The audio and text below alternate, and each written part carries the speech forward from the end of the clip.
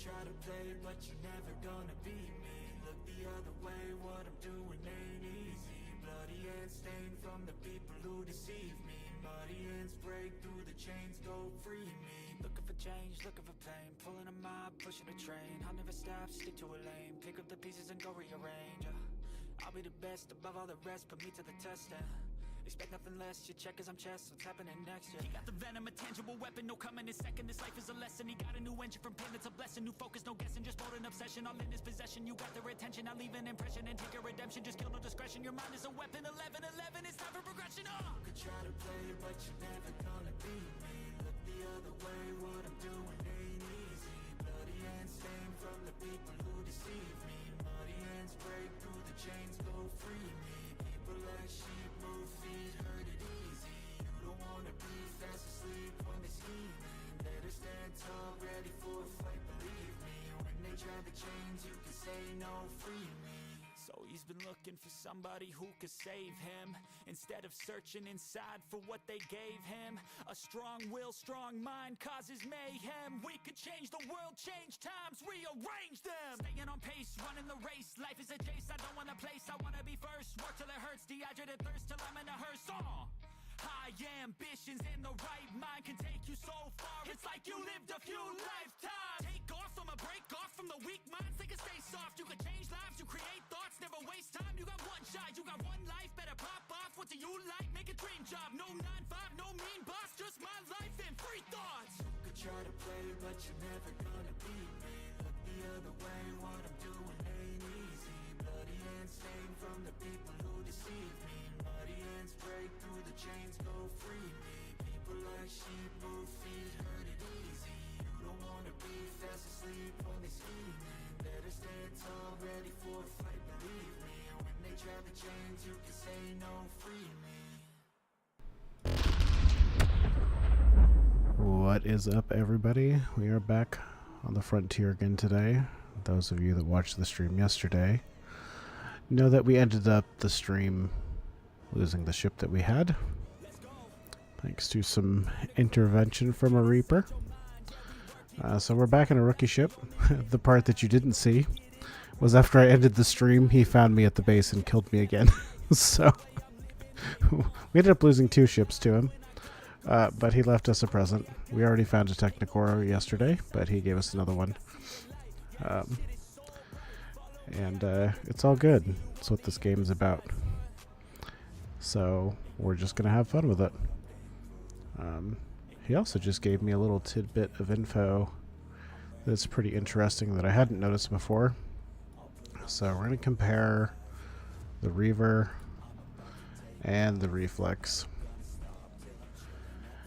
And specifically as it relates to heat, we all know that the Reflex is better at exploring, like that's supposed to be its specialty. But if you look here under specific heat, the Reaver is, well, okay, so it says determining how much the heat can absorb before changing its temperature by 1 degree. It's doubled on the Reflex. So the Reflex is a lot more resistant to heat changes, which increases its ability to travel quite a bit. But more importantly, it's much cheaper to build. So we're going to build a Reflex, because I left quite a bit of fuel behind yesterday. We have a few thousand on us, but it's going to limit what we can do. So let me get fueled up here. And we'll start from there. We're also going to have to rebuild our cargo grid. We don't have one of those anymore. That's okay. It is an EVE game. That is what happens. So, we have just enough reinforced alloys to build a ship, thankfully. We also have plenty of these fossilized exotronics, so we've got down to 5 for Nomad Core now, or Nomad Assembly or whatever. Hey, Endok, how's it going? I started a little later today for a combination of reasons. I was trying to work on, a few things. For example, I think you were the one that asked about merch yesterday. I started working on the merch store. Hey, Ironsides. My cam is lagging. Oh, my key lights aren't on. Oh, hold on one sec.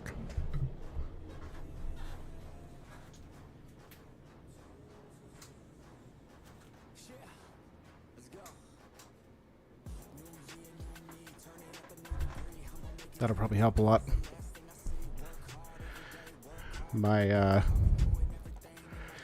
The second I shut down the game, yeah, I've been having some computer problems.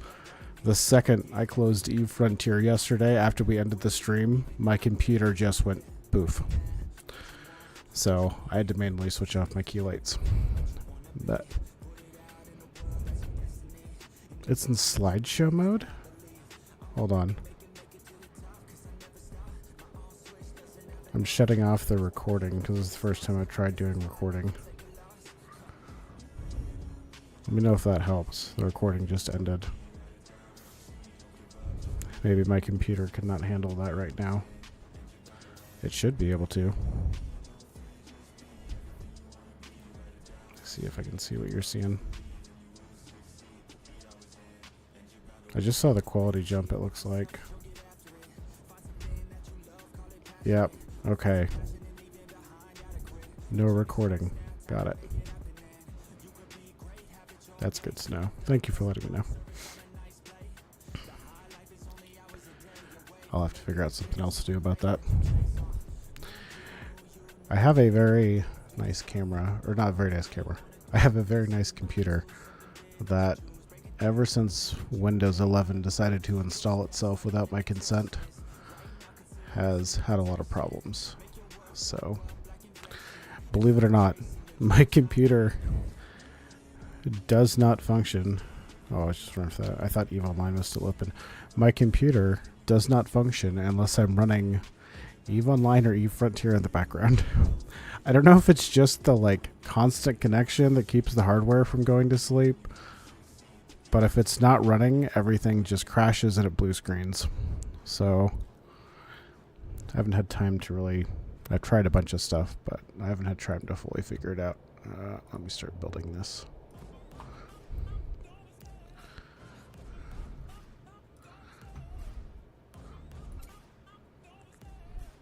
So there is some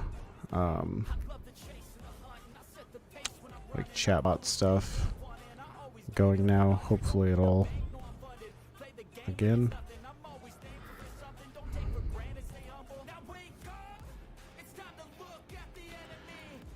We just did this yesterday.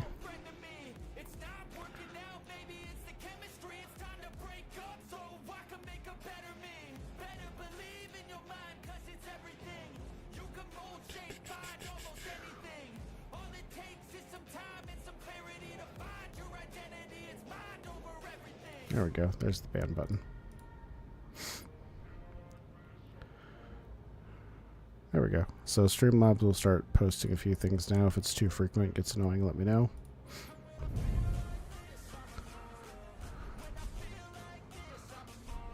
I haven't done much with the loyalty stuff or anything, but I'm just trying to get it functioning right now. Well, we'll work on that over time. Oh, right now it's just doing the stream bus thing, but there's a few different messages that'll pop around. But let me know if they pop up too much. Alright, so we need... I don't know, we need most of these. And then I've been talking with Meat Drone, who killed us yesterday, and I was giving him a bad time. If we did not have this carbonus in storage, we might have been stuck here. But thankfully we have some. I thought we needed carbon weave for the ship, but maybe that's just in the shipyard. Maybe it's a different recipe. Because I could have sworn, unless they changed it with the patch. Oh, I am 2 reinforced alloys short. Okay. Well, one thing at a time. 304. Oh, well, I guess I can't build the reinforced alloys with that in there, can 378 common ore. Alright, we have to go on a journey for some common ore. But I did see that yesterday. So hopefully there's still some in this region. No, there's not in this system. I already checked. Well, we're a rookie ship, so not a lot of risk. We'll just end up back here if we die.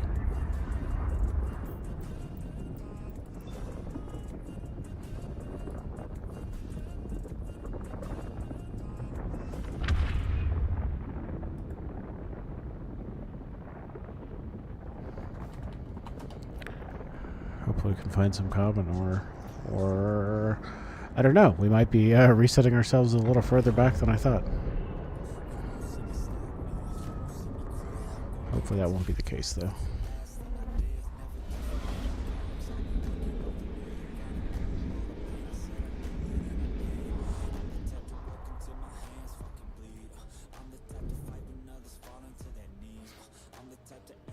We were also just talking about, you know, streaming the game once it goes live. You know, there's a lot of... We found metal ore. That's good. We don't need any immediately, but good to know. This would be another reason. It would be nice if they had dual monitor support, so I could pull some of this stuff out into another screen and actually hide where I am. Right now it's pointless. Like, you have to open the map so much that there's no way you're ever going to hide where you are. A few hours without it? Interesting. Sorry for the lack of entertainment. Because I was going to start streaming earlier, but I was, like, head down working on some of the stream stuff, and then CCP announced they were going to do the stream per Frontier, which I thought was going to be more substantial. I was like, well, if 100% of my viewers are just going to be watching CCP, I don't see the point in streaming. But I wasn't really monitoring who was on and not.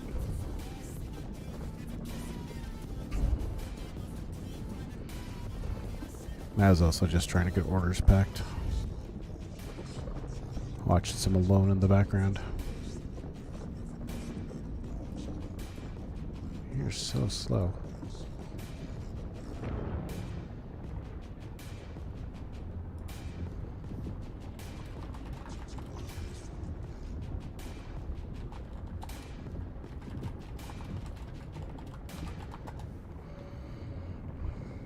You mine out your carbon yet, Andok?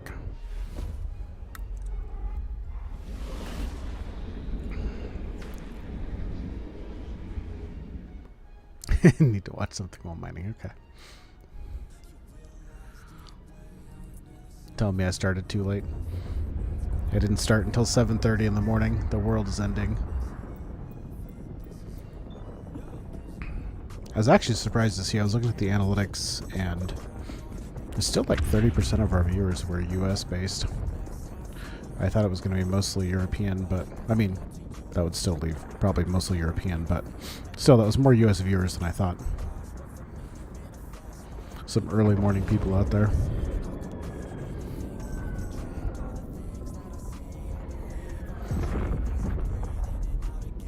It despawned after restart. Oh, that's what happened to me.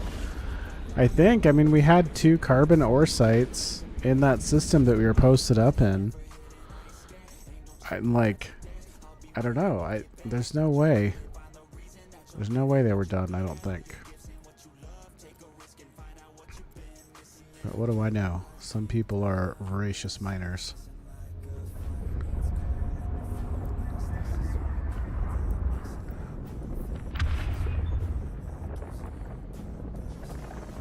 $55K ore. Good to know.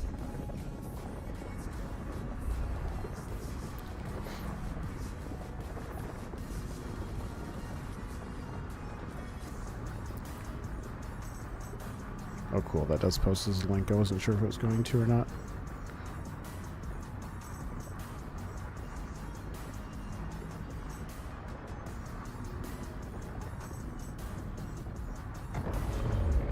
That's fair. I mean, it wasn't just about competing with them. That link includes the referral code. The reference code at the end is the referral.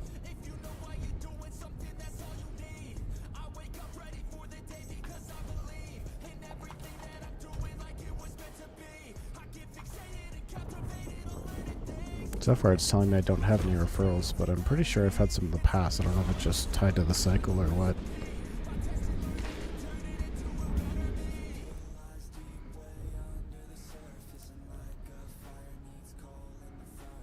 16 HR, is that what it posted? 16 HR, yeah.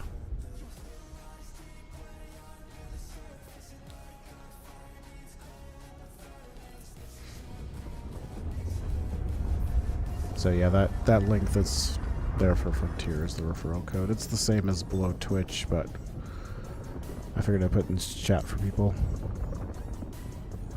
Yeah, they said they're recording all the events and stuff, so keep doing them. I should look at more of those. Let's see. Mine's stuck on download the game.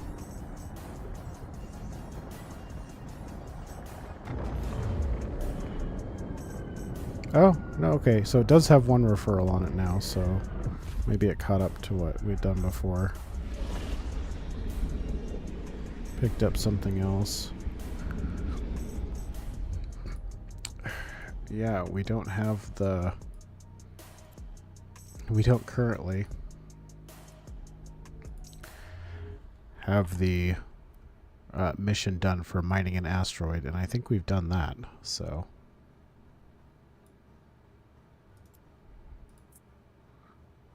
I remember we found common ore along this path yesterday. I just don't remember which system it was in, and I hope it's still there. Let's see, we've definitely built some network nodes. We have not mined crude yet. I'm not sure about visiting each type of star. There's a lot of them. Log in for 10 days. I'm sure we'll get that. 20 and 30, that won't be too hard. Build one of each module. That's a pretty substantial one. And one of each ship. Kill 987 NPCs. That's a lot. I wish I knew my progress on that. And 972,535 crude. That's a very specific number, and it's a very big number.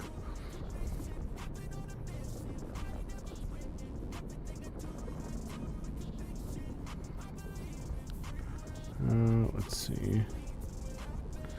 For each cycle survived is rite of passage.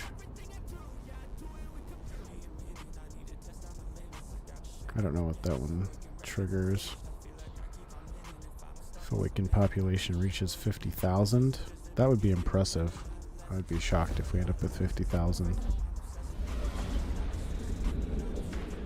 Smart gates is a big one. That's a lot of points. I know, there's some interesting one. Edinburgh founders in December, yeah. Well, so that's one of the referrals I got was from one of my court members that bought founders in December, but it never seemed to show up, so I'm not sure if it applied or not. Oh boy, that's all metal.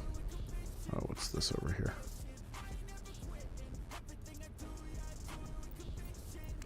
Crumbling mining platform could be an option if I put some guns on.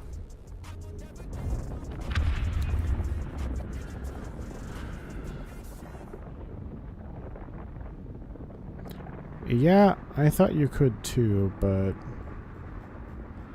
we couldn't really figure out how to make that work per se.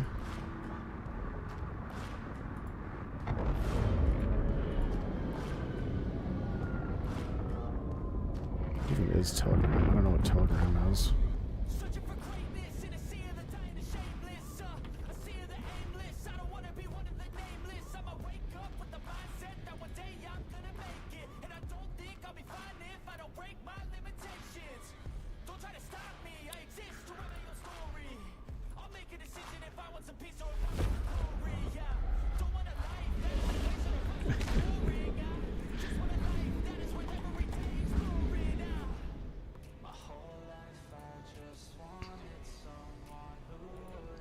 feel like things are loading a little slow today. I don't know, maybe my computer is struggling a little bit. Oh, boo, boo, boo. There's a rift. Well, we won't have to hunt very far for a rift, I guess. 2? Holy crap.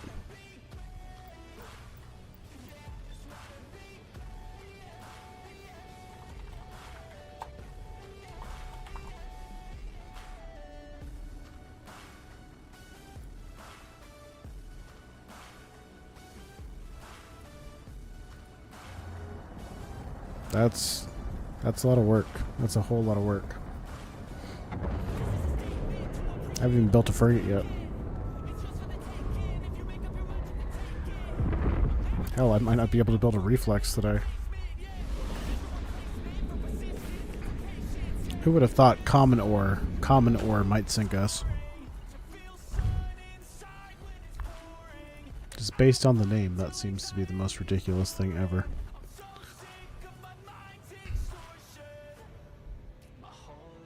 Alright.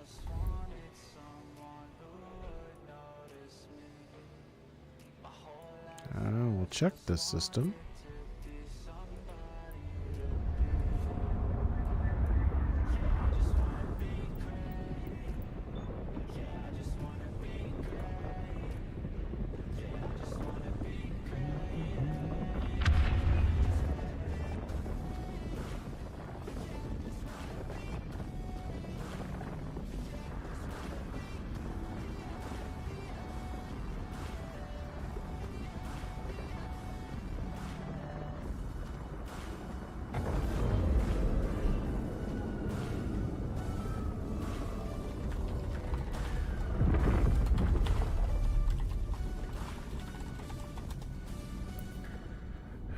.42 members.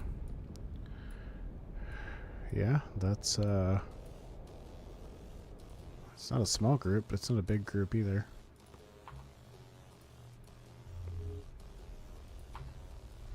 Waking up the system, I guess.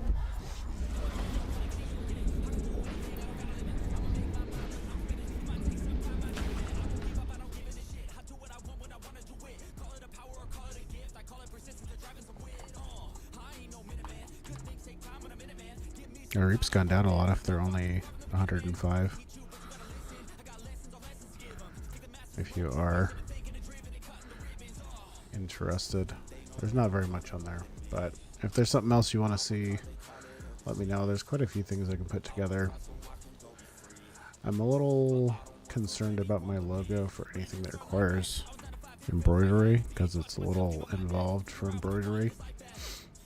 So I was kind of avoiding embroidery, but we can try it.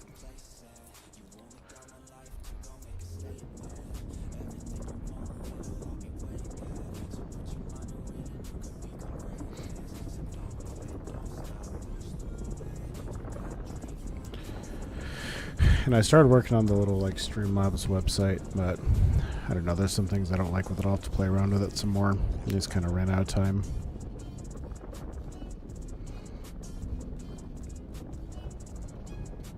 What's up, Sawdeath? Good to have you back.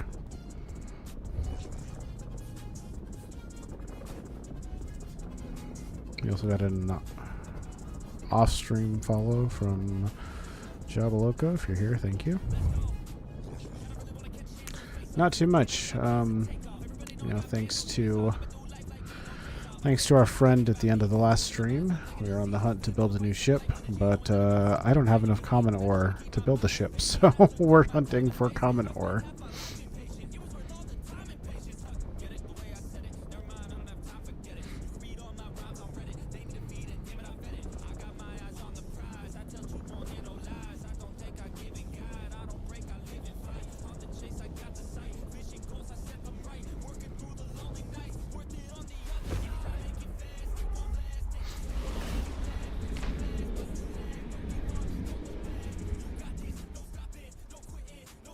Heck, at the rate we're exploring, I might run out of fuel in this rookie ship. Well, that's the third metal-rich cluster we found. No, the fourth. We found 4 metal-rich clusters. We have not found another asteroid type.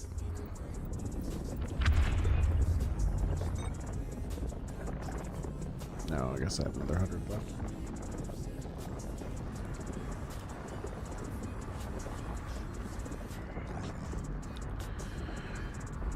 I don't know. I mean, if we can't find any common ore here, then I might just have to disassemble my network node and self-destruct and hope it puts us somewhere that we can work with. Because right now that's our home station.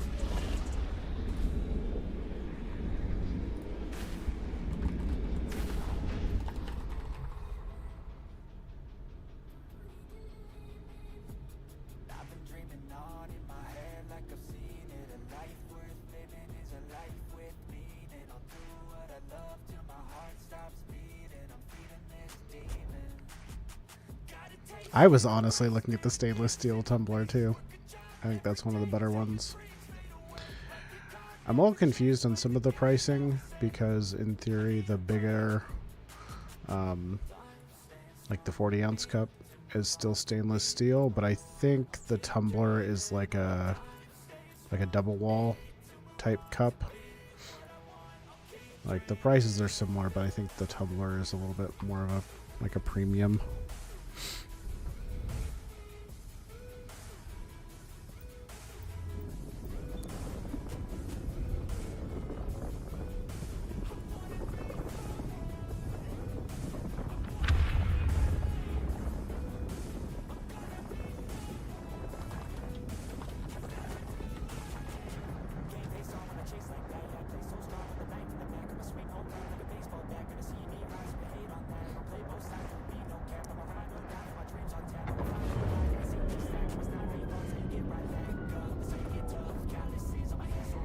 Yeah, that's always the concern, right?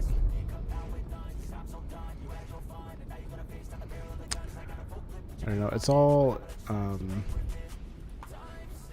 like it's through the Streamlabs merch thing, and I've heard good stuff about it, but I have not personally tried it yet, I will admit.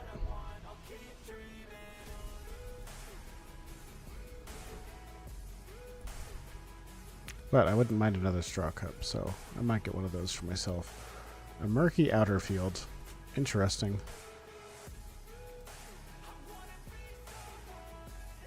I mean, that could be useful later. It's not what I want right now.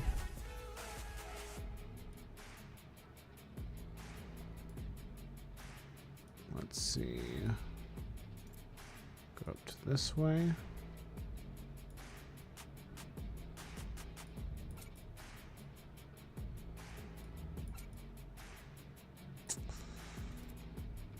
Just in case.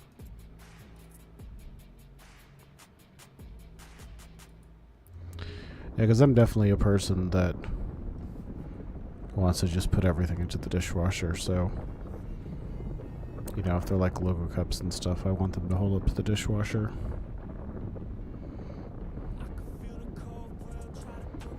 Some of them are really good. Some of them it's not an issue.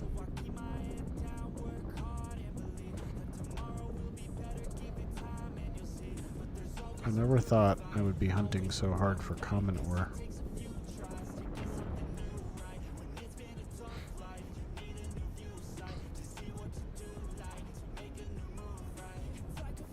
Yeah, I got spoiled. This ship is slow. The Reaver, that afterburner too, is like 1100 or 1200 M3.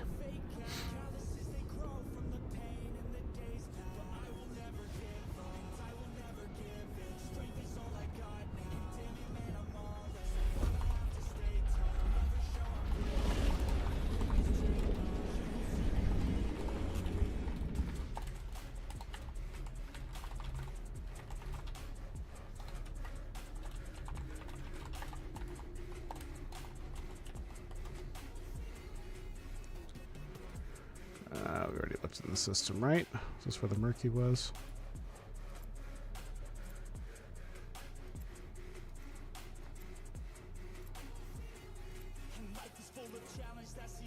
Unremarkable.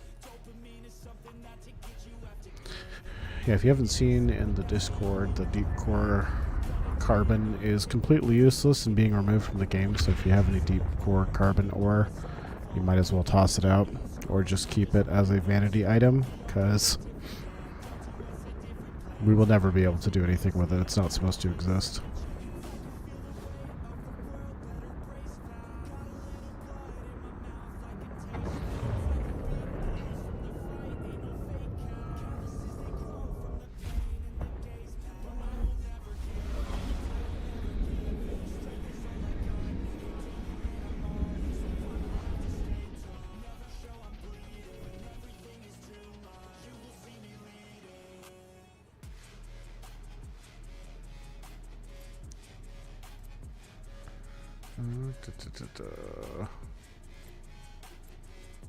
Whole lot of nada.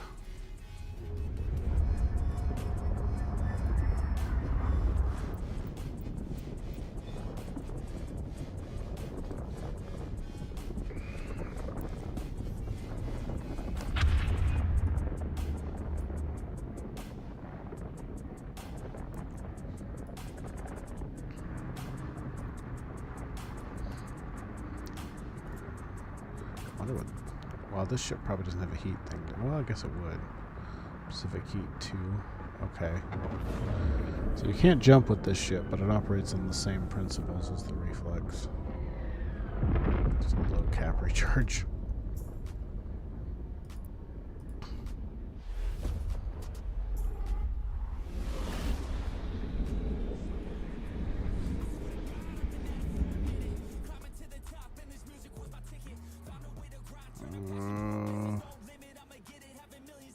Oof.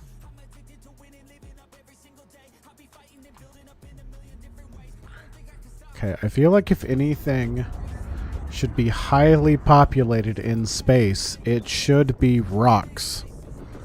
Why do we have to hunt so hard for rocks? Give me the rocks. I need them.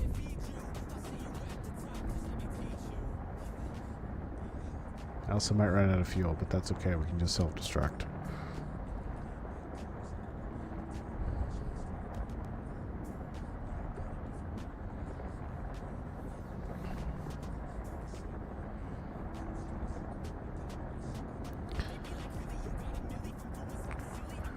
Find me them rocks. Watch, I'm going to start finding a bunch of carbon ore, which is not going to help us right now.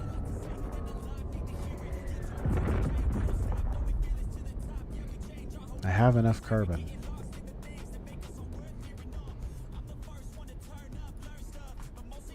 I mean, it would have been a solution too if they still had the abandoned processing plants with refined material.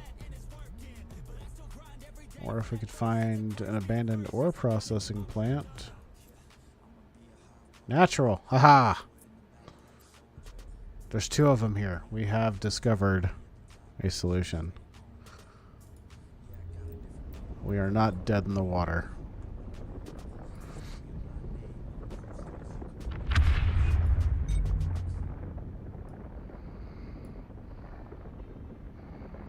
We are getting somewhere.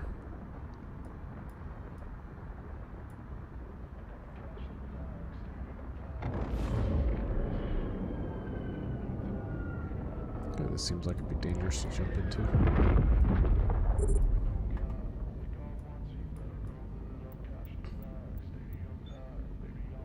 Every time I see all these other little rocks around here, I feel like I should be able to mine those too.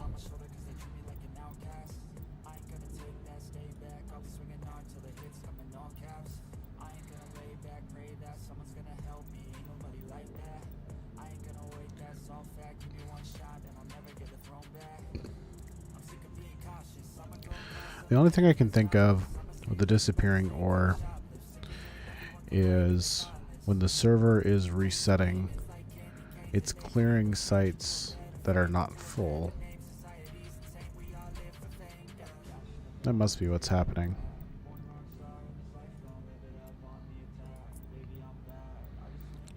which is problematic, but I'm guessing that's what's going on.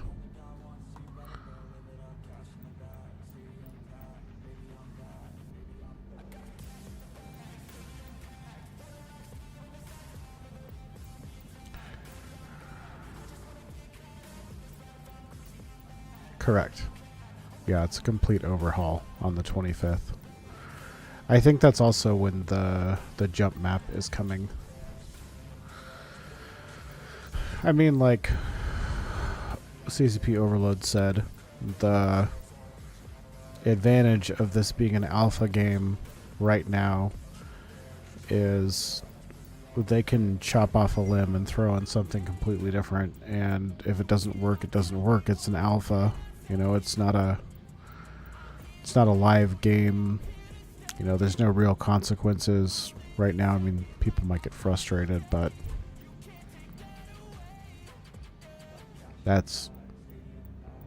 they were going to get frustrated no matter what. Oh, I just read your message from earlier. Andoc, you guys have 58. That's quite a few people.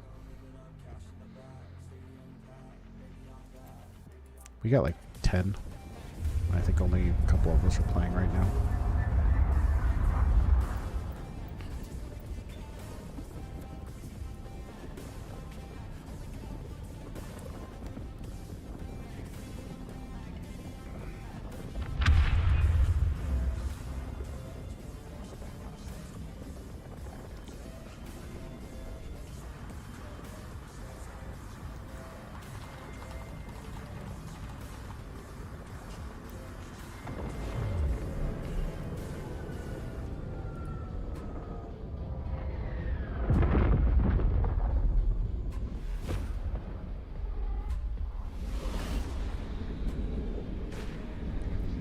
So let us make one stack of reinforced alloys, which will be enough to build the reflux. And we can be back to having a real ship.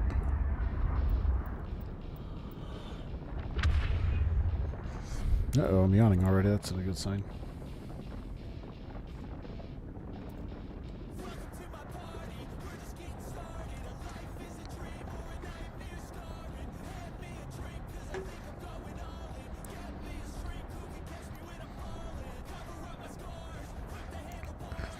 Now here's the question, Andoc, did that ore site despawning make you feel like you had to relocate again? I'm sure that would be painful.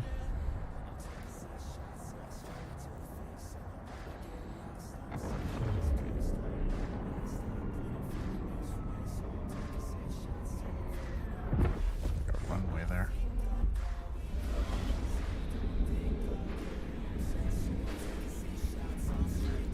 Am I going to run out of fuel? It's going to be close. I actually know where the common ore is now.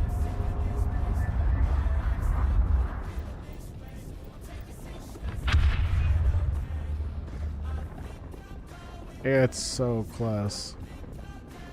The stupid fuel. It's terrible.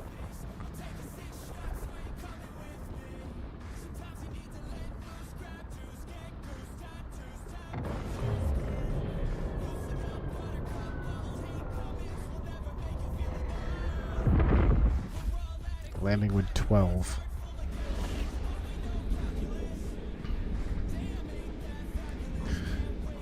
Okay, we have 12 fuel. Will it be enough to make the jump? I don't know what happens if you run out of fuel mid-warp. I've never done it before. Slow boat to the end.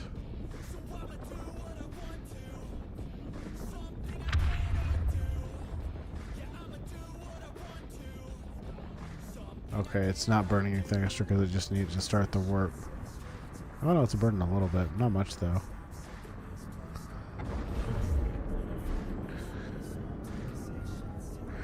Well, couldn't have hardly cut that any closer. Obviously the consequences are small on this ship, but... Jeez.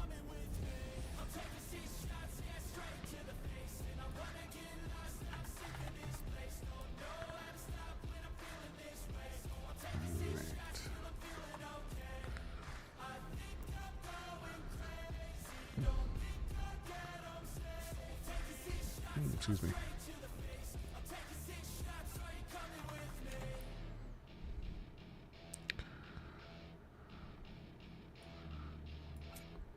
I don't know if you guys have ever watched the History Channel show Alone, but I watched the first episode of the new season today, and they're in like South Africa, and if I could pick anywhere in the world that I do not want to be left stranded and alone with the wildlife, it would definitely be Australia.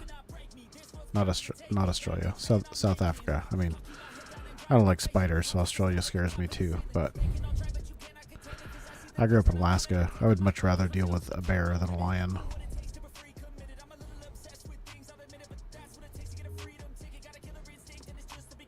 Not the assembler. Alright, let's build a reflex. So we need another 14, 304, and the program frame. Or assembly, whatever it's called. Oh, program frame, I was right.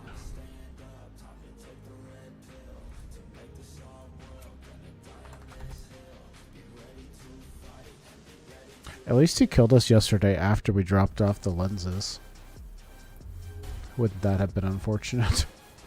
Spent all my money on crude lenses, only to lose them. Oh, I forgot the carbon. Da, da, da.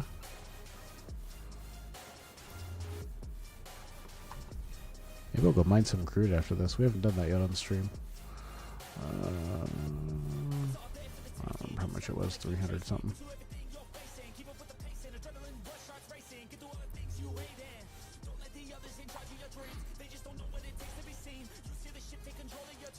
For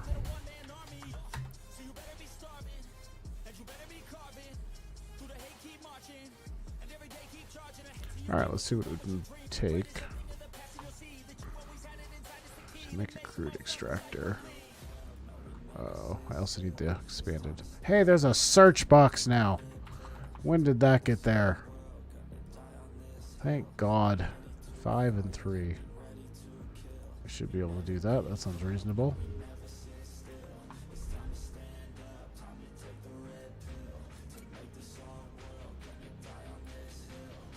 Do we have any chips? We don't have any chips. I do need to make the chips. It's always something. Oh, that's easy enough. 22 and 37.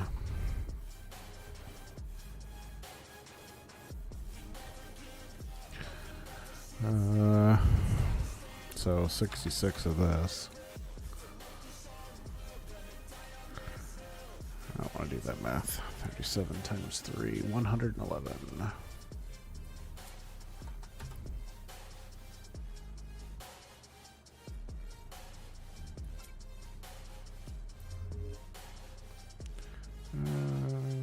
Doesn't matter, I guess.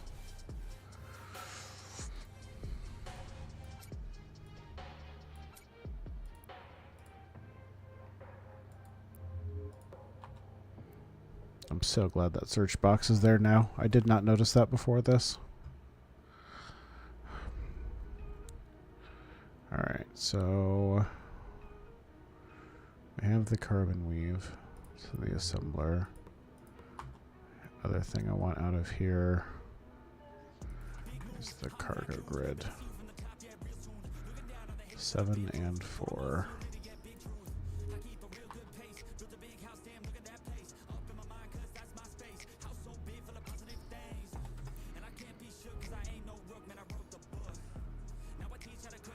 At least we have a bunch of carbon weave to work with right now.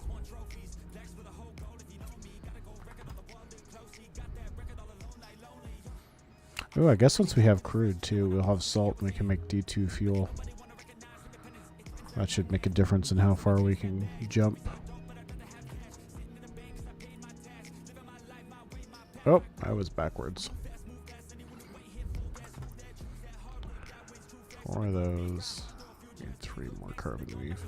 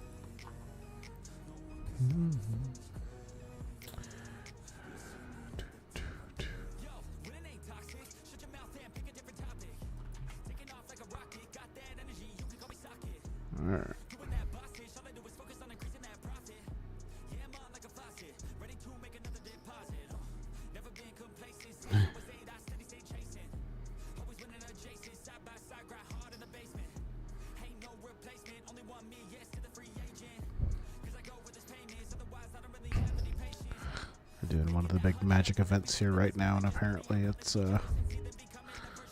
starting off a little rough.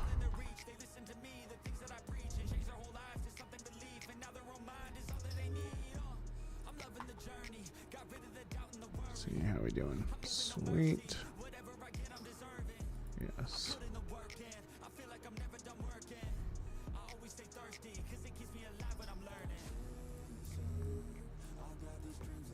This is what you have happens when you don't have a hangar. There you can deliver to the refuge, but there's been bugs with that.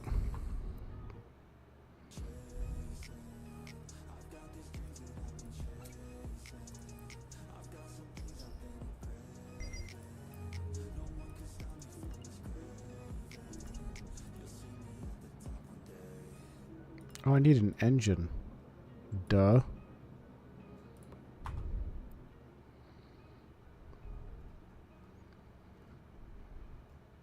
I did that before too. No, it's not this one, right? Oh, nope, it is. 95 and 2.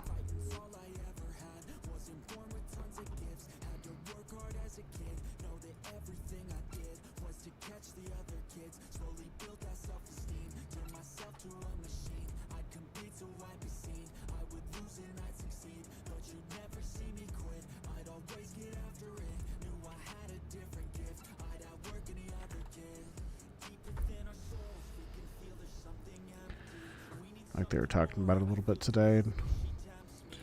You know, there should be able to be instances where things can go wrong, but thank you for the follow, Crying Wolf. You know, you should be able to have a way out of it. You should be able to work the problem and not just be immediately stuck. Well, permanently, I guess, not immediately, but permanently stuck.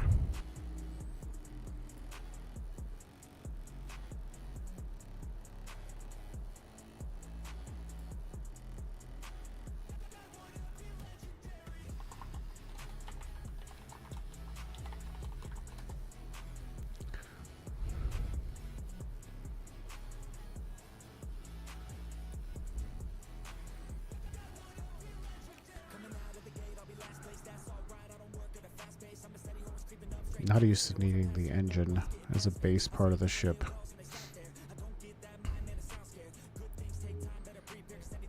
It'll also be interesting to see what they decide to do with engines, because as it is right now, that's not what I wanted to open. Like, there's always just one that's the best, pretty much. Very small difference in fitting, but pretty minimal. And more cap recharge is almost always better. Alright, now we can fuel the ship.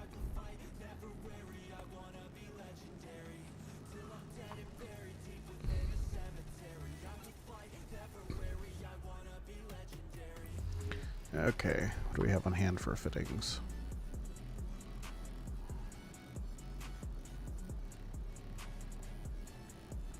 Not much. Strip this thing.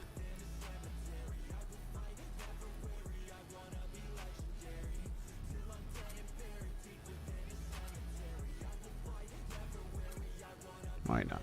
Let's take it all. Yeah, let's take it all.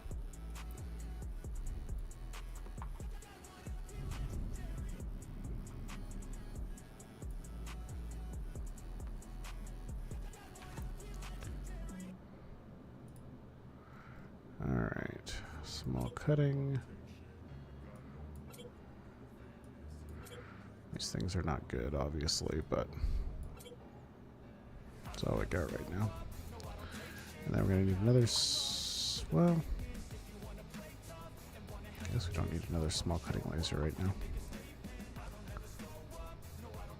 Alright, there's our expanded cargo grid. We can go see if our fuel is still intact. we still have that portable depot there. I guess I could look here. Looks so no, that's not that one. Looks like maybe. Okay, well let's start this crude extractor because it's like a 12-minute build job. 5 carbon weave, 3 circuits. Circuits are here.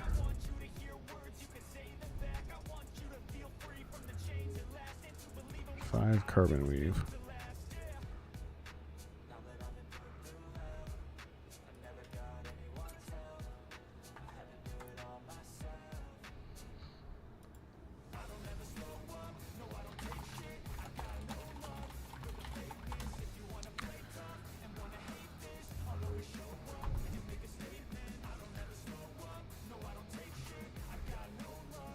Was this search box always here and I just was making my life harder?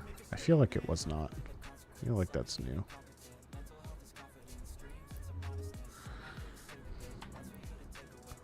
Alright.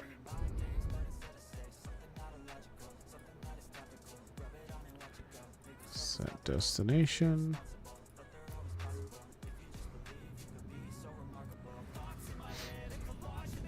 We don't have a ton of fuel right now, so gotta grab what we can. There's still a few thousand there, provided everything's still intact.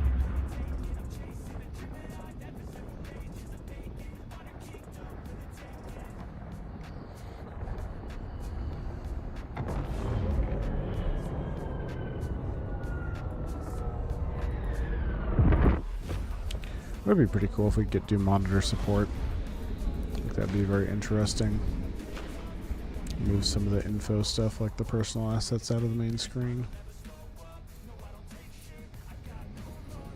And I think the game is very streamable too, and like obviously right now I'm not too worried about people knowing where I am. Game's in alpha. Assets aren't really important or permanent in any way, shape, or form, but it'll matter a lot more once the game goes live.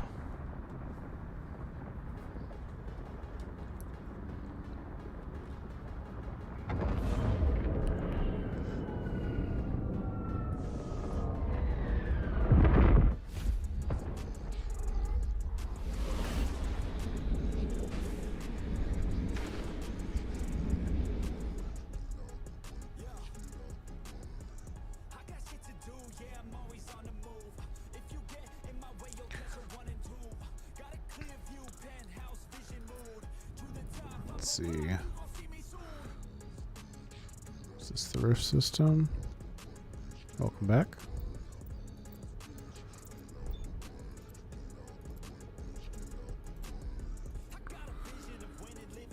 I was just talking about how nice it would be to have dual screen support and move a lot of these info windows and stuff out of the way and make the game a little easier to stream, because you can't not open the map.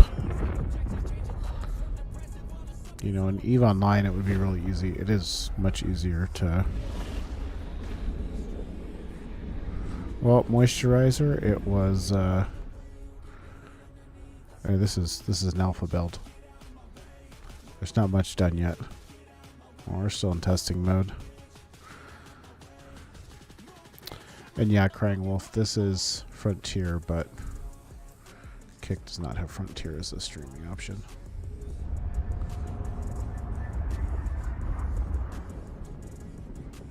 Yeah, well, and Eve having one screen from a streaming perspective is not a big deal.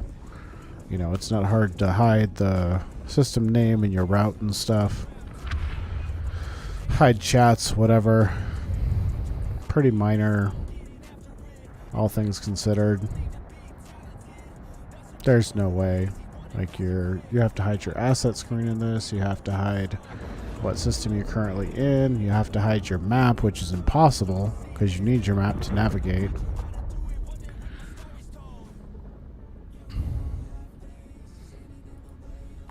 You know, even if they hid system names, you could tease it out just by looking at the general area where they are on the map.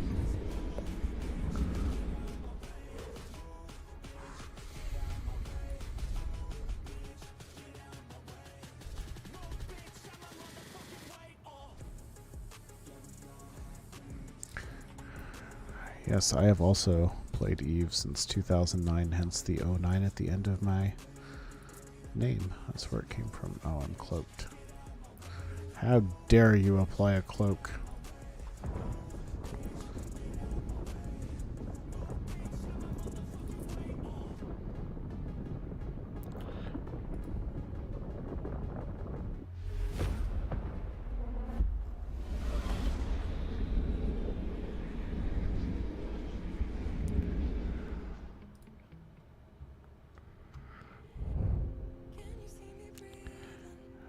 Okay, let's see if my stuff is still here.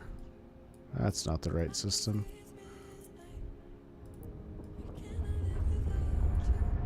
What we got in the system today? Is there still carbon here? That's the first question. There's still carbon. Oh, and there's common ore here now too. Well, the system just got better. That's it though.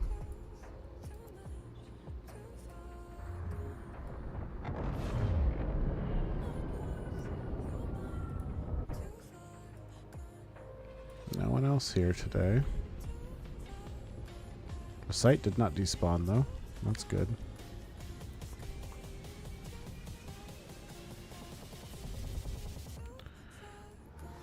Alright. Oh, before I do that, since I have some water here, let's turn it into fuel, shall we? It would be a shame if it despawned. Oh, look at this. I even have more carbon here.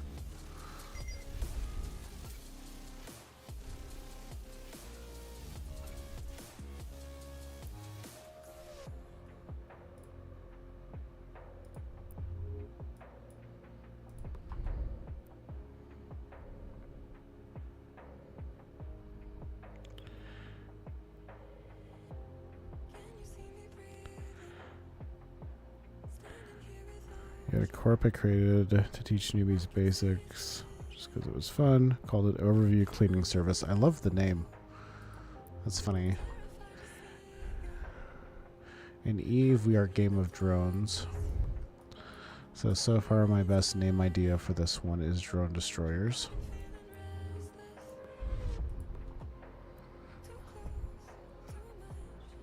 Good old double D.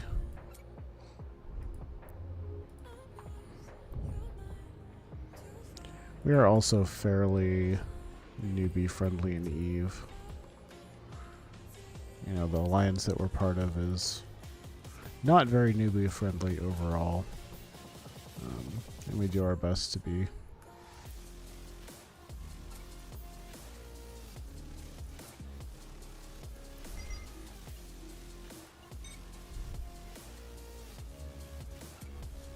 Part of that is just, you know, having more people to play with, and it's just a game, you know. I want to have fun with the game, and I want to play with people that want to have fun, and frankly, new players tend to be a lot more exciting, or excited, I should say, than salty veterans are.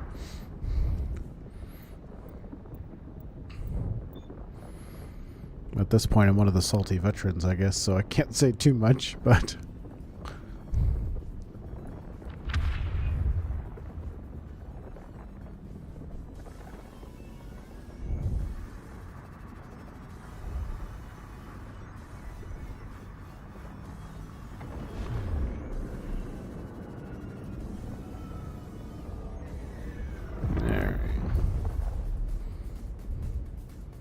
this thing definitely has a better jump range, that's for sure.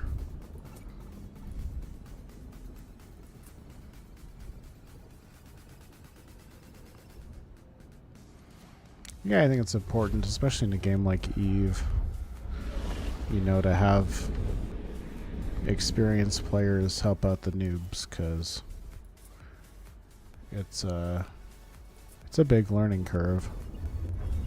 This game is too. This game is your standard Eve game in that regard. I have learned stuff every time we've streamed this game. I've tried to keep on the pulse of things, but there's only so much you can do. And it's changing rapidly. You know, it's an alpha build, so things change quickly.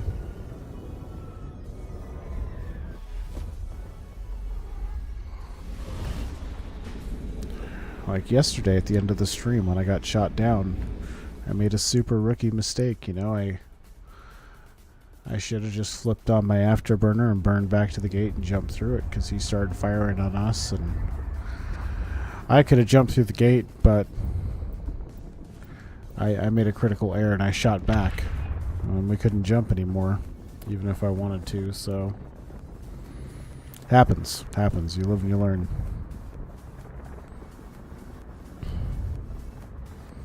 Thankfully, the rock gods were nice to us today, and we got some common ore, and we're able to rebuild another ship.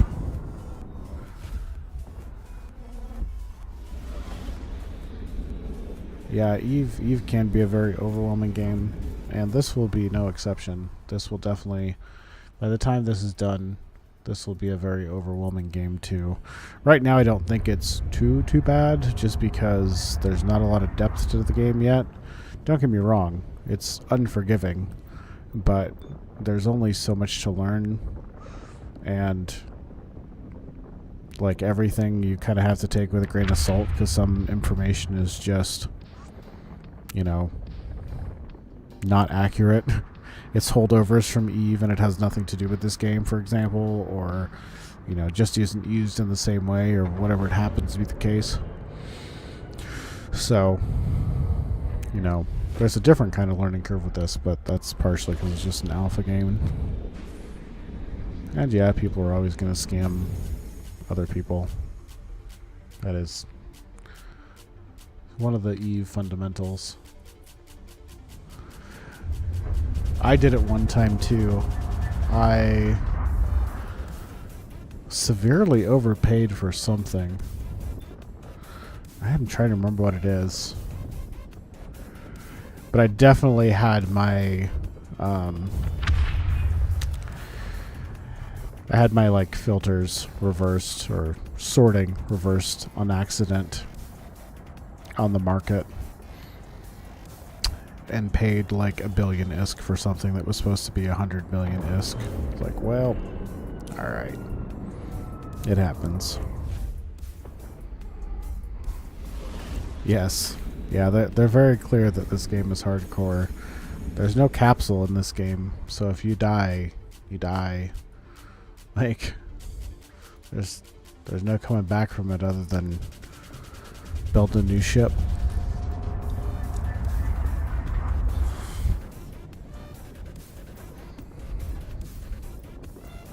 It is very unforgiving. Right, no scam protection in this either.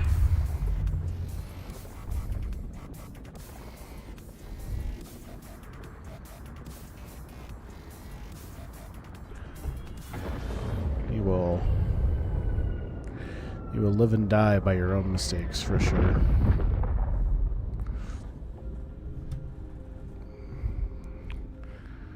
Alright.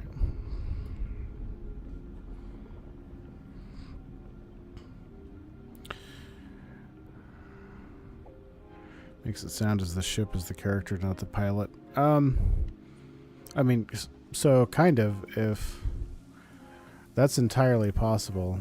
If you look at the character list, like these right here,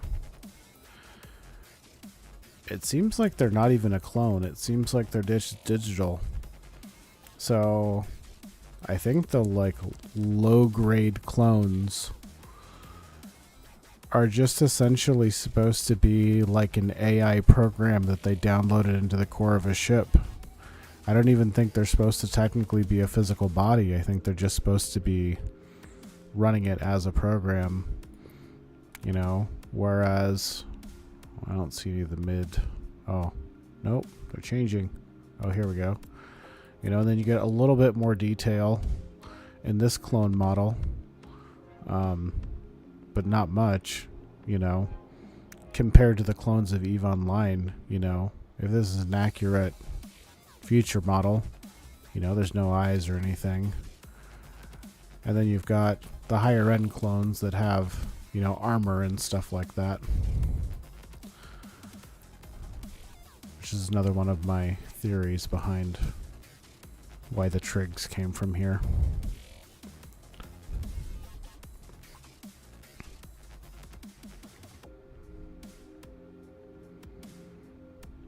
Oh no, I know inside, like, this, I should have that armored clone model, so, this is not accurate inside the character screen. But the little icons, they updated those.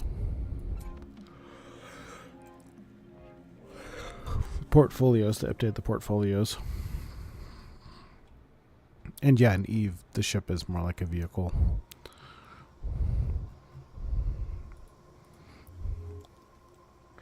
Or almost, the ship is almost like an exoskeleton in Eve. They also don't make this very clear, but theoretically, I think it's like battleship class size ships and larger in EVE Online actually have human crew inside of them.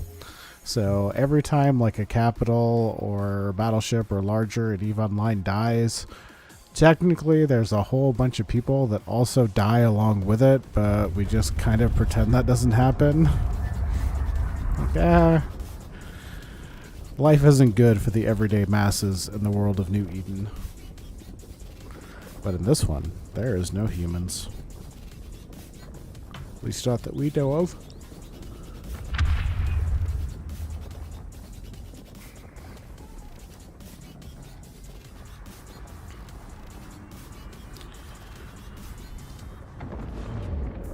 Yeah, so like the base lore of this is there is kind of like this master AI of some sort, is referred to as the Keeper. And the Keeper is kind of the steward of all of these clone banks and stuff like that.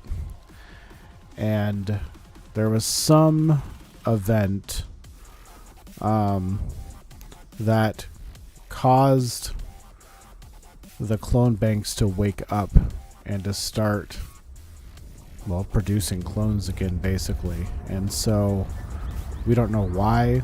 We don't know what caused the change, because we're in like post-apocalyptic, we don't know what happened. And so now we're here to rebuild civilization. No, I don't think you need to have lived in Eve to understand this game. In fact, I think a lot of Eve players won't like this game for various reasons. It's much more of a survival game. I think some of the fundamentals that are currently in the game might make a little bit more sense to you. Like you'd have a leg up in understanding how the functionality of the game is if you've played Eve. But like, we have no idea if this is the world of Eve. We have no idea if this is the world of like the galaxy of Earth, like the Milky Way, because that's where, from lore, the citizens of Eve came from. They came through a wormhole into the Eve universe, and which then collapsed later and cut them off. So we have no idea. But regardless of what it is, it's a collision of 3 galaxies, 1, 2, 3 black holes that have come together. So it's kind of for us to discover. We don't know if it's New Eden. We have no idea.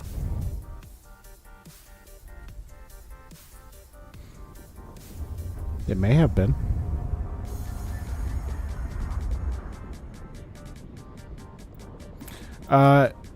At this point in time, as far as we're aware, this is always in space.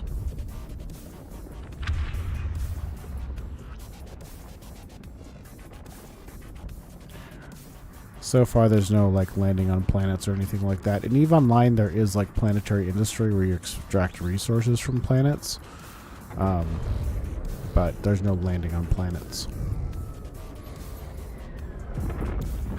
I've not tried cleaning up old game files,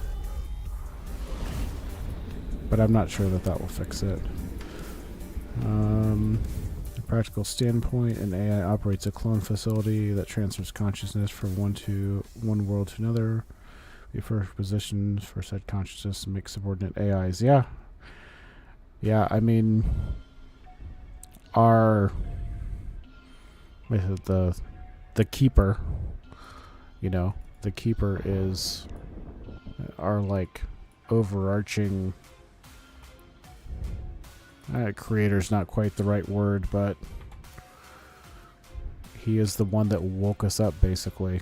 Something caused him to wake up, and then we were awoken.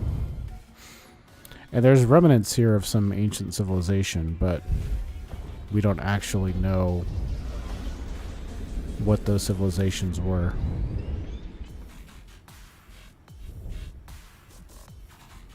Well, it's possible that one of those galaxies was New Eden. I mean, you know, this was brought up the other day in the Discord, but, you know, someone's like, well, if this is an Eve game, there should be Veldespar and this should be Tritanium or something like that. And Jotun was like, who's to say it's not?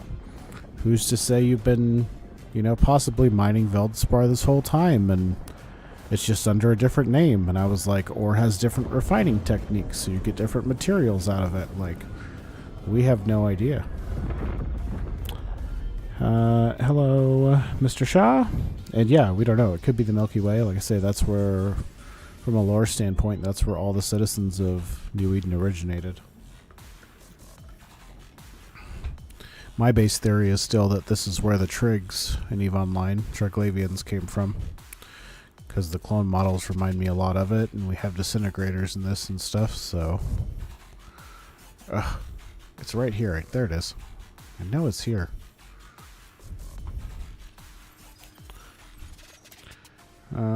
Since this is an alpha of a new EVE game, whatever happened with Valkyrie? Valkyrie didn't...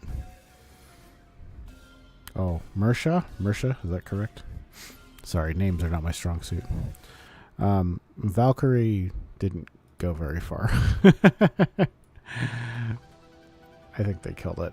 I think the main problem with Valkyrie is VR did not take off like people expected it to. Like, obviously there's still some standouts like Beat Saber and stuff like that, but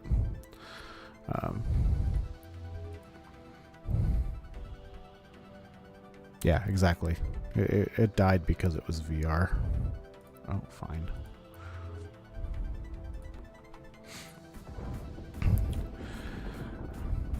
Yeah, I mean, I still play EVE, but I'm not... Oh, I just turned off... That was the stream deck, not control. I am a CEO in EVE, so I don't play EVE per se. I don't undock very much, so this to me could be a chance for me to, you know, actually play a game, but because I can't dock like anywhere here. But also I just like survival games, and this has a very heavy survival game feel, so combination of EVE plus survival has a high appeal for me.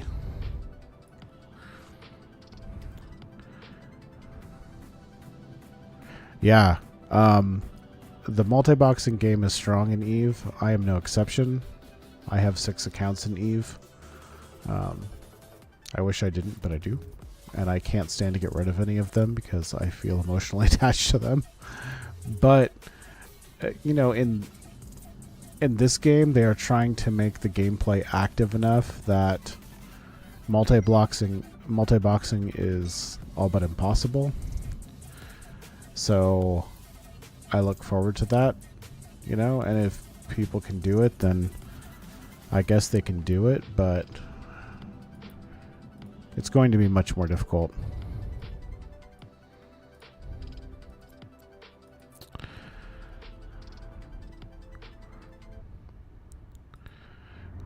I mean, the activities are definitely a lot more actively involved. There's no overview. There's no fleet warping, you know, there's no, like, there's none of the stuff that makes it quite a bit easier for someone to control multiple counts in EVE. Like, you're going to have to do all the things manually.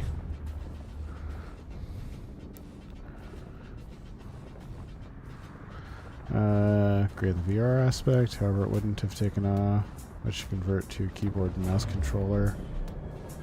Yeah, I'm not sure.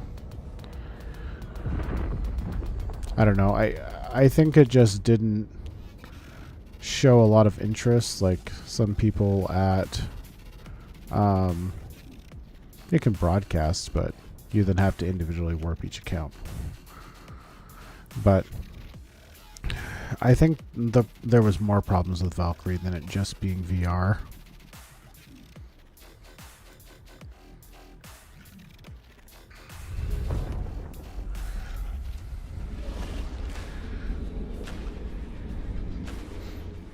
I mean, this game definitely has more of a dogfighting feel to it. Like, I'm in the maximum zoom out of the camera right now without going into this tactical view. And they've already said that the tactical view gives you too much information, is going to be adjusted. So it's hard to know that people are there, especially without overviews and stuff like that. It's not too hard to get surprised. I came out of a jump like this one time, and it landed me on top of someone else, and I landed and then immediately started getting shot. And I had no idea they were there.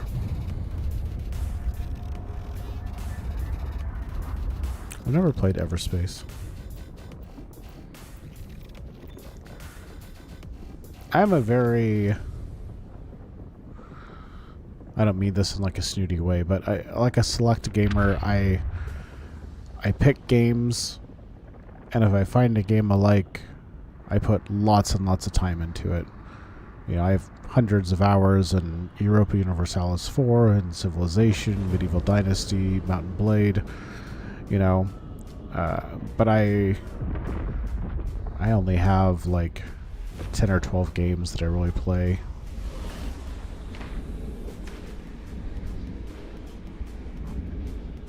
Yeah, I didn't ever play Valkyrie. I just saw some little clips of it. I mean, you know, the Darth Vader games on Oculus are really fun. The like lightsaber dojo that they have is awesome. I have a lot of fun with Beat Saber.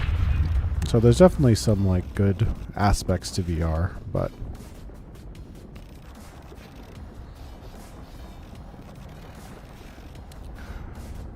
let me know, by the way, if you guys think the Streamlabs bot is posting a little bit too frequently.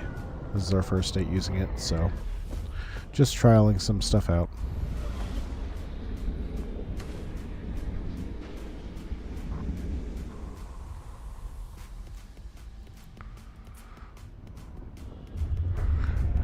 Let's see. Maybe do... I think of how much fuel is left. We'll maybe do like one more load of fuel, and then we'll hopefully we'll be able to go mine that rift. I think that extractor should be done.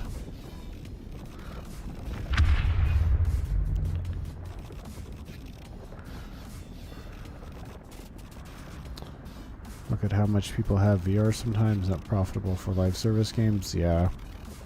Well, and like my Oculus, I don't play my Oculus very often. You know, I mean, I like it in the sense that if I want to do something active, but I don't want to leave my house, and I kind of want to do like a game that's active that I can play, you know, Beat Saber, and you crank up the difficulty level on Beat Saber and you start sweating, man. That thing will get you going. I've read some studies that they say that playing Beat Saber burns equivalent calories to riding like a stationary bike, and the only other way I have at home to work out is a stationary bike because I have one. So, you know, it's something to do, and it gets you moving, and it's pretty entertaining.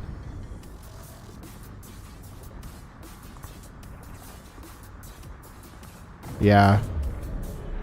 Yeah, Dust was a bad Sony contract. It was a fun game though. Kind of the point gaming sessions limited to about an hour or so. Yeah, I've ran into the same problem with a lot of stuff, and that's why I've played so much Civilization. You know, even Europa Universalis isn't too bad, but Civilization specifically are turn-based games because it doesn't matter, you know, if I get up to do laundry or grab some food or, you know, whatever it happens to be, the game doesn't progress because it's running on turns, so.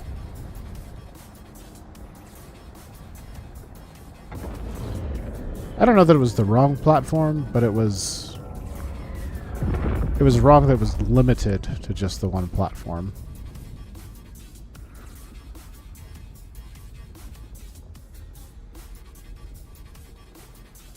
I don't know that Sony pitched them the game.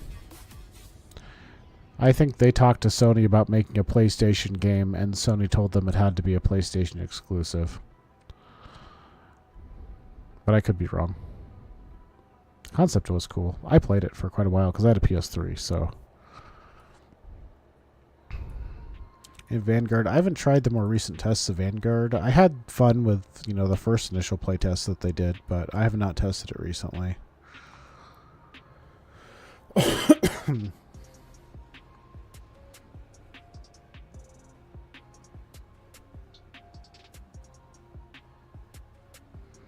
That's cool. I haven't tried doing like anything with a shooter on the Oculus. Wow, we're not getting that much fuel home, are we? RIP. I've played Stellaris, yeah. Stellaris is another one that I've put a decent amount of time into. I'm really bad about finishing games like that. Stellaris is actually pretty hard at the end game, in my opinion. Some people might say it's easy, but I struggle with by the time I get to the end game of Stellaris.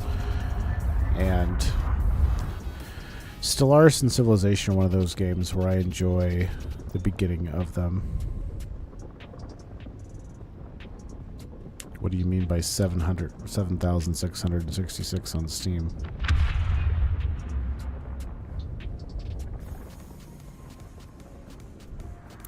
I think things like the Oculus 2 have a lot of potential for like RPGs, like adventure type games. Hours? Oh my.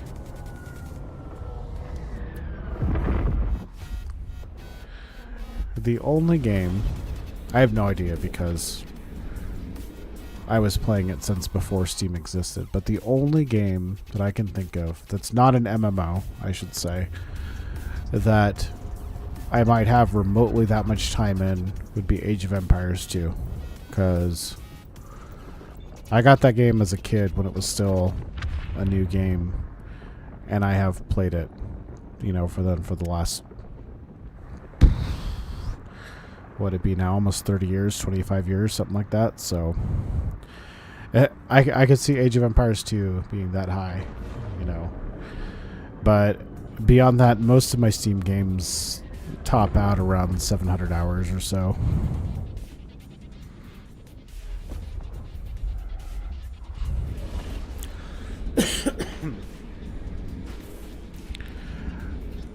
Now, when I was playing World of Warcraft, unfortunately they had the thing in it where you could like do the character age, and I had several characters whose playtime is measured in years, so you know, I put a lot of time into those, but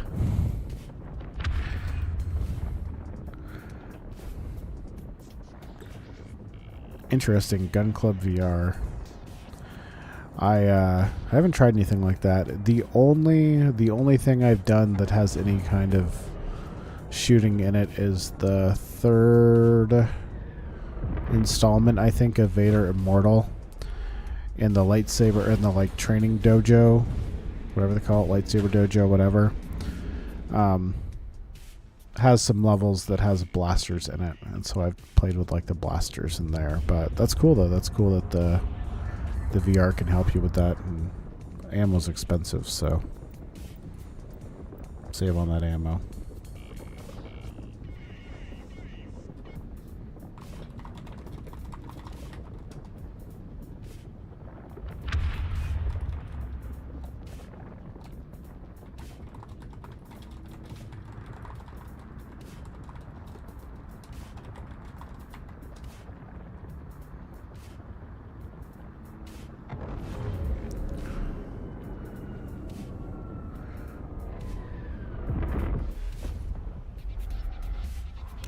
last jump here, and then we'll mine some crude.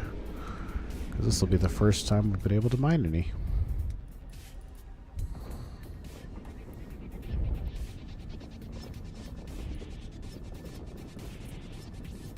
I do like, for those of you that have only played EVE Online, every ship that's not a shuttle has a jump drive, so this is not a special ship. This is a Corvette. This is the smallest possible ship. This is the very first ship you build in this game. There's no sinos or anything like that. As long as it's in range, you can jump to that system. There's a heat mechanic here that kind of limits it, but so that whole bubble is not technically my range, but they have a visual update coming for that next week to make it a little more clear.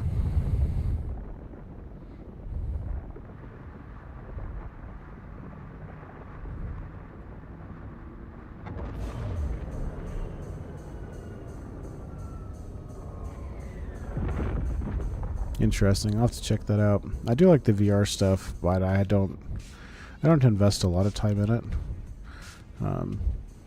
But you know, if they decided to make this, they got full dive or, you know, half dive or whatever working, and decided to turn this into a VR game, I don't want to know how many hours I would put into it.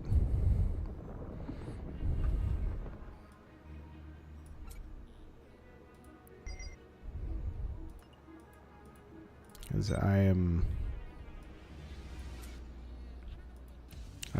I dig space games, I guess.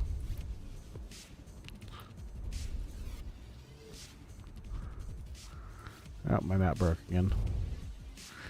And see, I lost my orbits. It happens sometimes. I'll go grab another soda. I'll be right back.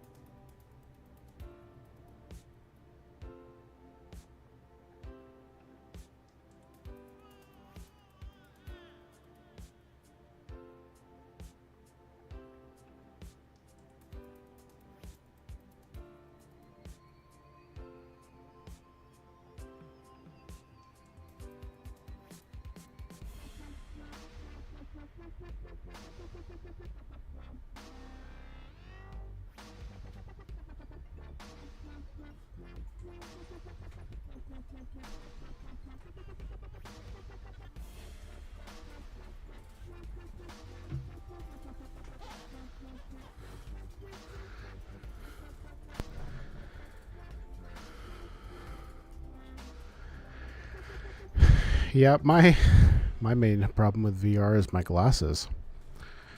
Like, I end up with problems with being able to see what I'm doing.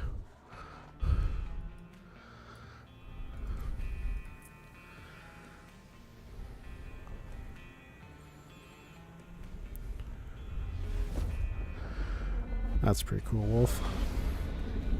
I grew up in Alaska, so I have spent a decent amount of time at ranges. Kind of grew up surrounded by all the firearms and stuff.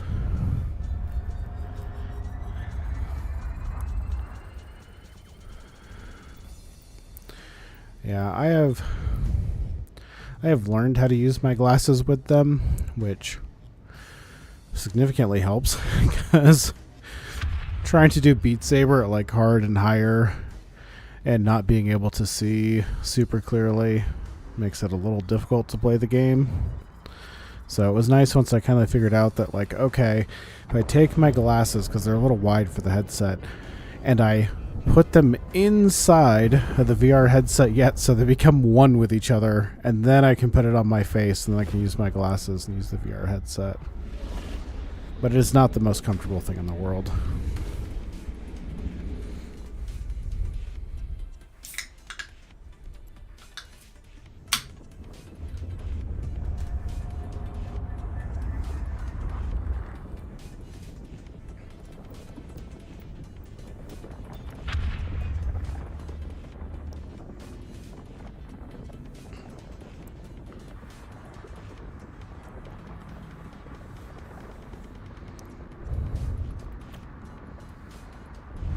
I just learned fairly recently that prescription lenses for VR headsets exist, so I have not put too much thought into it. It's kind of new knowledge to me, but I'm sure it would help.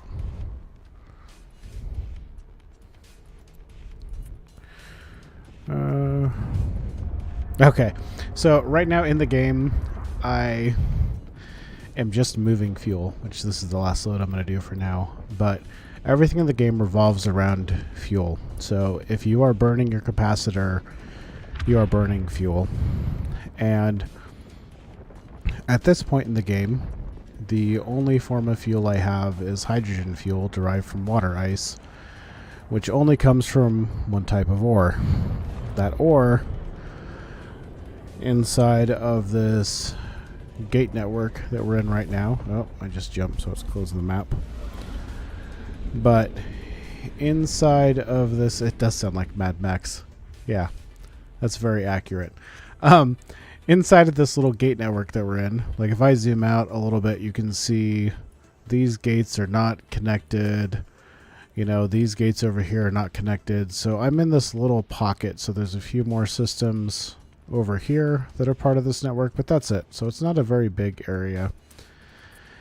Everything else around us is either a different pocket of gates or has no gates at all, and you have to use jump drives to get in between them.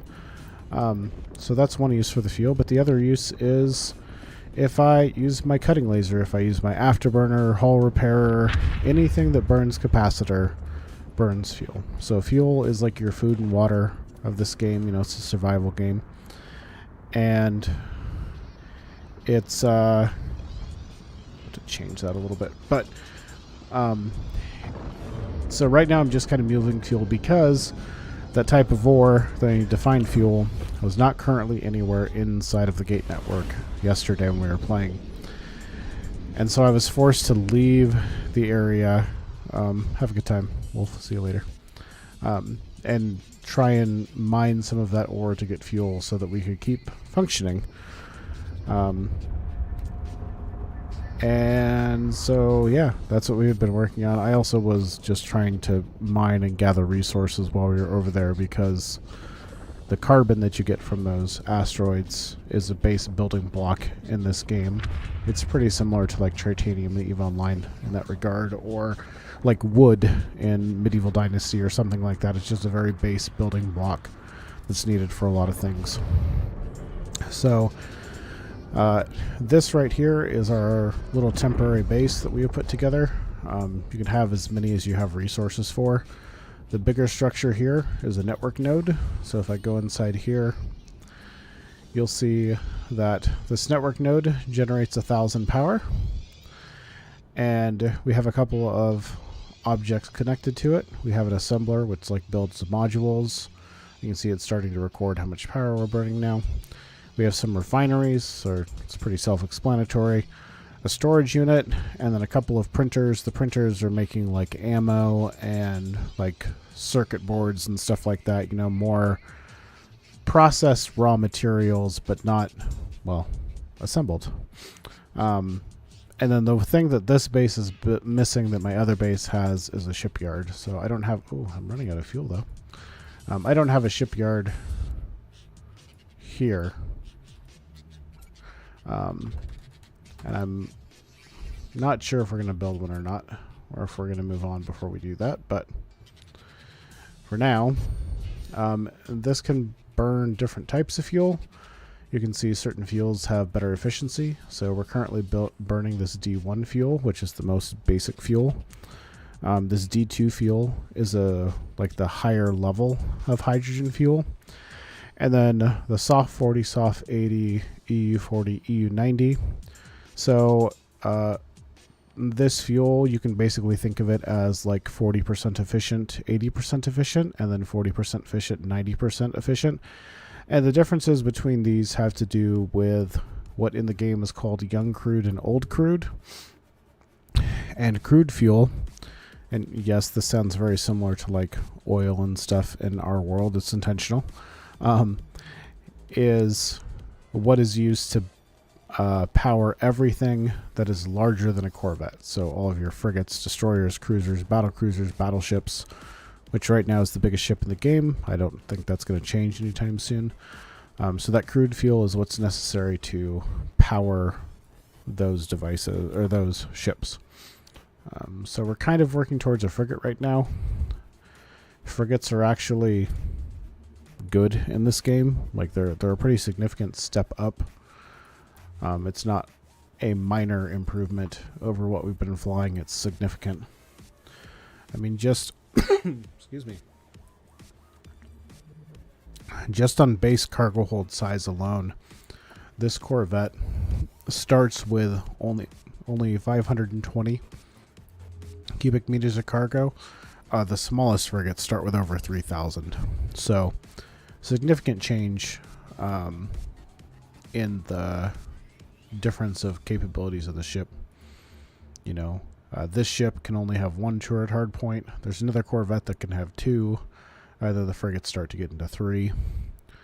So, quite a difference. Let's see. Inventory. Okay, not enough fitting. Let's unfit our cutting laser. Oops. Can we power you on now? Requires 20 power units, but only 12 exist. Alright, let's keep trying here. I hope this ship can use it. Okay. 0 power grid left. Alright. So, we're going to have to run naked here to even be able to function, but I guess that's what we'll do.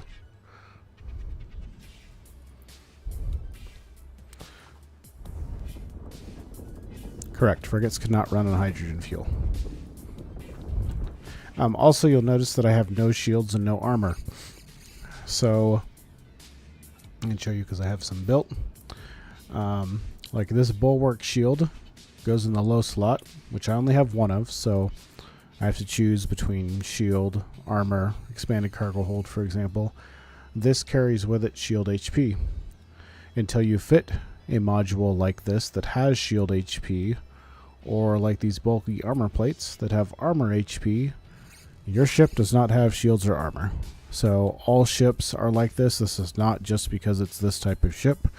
All ships only have structure, and you have to decide, do you want to armor tank it? Do you want to shield tank it?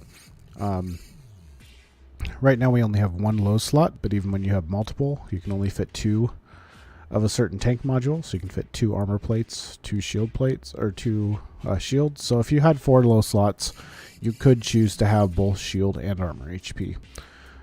Your mid slots are for resistance modules, repair modules, afterburners, warp scramblers, stasis webs, basically all of your like utility items and various things that you can actually activate go there. And then your high slots, just like Eve, are your weapons, your your mining lasers, your extractors, all that kind of stuff. Alright, let's get... these lenses are what we need for crude. They're only purchasable at NPC stations, which if we look at the map, and I zoom out here, these red dots are the only NPC stations in the game. That's it. And that is the only time you can dock, is if you reach one of these NPC stations. Other than that, no matter what you do, you're exposed in space. You can hull tank if you want to. There's hull repairs. There's one right there.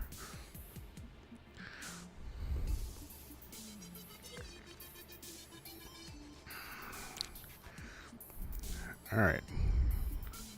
Let's see here.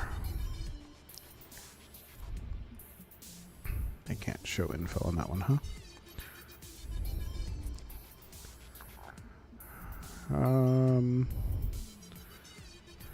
Volatility damage 0.34. Okay, so this will only last 3 cycles, but I'm not sure how much it will extract. So, in the interest of not taking on too much risk, I will just leave with one of them and see how much it fills up. I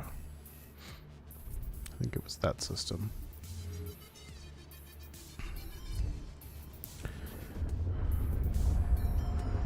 Yeah, so right now the weapons are autocannon, coil gun, like railgun, plasma cannon, and disintegrator. So those are the 4 weapon types right now.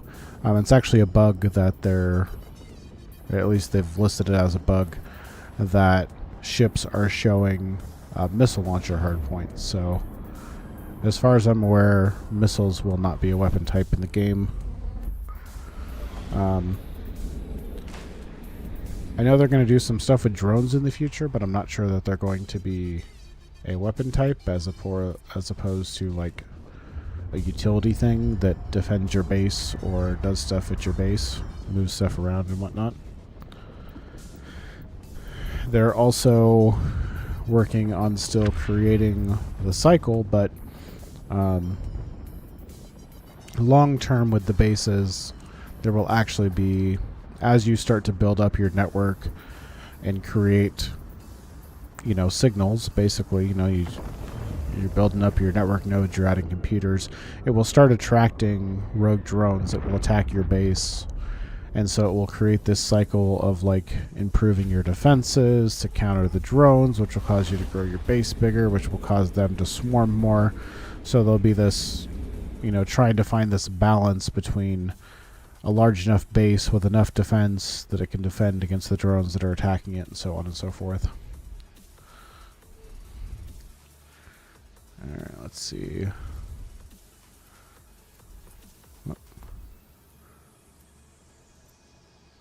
I know I saw a rift when we were flying around. Was it in the end system? Maybe it was in this system. This one or this one?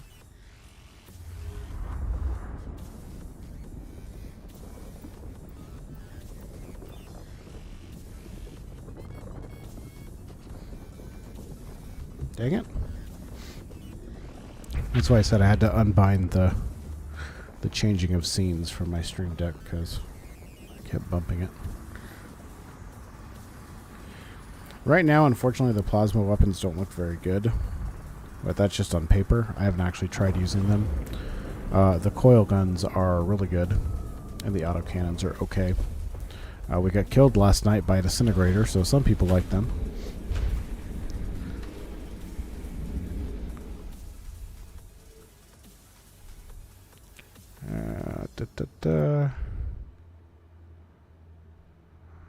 No. Okay, this is where the murky was.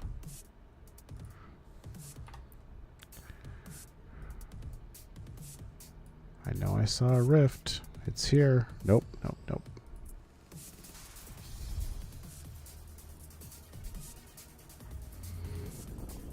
Let's not waste fuel.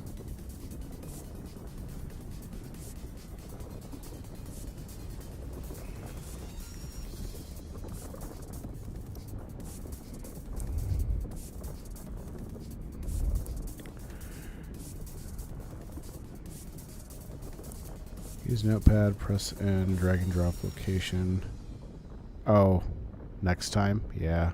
That would be smart. If I was thinking ahead, I would have done that. I was not.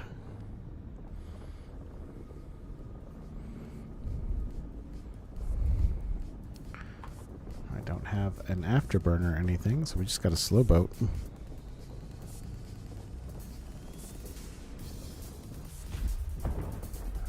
I heard on stream today that we're about to have the first destroyer of this cycle. Someone's building one. Make sure, because this is the system I thought it was in.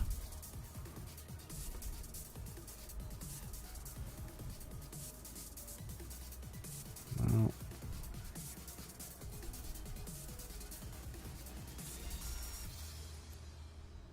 No.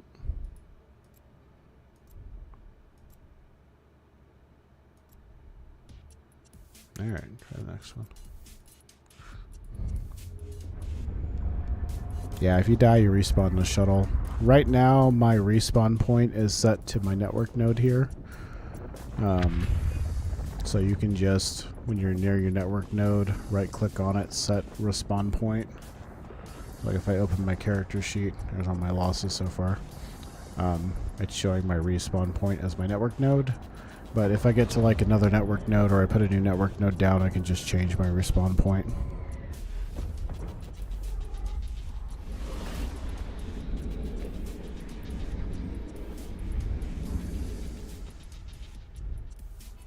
No, it's not terrible. I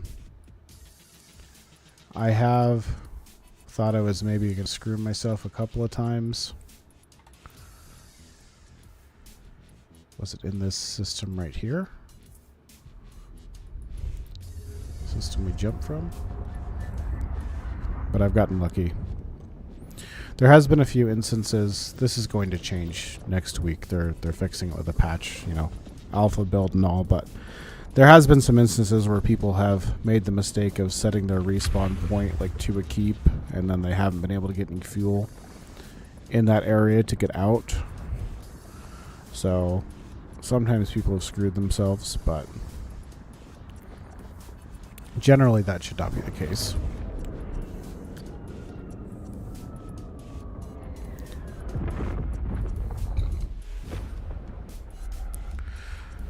Part of their problem has been too that just no, asteroids are not infinite.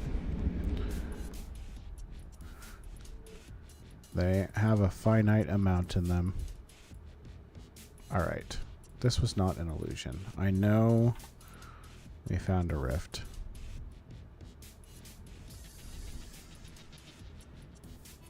Just where the hell did it go? Alright, we're just going to do a loop. We're going to do a loop until we find it.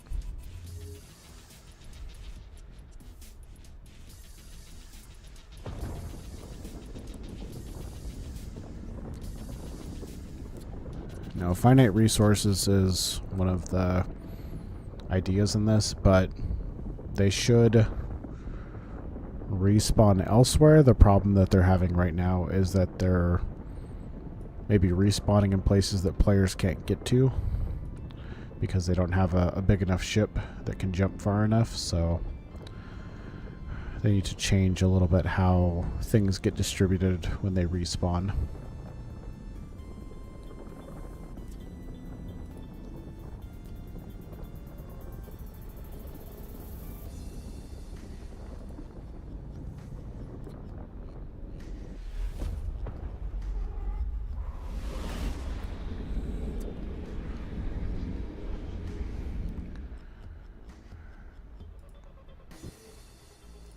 Just double check everything as we go through.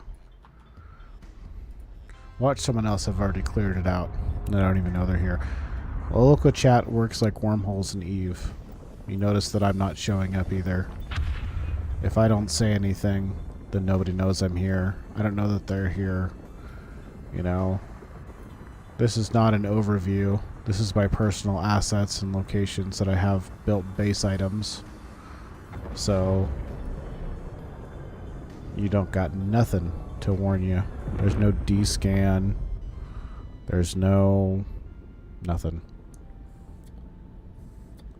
Yeah, there's definitely a claim mechanic associated with this, because I'll show you once we jump through here when I'm looking at the system map. But that network node that is the like cornerstone of your base also functions like a flag. So these little boxes here are L points, Lagrange points. And those L points are... oh, there's the rift. Those L points are claimable by dropping your network node. So your network node acts like a flag. And yeah, a lot of people are having to be nomadic right now.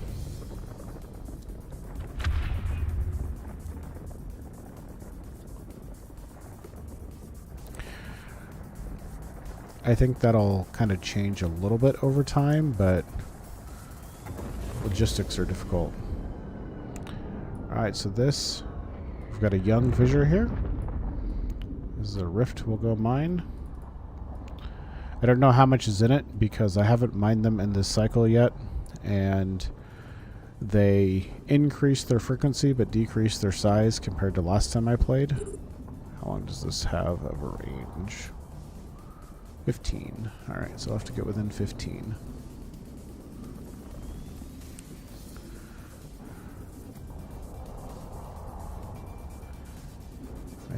Is this what we even want? Technically. EU40. Can I use this in, like, the frigate? I think I can. Oh, here's the example. Fuel quality 40%.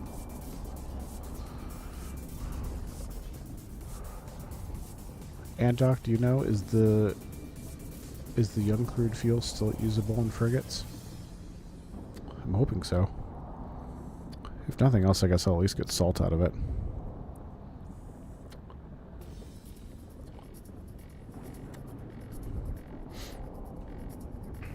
Okay, it's all just crude fuel. That's good. We only ever found one type of rift last time I played. And it took us weeks to find one, and then we found 3 of them within a 2-day span.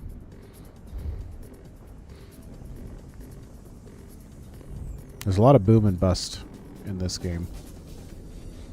Like, it is oil rush, gold rush mechanics. There's also Stargates, player-built Stargates, so there will also be claimable systems in that sense. Oh, this is a cool... I think that's a new effect. That looks neat. Get this out of the way here. I want to see how much we're getting.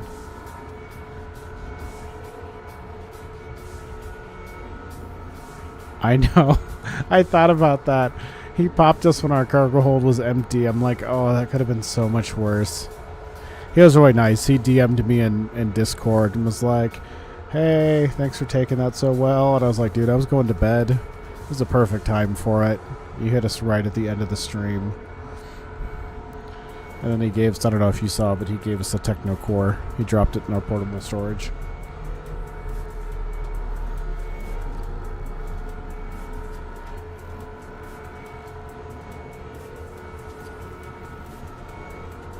How full is this going to make us?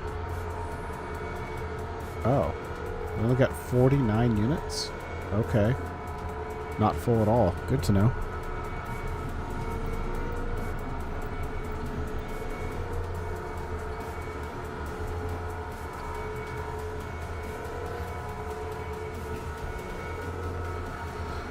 I'm going to have to make more money. We spent a few hours on stream the other day. Yeah, it's still 3 times. They're 34% damage. But I wasn't sure how much the hold was going to fill.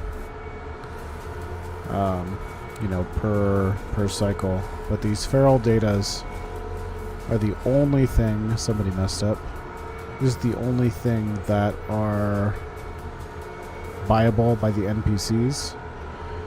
So the only way to make Lux, which is the replacement for ISK in this game, if you know EVE Online, is by selling these feral datas to the keeps. These lenses cost 100,000, and you can see you only get 5,800 for these. So earning money is a grind. And I need 1.5 million to form the tribe.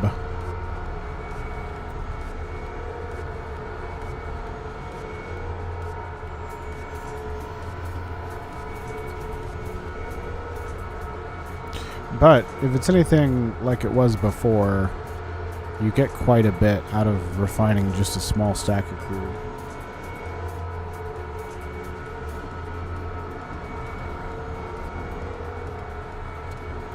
So we'll see what those numbers look like.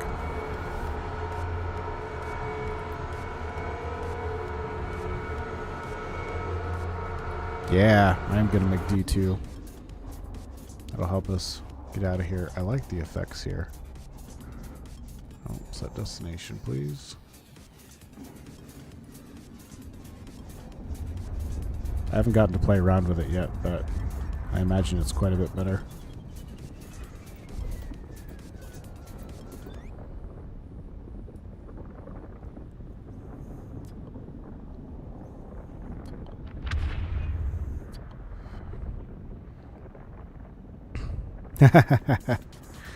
Yeah, Lex is hard to come by. I am down to 85,000 because I bought 6 lenses, selling 117 feral datas.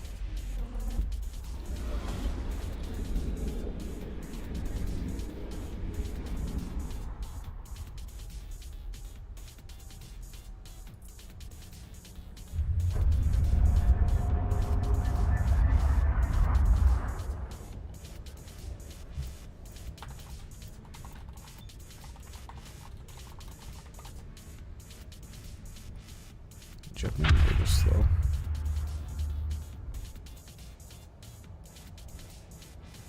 Better yet, I don't even know if you can transfer Lux. Let's see. Is there a transfer button in the wallet? I don't. Oh, give Lux. Haha, you can. What do you know?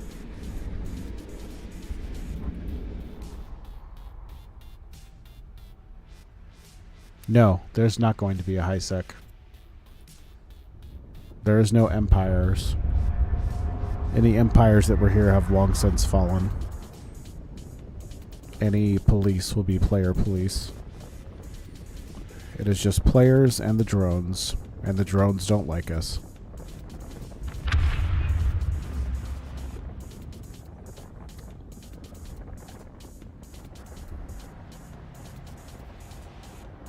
Oh, by finding someone right-clicking, that makes sense.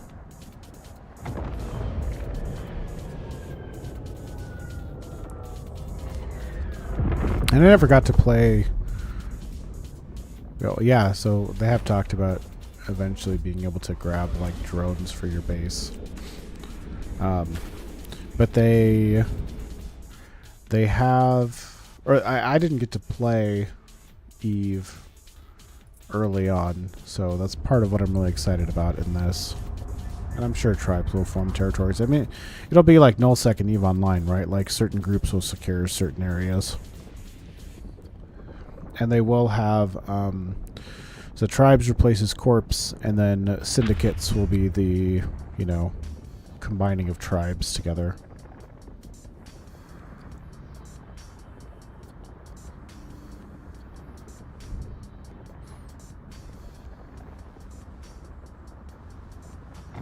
Oh, I'm sure.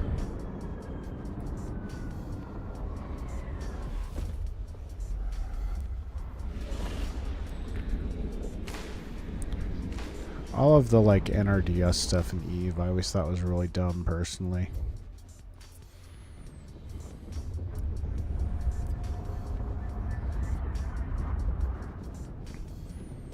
Like, it just became this whole thing back when Pravi did it back in the day, where they were just looking for any excuse to shoot you.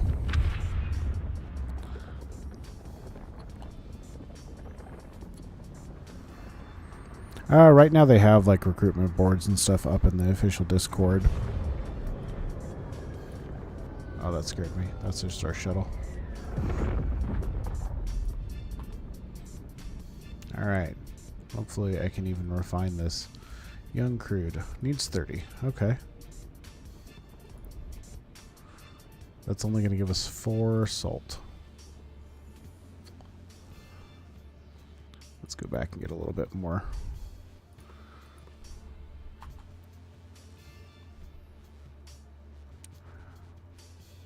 I do have 10k fuel. Where did my... There they are.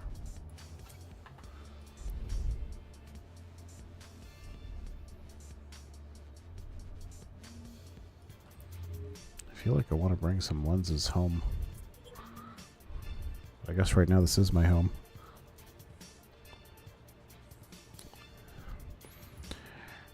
And like right now they do have the Eve like recruitment board still in there as a placeholder, but I think it'll go away because it's still called a corporation in this game. We are currently a member of Clone Bank 86, and it still has this recruitment ad thing, but you can't make any, so they haven't put any effort into that part yet. Now I gotta remember where we were. I think we were in this system. If nothing else, that'll take me in the right direction.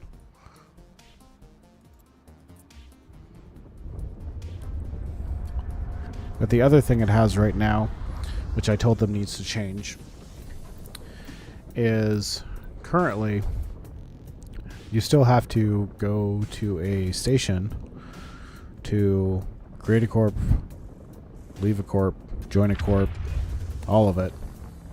It's like, yeah, this is not going to work. Like, my idea was that you should just be able to use a network node, because it's like, you know, I think feudal lords, you're declaring your flag, you're declaring your crest for a particular lord kind of thing, or a tribal chief in this case. You know, your banner flies for whoever it flies for.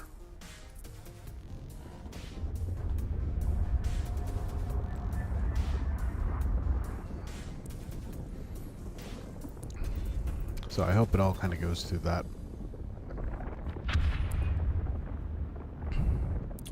Not worried about tried syndicates controlling everything. Yeah, 100,000 systems will help spread everybody out.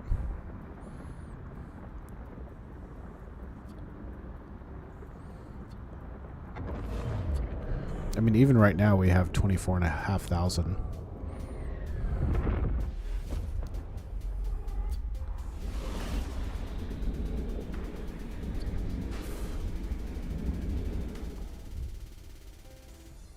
No, the gated systems really aren't that good. I mean, they can if they want to, and some people will. But I think the people that take over gated systems will be the equivalent of like small gang low-sec groups in EVE Online, because there's just not enough resources in them. I mean, there might be one or two, but you know, players can build their own gates, so there's no reason to limit yourself to the gate networks.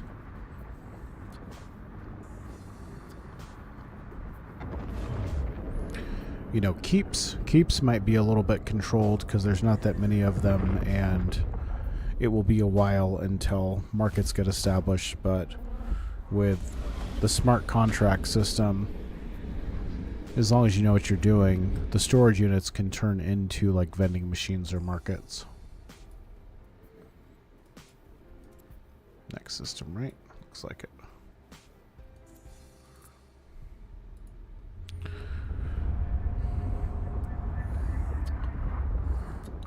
Yeah, the gates are good in a short term, like when you're first starting out. That's what we did, and I'm in one right now, obviously, but I don't think they'll be good long term. How do you mean they can be recruitment centers? They don't work for it, do they? You're just talking about like future plans?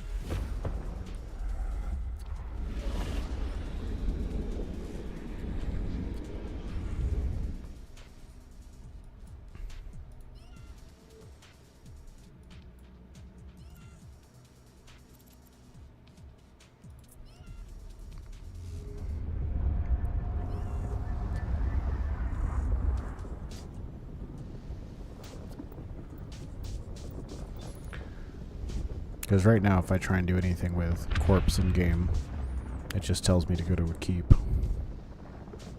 Which is also annoying, because then people have to make it to the keep to join.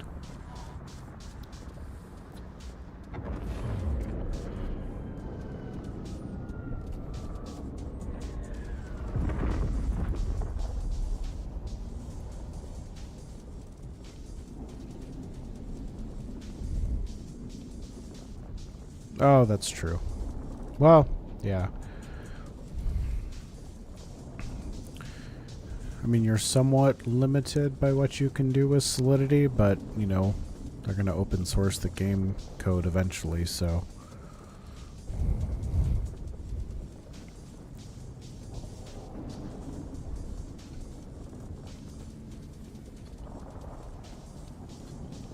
It'll be interesting when they do that. There's a lot of enterprising individuals out there.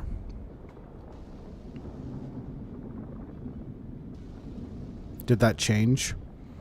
I know in the previous playtest that I was part of, you had to go to the keep to, like, join or leave.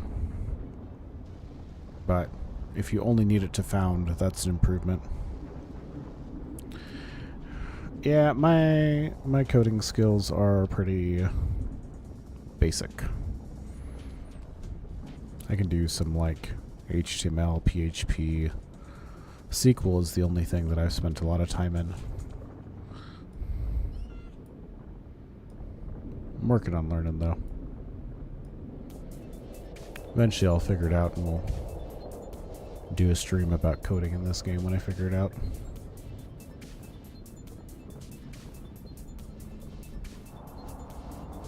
But it will not be necessary. Yeah, it won't be necessary. It'll be as necessary as it is to play EVE Online. You will consume things that other people have coded for various purposes, but you will not be required to. I really like this graphic, this animation.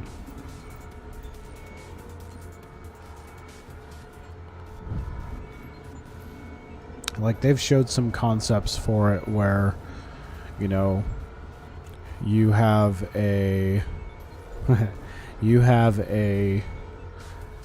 like smart turret, and you want it to have some functionality, so you look for a third-party app that has that functionality out of, like, almost like an app store in-game, and you select that app, and then, you know, it's either free or paid subscription or however it's set up, you know, but that's how you can consume that stuff. You know, if you have the equivalent, someone makes the equivalent of like an Alliance Auth from EVE Online or something like that in here, you know, you'll just have a way that you can grab that and use it without having to code it yourself.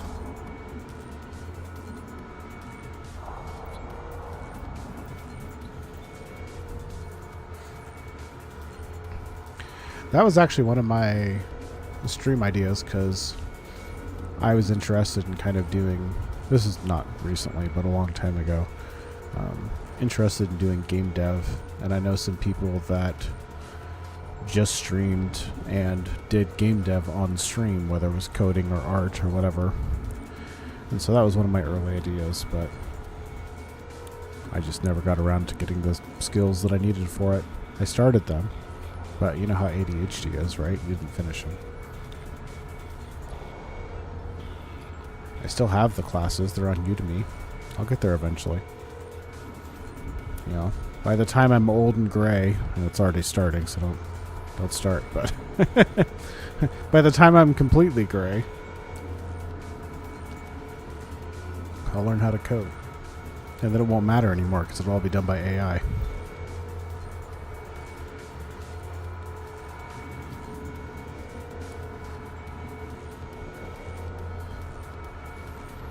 You'll learn how to make a living off of streaming, because my job, I know how to do analytics, and analytics is already starting to be replaced by AI, and I think that will only get worse over time.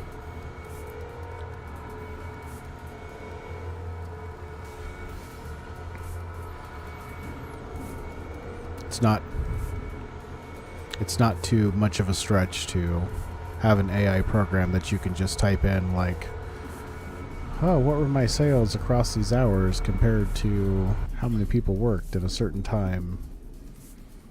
A lot of the stuff I did in my career could easily be replaced by a computer. Don't know how ADHD works, but I know pretty much anything, get distracted by almost anything gun related. That's an interesting one. I know some people like that. I grew up in Alaska. I know some people like that.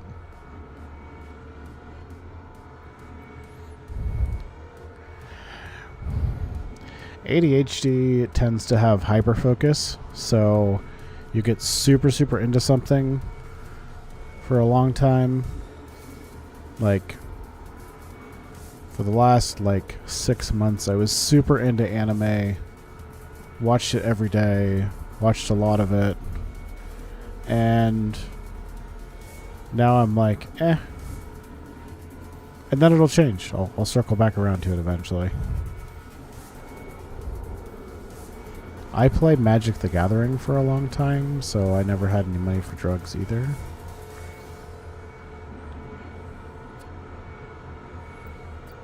And I played Pokemon, I played Magic the Gathering. Just changed over the years. They're all expensive card game hobbies.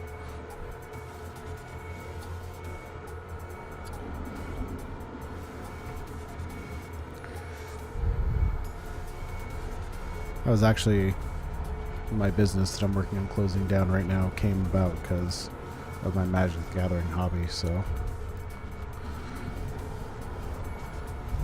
And that became a money sink too, so you know.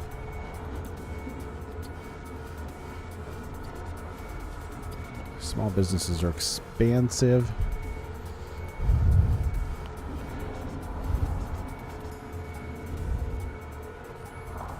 Yeah.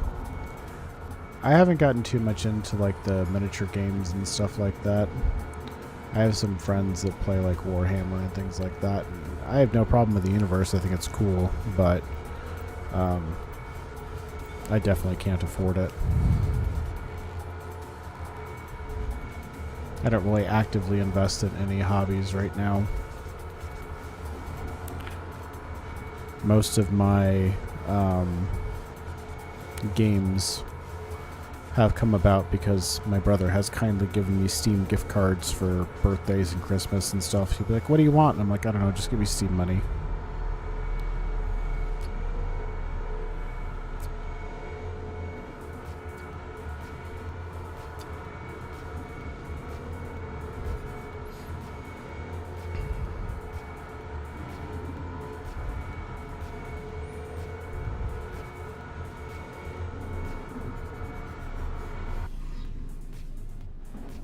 Oh, no more lenses. Alright.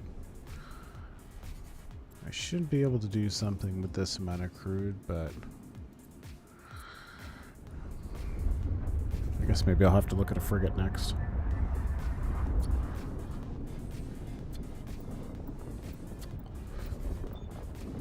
I'll make some D2 first. Is there anything else I should save salt for? It used to be super important. And now its importance seems to have dwindled. I know gates take them, unless that's changed. But I'm not going to make one of those anytime soon.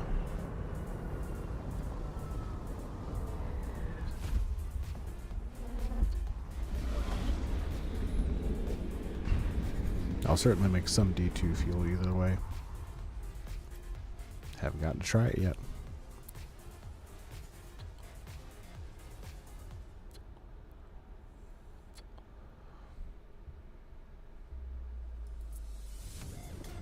But it'll be a lot easier to gather money if we have a frigate.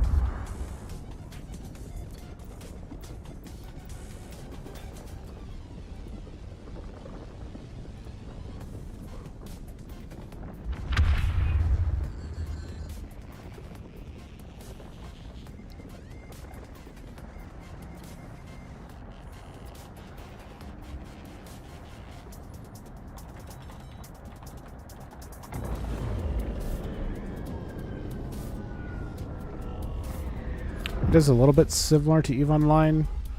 If EVE Online went through the apocalypse and all the services died and you had to fend for yourself. Like, it's definitely inspired by EVE Online. It's still a space game. You still are a spaceship, but it is very much a survival game. And it is another level of punishment above and beyond EVE Online.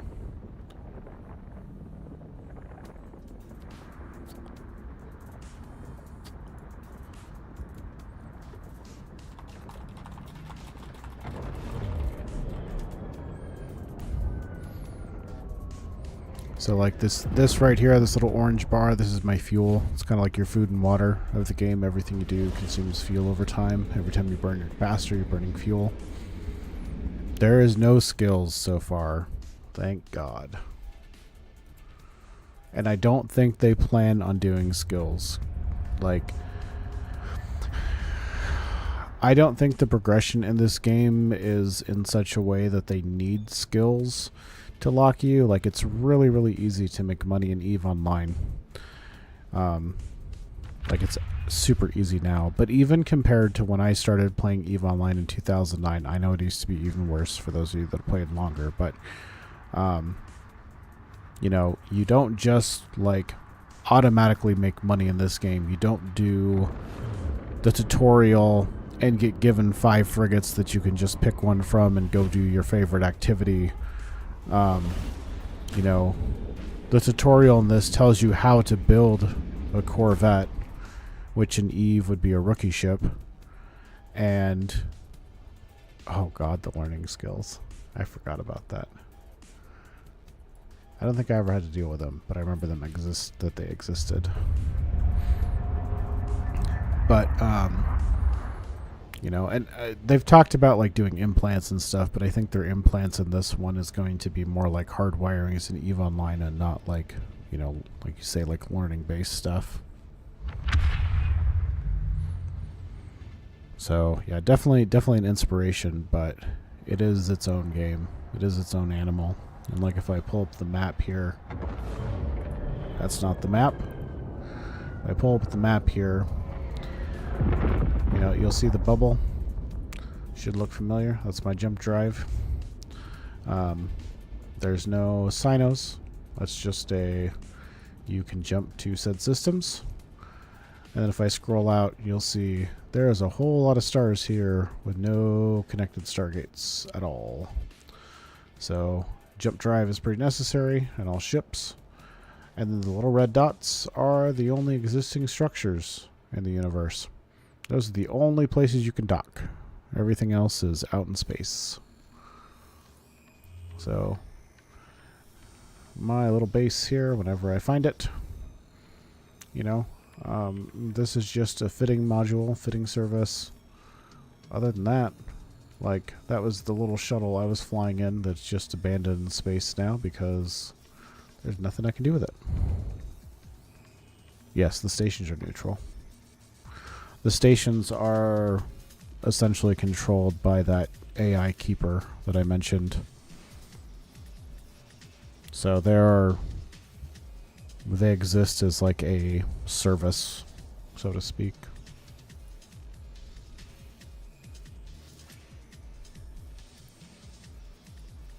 It's going to get us all of 15 salt. Yeah, like I say, I think the specialization of clones will be more like EVE Online hardwiring, not like learning type stuff, because there's not supposed to be any skills or anything.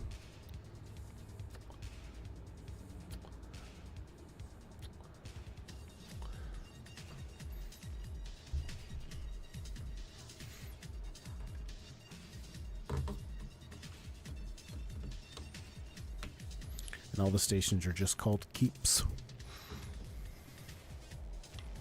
They're big though. They're like 97 kilometers on their axis.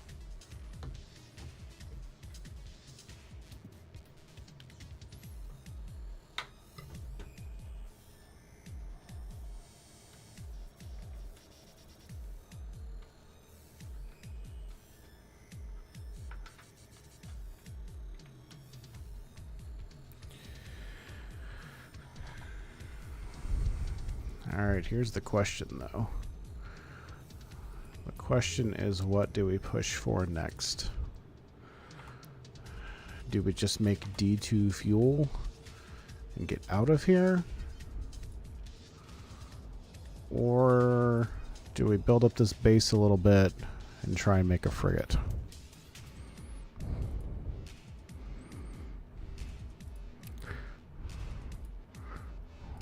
Let's see here. I think... Let's see, why don't we use some of those loyalty points, right? Let's see.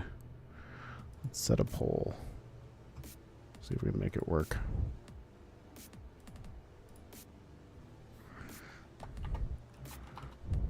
I haven't played with this yet. Oh. Okay, let me do it in actual Twitch.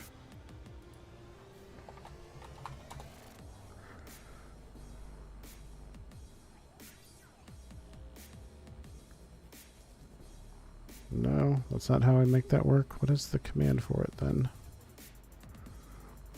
Do.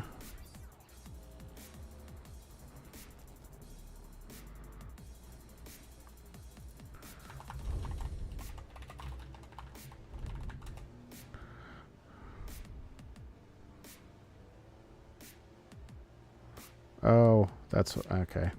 I gotta build the pole first. Bleh.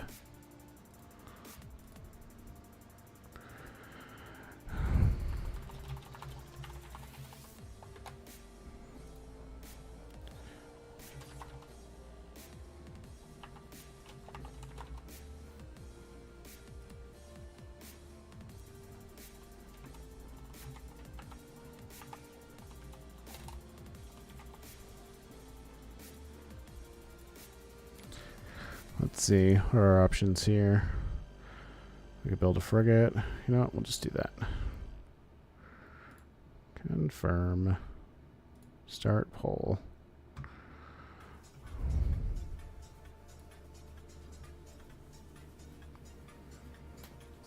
Alright, so you guys tell me what we're gonna do. We can go for the frigate.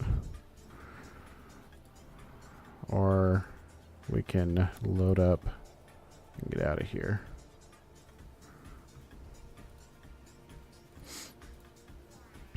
In the meantime, I'll look over what we got going on here. Okay, so let's get a few more minutes to refine.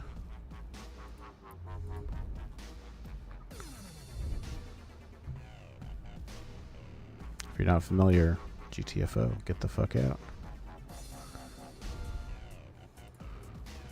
So that's refining. That's not what I want to do. Look at the printer.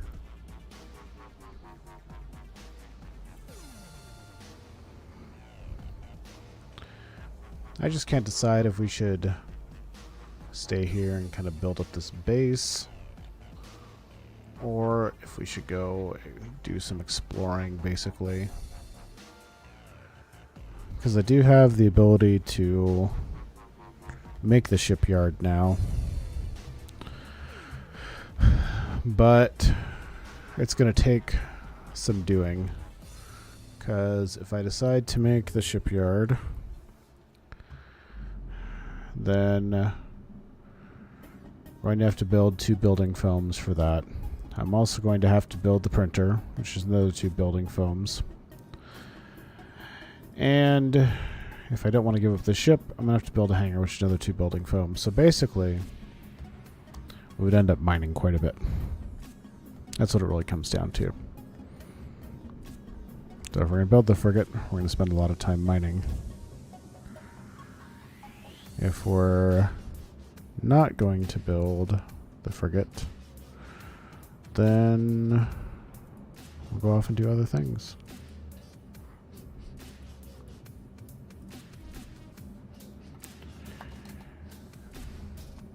You do like big boats. I have not built a frigate yet. It would be the biggest thing I've built so far in this playtest. I got to a frigate in the previous playtest, but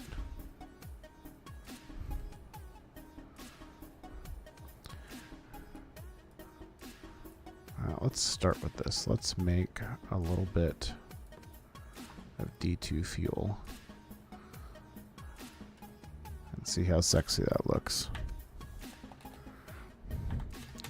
Right now, the biggest thing that we can build, like overall, and we're nowhere near being able to do this, but in the game is going to be a battleship.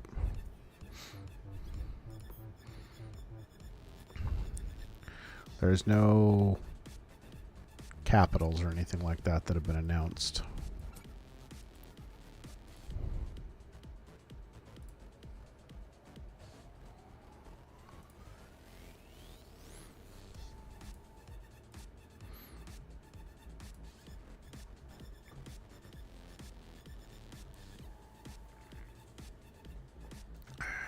And if we look, let's look at our other printer. So, if you look at the building foam, angry brick. I know there's been some people that want like collision and stuff in this, and I'm like, oh, don't add collision. But if you wanted to make a ship or a module that would give you a ramming cap on a ship and it became a weapon type and wasn't just general collision, then I would be okay with that. Like, if you want to make a hammerhead corvette in this game, then cool.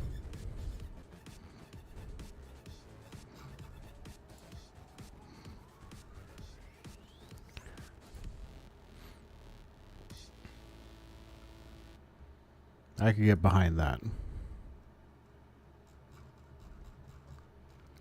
But in order to build the building foam, let's see, we would need 6 in total. We would need 390 thermal composite, 390 carbon weave, 390... That's true. Star Citizen broken ramming stuff is annoying. 390 of each. We currently have 184, 6, and 200. So I would need a lot of all of it. It would take some doing. But it's possible. It's very possible.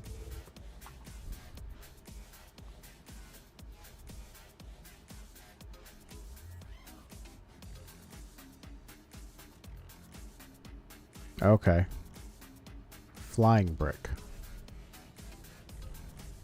But like a brick house, not like throwing bricks. Alright, can I... Oh, I can put D2 fuel in top of it. It's letting me do that. Oh, that definitely increased the range. Wow. Is there a way to unload? I would like to see what that looks like.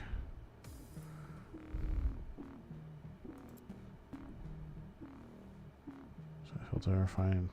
No, I just have to burn the fuel off. Okay, that might have been a little bit of a waste, but... Fire the broadside. Yeah, we're just going for... We're just going for the old iron sides, are we?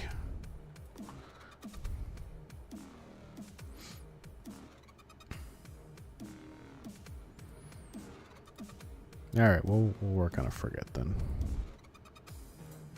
It's probably going to consume the rest of our stream, but that's okay. That's how this game goes. I'm not really subtle either. Whenever I do D&D, I'm definitely the first one to kick down a door.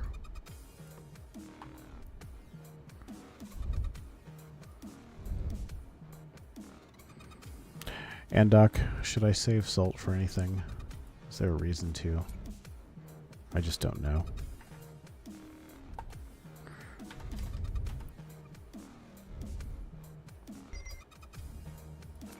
Oh, well that was rude.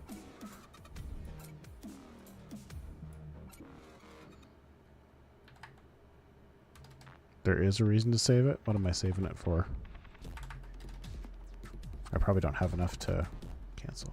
Or probably don't have enough to worry about at this point. Fueling stargates? Oh yeah, I'm not worried about that right now.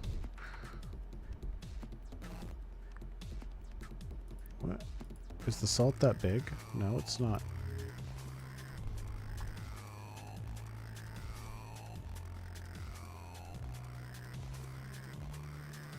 Better quality rift fuel? Okay. Well, I probably don't have enough salt to worry about right now. Because I only have 11 more, so...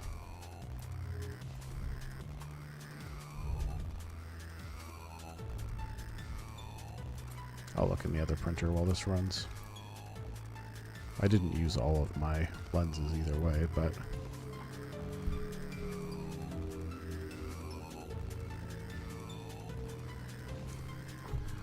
Let's see. Oh. I can't see because I don't have that other printer. Well, maybe I start by building the other printer.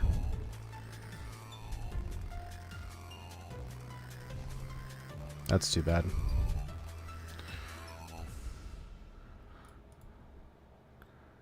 I can't control the app. I was having a little trouble with it earlier though when CCP was doing their stream. I went down to go make food, and so I threw it on my phone, and my computer was significantly faster than my phone was. I could hear it in the background. It was driving me nuts. Okay, so let's build some building foams. 130 of each. So I have that except for reinforced alloys. I'm going to need another cutting laser. Small cutting laser, 3 and 2.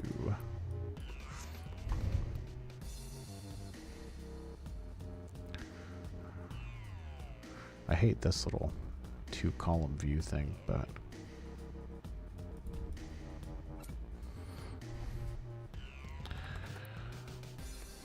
I don't know if you watched the stream earlier, but I thought it was pretty funny. The CCP overload was like, yeah, just to be clear, a lot of you have really bad ideas. It's like, yeah, I believe it.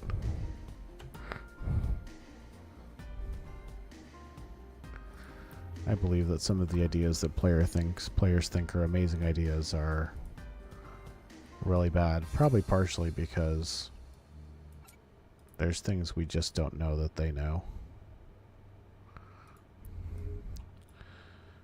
Okay, so we're working on our second cutting laser. What else do we need for it? Ba ba ba.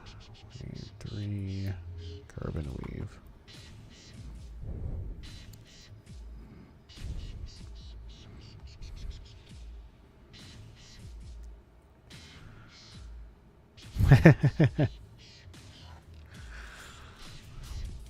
I've given them 1 or 2 that I think are good. But one of them that I've given them, I think a lot of players would hate, which is I would like there to be like a comms relay type buildable structure that is necessary to get more instantaneous information, because there's no reason that we should be notified immediately of something happening if we're really far away from it.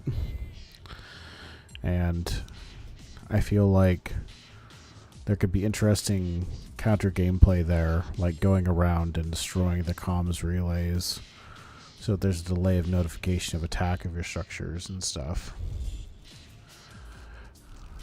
But I suppose with things like Discord and whatnot, it's probably a silly idea because people can just get instantaneous information outside of the game.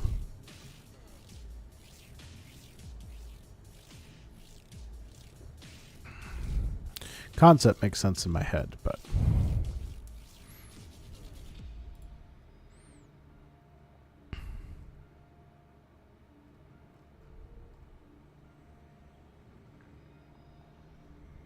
keeper network, exactly.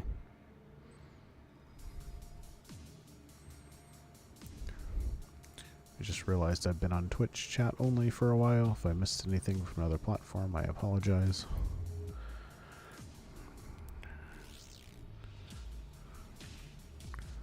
I guess I can check. Doesn't look like it. Okay.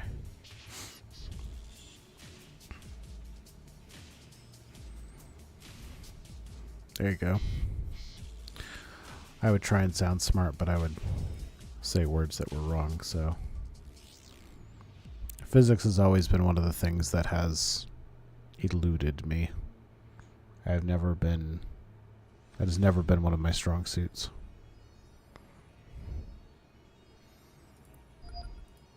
There's a reason I took conceptual physics in community college. Even then, every once in a while, I was like, what?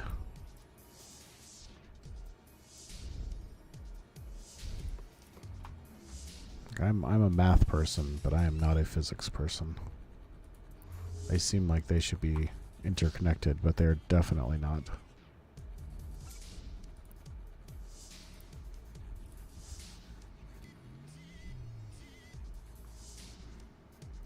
I mean, I understand it. I think it's cool.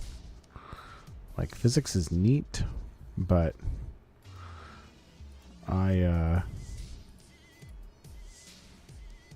don't really understand a lot of it.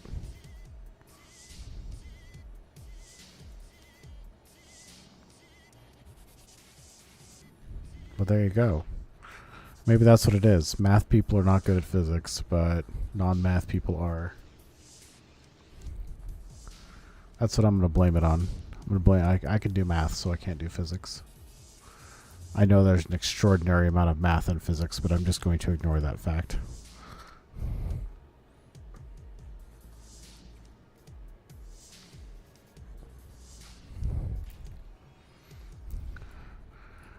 Okay, we're just waiting on that thing to build. Oh, I guess I will need another mining lens. I keep wanting to call them lasers. Last one, huh?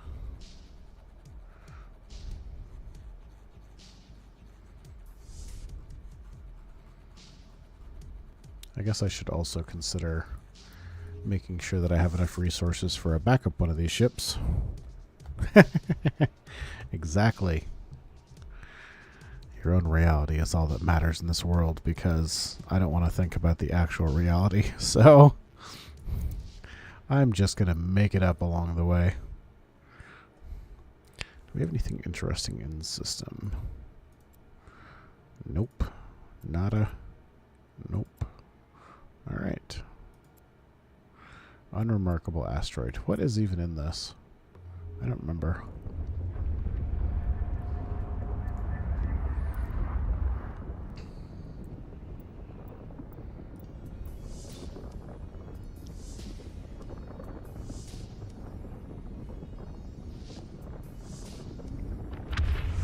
I mean, if you're going to construct your own reality in any game, I feel like it is eFrontier, because in addition to being a survival game, it's also about rebuilding civilization, and you're remaking...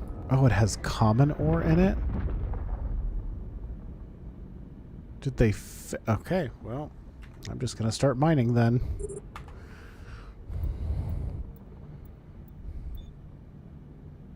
They had deep core in it before, I think, so I was ignoring these sites.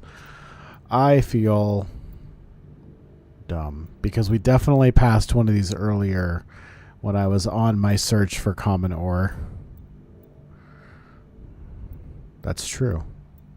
That's true. Within the bubble of my existence right now, I can create my own reality.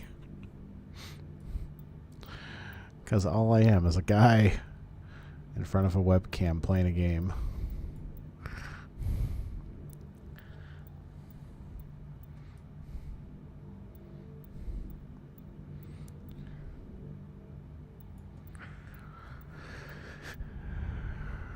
Though I will try and keep myself grounded in reality when I do things that matter, like cooking.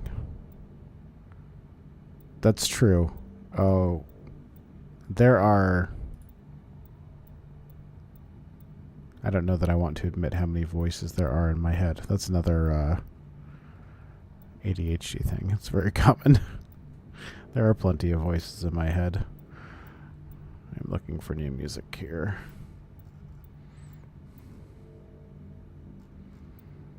At some point I need to build like a playlist, but do that another time. Let's try this one. It's off to a slow start.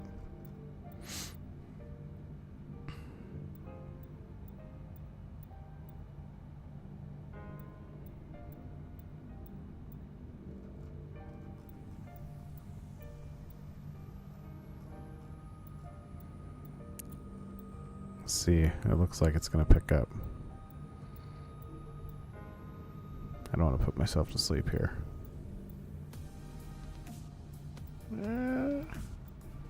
It's not bad music, it's just not what I want right now.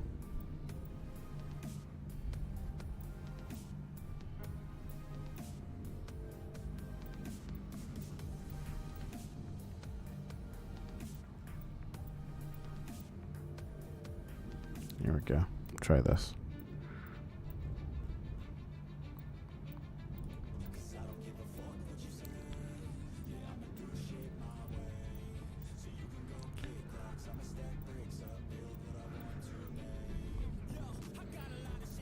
I was just saying this yesterday, but I seriously might do some cooking streams at some point just so I can have an excuse to cook more at home. I did this morning, but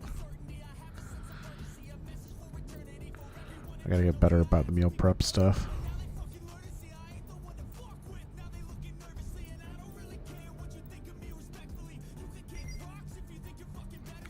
There's actually a whole propaganda channel in the Frontier Discord for like different tribes and stuff to post their propaganda. It can be pretty amusing.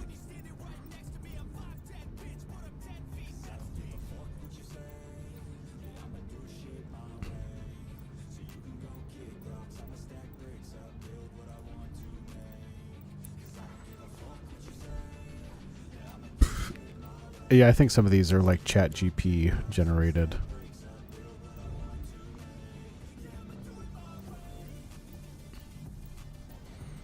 I haven't actually tried doing like AI art stuff, but that sounds like doing it for like game recruitment seems like a very appropriate use of AI art. That's true. I did.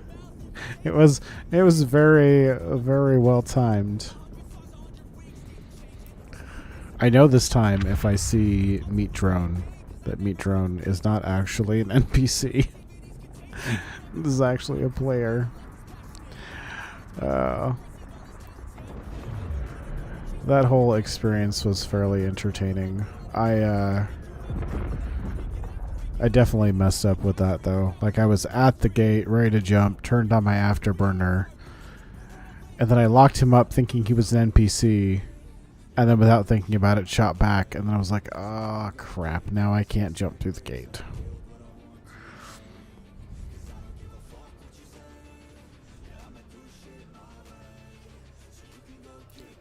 Yeah. I feel like I should be careful about what I say because I don't know what country everybody is from, but there's been some interesting like propaganda type stuff lately that has come out, and it's like, yeah, I'm not sure I believe that. Not sure I believe that. But that's okay. Check, okay. My favorite one, like obviously I don't know how true this is or not, but was the supposed Putin helicopter attack that was staged by his own country to make it seem like he was more in danger. At least that's what the Western media said. So I was like, whether that's true or not, I'm sure it happens. Like people fake being attacked just to... Oh, that is where I want it to be. Just for propaganda purposes.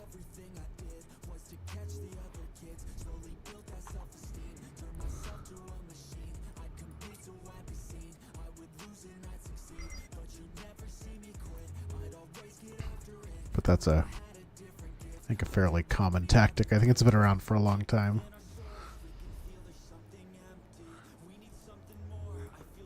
Let's see if that other laser's done now.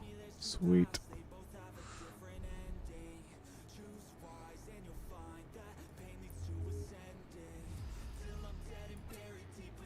No, of course that doesn't work.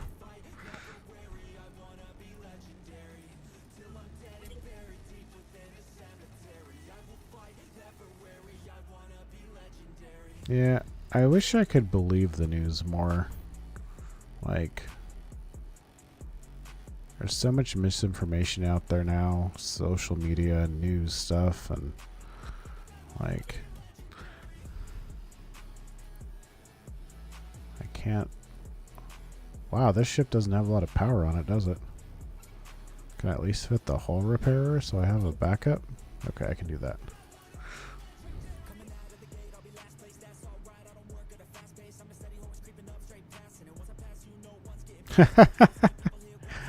That's a funny one.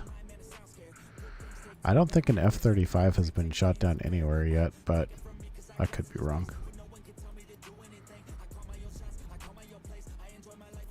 There it is.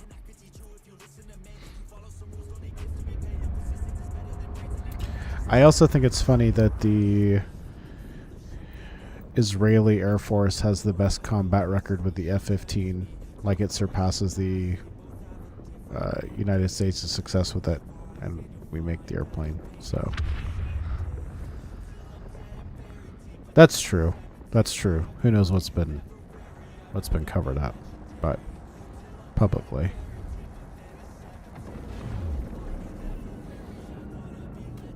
But you can say that about a lot of things, like, you know, I don't think the Chinese J-20 has been shot down by anybody. I don't think the, like,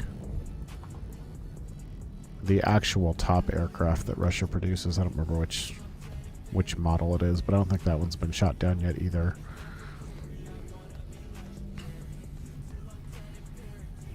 Modern aircraft are scary good.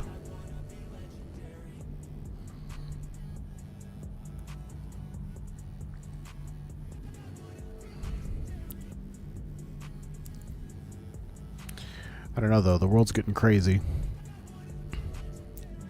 Like, I want to get back to, like, I used to travel a lot, you know, and I'd love to get back to it, but I'm almost afraid to leave the country at this point for multiple reasons. I mean, the world is really unstable, but, you know, it's really unstable here. I'm afraid I won't be let back in sometimes, so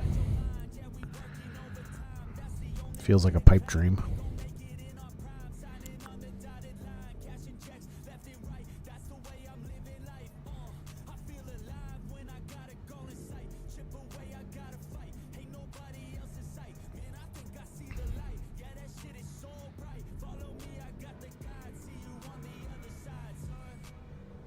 So easy to be snuck up on here.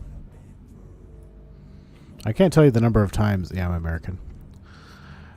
I started streaming at 7:30 in the morning because I feel like most of who's been watching has been European. But I feel like EVE Online just has a higher European fan base too, so that's part of it. It is still only 10 in the morning here, and we've been streaming for almost 3 hours.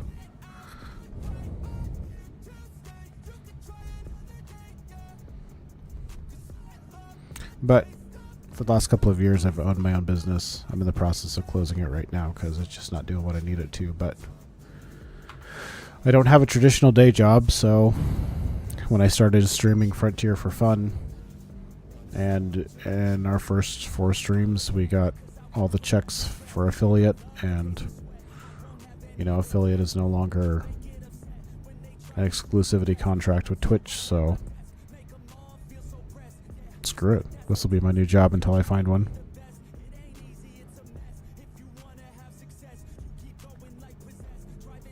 Yeah.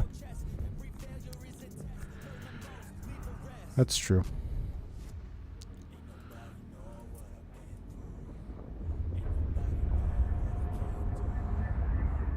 I mean, there's plenty of places I would go that I'm not, like, afraid to travel there.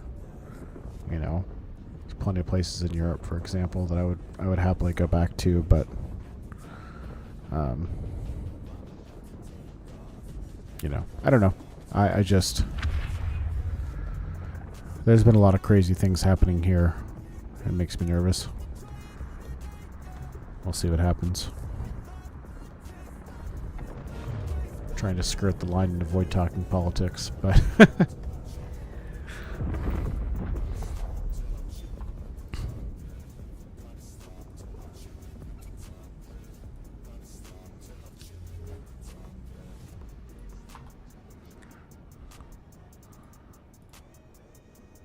Let's see, we still got plenty of metal. Yeah, no, and that's why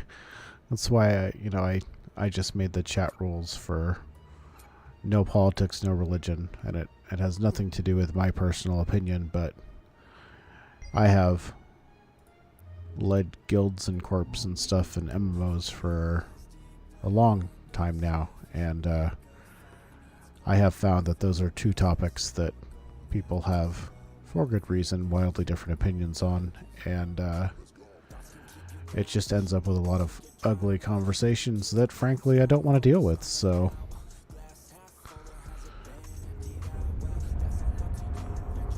I appreciate it, Ironsides. I appreciate it. I thought you were European for some reason, so when you said you were listening at work the other day, I thought you were, like, afternoon at work kind of thing.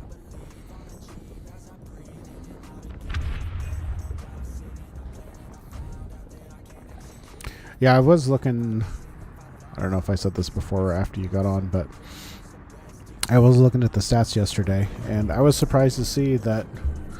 Did I just see something here? No, that was just it. Excuse me, that a third of the audience was US based. So there's more Americans watching than I thought.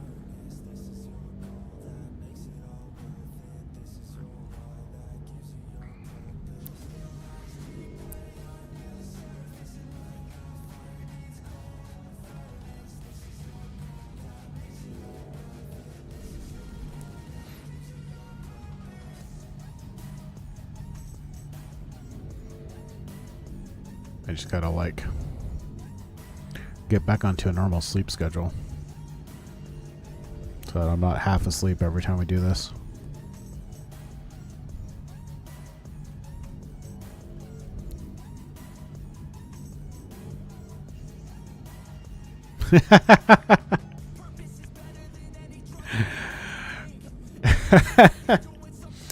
Yeah, we've claimed all the oil we can in the real world, so now we gotta start claiming it in games.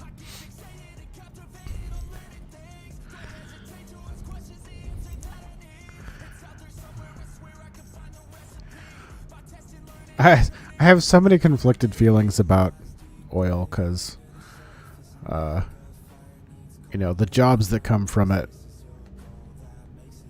fed me growing up. Alaska, you work for an oil company, you work for the government, or you work for the military. So one of those three industries probably employs your family. And, on top of that, we used to get permanent fund dividend, which was funded by taxes from the oil companies up there. So it was a big part of growing up. So it's like, oh, I'd love to move past it, and I'd love to, do electric, which has its own problems, or, some sort of alternative fuel, but, it was what used to put food on my table.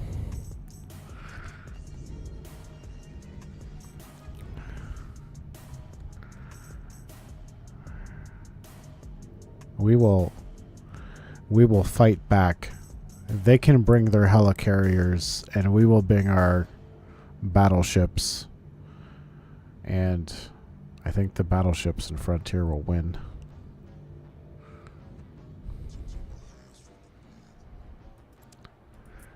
It'll be like a damn anime, though.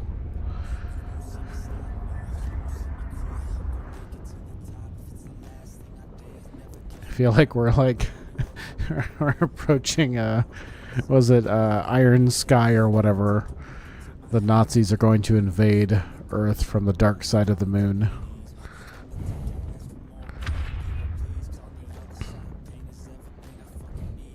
Fallout. Fallout's a series of games that I think I would have really enjoyed, but I never got super deep into.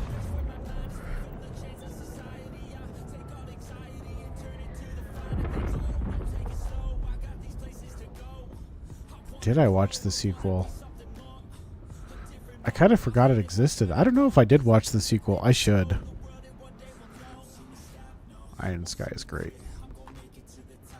Also, speaking of Alaska, Sarah Palin as president, the depiction of her in there is amazing. I like super stupid stuff like that. I can kind of hit my limit with like some of the Dumb and Dumber humor and stuff like that when it gets to that level of stupid, but when it's like space Nazis level of stupid, then you're starting to sell me.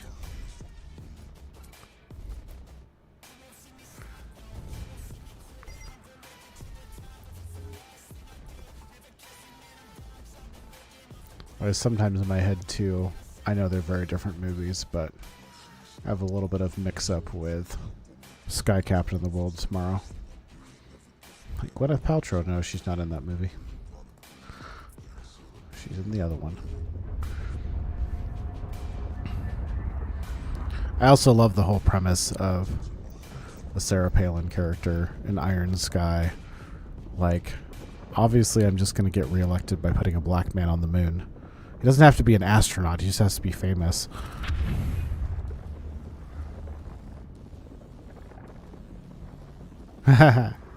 Expanse is solid. I still need to finish it. I have not gotten past, like, season 3, I think. They're working on a game or something now, I saw.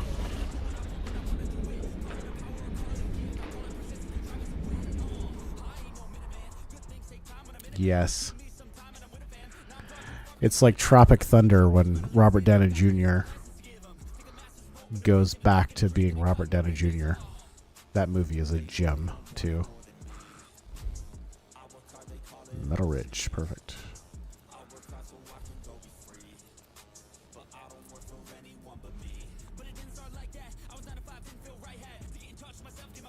Right, I have seen it. I haven't seen it compared to Mass Effect as well. Mass Effect is another game that I haven't played, believe it or not. I have a lot of holes in my gaming repertoire.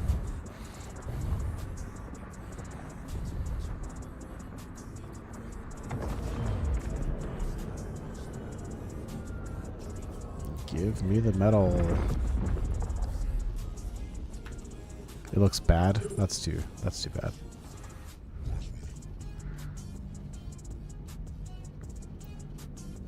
Yes, my aunt's favorite part of that movie is Tom Cruise. Like, a fat little weird balding Tom Cruise dancing. She thinks it's absolutely hilarious.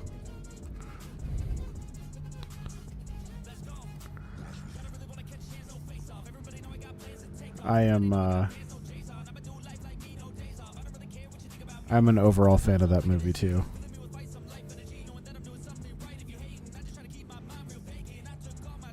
There's a lot of gems in it.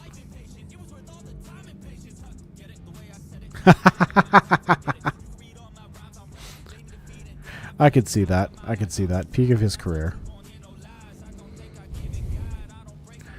I mean, if you believe the lore of Tropic Thunder, Ben Stiller too, because holy crap.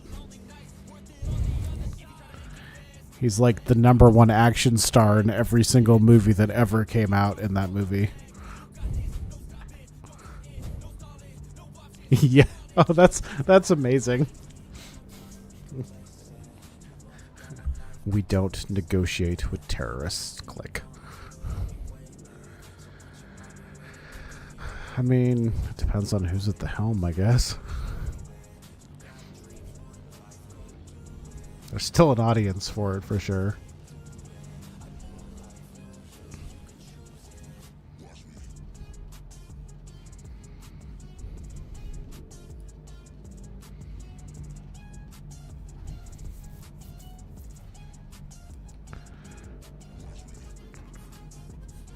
I mean, it feels like all things are on the table these days. Just depends on who makes it. Give me the cap.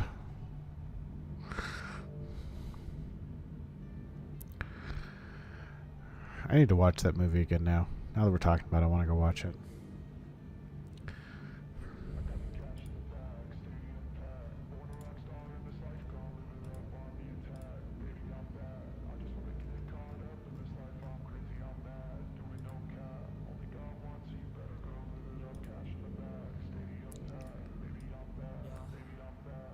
Almost. Tug Speedman. I just remembered his name in that movie. Ben Stiller's.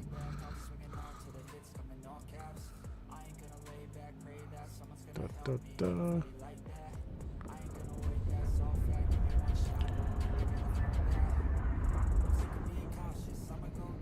Yeah, maybe.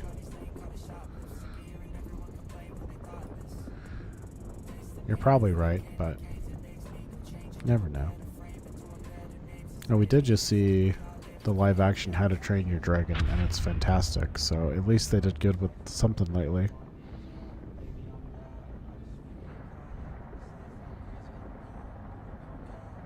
I thought it was going to be kind of dumb, I'm not going to lie, but they did a really good job with it.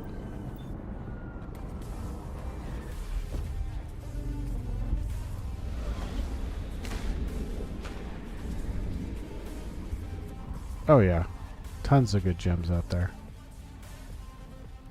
It is like shot for shot for the animated movie, plus a tidbit of extra. It's good. Be right back.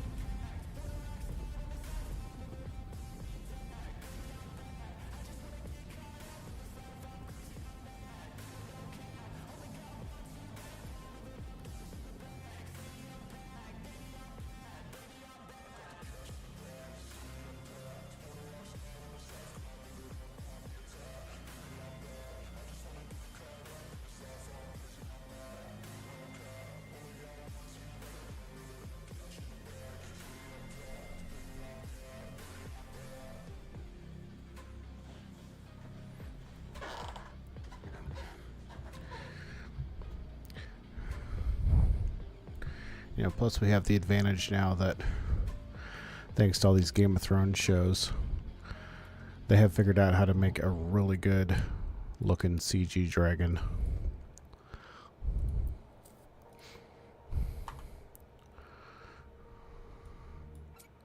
Swear I won't forget this. Why do I regret this? In my mind reckless, thoughts are feeling endless. Sitting up, I'm breathless, anxiety's infectious. I feel so defenseless, betrayed and embarrassed. I hate being open. Dragons are super cool.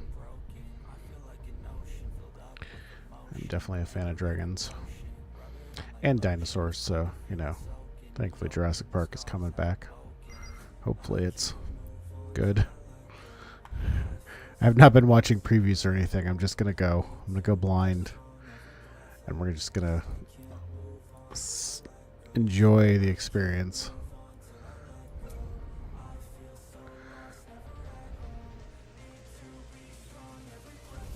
I mean, How to Train Your Dragon balances that a little bit.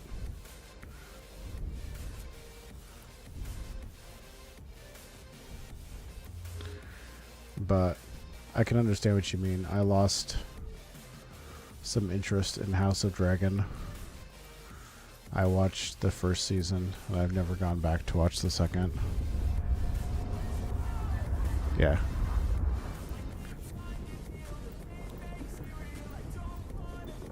Well, and especially, I mean, dragons are supposed to be super intelligent.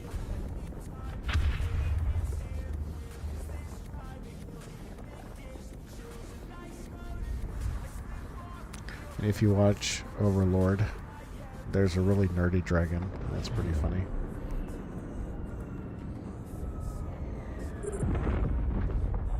He's just a fat little guy that likes to read his books. It's a solid anime. If you haven't watched the movie for Overlord is really good too.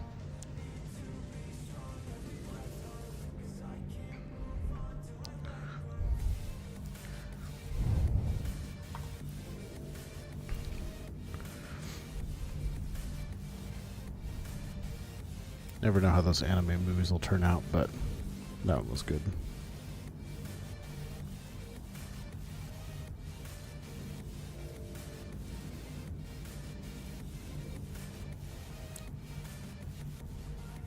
Fair enough.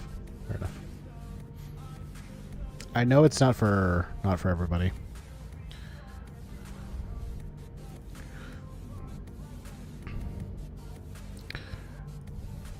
I didn't for a really long time. And then I finally, tried what most people would classify as anime. Traditionally in college, Witchblade is definitely anime. And I didn't realize until I was in college, I grew up watching things like Dragon Ball Z and Zoids. And I'm like, oh, Zoids and Gundam and Dragon Ball Z, those were all animes. I've been watching animes for years. But in my mind, I had never really watched anime before. Nope. I definitely had.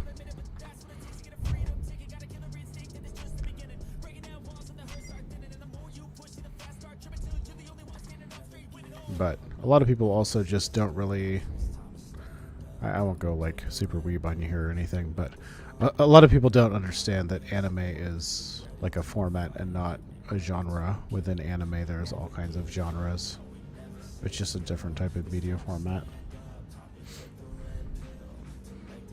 And I did not really understand that until I started watching it.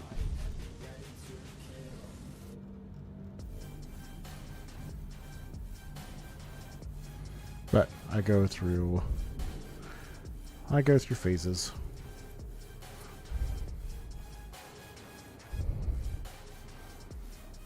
Right now my current phase is like dumb reality TV, like Deadliest Catch. That's my version of reality TV. Which has 20 seasons now. I did not realize that. I have not watched over half of it for sure.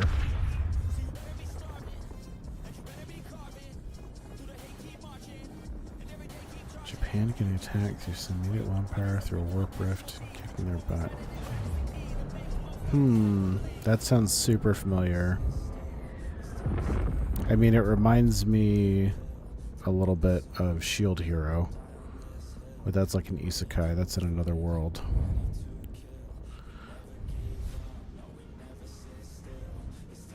Speaking of Japan shows, though, Shogun, the Hulu show, is incredibly good. Like, I think it's better than Game of Thrones.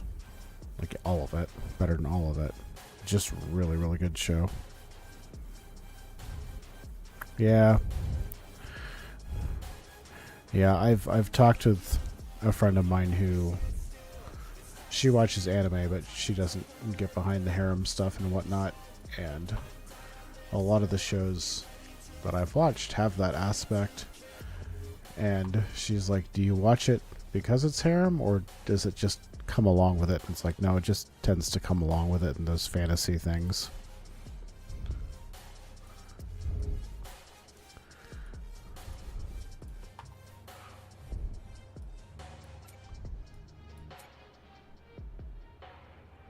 I think part of it too is just you know, there's a lot of repression in Japanese culture, so I think they go a little wild sometimes in their media. But every country's different. Everybody has their own things, but that's kind of what makes games like Eve interesting. You know, you play with people from all around the world. Get to hear all kinds of interesting stories and, you know, things I'd never learn otherwise. Yeah, I can understand it.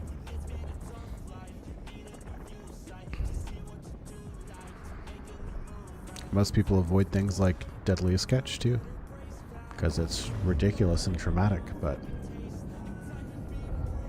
I did a lot of crabbing growing up. I enjoy watching it.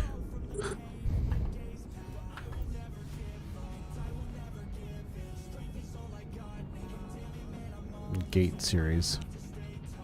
Sounds familiar. I don't think I've actually watched that, but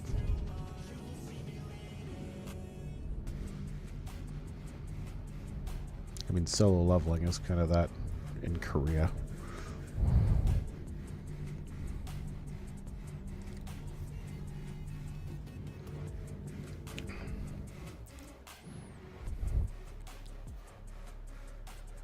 Oh, I finished the site? Rude.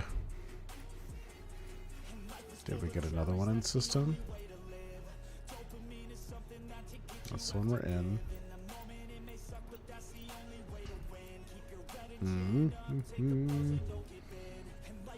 Are there any more in this belt? No. Rude. Alright. We're back.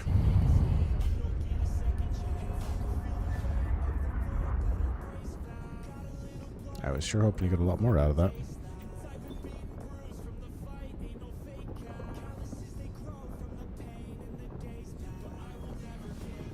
I need a lot more than that.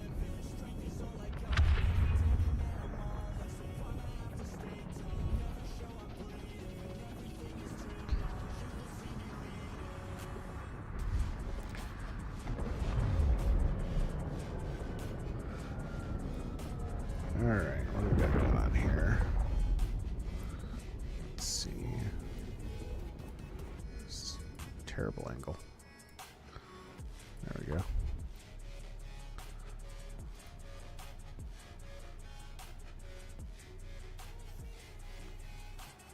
Have any more in storage or not? Oh, but I still have enough to do another stack, so that's good.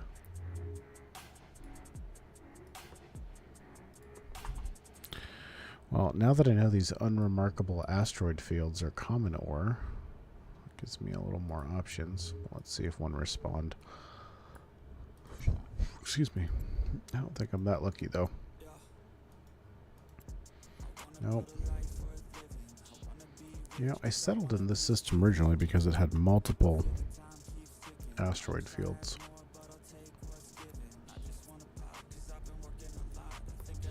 Another load of metal.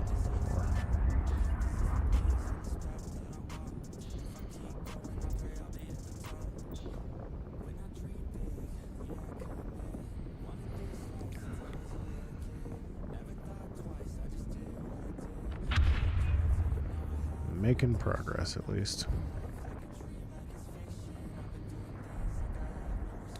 One nice thing about putting down the bases, too. Oh, I didn't consider this. You can just kind of disassemble them to cargo. So, you know, maybe I don't have to build as much as I thought. Maybe I can put down one, build all the parts, and then disassemble it. Turn it back into the shipyard or something. Metal rich. Okay, let's get another load of metal rich.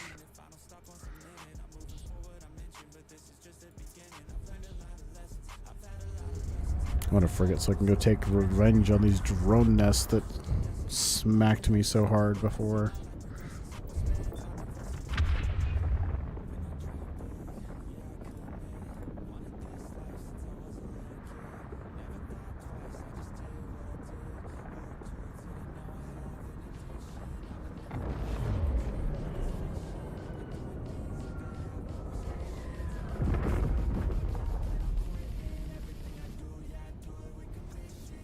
It's definitely the reality of a lot of this game, though. You spend a lot of time gathering resources, because you can't just go buy stuff on market. It doesn't exist. Yeah, what about the plasma cannon?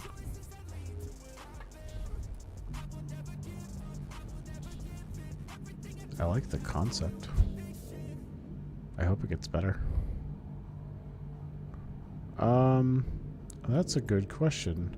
It's a little hard to make comparisons because, sorry, I think I'm about to sneeze here. But, plasma weapon.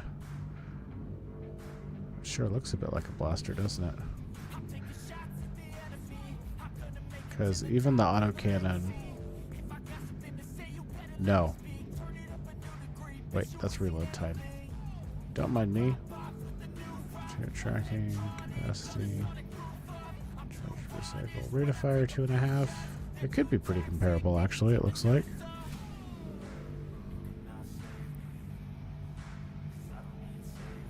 Oh, no. This is not quite like... This is not quite like a blaster. This looks like a plasma cannon to me.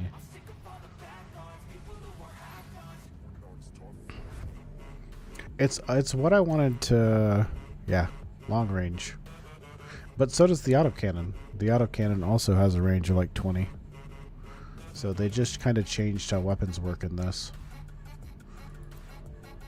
I like the coil gun, which is kind of like a rail gun. It's really good. They also have the disintegrator.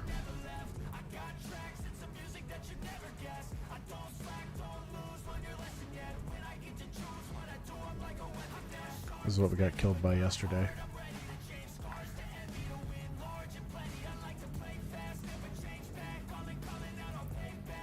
So they got a couple of different weapon types in here so far. But yeah, the autocannon too. Autocannon accuracy fall off 32, optimal range 27. So I guess the plasma is the lowest, but the DPS in the plasma cannon did not look very good to me.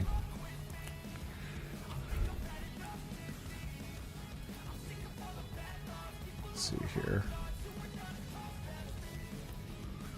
I can only fit one on this one, but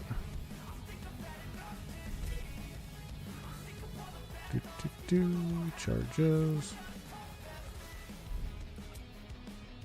So 38 alpha, 15 DPS on the plasma, which seems really bad in general, but when I compare to, well, the autocannon's probably the next best.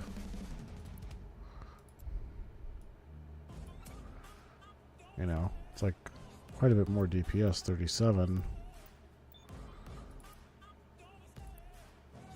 And then I look at the mass driver, and we're getting 27 but 250 alpha. I don't know, I really like the mass driver. But they're still balancing things, so I'm sure we'll hit a point where, you know, yeah, coil gun has a long range. And it hits hard.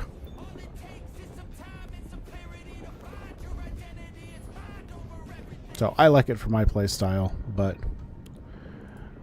I think the plasma thing is a cool concept.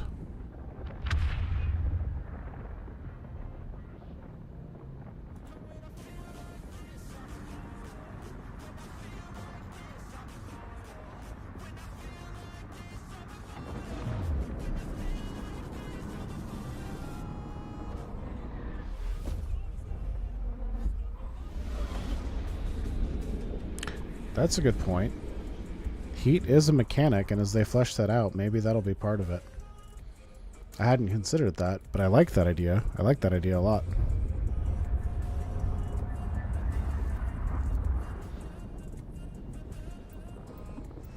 Because in some ships like this one, it won't impact as much, but other ships it will impact more.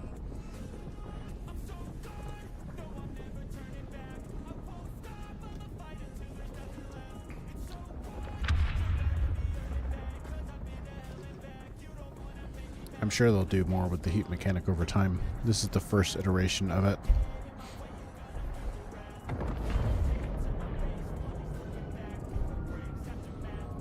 Nope, not there.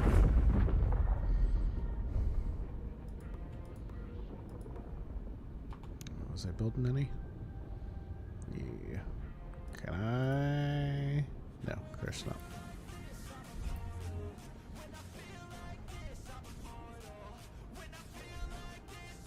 Is that a confirmed thing, Ironsides?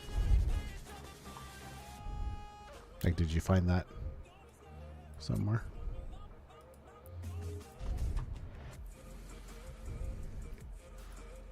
Deliver.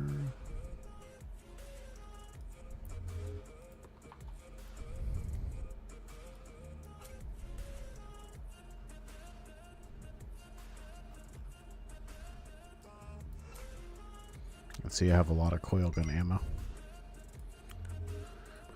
I maybe overbuilt it a little bit.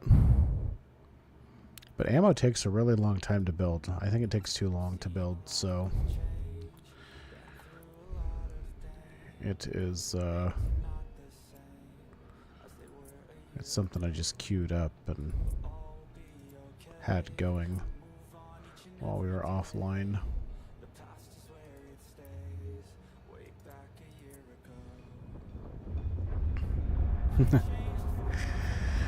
Well, God, now when you're using autocannons go through ammo like they're running out of style. Oh, fair enough. Autocannons use so much ammo that it's hard to keep up with. The coil guns is pretty reasonable. Slower rate of fire.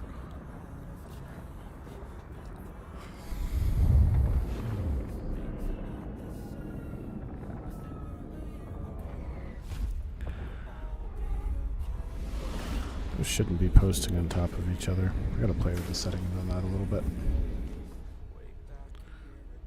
Alright, what do we got here? Every time I go into a system, I feel like it's a what's behind door number 1?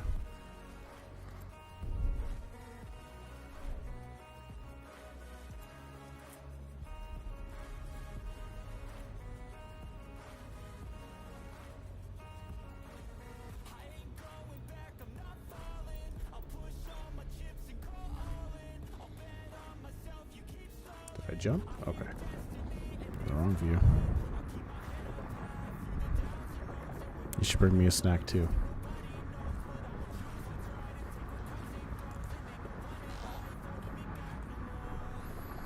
I was just thinking when I ran downstairs to get the soda earlier, I was like, man, now I need like a mini fridge up here.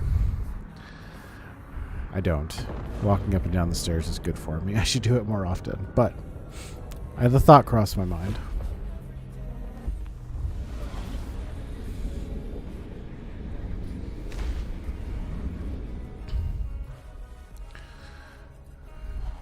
What do we got? Metal rich. Metal rich.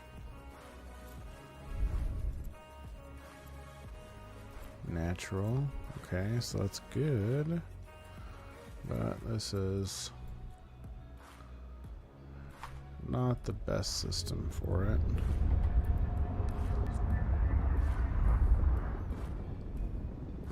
Excuse me, yeah, that would be 2 jumps. Find it next door.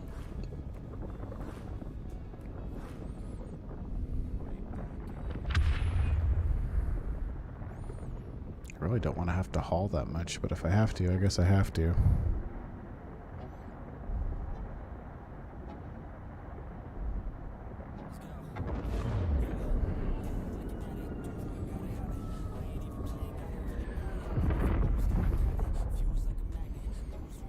It's like Andok was talking about, you know, you just end up feeling like you should move your whole base because the Ori wants 2 jumps away.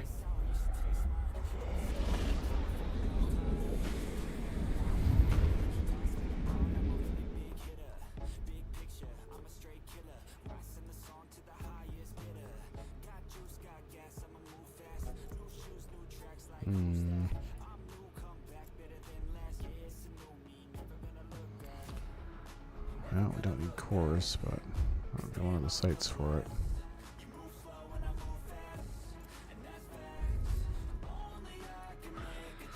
Let's see. What do we need to build portable storage? Common ore. Alright. New plan of attack. We're going to go back into that system.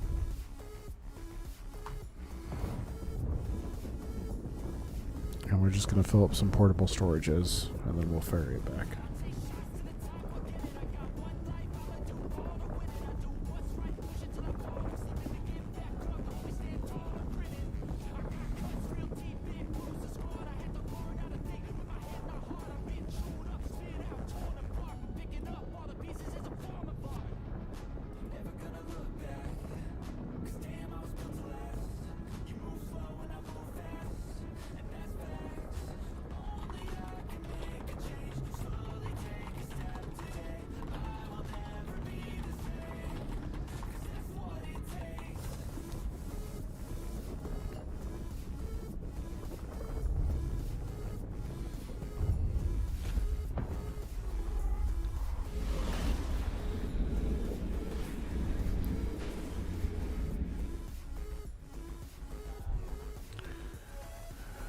Alrighty.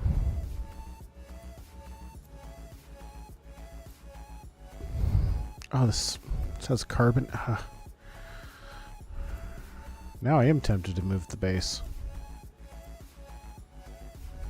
There's all 3 ore types here. Ooh.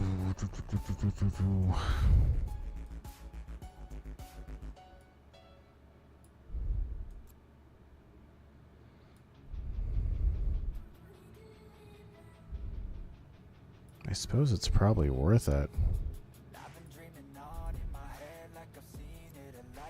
Not that.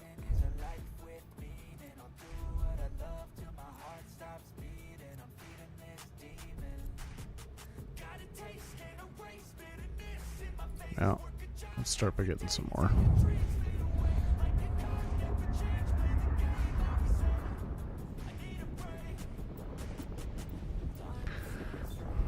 I think that might be what we do, though. I think we might move.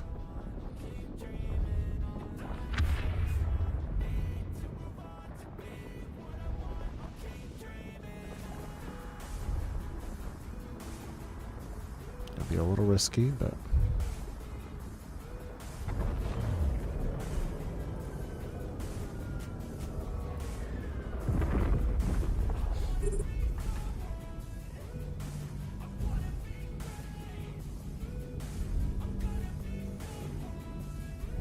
It'd be silly to just keep moving back and forth.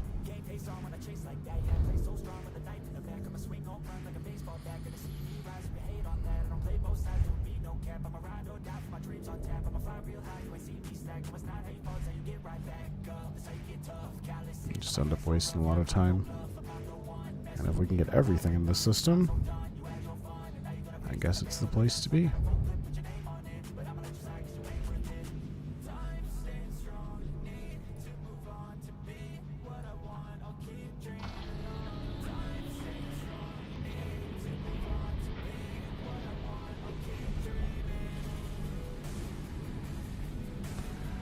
Alright, let's pick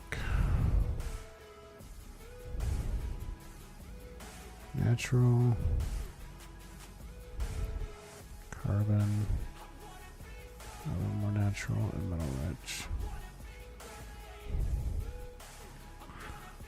So they're all here, maybe like this one.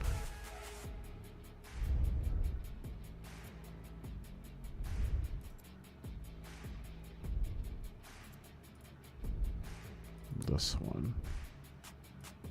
What kind of planet is this? Just out of curiosity. Gas. Okay.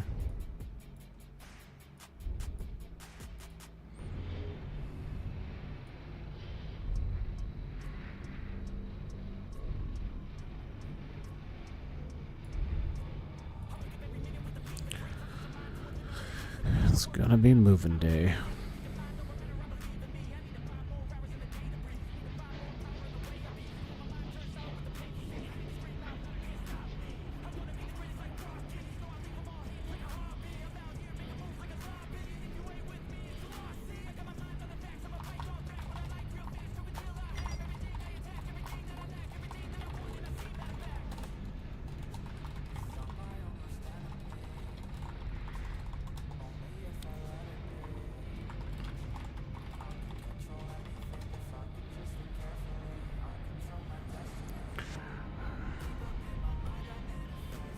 there. This is going to finish just in time.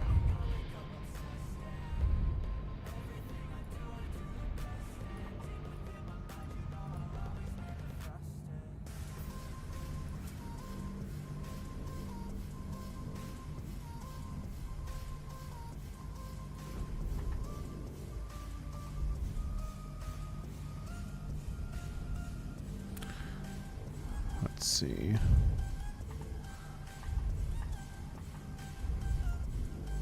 To build another network node, I'm mostly going to have to build more circuits. Okay.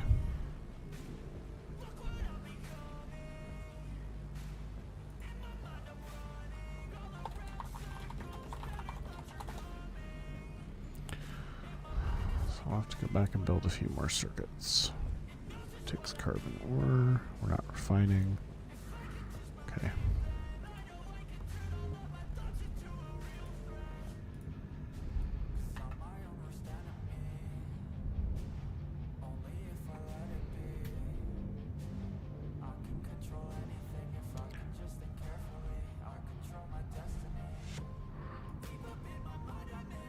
Guess on that basis, let's start making this happen. Go back with a load.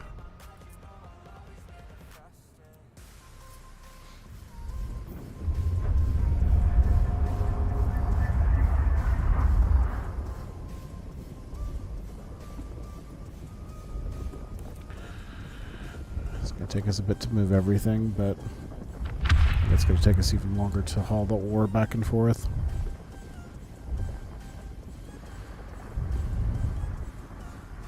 I think we'll just drop a new network node. Move, well, I'll probably drop new storage there, and then we can start ferrying stuff over, dropping it down. Just bringing this ore back with me so that we can compress our metal ore a bit.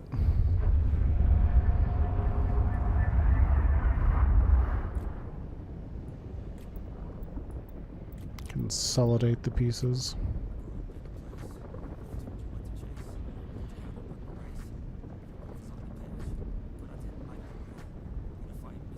Plus, I'm gonna have to make more circuits to put down the. Oh, let's see. There's something else I can salvage.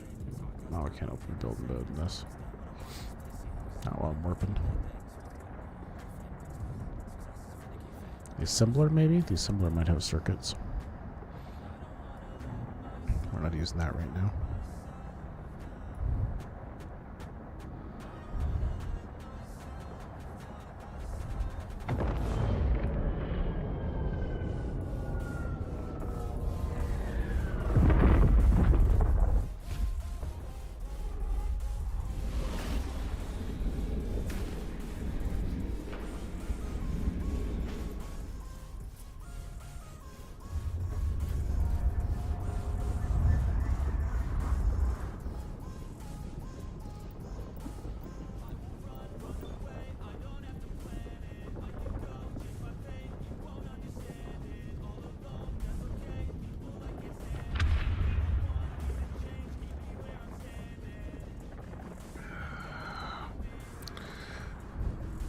A short, long-term investment, I suppose. And that ship will just sit there to remember us by. Okay, portable printer.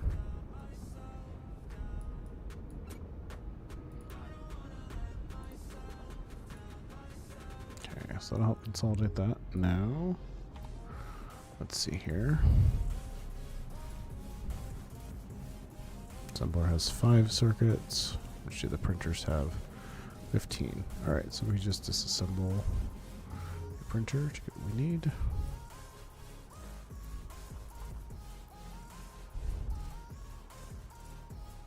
Has fuel.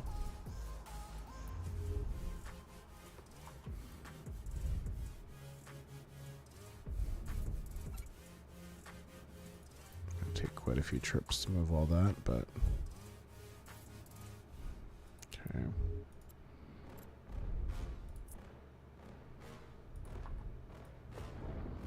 Go take that And the network node, we'll need 10 carbon, 10 thermal, 10 printed circuits. Okay.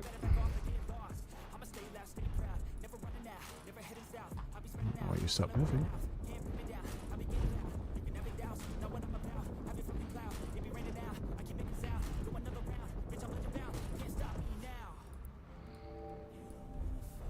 All stuff that we didn't loot.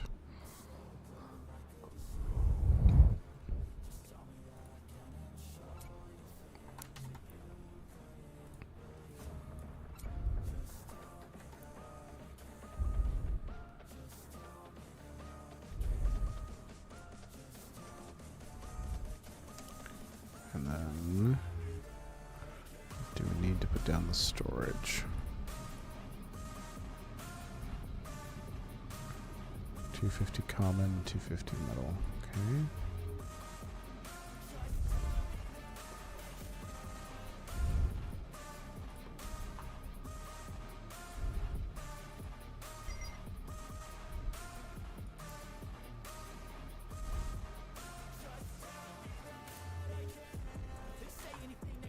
Drop that temporarily.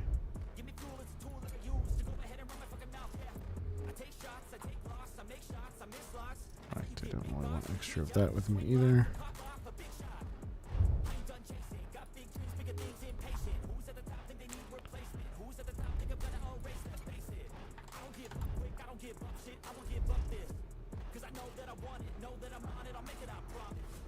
I've got that other ore on the other system.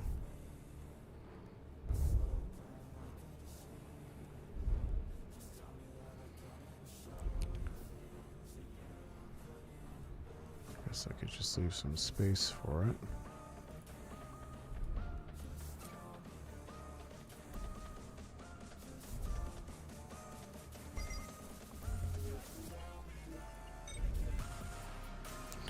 Alright, let's go back that way.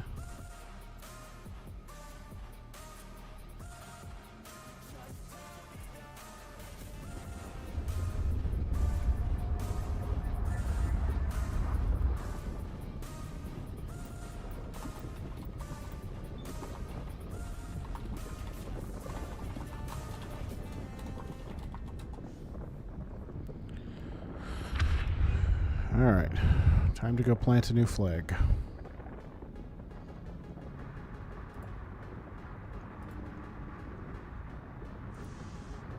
Try not to move anything too valuable right now. I don't want to waste the space, but the D1 fuel is fairly easy to replace.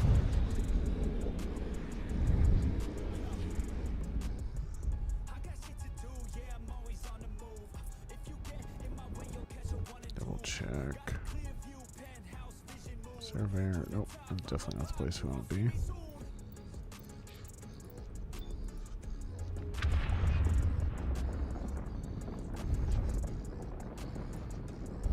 I feel like that carbon ore wasn't there before, which makes me think that somebody else cleared it out somewhere. But I guess I won't complain.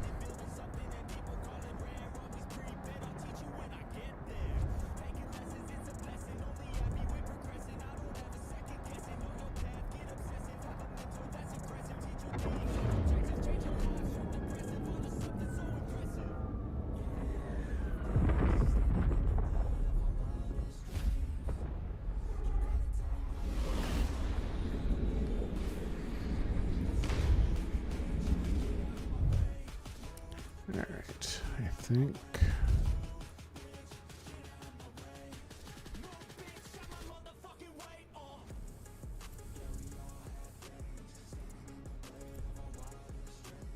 Not a wretch. I guess we just set up near that.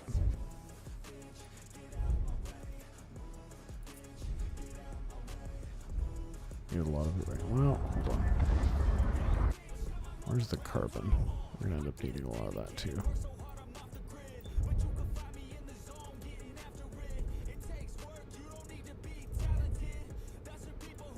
Right there by the sun. There, That's okay.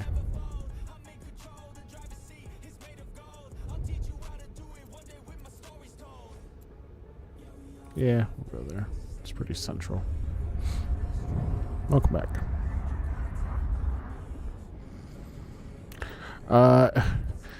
You missed that I came into a system where I found the ore that we were looking for. And then I also found metal ore in addition to the carbon ore.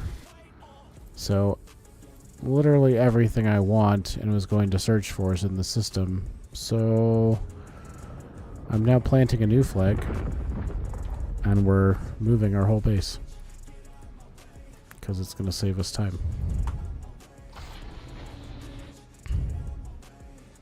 Alright, so while that's going down,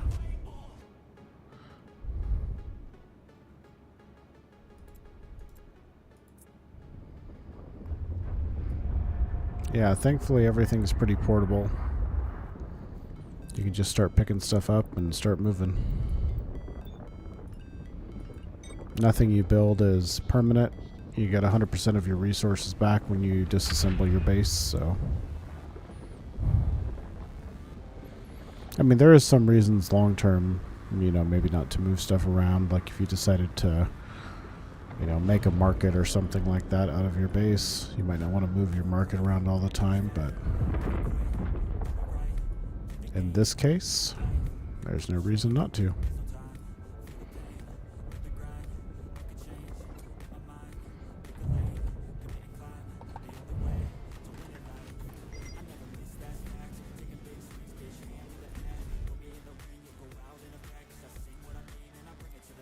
Let's see.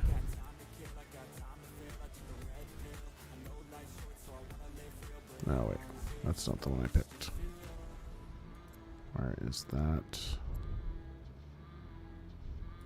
Oh, it's right next to us, right? This is where we are. Did you find a good snack?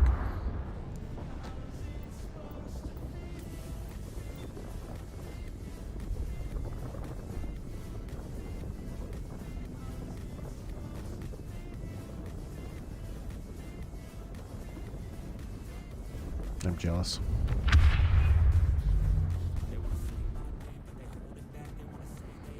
I ate right before we started, but snacks are really good. No, I didn't pick this one. Okay, well, it's here now. I'm glad this asset window exists, because otherwise I would have just been warping around trying to figure out where I decided to put this down.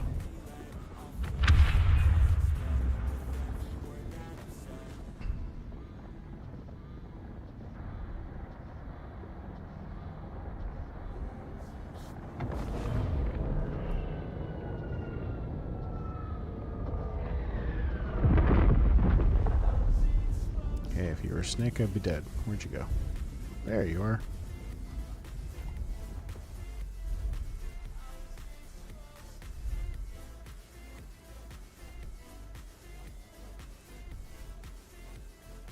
It's fine.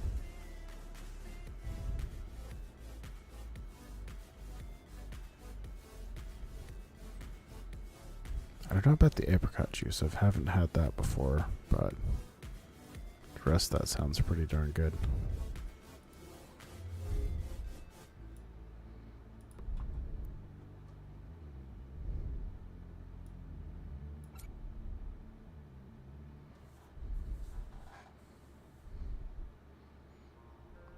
Start that up. Command not executed. How about we just start it? There we go.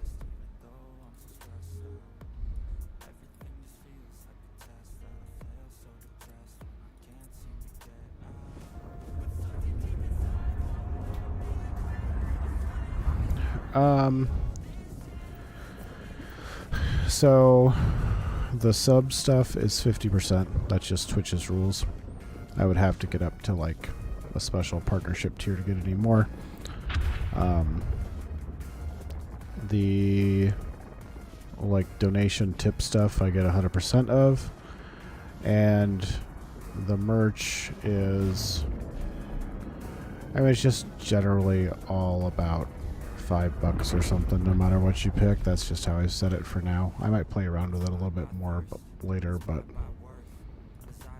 that's where it's at right now. So basically merch is equivalent of about a $5 tip.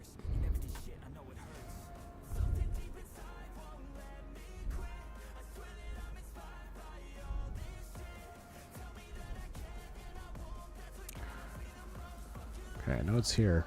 There it is. That is definitely the most direct way.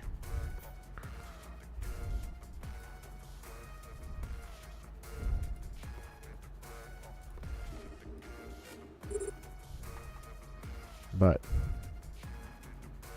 I'm not going to complain. However you decide to contribute, I will be perfectly happy because it all helps. I appreciate all of it. But yeah, the tip stuff goes just straight into my PayPal as is.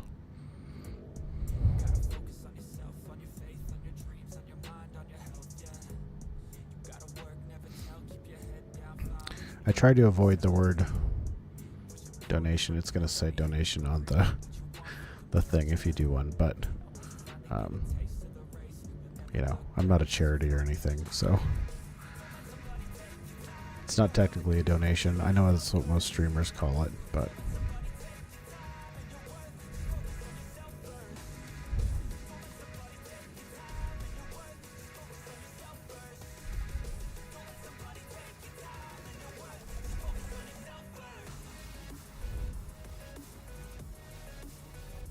yeah, they did. And Streamlabs does use tip, so like the page will say tip, but pretty much every single theme package, including the one that I have installed now, says donation. And I tried to change it and I broke everything. So I reverted it back. In fact, I'll admit I installed a whole new theme because I broke it that bad. So I decided not to mess with it for now.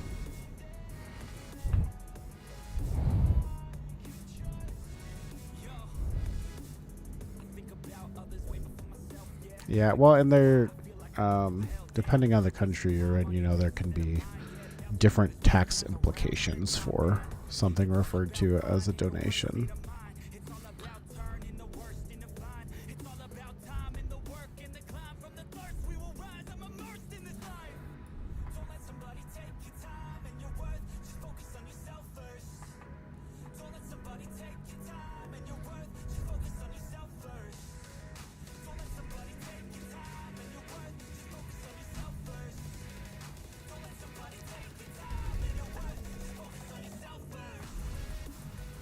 I also found out earlier that my PayPal is not like legally set up because I just have a personal one right now.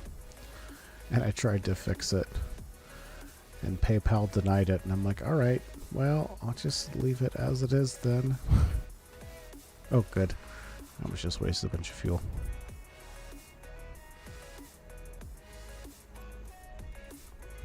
Not legally set up, as in it's not my full legal name. It's my first name and the streamer name. Now. Oh my gosh, thank you very much. That's incredible. And you're now the new stream boss. So, Mersha, thank you very much for the $20 tip. That is the highest tip I have ever gotten on a stream, so much love. Thank you very much.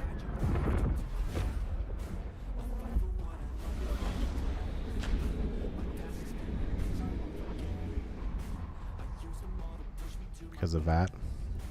I don't have to really deal with VAT, so I don't know much about it. Yeah, I mean, if not, I won't complain. You know, we got affiliate last week, and you know, could actually start monetizing the stream and stuff. you know, it's like it's nice to make a little bit of money, and you know, we're working our way towards at least paying for my game package for Frontier, and if that's all it does, then cool. At least I paid for my investment into Frontier with it, you know. But all of it helps. Plus the chair mat typical there, I did literally spend like $78 and change on a new chair mat, because I was telling him yesterday, when I was on stream the day before, I caught my foot on my old one. It stabbed into me, and I was like, alright, this is the last day of this one. I'm gonna go get a new one. And when I picked it up, the old one, to get rid of it, it was almost like the whole movie thing where they shoot the gun in a circle and put a hole in the floor.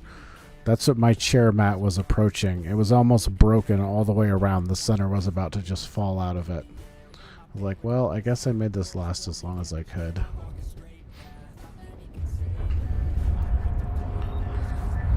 But thank you. That is very, very appreciated. Yeah. I've been kind of living on fixed income savings for a while, so if it's not necessary to spend money, I have been avoiding spending money, but it felt like that was finally to the point of being necessary.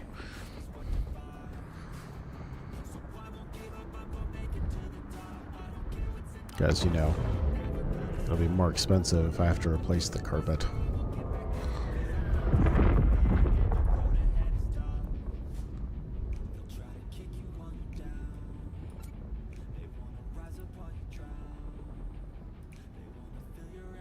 Build that.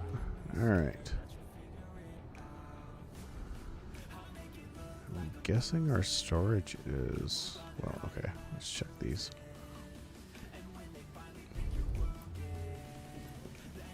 So yeah, we can just move this by right click, disassemble the cargo container. Excuse me. 3 times combo, what does that mean?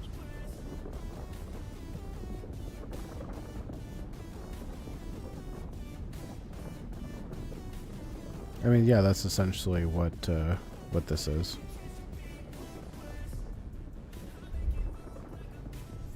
It's sort of soft plastic, I guess, but plastic all the same.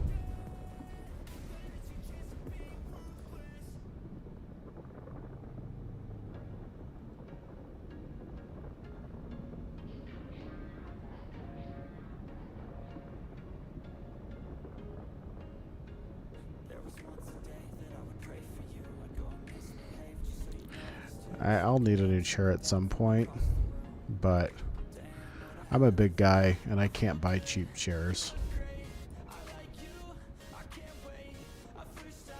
Oh, I had one that literally broke on me. Like it just, I leaned back one day and I snapped the metal frame. I was like, well, I don't know what this makes me feel, but it certainly doesn't make me feel skinny.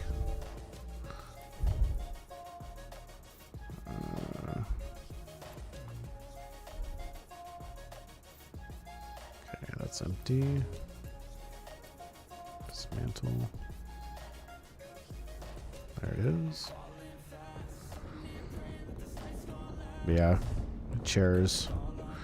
This one is not quite that bad yet. The arm always goes loose on it, drives me crazy. I have to tighten it like every other day. And the cushion is breaking down a little bit, but other than that, it's still in okay shape, so I'll definitely wait out the chair a little longer.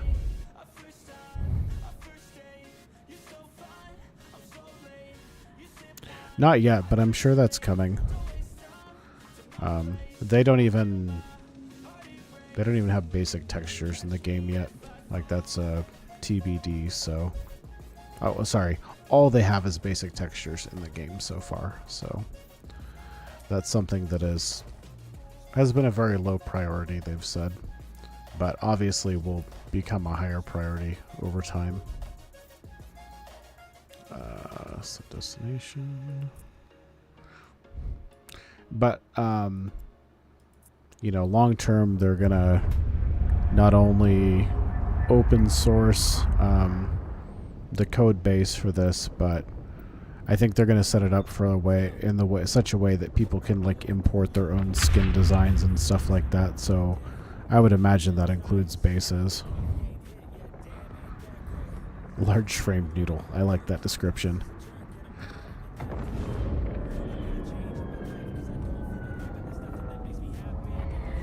Yeah, I have to go for the like big and tall chairs. Yeah, my left arm on this chair always gets loose. I've popped off the plastic cover so many times that I don't need tools anymore to get it off. It comes off really easily. And then I just stick the tool in there and tighten it down again. And it's specifically the left arm. Like, I'm sure I put pressure on it when I get up and down because I can't turn to the right and get out of my desk because I have drawers behind me here. So I have to turn to the left to get out, but I can't think of another reason why specifically the left arm would get so bad, because I feel like I lean on the right one more when I'm sitting.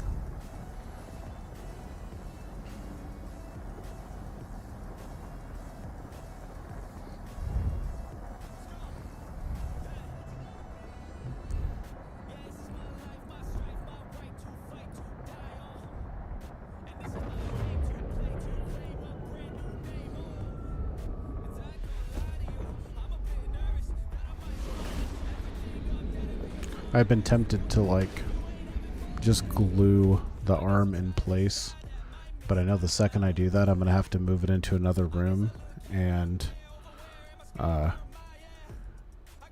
I'm going to be screwed because I can't fit it through a door. Corsair TC 500. That sounds like a nice chair. I like Corsair products. I have a Corsair keyboard.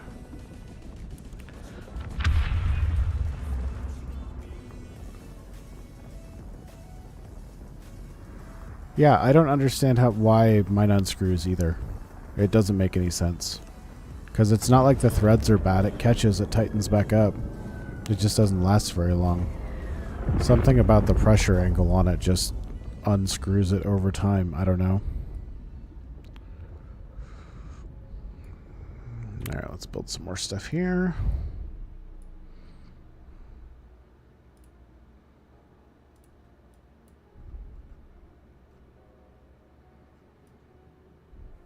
But when you are building, you can go left to right. If you change your camera angle, you can go up, down. I didn't really get up, down there, but you can change heights and change positions and stuff like that with these. And then there's a zone of influence. I wonder how far it is. Apparently all the way out here. Is that red line really the end? Oh, wow. 105 kilometers. Has to be within 105 kilometers of your network node, apparently.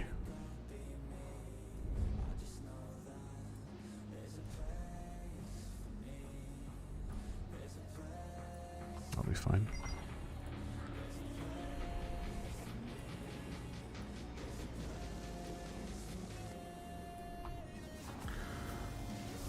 Let's see. Ergonomics my PC.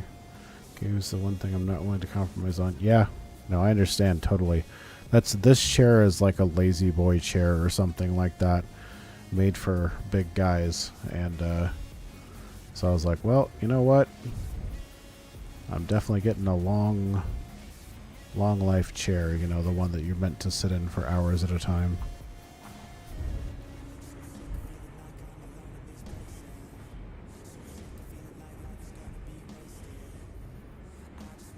Stop to vibrate.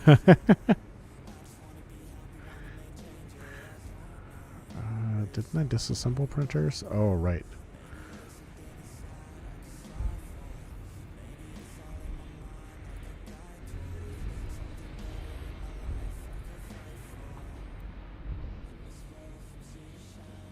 I haven't heard of that brand. Oh. Online.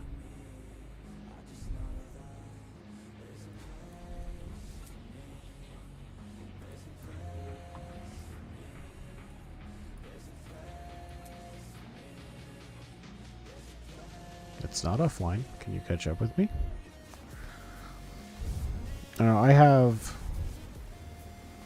one of the more expensive Corsair keyboards. It's the like K195 or 165 or something like that. But keys are magnetic. Interesting. My switches on this keyboard are laser switches, so they're mechanical in nature, but it's the instead of the physical, it's when it breaks the plane of the laser. And I like it. It took some getting used to because it's a little overly sensitive for typing. If I'm like too tired and I just relax my hand, then it will start pressing down on the keyboards. Nice. My buddy has a Razer and he loves it too. This is the first time that I ever bought a nice keyboard. Like, before this, I was getting like the $25, or less cheap gaming keyboards, and so this was a significant upgrade for me.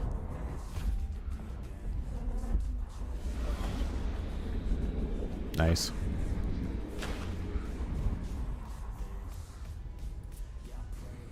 Yeah, back when I still had a day job, before I started trying to do my business full time, is when I invested in all this streaming stuff. So, I got a nice custom built PC. At the time I bought it was during COVID, and you couldn't get a graphics card to save your life, so I just gave up and had somebody build one for me. The custom PC builder the next state over. I got my key lights and my webcam and the mic and everything, and none of it's like best of the best, but the key lights are good though. The Elgato key lights, but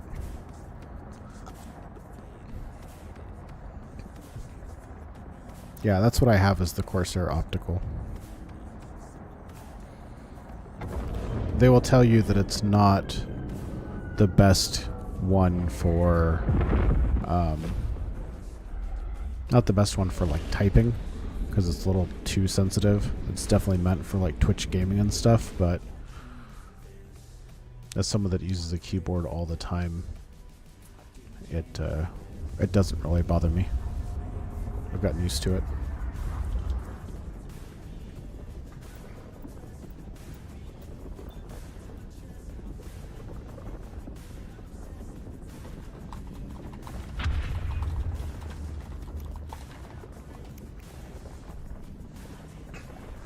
It is.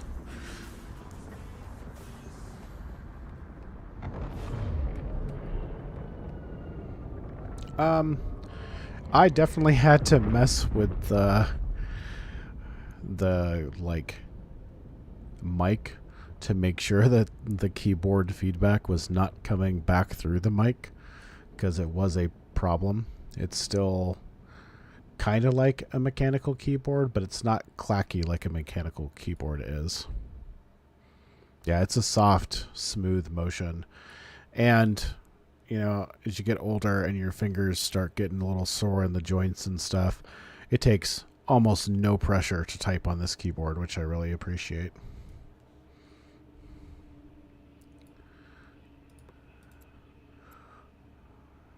Dismantle.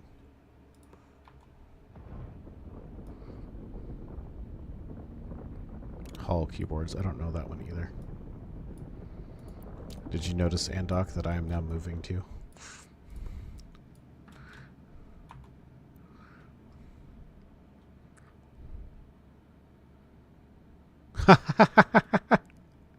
Yeah, but that's just a good story. Oh, my bad.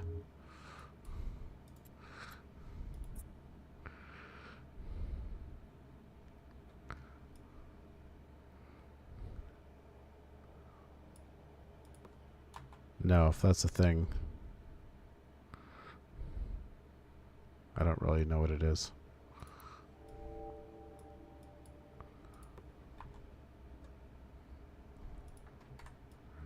Call me sheltered, I guess.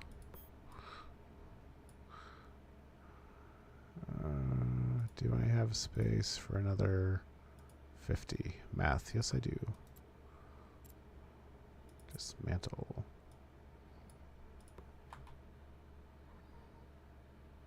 Strength and magnetic field. Interesting. This sounds like more physics stuff.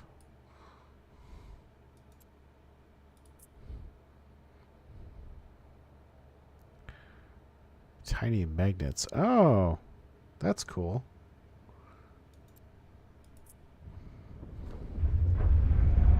Now that's a new one to me. I mean, I didn't know these optical keyboards existed until I found this one either. Yeah, okay, I understand what you mean now. I wasn't really connecting the dots before, but that's pretty cool. I believe it.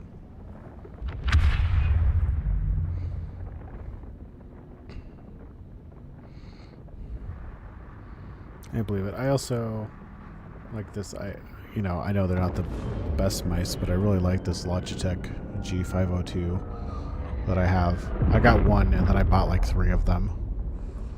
One for the laptop, one for the other computer.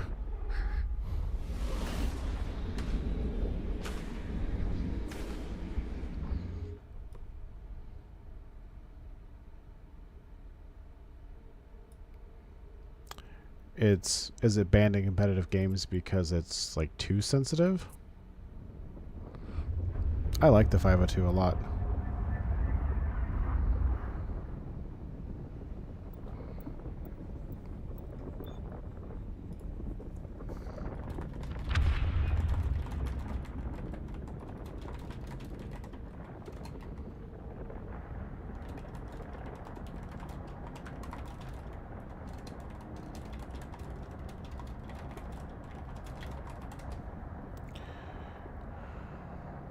Yeah.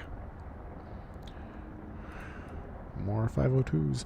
I used to buy the like really cheap, I think they're called like Red Dragon or something like that gaming stuff. And I would just go through it like every 6 months. So when I finally had the money and bought this new computer, I was like, yeah, you know what? I am just going to invest in something reasonably good. And I really like these. Plus, I like the adjustable weight in them. Oh, it shortens the length. That makes sense. That's crazy. I never would have thought about stuff like that. Yeah, I mean, eventually... Wow, that is really worn out.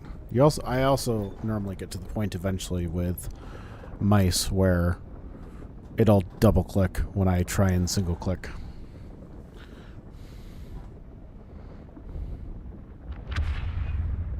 That's normally what gets me first with them.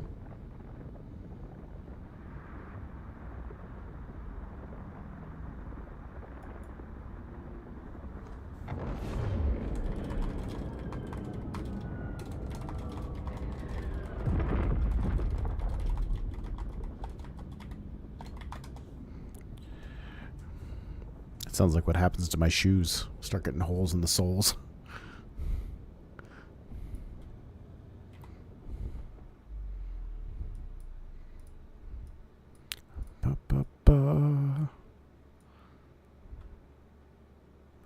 Let's see.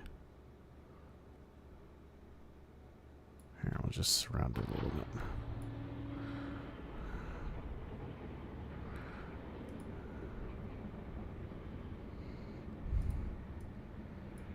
I know it has to do with the chain architecture and stuff, but I really hope eventually they change it so that you don't have to use these portable storages for singleton items.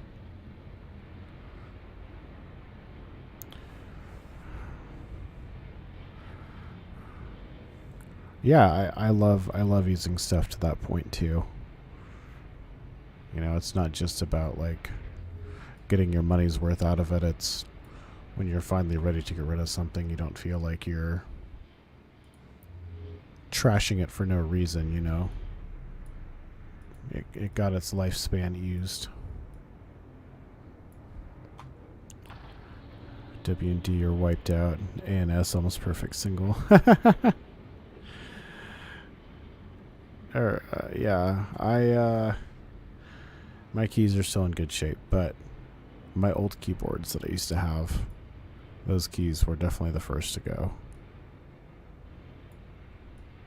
Especially when I used to play like WoW, I'd wear through those things really fast. But I have not played that game in a very long time.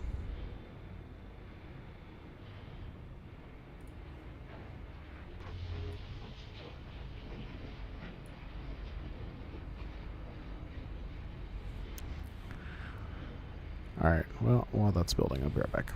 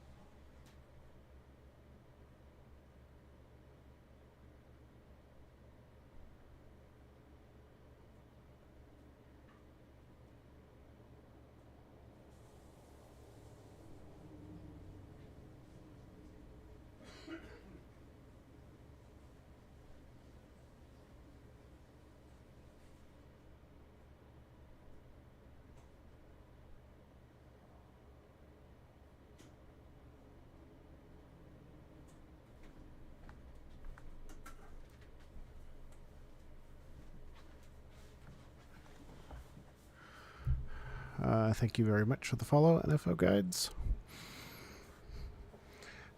I heard the sound as I was walking away. I almost came running back.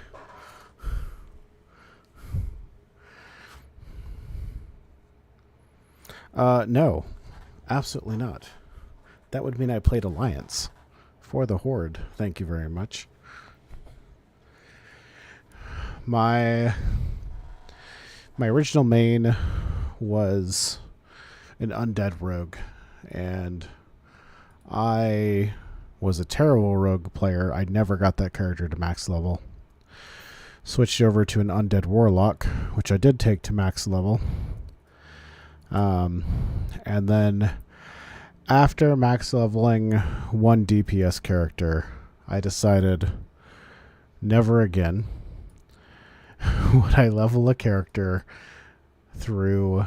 Nope, don't do it. Never again would I level a character through running missions or quests or whatever they call them in WoW. So I started playing only tanks and healers and just got them up to level 10 or whatever it was, and then I ran Dungeon Finder all the way to max level. I would just grind through it until I hit max. So I did eventually have the... Yeah, at the time it was 80, I guess, because I mostly played during Wrath of Lich King. So I had a max level Tauren warrior, Prot warrior, and a disc priest. What were they called? Blood elves? Oh, whatever the Horde elf faction was.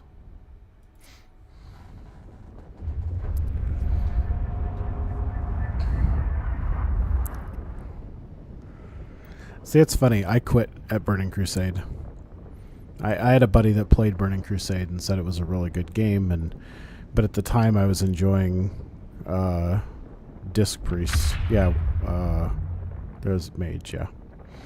But I was really enjoying Disc Priest, and they decided that overhealing was no longer a thing. In Cataclysm, they were going to punish you for it. And Flash Shield Disc Priest did nothing but overheal. So... I was like, well, you just ruined my favorite character class, and I don't want to pay for the sub, or not the sub, but the expansion. Because that used to drive me insane about WoW. Like, I already pay you $15 a month, and now you want $60 for the next release? No thanks. So then I switched over to EVE and just pay the monthly sub. Get all the updates that they do without paying any more money for it.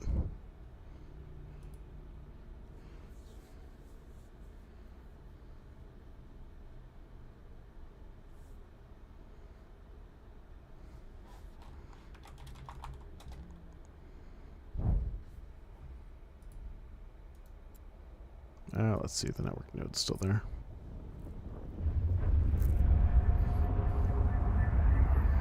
Yeah, I had a buddy that played a mage too. Freelancer. I never got around to Freelancer. I know a lot of people that did. My old roommate played a lot of it. He was the one that got me to invest in Star Citizen because he liked playing Freelancer so much.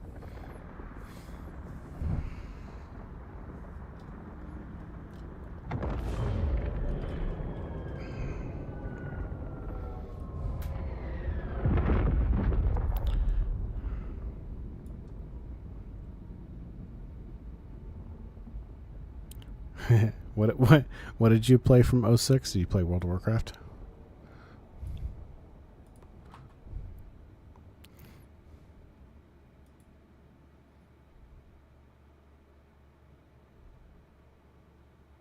Yeah, it's not a bad game. I did pick up Classic for a little while a couple years ago, and I was having fun with it, but I became extremely disappointed when I found out there was no dungeon finder anymore, because like I said, that's just how I like to level characters. And apparently it's not what the player base wanted, but it's what I wanted. And then I was excited when they were going for Wrath of Lich King, because I was like, oh, here comes my dungeon finder, finally. And then they didn't release it, and I was like, all right.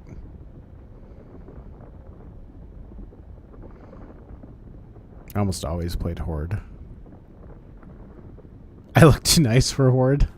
So, it can vary by server, I know, but I started playing, like most of the time that I played WoW, I was college age, and on the server that I was on, Alliance was all the like young kids, and I just did not mesh with that crowd. And so, Horde fit me better, and I kind of worked a late shift, and so I'd get off at like midnight. And so the primary group that I played with for a long time in WoW was a bunch of Aussies, because they would just be like getting off work, and we'd go like run dungeons or raid together, and then they'd go to dinner. And then the couple of like crazy Americans that were on a schedule like mine, we'd go run heroics and stuff afterwards. So it was a good time.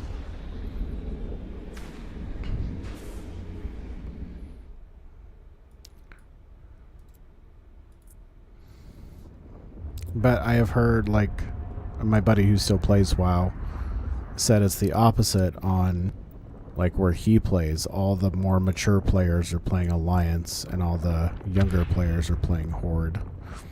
So it just depends. Every server's different.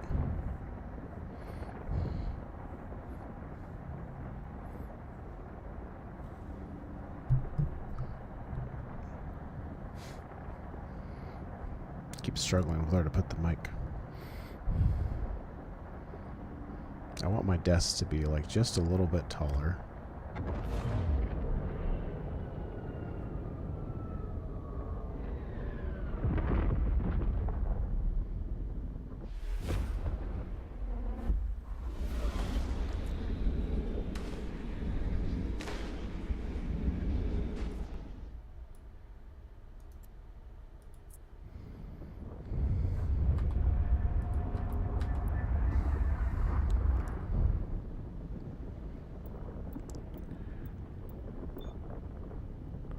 Most of the European servers are over 50% Alliance. Wow. Interesting. I never played Lineage 2 either.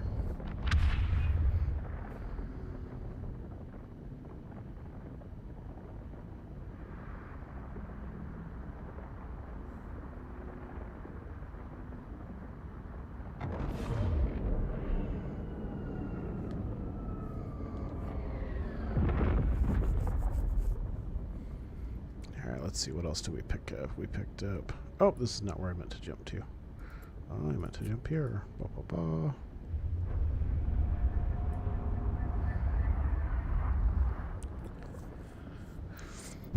I tried playing League for a while. That wasn't really my jam.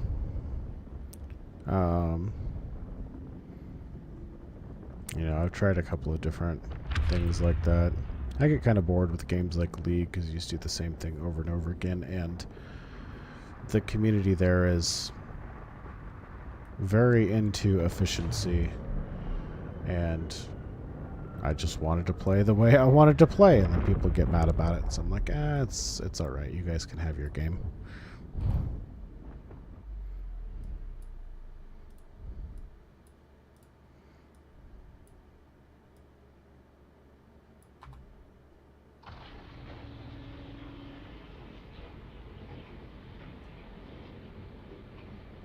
I still play Eve.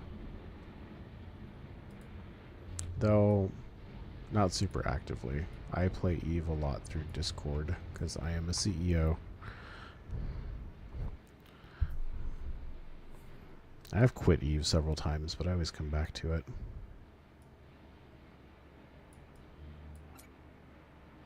Just one of those games. It's hard to get away from.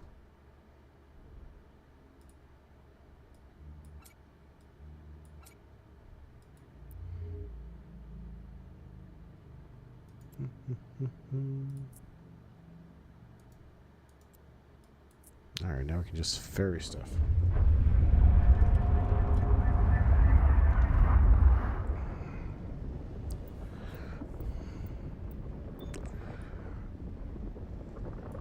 Like, I'd quit Eve, and then they came out with Upwell Structures, and I came back to that. I guess even before that, I quit Eve, and I came back because we could walk in stations briefly, and, you know, they kept hooking me with the next little thing. But I spent entirely too long in high sec in Eve, and I think that was part of my problem. You know, I should have gone to nullsec way, way sooner than I did.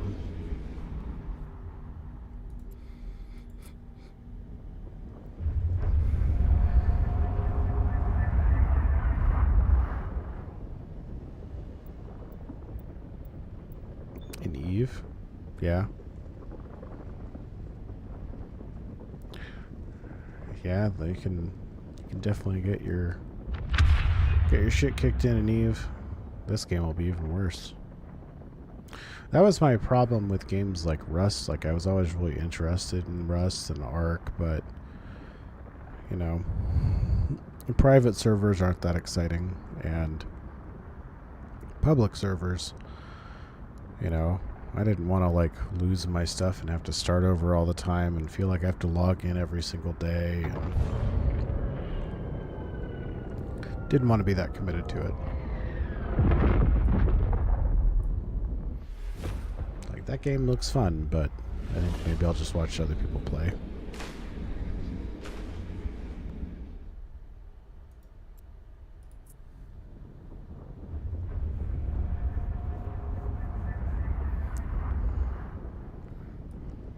Done a lot of hauling in this episode.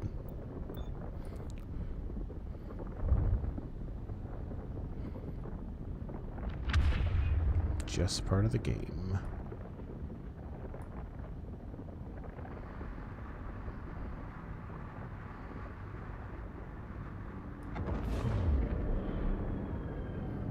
I'm gonna kick myself if I do all this work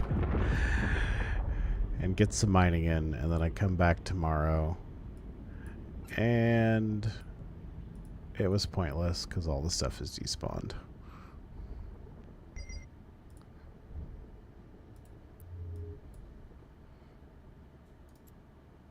Okay, at least give it to me for a couple of days.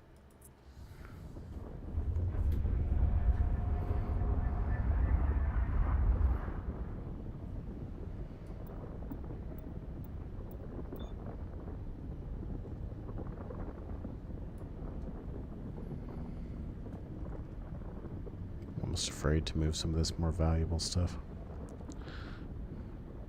Like my lenses.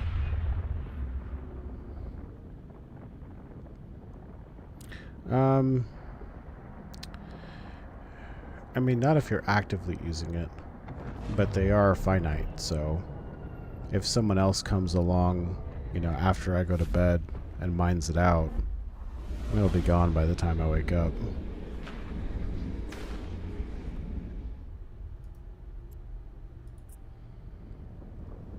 Most of these sites have a lot of asteroids in them, a lot of volume, but doesn't mean it can't happen. Yeah, I won't be able to mine it out. Not by myself.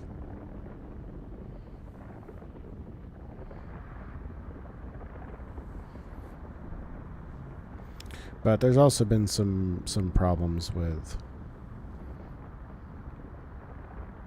Probably. There is some systems where drones actively mine stuff out, yeah.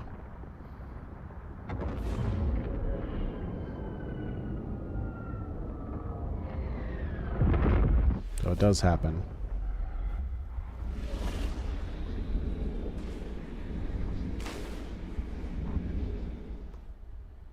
Yeah, that is one solution.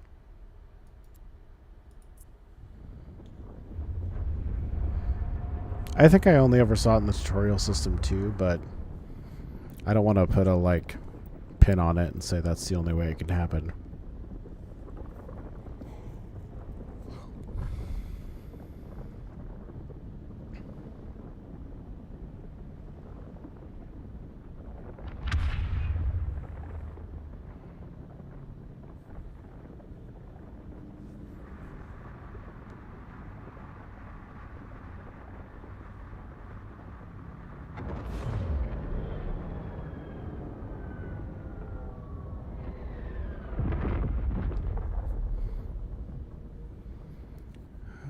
None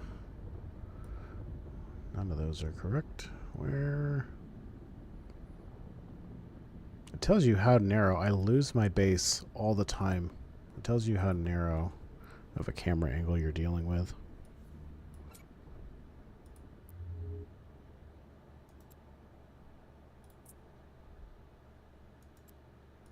Because it's not a small amount of stuff.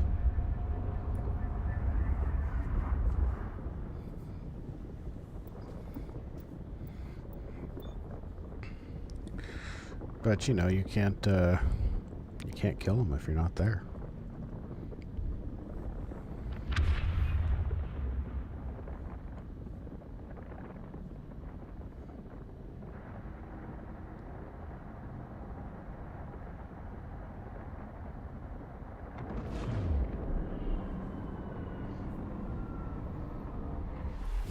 I do love some of these like big objects and stuff they have around the gates. So not only can you gate camp, you can set up ambushes.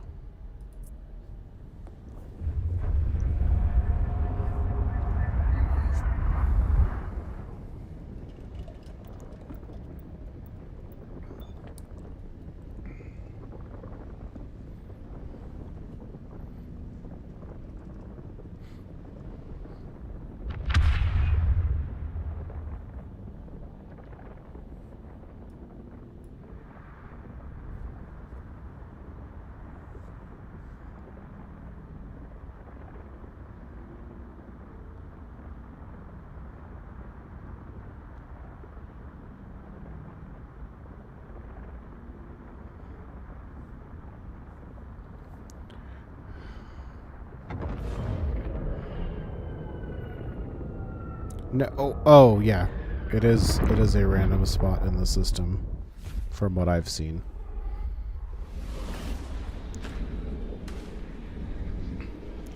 I thought when I first read that, I thought you were saying I would pop out into a random system when I used it, and I'm like, oh, that would be difficult to manage.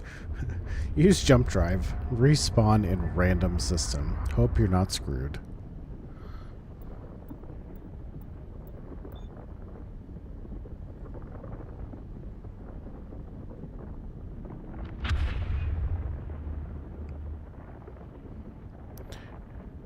Yeah, Ironsides. I have found some of those systems myself. They definitely exist. You get sites full Full of stuff.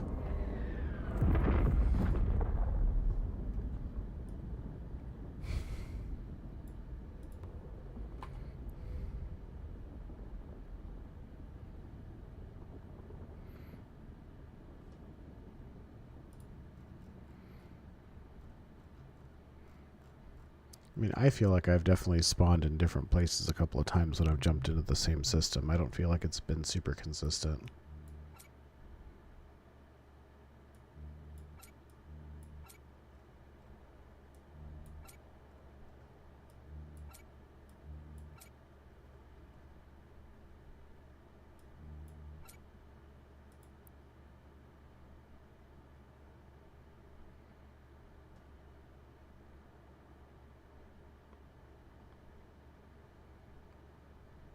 Did it work?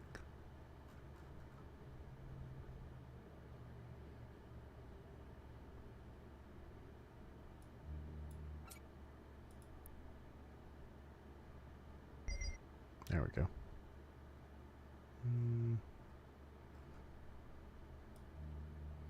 Still a bit of space. Fill it with fuel.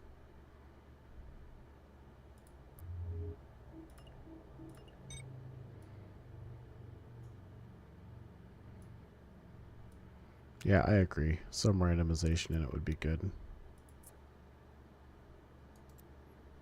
I'll have to try and pay attention to that more, though, just to see if I can tell. I've definitely come into a system and landed on top of a player before. I like spawned into a system and got shot immediately.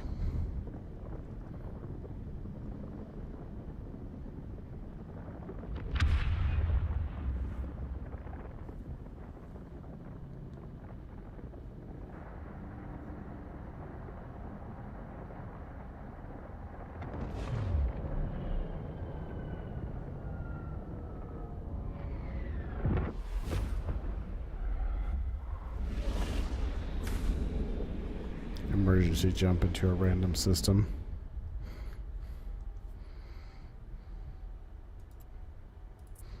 Pretty sure that happens in Battlestar.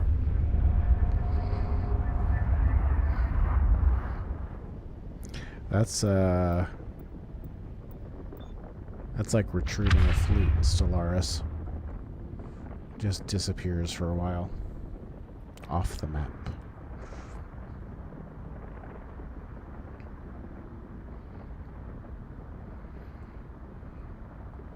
I would be surprised if it even lets you use the jump drive while in combat.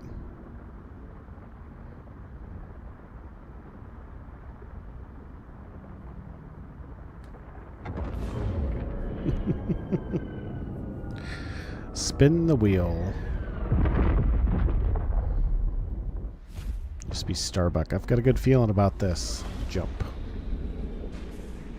Where are we going? I don't know. We'll find out when we get there.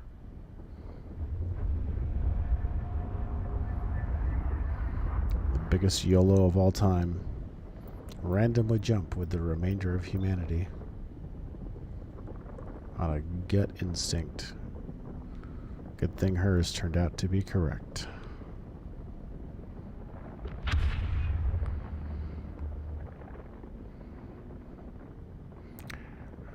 I mean, near a shipyard would be helpful. Though, in my case right now, near a shipyard would not be helpful. I keep jumping to the portable storage. It's not where I want to go. Just jump to the network node. Because my nearest shipyard is very far away from where we are right now.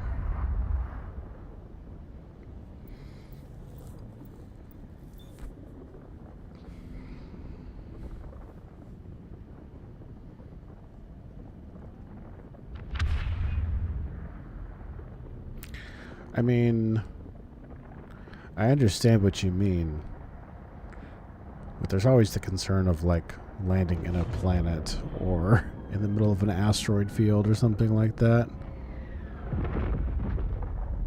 What did I like get everything I needed for my replacement ship? I just built a reflux so that I could start doing things as fast as possible. That's true. It's true. You'd have to be really unlucky.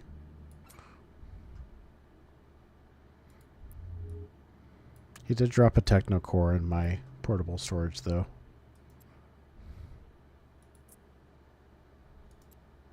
That was my compensation for losing my Reaver. You're correct. Vast emptiness of space.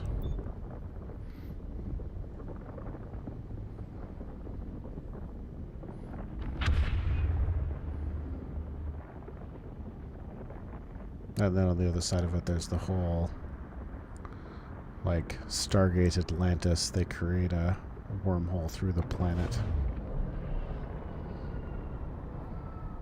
All kinds of crazy sci-fi stuff out there.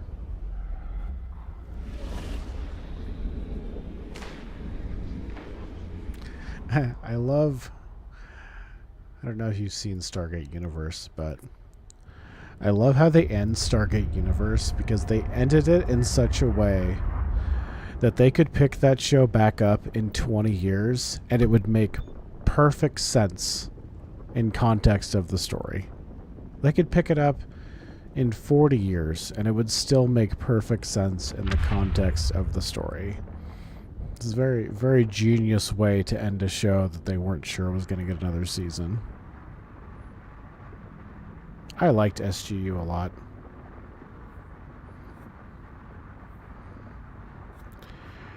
I think it had a lot of potential. I liked kind of where they were going with it, but I don't know.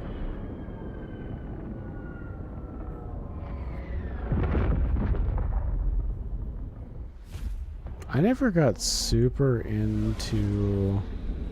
Yeah, the space battle was good. I never got super into SG-1, and I think it's just because I got a little too snooty when it came to like the effects and stuff. I should give it another chance now, because I like some older TV stuff now that I didn't used to like. So I should try SG-1 again.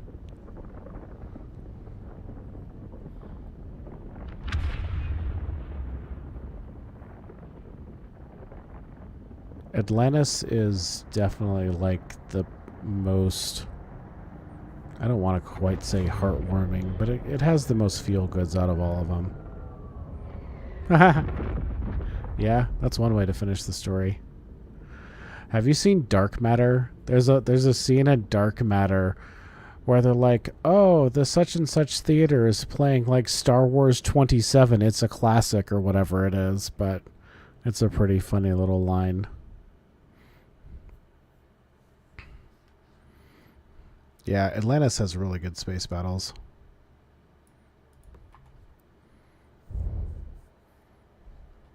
It's definitely one of its strong suits.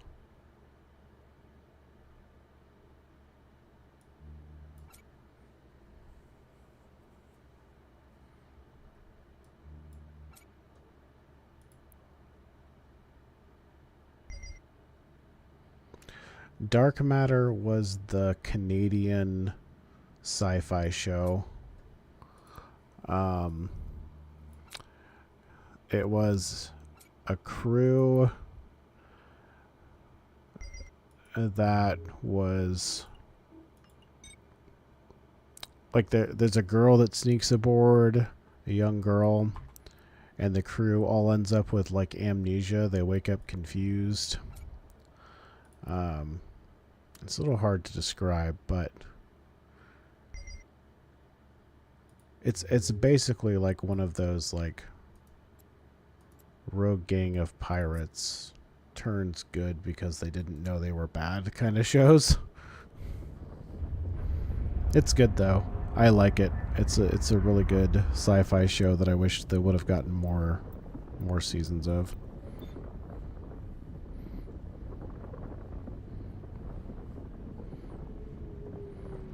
It's like a, I don't know, in some ways it's almost like a little bit of a more modern Firefly.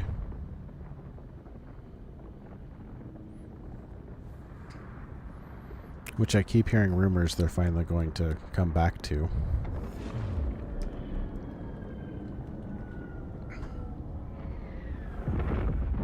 There are two of them? Let's see. Dark matter. Oh, you're not even kidding. Well, it's not the 2024 one. I can tell you that much.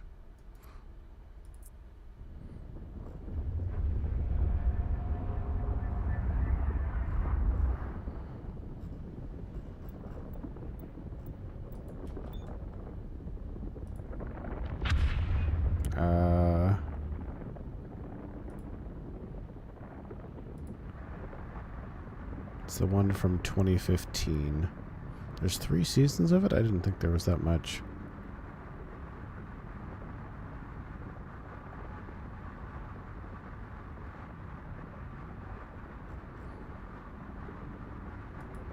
Fun show, though.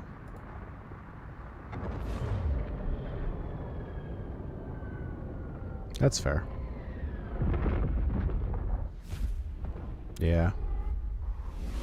I don't know if you know this, but they did continue the Firefly story in comic books. So, like, the story exists there if they do bring it back. It's already been written. At least the start of it.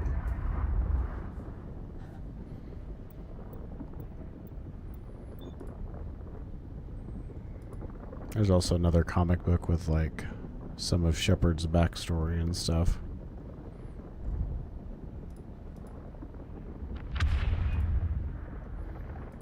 And then, of course, they have the movie wrap-up with Serenity.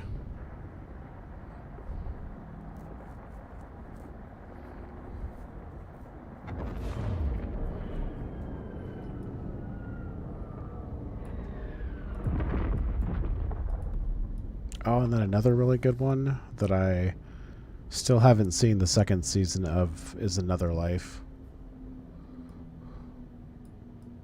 It's the Katie Sackhoff one. It was on Netflix. It's pretty fun.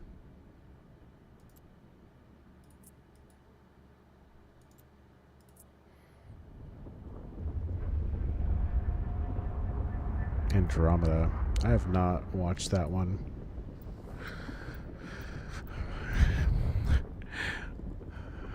I was enjoying, was it Babylon 5? So if I can watch that, I probably should go back and try watching SG-1. I don't normally do comics either. My friend already owned them, so I borrowed them and it took me like 30 minutes to read.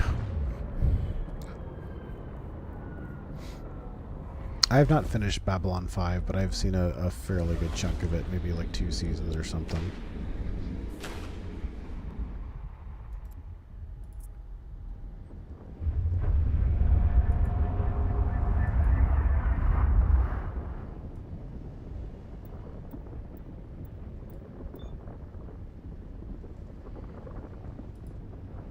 I've heard of it. I just haven't watched it. Let me look it up.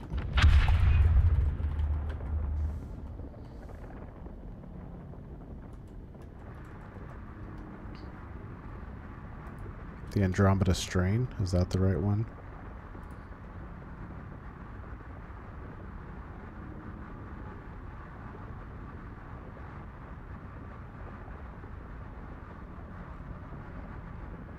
Apparently it's a movie too.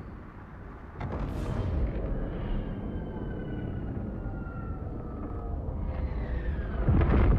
kind of wonder if I have that movie downstairs.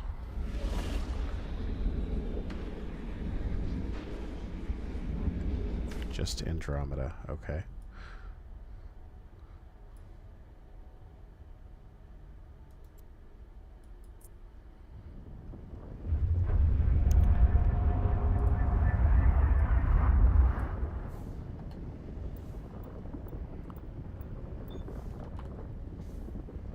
Oh, there it is.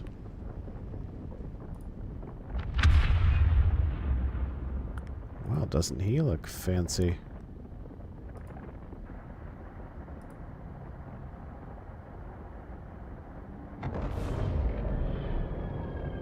Is this real? This looks...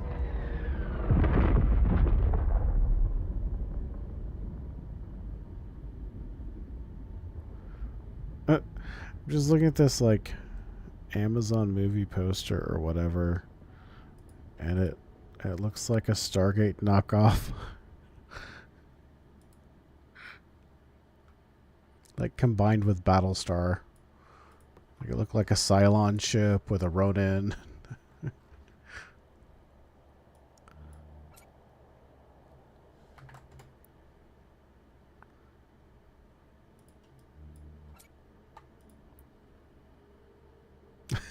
That's funny.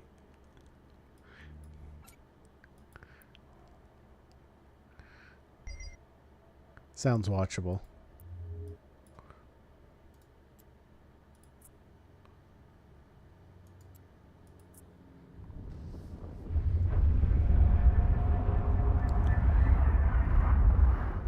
Good ideas about space combat.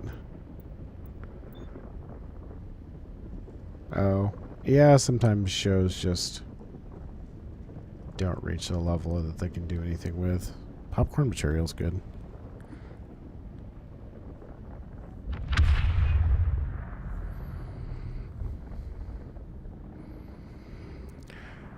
It's like the Emoji Movie. It's just one of those things that you smoke a little weed and laugh your ass off because it's terrible.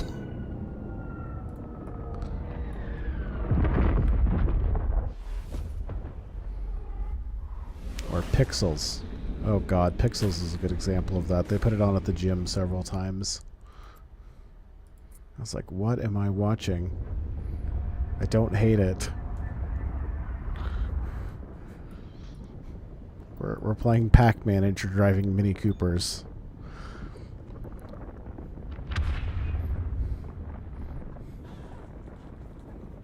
Oh god. Pixels is an Adam Sandler movie. And it also has... I just blanked on his name. Tyrion from Game of Thrones. Game of Thrones. Cast.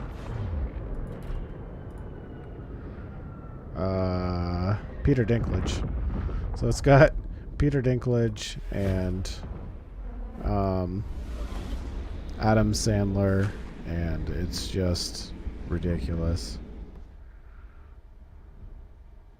Sonic movies are really good. Like the new ones are really good.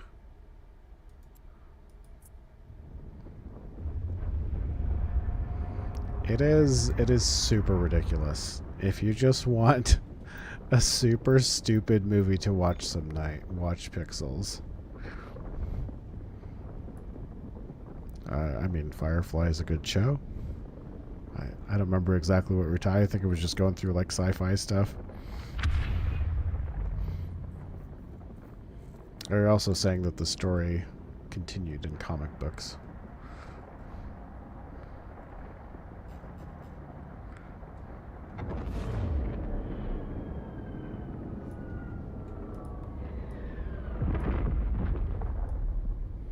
I think in Pixels, Peter Dinklage is like a wanted criminal who's been put in jail for cheating in a video game competition. Like, it makes no sense, but that's why he's incarcerated and is like this terrible criminal because he cheated in some video game competition or something like that.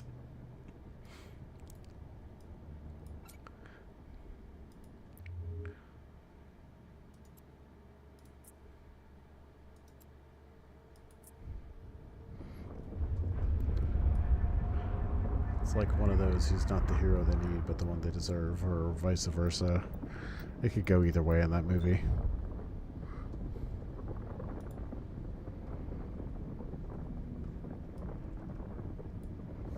They're like invading aliens or something like that, or like old school pixel arcade game characters.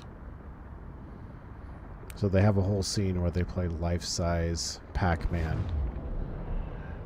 And they play the little, like, the little dudes, little ghosts or whatever in Pac-Man. They're trying to eat him. Except they're representing it by driving colored Mini Coopers. Because, you know, they got the red one, the blue one, whatever.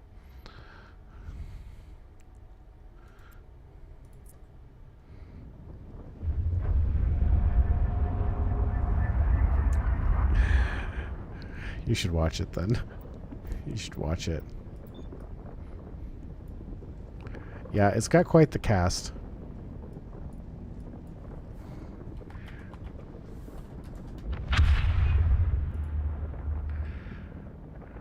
Kevin James.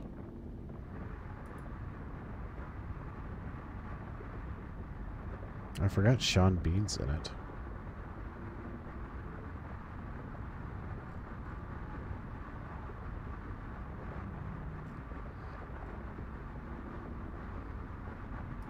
Ridiculous movie.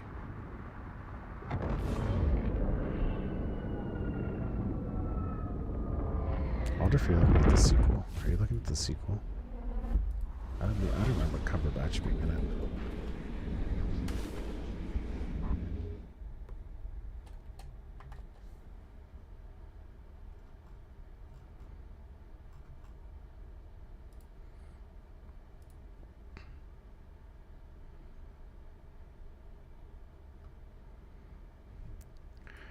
I like Sean Bean.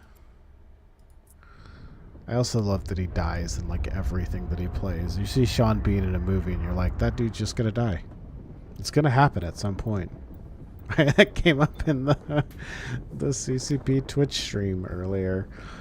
Guy biomassed himself 250 times in this game trying to get a start. And the like CCP moderator called him the Sean Bean of Eve Frontier. It's like, yeah. Yeah, that's pretty accurate.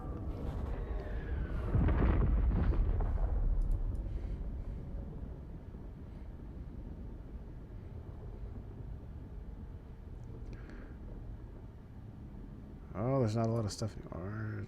Tactical view. There it is. It's below me this time. Someone's gonna like build a minefield sometime around my base, and I'm gonna jump in and not even notice it. It's not currently possible, but if it was, I would be in trouble.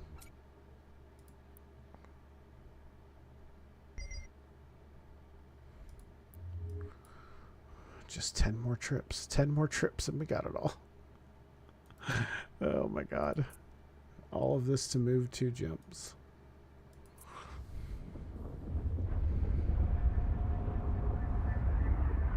I need a bigger cargo hold.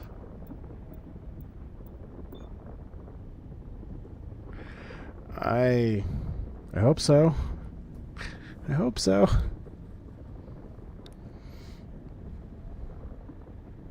Speaking of amazing cast, if you haven't seen the unofficial like Power Rangers movie, it's short, but it's super good. Katie Sackhoff and James Vanderbeek. I was listening to an interview that Katie Sackhoff did for it, and I'm going to find a link for it.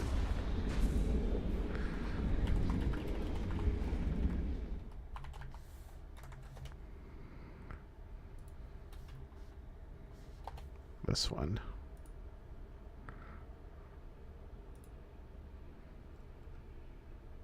It's got to be it, right? Yeah, it's this one. But I was watching an interview that Katie Sackhoff did for it. She was like, I was just riding through New Zealand on my motorcycle, and they called me and they're like, do you want to do a Power Rangers short film? And she's like, yeah, I do. And they showed up and they just like gave her a rack of clothes. And they're like, pick whatever you want to wear, you know, whatever. We're just going to go shoot this thing. And it's only like 12 minutes long, but it's really good. And they got mad about it and they had to start plastering unofficial and stuff all over it. 'Cause it's copyrighted.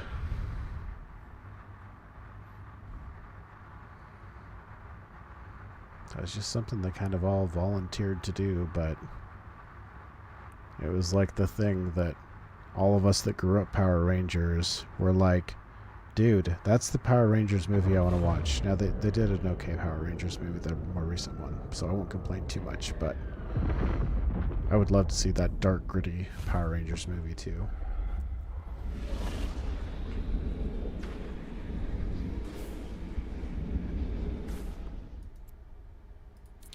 I'm also just a big fan of the girl that plays... Which one is she? Is she the pink Power Ranger? Oh, she's also Jasmine in the live-action Aladdin. But I loved her character from Terra Nova, which is another TV show that got canceled way too soon. That was a good dinosaur show.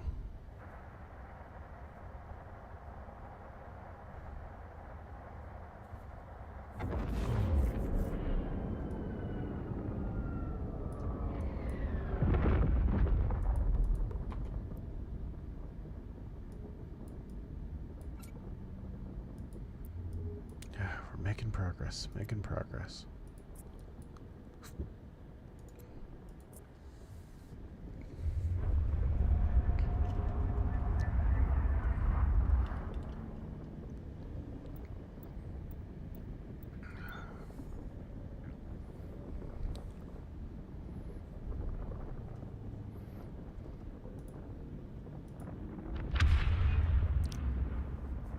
It's a really weird time of day for people, I think. It's noon here, and it's like dinner time in Europe.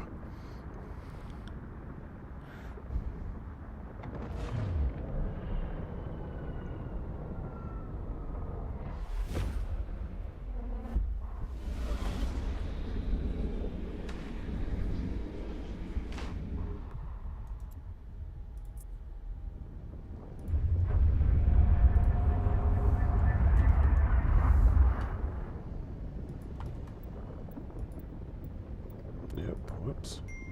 Clicking on stuff too fast. What's more important than your education? Sushi, panini, jambalaya.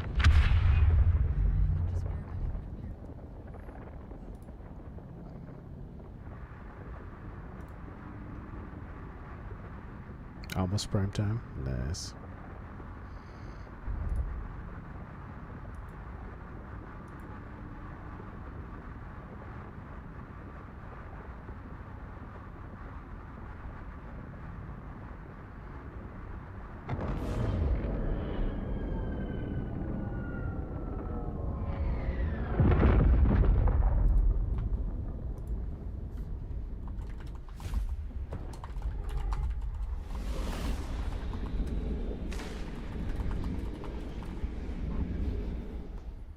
Oh, you're an East Coaster, are you? I'm a West Coaster.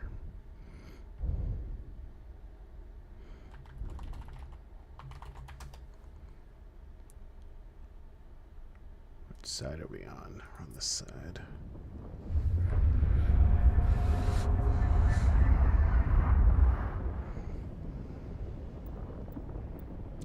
.20, so you're a little east of... You guys are east of GMT.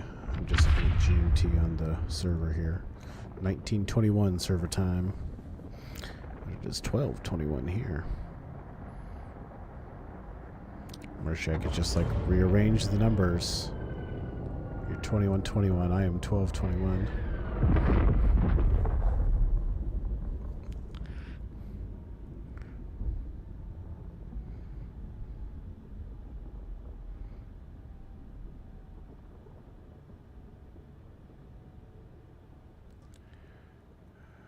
Let's see. Base is there.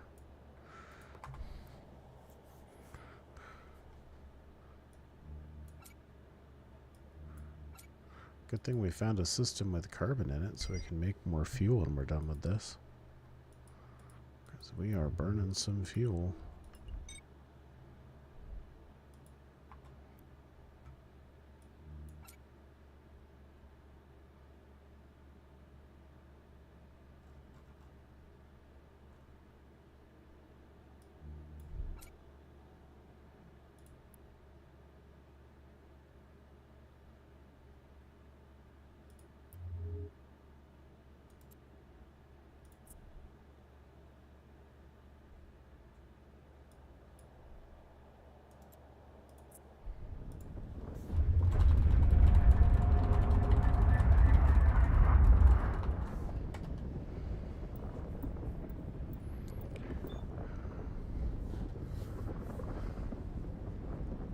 Hopefully we'll be done in just a few more trips and we can actually work on something here.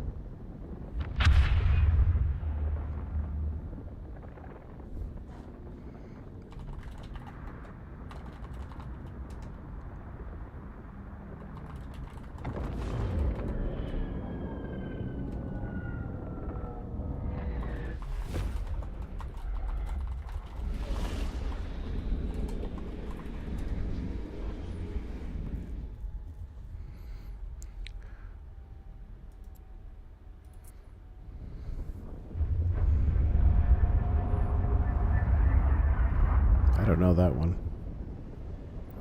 Is that like a YouTube series?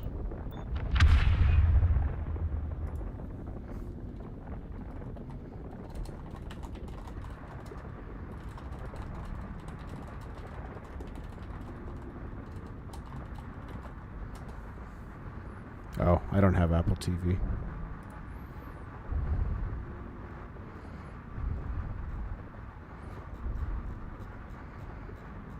I don't have anything Apple.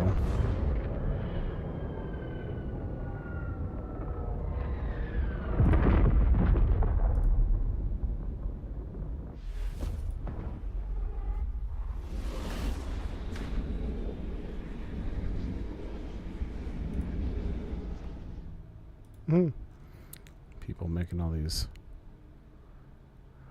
elaborate maps and stuff when they're traveling in this game. Fair enough. I'm too lazy to pirate stuff.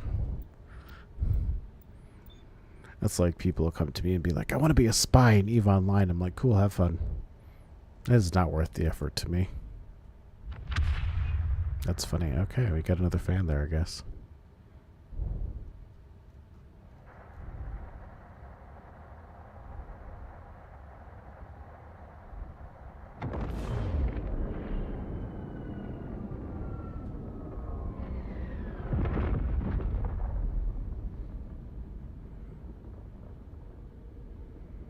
That's fair.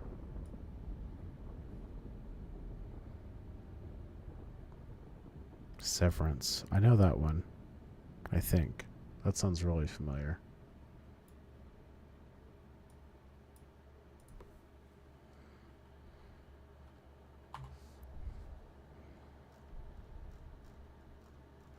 There's been a couple of things that have come up.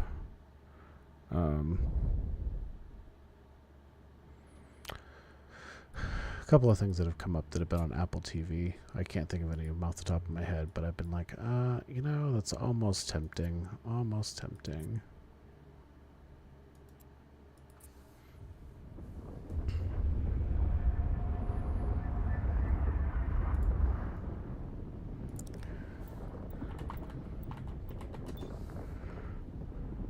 Oh, geez.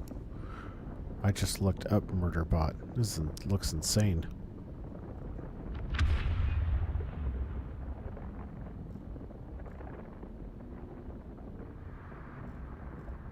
Oh, and it's Skarsgård? I like Skarsgård.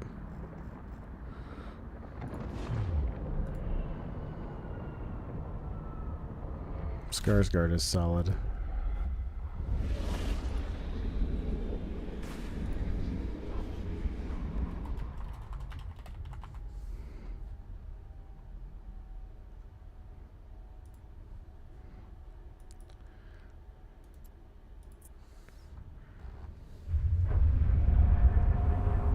Also, oh, why did I just blank on his name? I'm reading True Blood right now. And he plays the Eric in the TV show.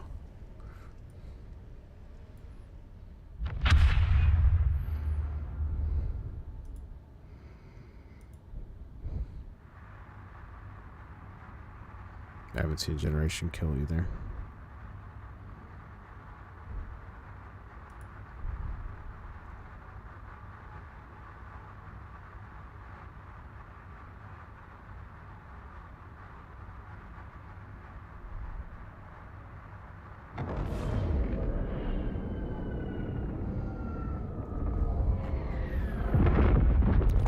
All kinds of things to watch.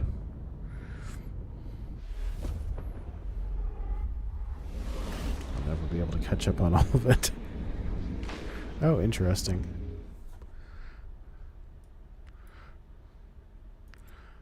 Sometimes that war stuff's kind of hard to read or watch, you know. It's intense.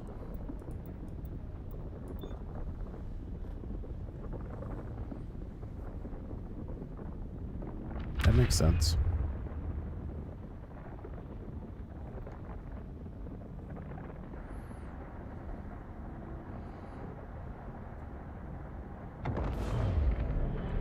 I mean, I feel like you just described A-Team to me.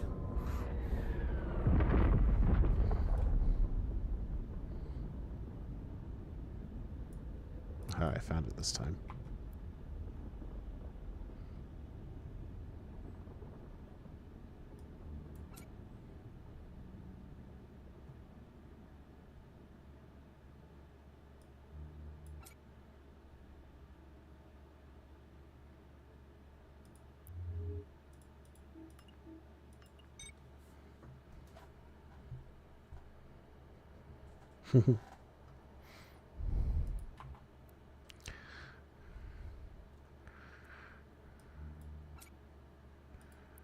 Never ends. Can you fit some of that? Yeah. 100% full, what I like to see.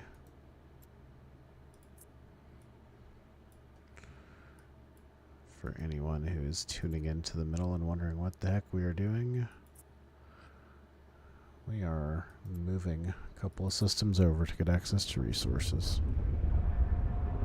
I haven't watched Last of Us. It's been on my list for a while, but I haven't gotten around to it. I never played the games, so it's not like it's not got a huge draw for me, but I've heard a lot of good things, even from people that haven't played the games. I also started watching the Fallout TV show, but I haven't gone back to it yet.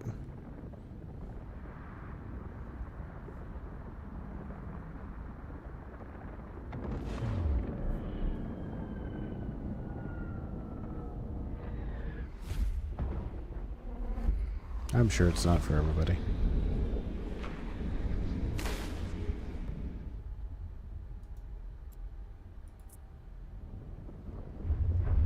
Yeah, I want to go back to Fallout. It was good. I just, I don't know. I just need to sit down again at some point and do it.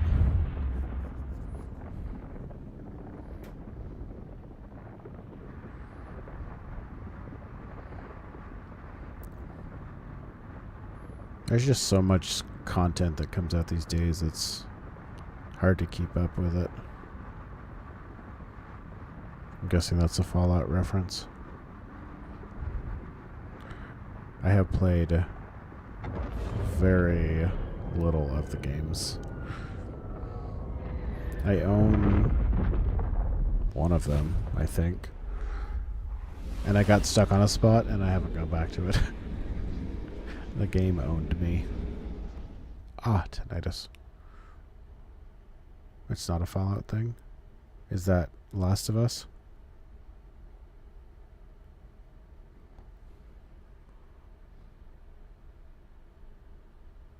Oh, okay.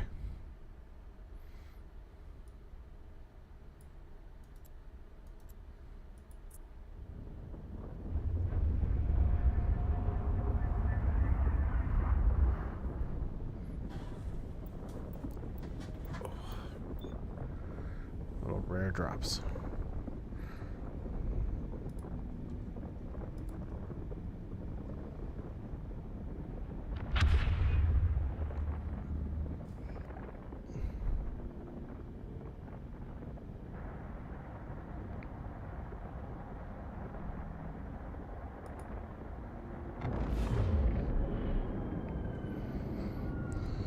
I've never had a lot of friends that have been into guns and stuff, but they've always been kind of a side thing to me.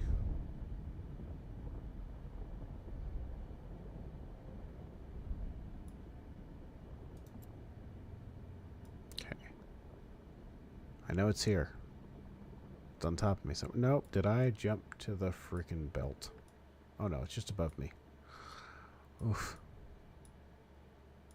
It's so easy to get lost. I'm going to be screwed if they change this tactics view and make it less good, because I need it just to find my freaking base every time I jump here.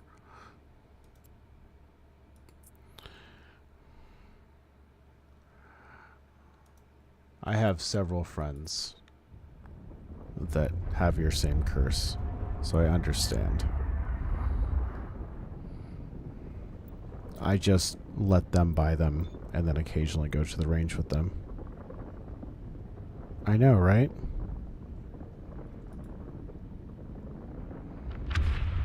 It's still building. I just realized the music stopped. I thought things sounded weird. Let's see. What the heck is Psych Rock? Let's find out.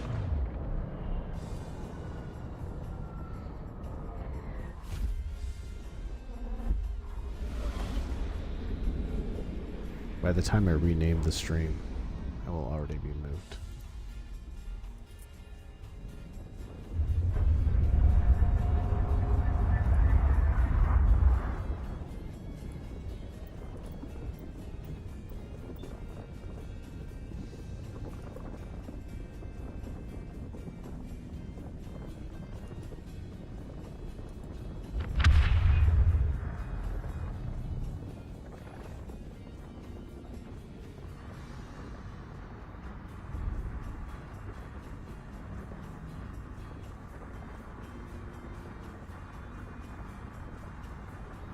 Thankfully, we're approaching the end of the moving.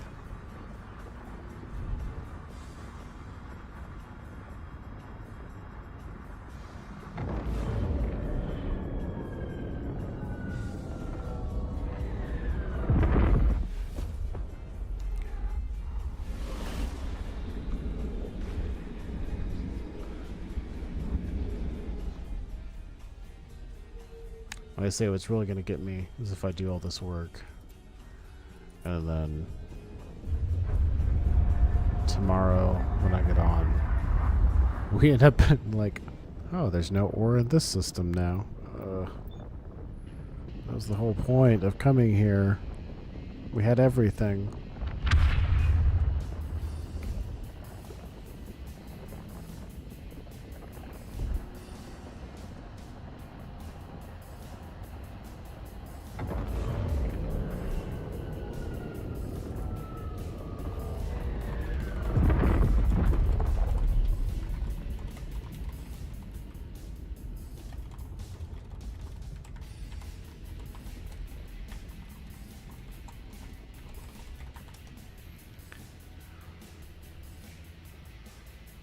Keep getting confused by my own bots.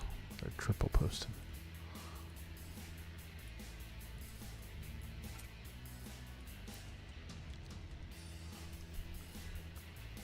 Okay, that needs work.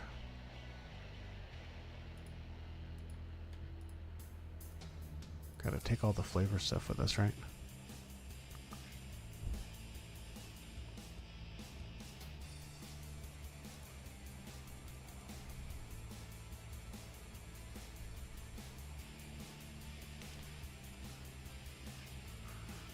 I do hope they improve this speed.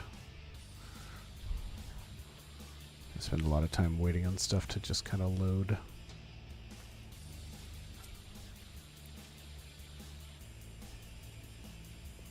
But if I close this too fast, it disappears.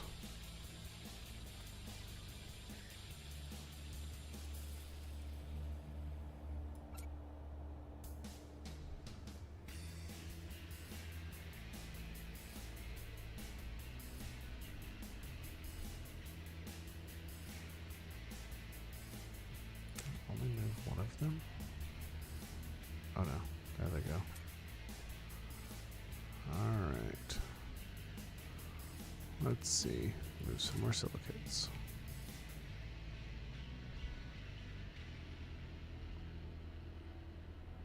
Alright guys, we're getting closer. We only have 5,000 cubic meters left to move.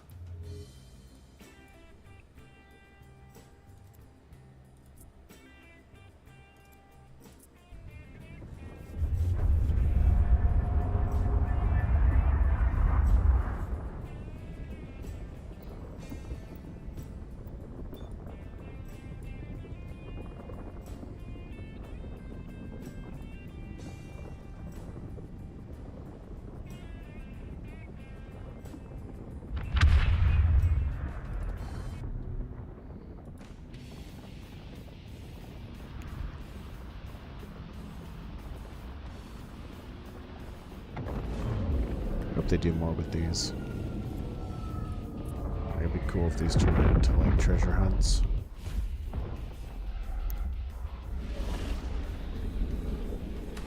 I know, that's what I'm worried about, iron sights. Like, I literally...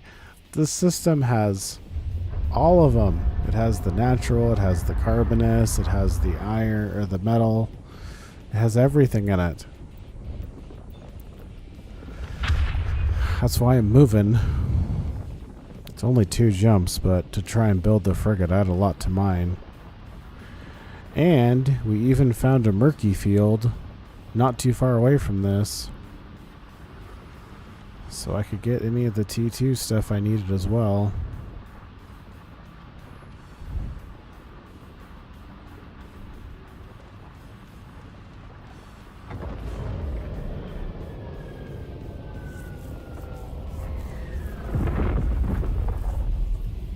Maybe that's the key. Maybe I'll just have to make sure I start tomorrow. You mean like wormholes? The rifts? I mean, they're just like a site. There's no like special scanning equipment or anything right now.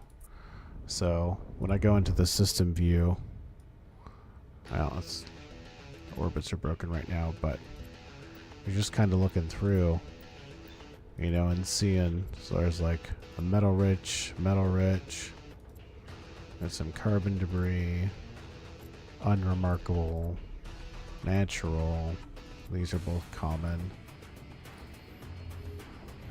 And the rifts will just show up as another site like that. It'll just be like a rift and then a number or a series of letters afterwards.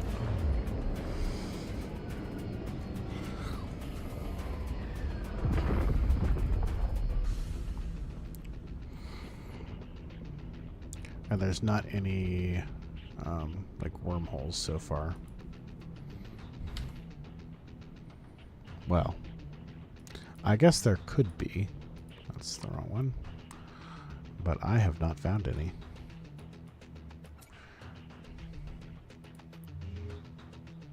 Pretty much, yeah. Yeah, there's not any rhyme or reason that I'm aware of.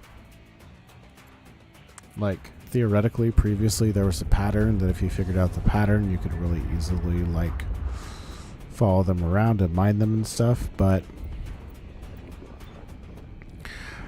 I don't know that that's even the case with this current iteration, because they completely changed rifts around. So yeah, a lot of this game focuses on exploration, so it's a big part of it. You're meant to go look around and find other resources and stuff like that.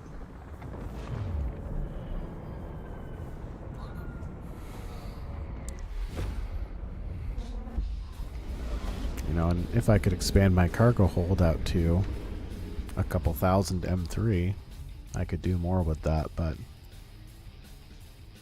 limited to 990 with this ship, so.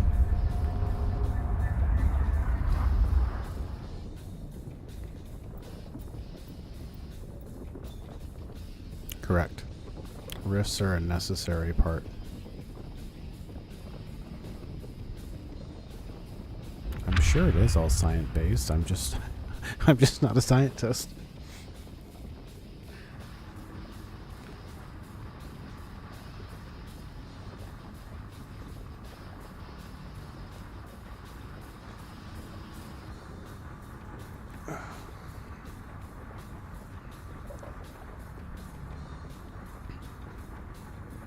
It could be. You never know when that ADHD hyperfocus will strike.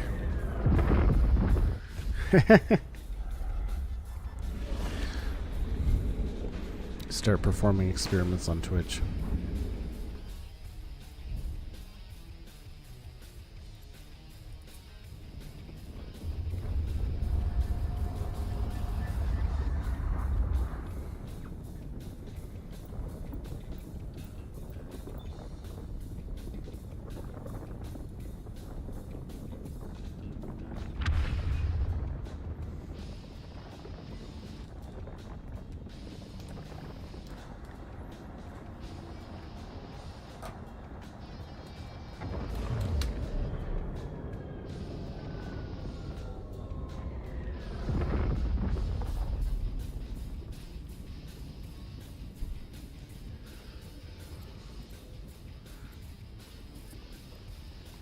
guess I don't have to physically see it to interact with that.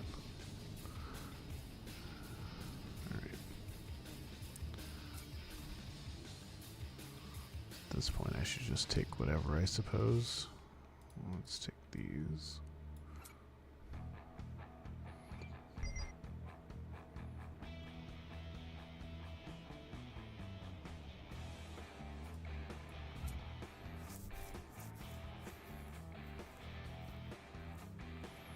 Yeah, no kidding.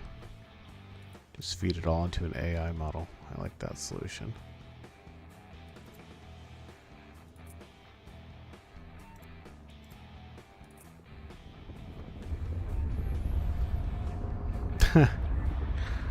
That doesn't surprise me. That seems like a very Adam Savage line.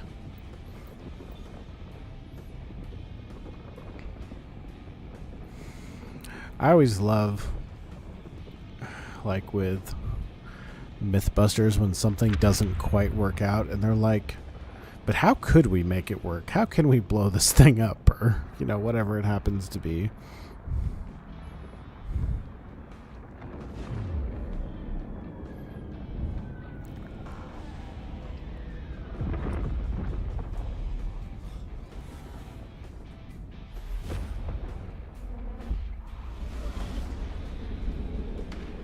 It was a great show. Apparently they don't like each other. Like they're not friends. They're just co-workers. They never hung out or spent any time together outside the show. They just had, you know, good on-screen chemistry.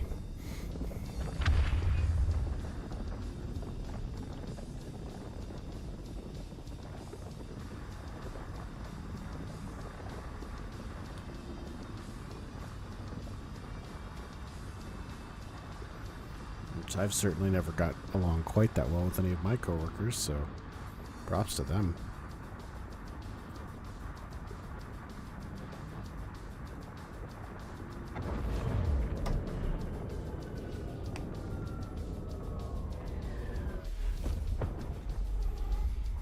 All right, absolutely.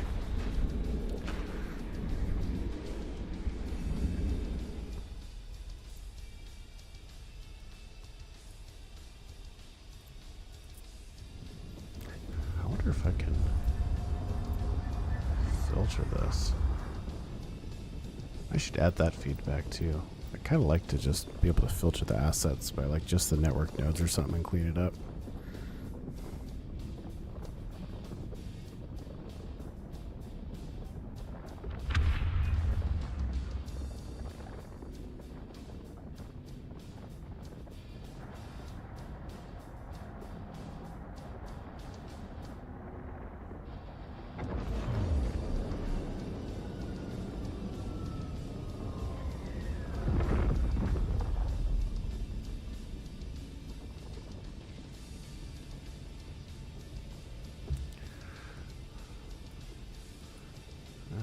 Let's see here.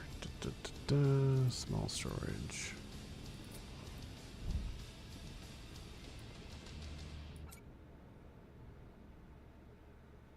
Alright, I'll be right back.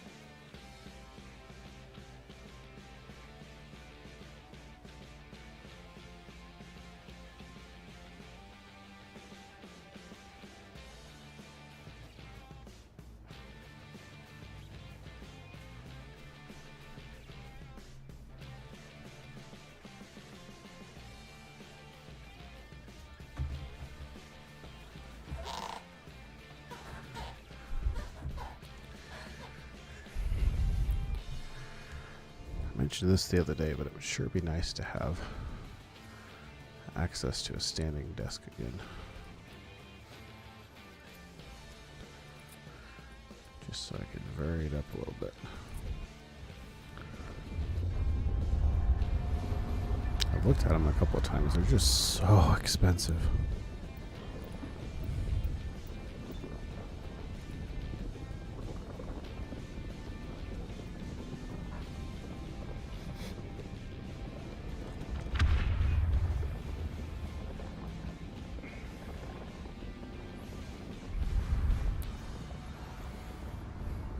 Especially when you've got 3 monitors to worry about. I'm not sure they would handle very well going up and down.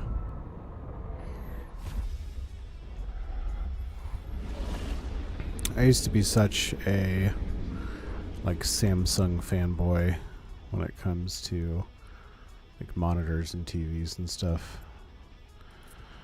And now, especially with monitors, I have started switching over to LGs.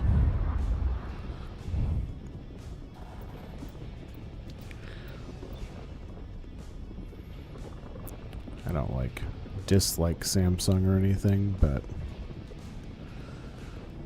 I don't know. They just seem to be better monitors.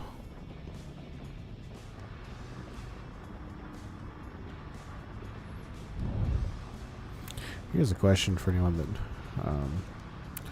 would like to weigh in. There's an invite thing right now for streaming to 2K on Twitch. I don't know, do you guys think that would be a detriment? You know, I know there's a consideration with internet speeds for people and buffering. I'm trying to decide if I even want to sign up for it or not. I have fiber internet, so I've got almost a gig of upload. I'm not too worried about my ability to upload it, but I don't know how that will impact the ability to watch. I don't know if I need it.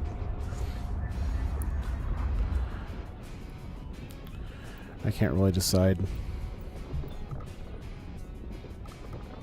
I mean, I always try and go for the best possible when I can, but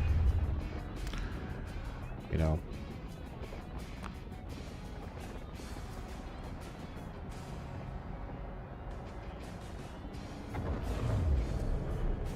interesting. Is it like one of the electric ones that goes up and down, or? That's true. You can lower resolution. You think it's overkill?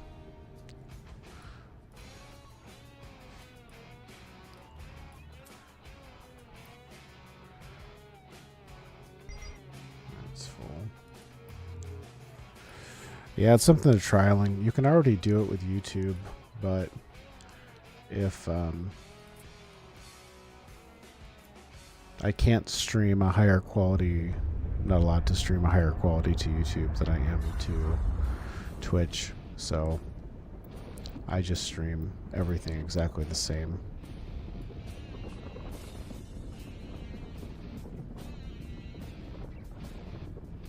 Yeah.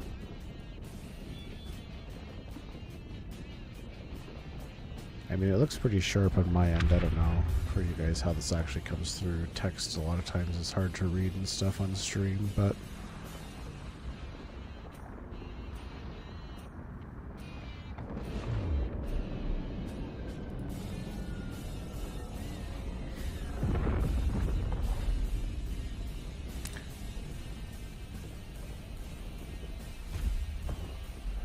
interesting. I've looked at those standing desks that they have at like IKEA, but man, from what I remember, they're like $300-400.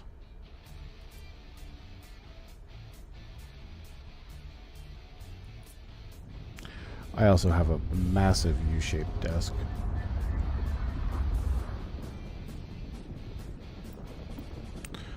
The other thing I've realized too, so I've got, like I say, this 3 monitor setup, and I think my desk is not deep enough. I think if my desk was deeper and my keyboard could be further back, this would be a lot more comfortable. but as it is, I have to sit, I think, a little closer than I'd want to, so my head tends to be at a high angle, which is part of the motivation for wanting to be able to stand up and down.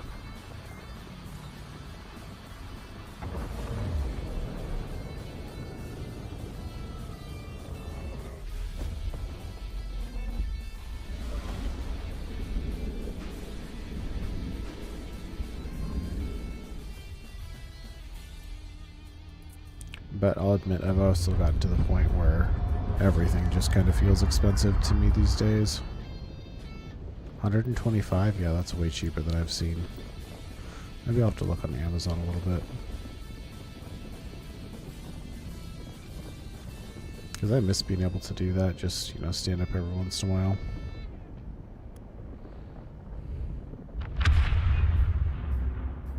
You know, as it is with where my webcam is, if I try and stand up, you guys are just going to be staring at my gut the whole stream.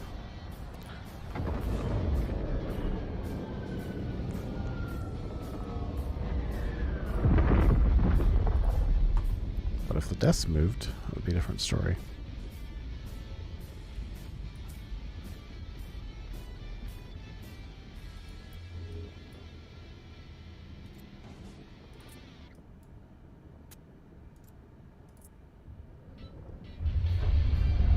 That's fair. Yeah, I have the 3 monitors mounted on an arm too, and that's all the other things that I've always worried about, that if the height was changing, how stable those monitors would be. Because this is a decent amount of weight for what it is.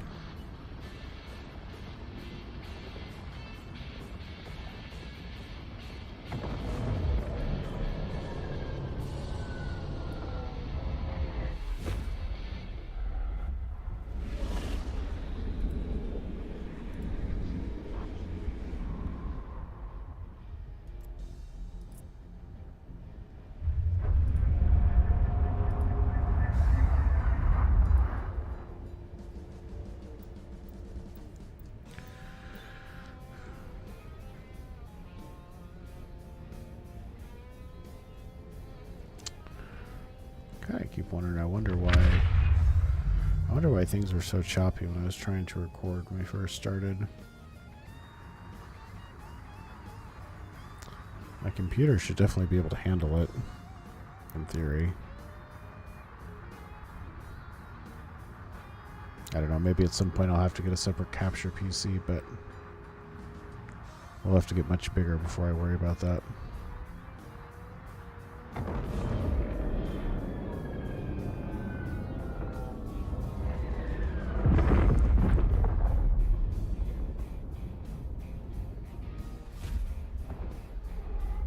As especially like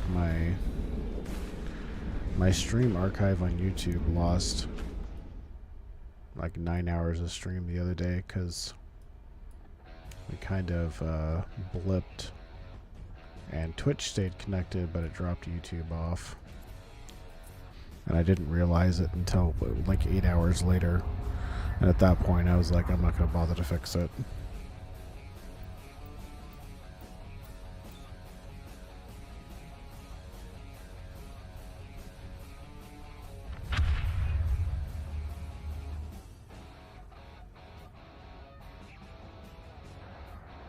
Getting a good bit rate though.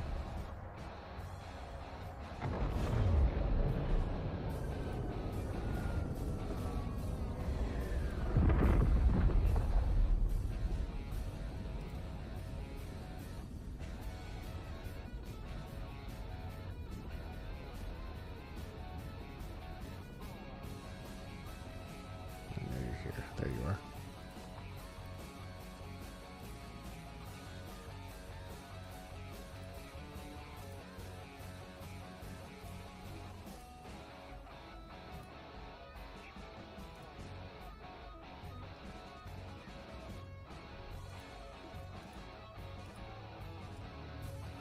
I'm starting to get hungry.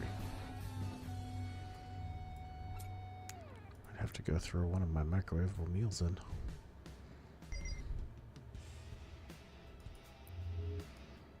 made sure I went to the store the other day. I was like, I'm gonna pick up some quick food. And a couple of times I just ended up really hungry, and I was like, I don't have anything that I can cook reasonably fast without, you know, trying to listen for the air fryer to finish beeping or whatever.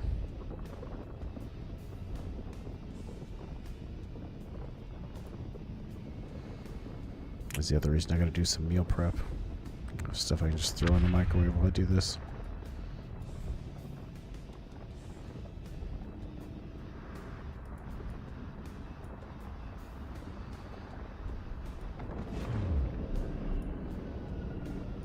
It's all figured out. We'll start doing cooking streams.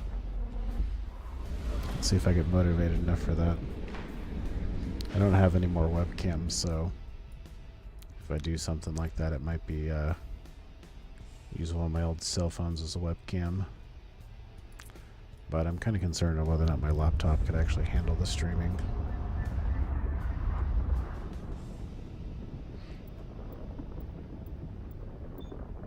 It definitely doesn't have the power that this thing has, but I guess if I'm not gaming, that's not as bad. Doesn't take nearly as much to just run a webcam as it does to run the game at the same time.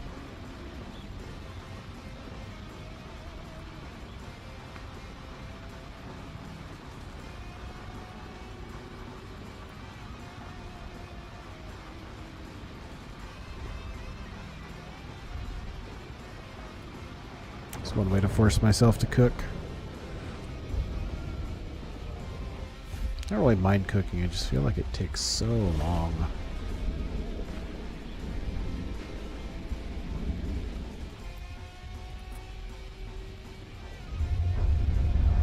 I don't know, maybe it's just because I just don't do it as much anymore, but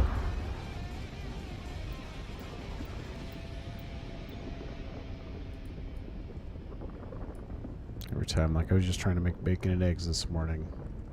It took forever. But every time I cook, my AC likes to turn on, so, you know. You start having your air conditioner cooling off your food as you're trying to cook it, it doesn't help.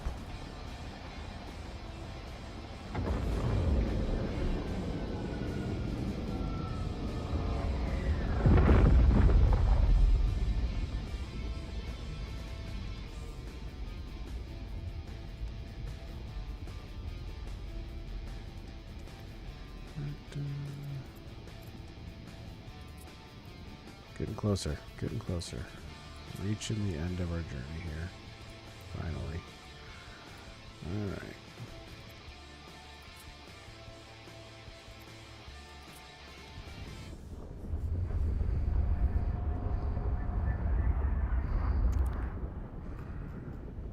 This is making me align with Andok here a little bit on moving your base as opposed to moving ore, because as much moving as I'm going to have to do, I'm moving less than I would have moved in ore.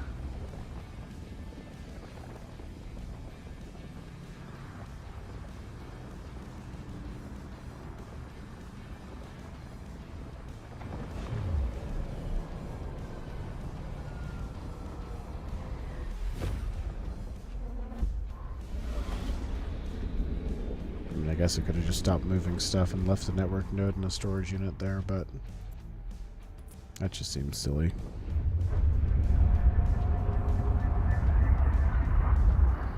Especially if the worst happens and we can't find fuel or something tomorrow. I don't want to be burning fuel into network nodes.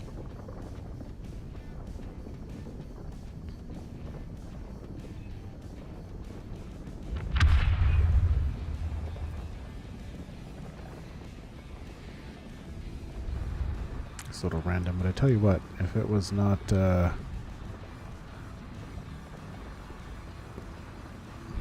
somewhat socially unacceptable, I would get rid of this mustache and keep the rest of my facial hair, because it is the most annoying piece of facial hair ever.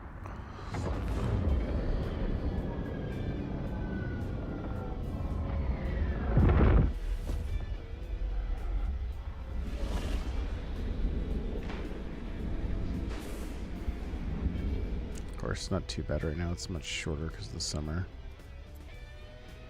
It is hot here.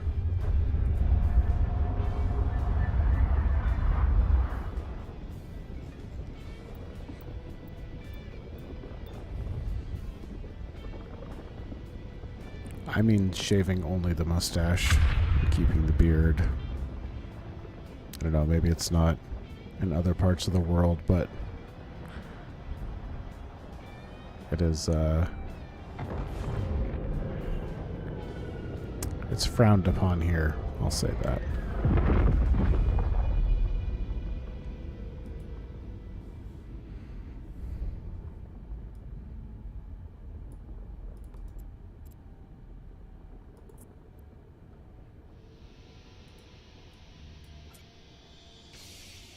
Oh, we're almost there. Almost there.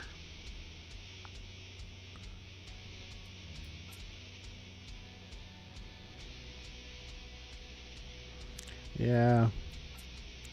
So I do trim it, but the problem is that I wear a CPAP at night, and my CPAP then decides to curl my lovely little mustache hairs right up into my nose, and it just tickles like crazy.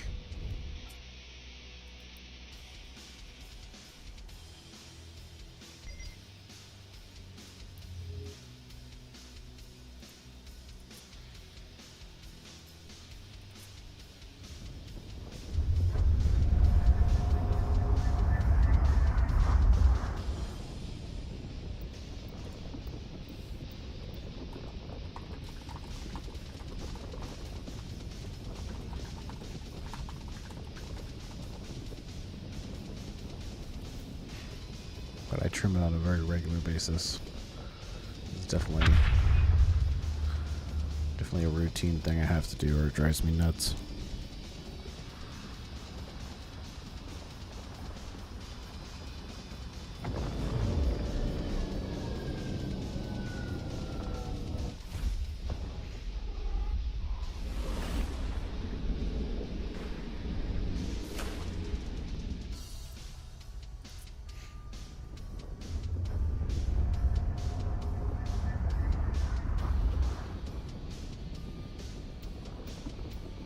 This is definitely motivating me more to build the frigate, because it would have been so much nicer to do this with a much larger cargo hold.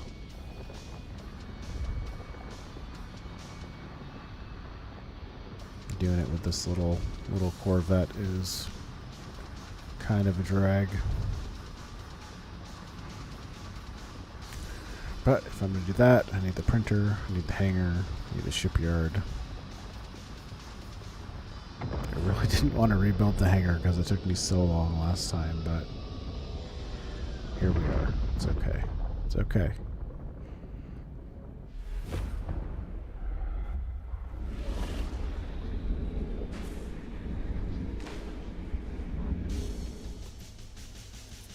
At least when I go back in a frigate, I can show off to everybody, right?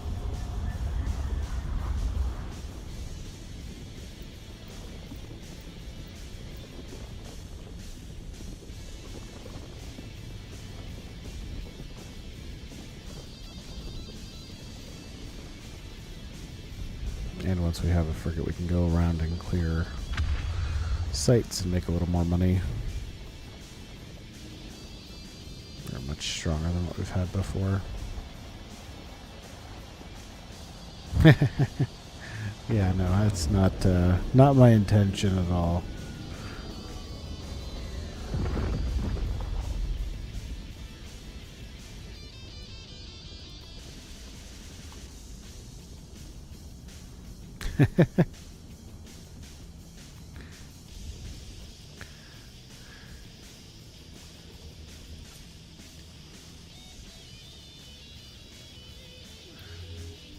Happens.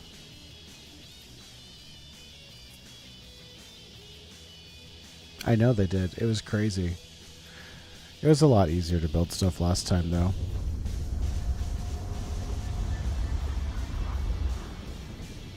Like, I feel like that gave people a little bit of a misimpression. Like, I had my frigate last time in like a day and a half or 2 days, I think.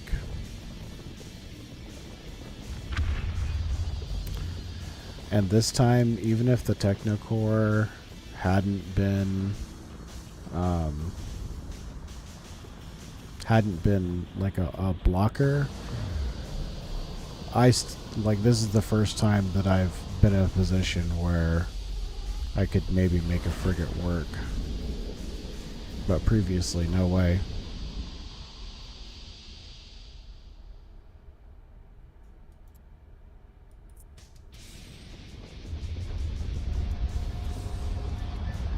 Like, I have some ability to make crude fuel now, but that did not used to be the case.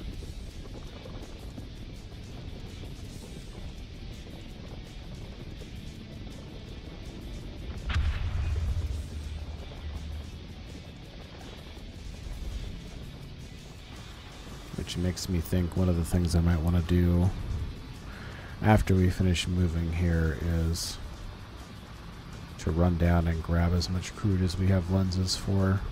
I may not want to hold back on it, just in case the rift disappears and then we're stuck without enough fuel.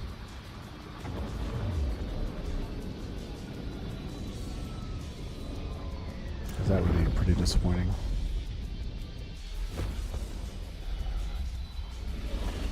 I'm also disappointed that I'm not going to be here when the patch drops next Wednesday. I'm going to be out of town.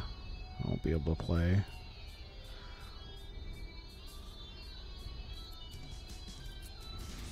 I mean, I'm going to see family for my birthday, so I guess I shouldn't complain too much, but from the standpoint of the game, I won't be here. I'll have to wait until Friday to play it. If I even have time Friday.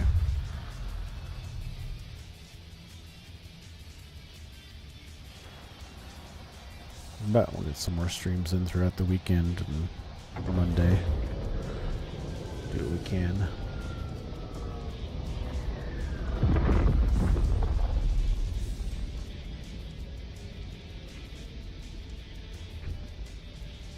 You are not kidding. Fuel is life.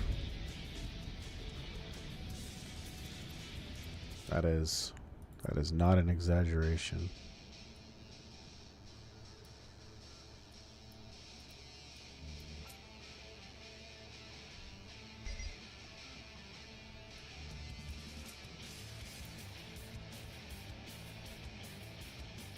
I feel like I don't want to burn this D2 fuel, but we're going to use it.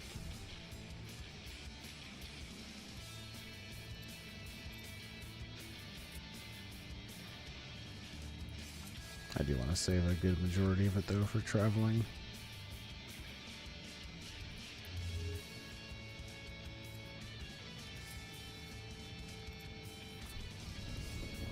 So after this, we'll go back to the D1 until we decide we're going to explore.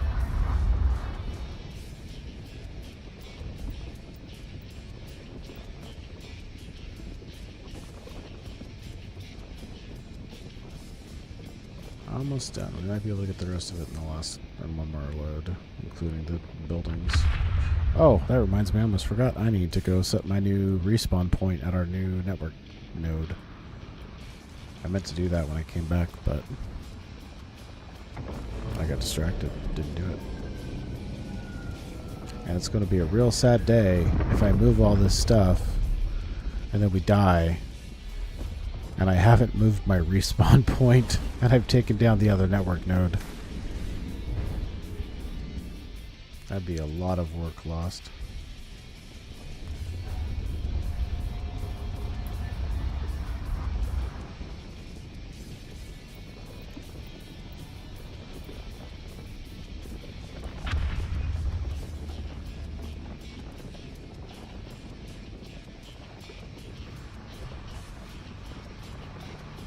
Because at least if we respawn back at this tower, we have,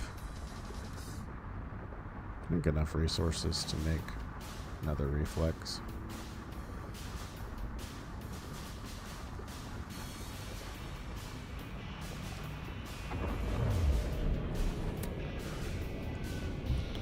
But if we get kicked back to the starting systems, it's going to be a long trek back here.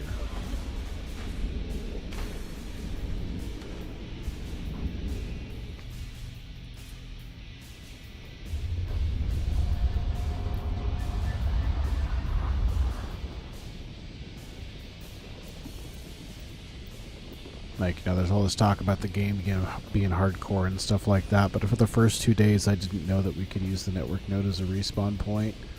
And so I was just constantly living in fear of like, oh my god, if I die, I'm going back to the starting zone.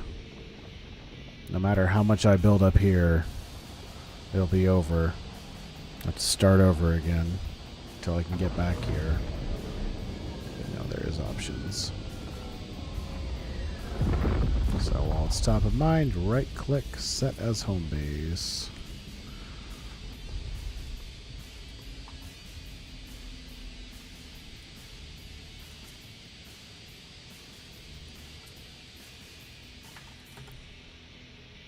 Top up the tank.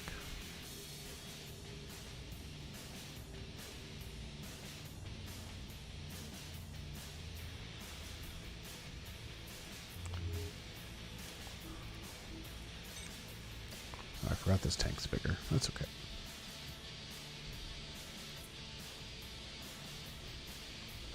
Oh, I know they're a way of life, but it's so much harder to start from a freaking shuttle.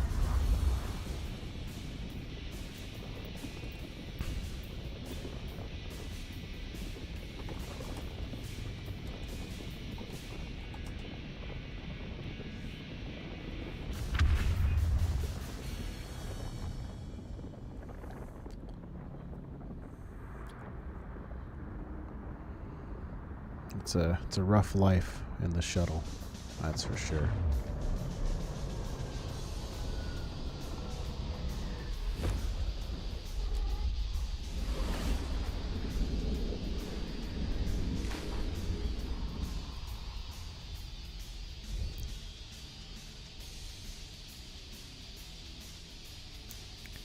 Set up base here, you would have gotten 45k fuel per asteroid. Yeah. That would be a lot. A lot of fuel.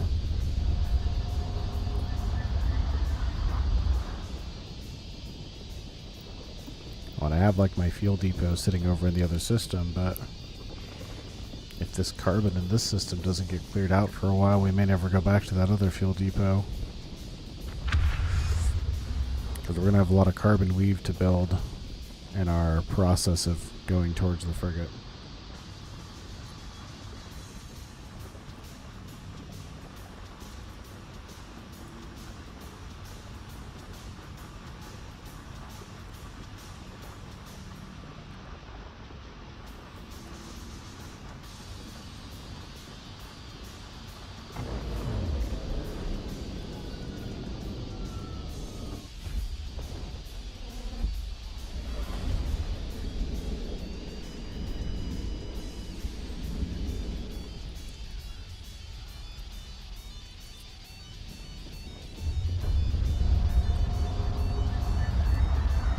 Final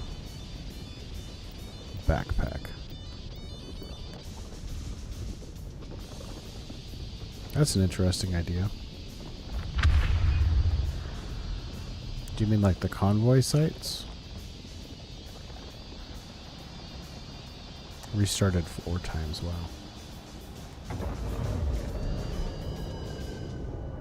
I mean, we've had our fair share here. 1, 2, well, these rookie ships don't really count, but 1, 2, 3. A couple of rookie ships.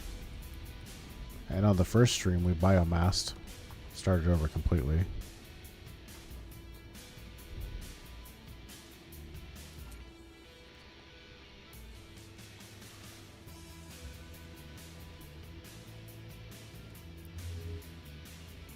Test something. Can I dismantle this without the storage unit? I can. I wasn't sure if it would let me dismantle the network node. Or everything connected with stuff connected to it.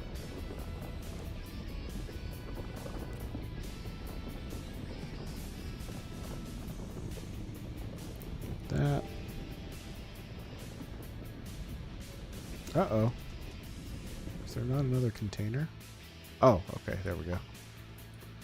I thought I lost the fuel that was in there. Okay, won't be able to loot all that.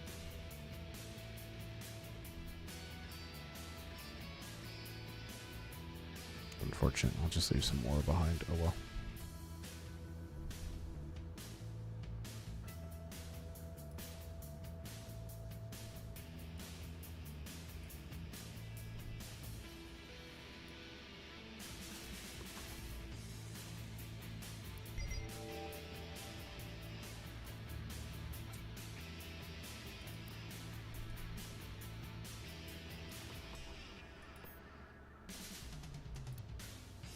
See.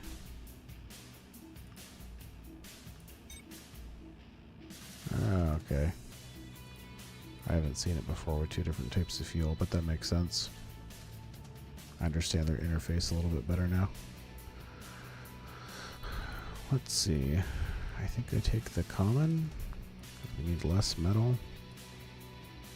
Yeah, it's not worth coming back here for that little ore when we have those sites in system. Those can go poof.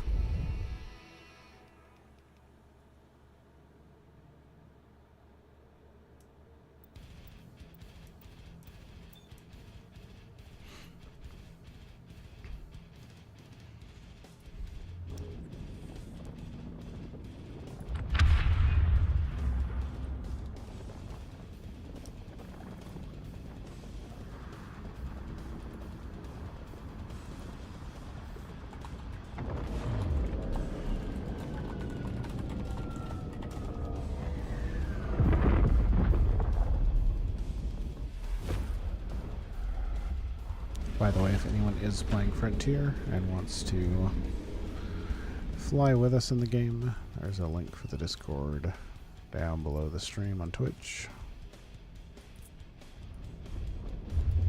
You're welcome to pop in the Discord.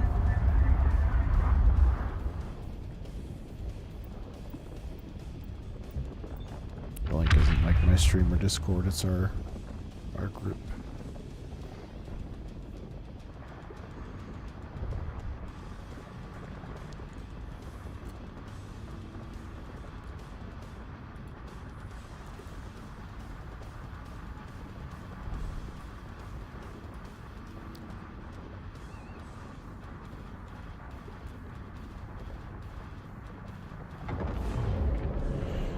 Ironsides, when you say restarted 4 times, do you mean like back to the rookie system restarted? Is it because you just died, or is it because you didn't find resources?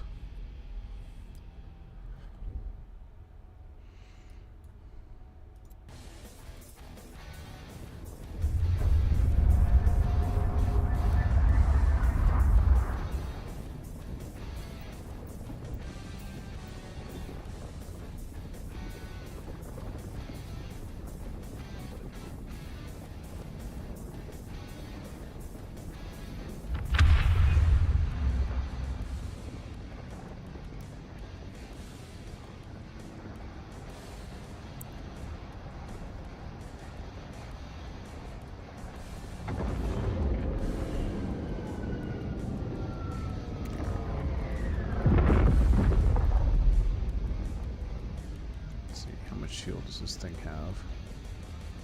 4 days. Pump that up a bit.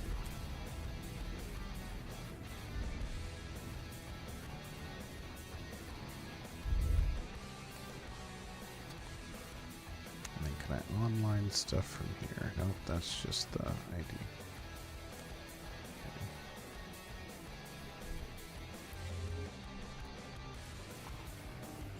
It's interesting that onlining doesn't take more fuel or anything to run.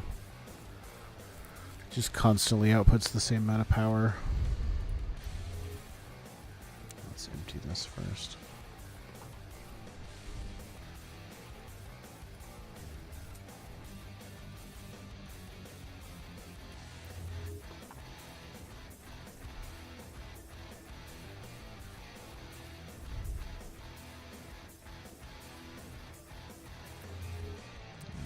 Line, it's a portable assembler.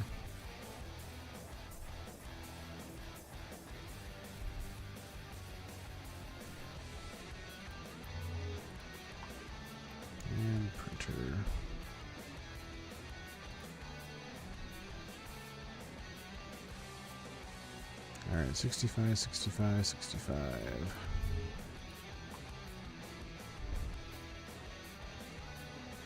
Not the one I want.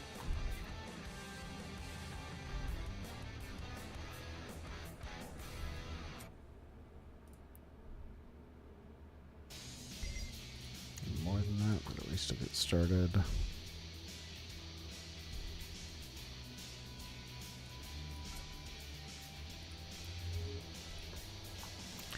I don't think they will, because I think they're using it as an is-sync, but it'd be nice if they change their mind at some point and we could craft the lenses. Sorry, Lux Sync.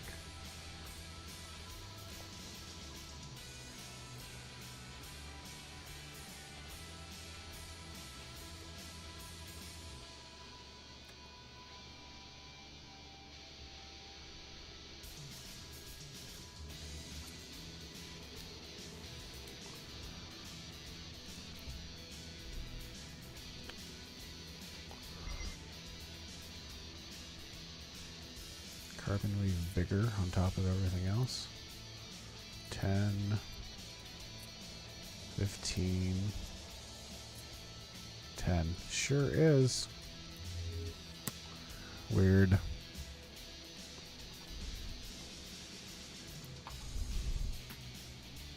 Why do you dislike me so, Carbon Weave?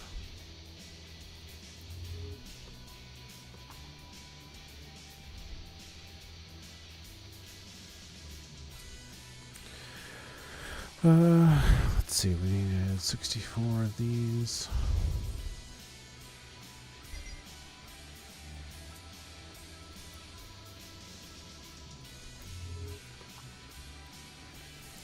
These building foams are the building blocks of pretty much everything.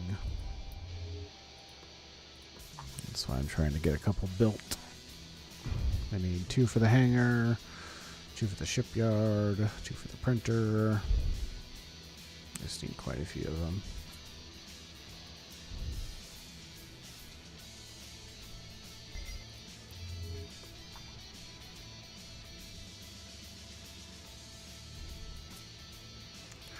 But the good news is, once we have down the medium printer, 31, 29,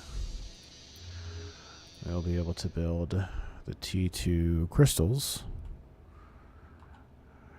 and we can go mine some of the T2 ore,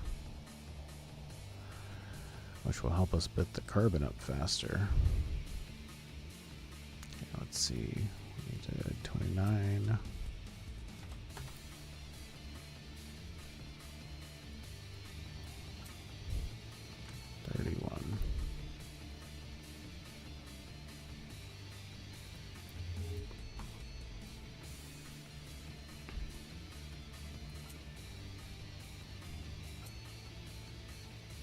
Oh, I'm just off by, I'm over by 1. So we'll get 2 of those going.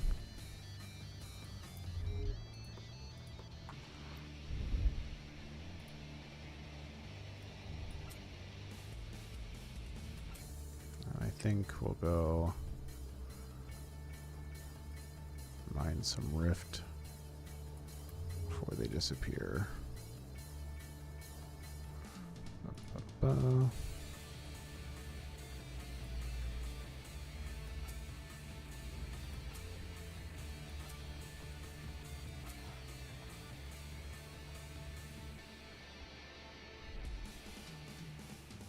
There's the crit extractor.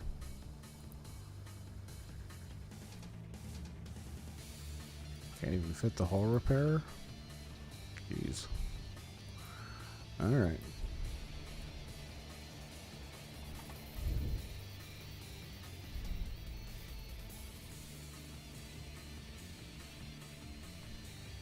Somewhere along this chain it was.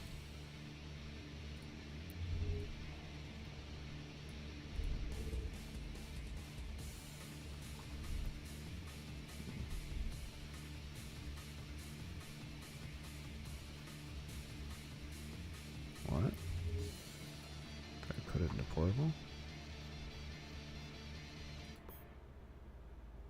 No, what the hell happened to my lenses?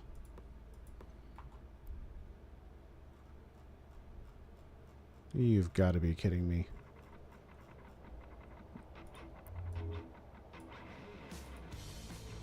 Did my lenses just disappear?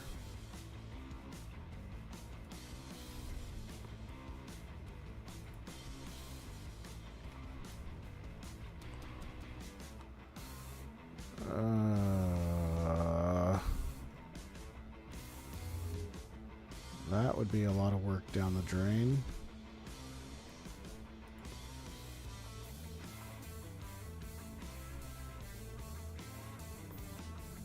Where the hell did they go?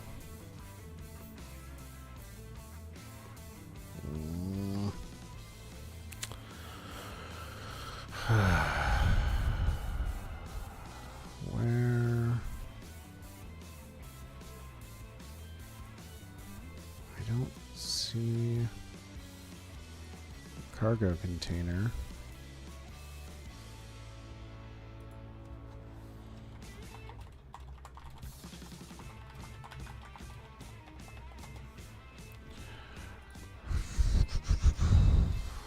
Shoot.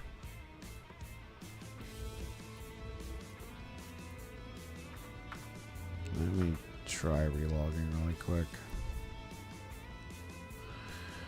P while it does that.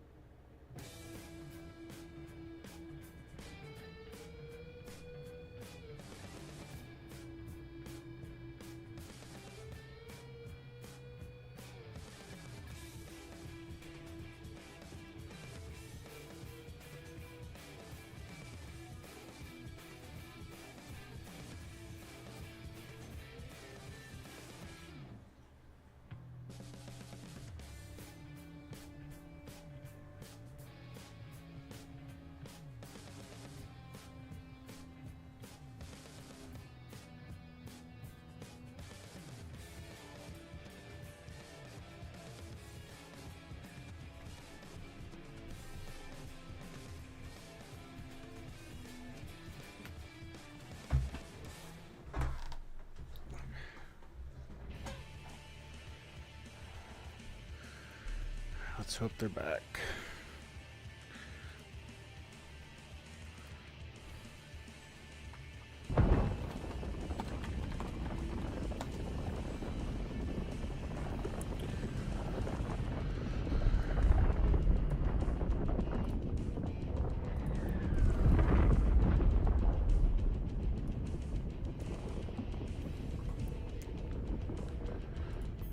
Nope. Alright. Please be in the storage unit.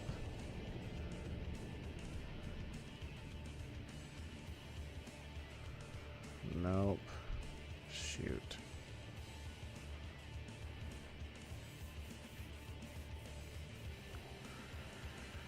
Well, I guess we're not going crude mining anymore.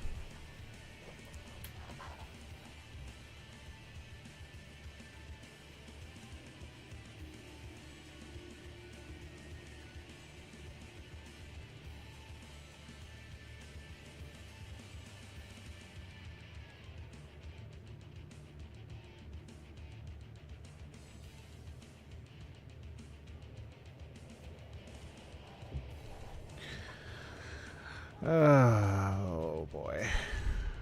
All right.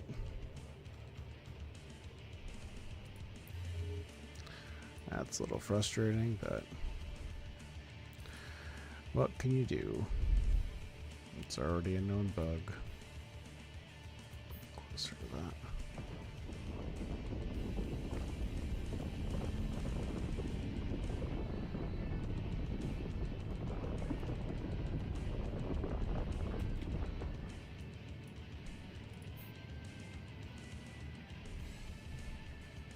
Man, I had seen them in my hold.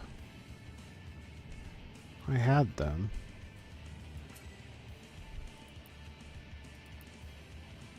Double check I don't see a cargo container again. I got far enough. Oh.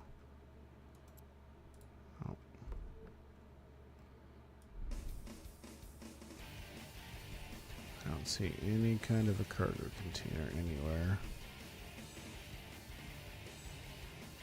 Well, shoot.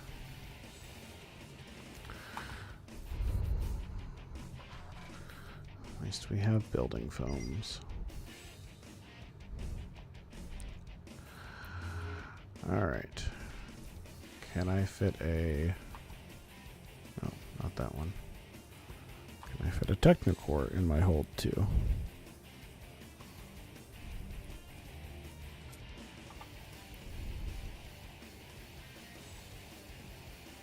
Hopefully. Okay. It's a little out of order, but we're going to put down the shipyard first so that I actually know what I need. I guess I can always disassemble it if I want to, but... Shipyard. Sure, why not? Okay, that takes 30 minutes to build. In the meantime, I need more foams, so I'll work on that.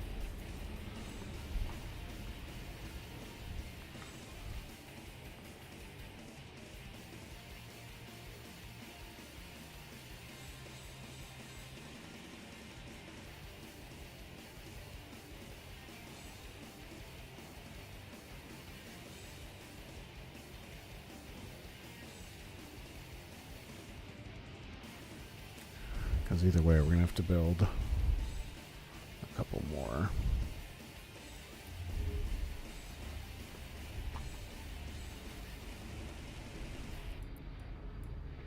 I don't want to burn all of them just in case. So I'll just start by building one. Oh no, that's right.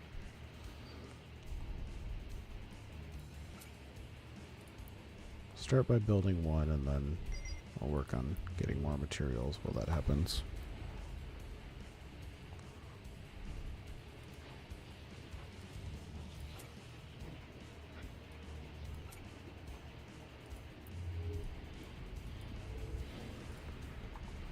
Smart. Oh, we don't even have enough carbon weave to build another one anyways.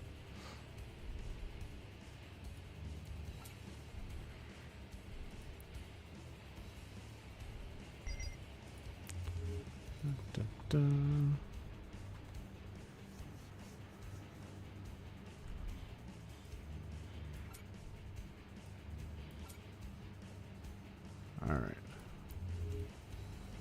I guess that means we're back to mining.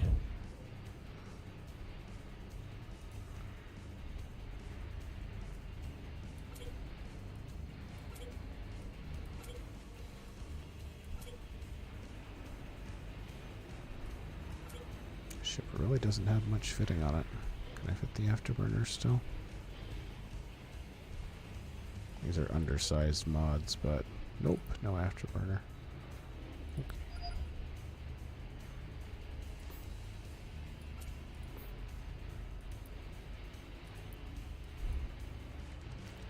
Alright, let's see.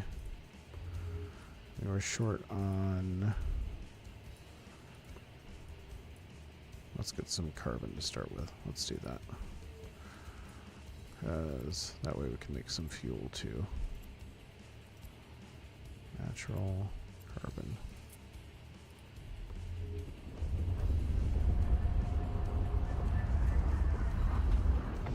Actually, before I do that, try and make this a little bit more efficient. Wrong storage.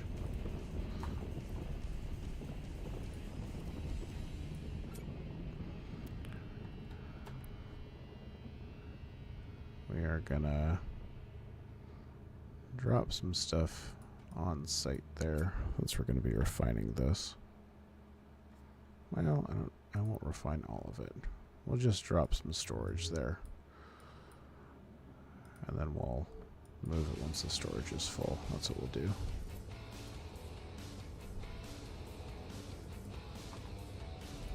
Thankfully, we're right next to the carbon debris field, or carbon field here.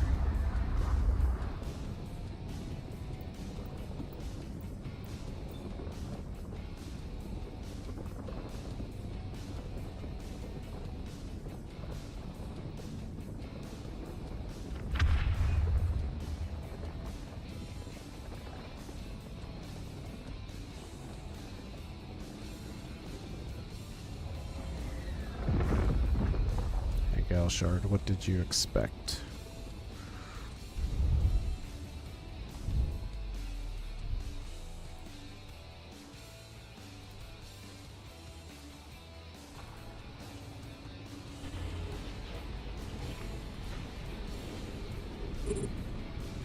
Oh, it's inspired by Eve for sure, but very much a survival game.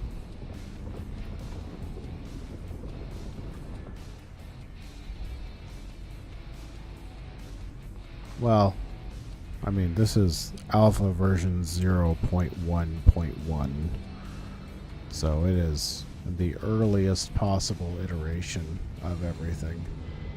Things will change over time. Like, this ship does not have any textures really on it at all.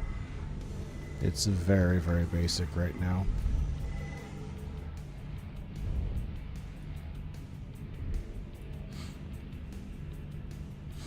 But the universe is, it's kind of gritty, you know, so in some ways this does fit with the universe. But there's a lot of differences from Eve. The fuel mechanic is very different from Eve. You know, no shields, no armor on any ship unless you fit the modules for them. Now the map is way, way bigger. A lot more stars. A lot of them without gates. So all the ships have jump drives except the shuttle that you start with. Those red dots are the only structures in the entire game. And at least at this point, players cannot build their own dockable structures. They build like little villages, little like pop-up tents. That's what we were just at a minute ago.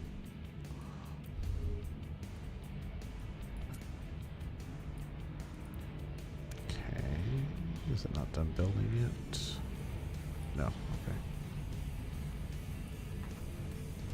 So inspired by Eve, but a very different game.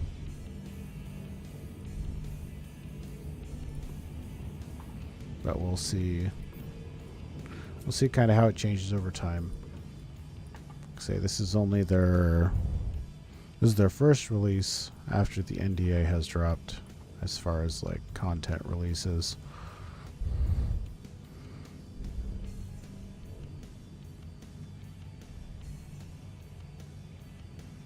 It's going to be a monthly sub like Eve is, but if you pay the $40, you'll get access now through the end of testing, and then the monthly sub that's included with that kicks in for the first month of Go Live.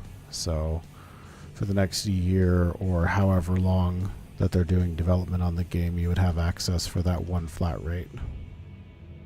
There is going to be a free-to-play model like Eve has. They have confirmed that, but they're still kind of determining what that will look like in the end. But the Eve token that they have, which will function similar to Plex in some ways, as far as like being able to use it to pay for your subscription and stuff like that. The Eve token will allow you to do that. and whether or not there's like an additional free-to-play model on top of that, like the alpha accounts in Eve. I'm guessing they will have something similar because, you know, the alphas have been, you know, way better than way better for the game of Eve and like the getting people into the game and subscriptions and stuff like that. So they believe in that model and they'll definitely make something work. What do you mean, Andoc, that there will be a better one?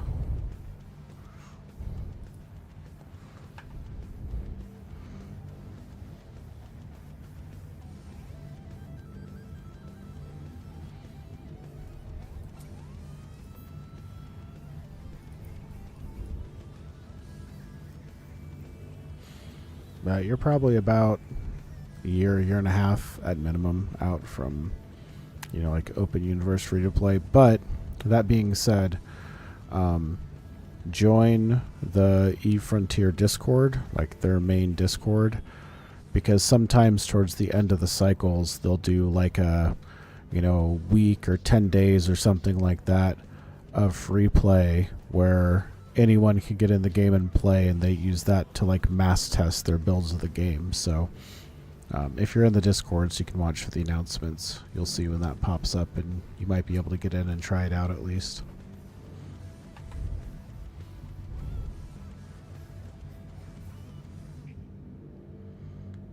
But it's very much under development. Each time they do a new release, then each time they do a new release, they're releasing a lot of content and things are changing. And I like survival games too. That's why I'm looking forward to this personally. Like, I like EVE Online, but, you know, combining that with a survival game to me is, it's as good as we can get right now.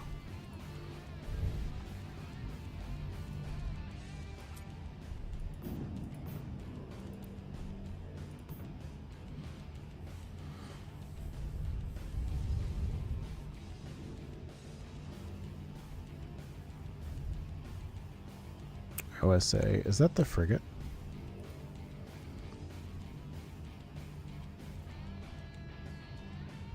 Yeah, there's definitely some things that will change over time with the UI, but I do kind of like the gritty nature of it.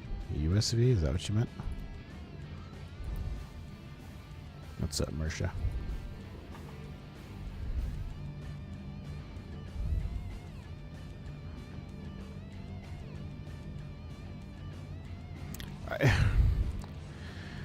There are some people that have been super impatient with it, but I'm enjoying the hell out of it. I think there's a lot of people that expect it to be like EVE Online 2.0, and it is very much its own game.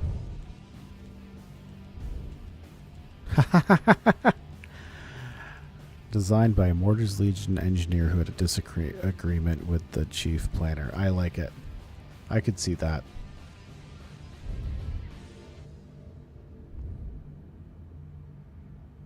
What's like Vanguard? Oh, no. This one is using the EVE name, but this is not set necessarily in the universe of EVE. So this is even more separate than Vanguard is. Like, we don't even know. So if we look at the map, there is 3 dark clusters here where there's a super high concentration of stars, and the center of these, each one of them, is a black hole. And so the universe, the final universe that they are making, was created by simulating the collision of 3 galaxies coming together. So it's possible that New Eden is a part of this, but we don't know for sure. The only life remaining at this point is like rogue drones. There's no human life remaining. Yeah, that's a good way to put it. Super Mario vs. Mario Kart game. So it's possible that it's... There's a lot of possibilities. My prevailing theory right now is that this is where the Trigs came from. This is the Triglavian like home area, or at least the, you know, one of these galaxies was. Because there's some similarities in character model and stuff to some of the Triglavian armor and whatnot.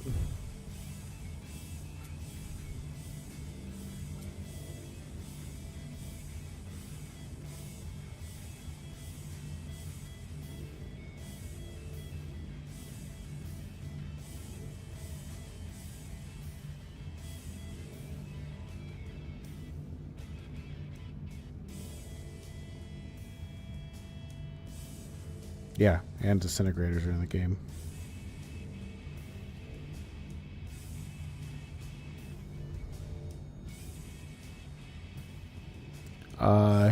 It would not be past of New Eden, that's for sure.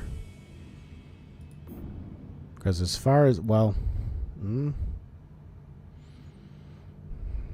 I guess the Jove predate the settling in New Eden. Yeah, I didn't think about that. It could be past.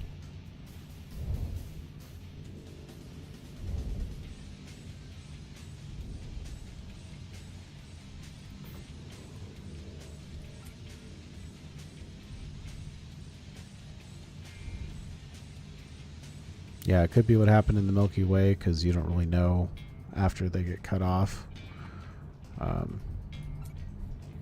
There's a lot of possibilities.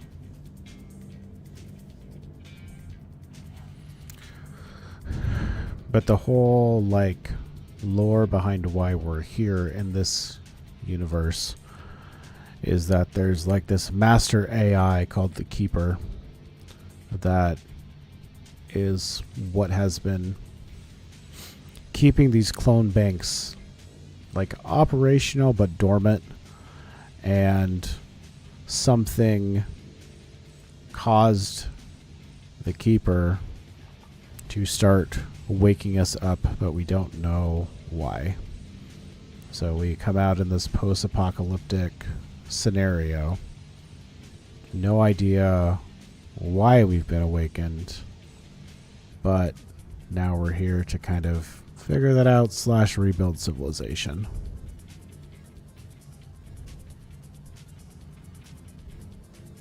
Oh, and this isn't even the full map, yeah.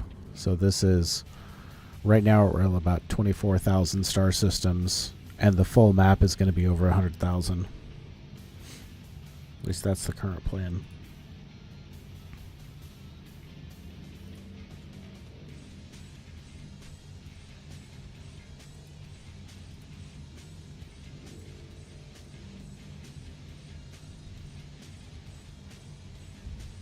Terraforming reclamation, maybe.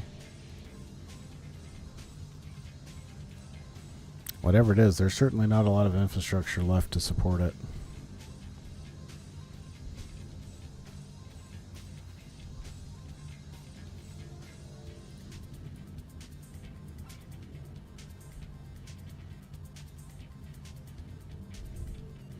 Maybe. I've thought a couple of times, like, wouldn't it be cool if they did like an EVE Online crossover thing, and then there's a thank you for following Silverus.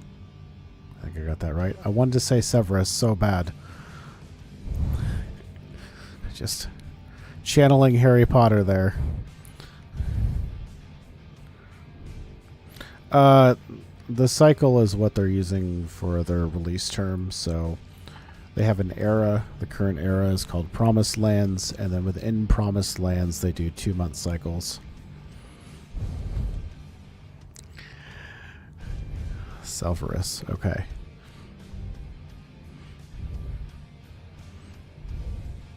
My eyes are getting a little tired at this point. We're at 6.5 hours in, so I saw it at first and I was like, oh my god, Snape has followed me. But yeah, cycle, it's their testing cycle that we're in right now. Excuse me.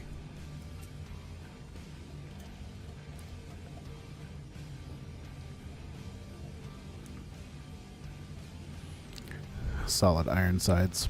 I'm about to be on vacation too, but I'm going to be out of town. But not for long, just for a couple days.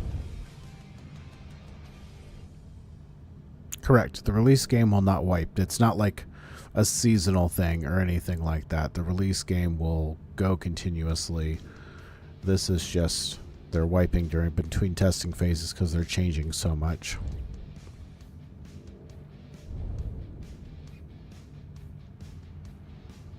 There's a lot of stuff happening, and they did say that resource distribution and maybe some of the physics will get a little funky around the black holes. Remains to be seen what that will be. But, yeah, it'll be interesting.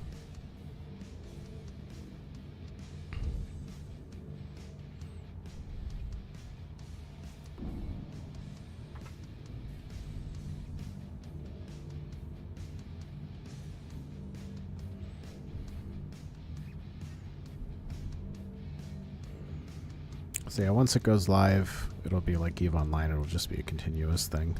Yeah, they haven't really explained what they mean by a little funky, and I'm not sure that it's in the game right now, so I don't think I could even go over and figure it out, but things might happen abnormally the closer you get to the black holes.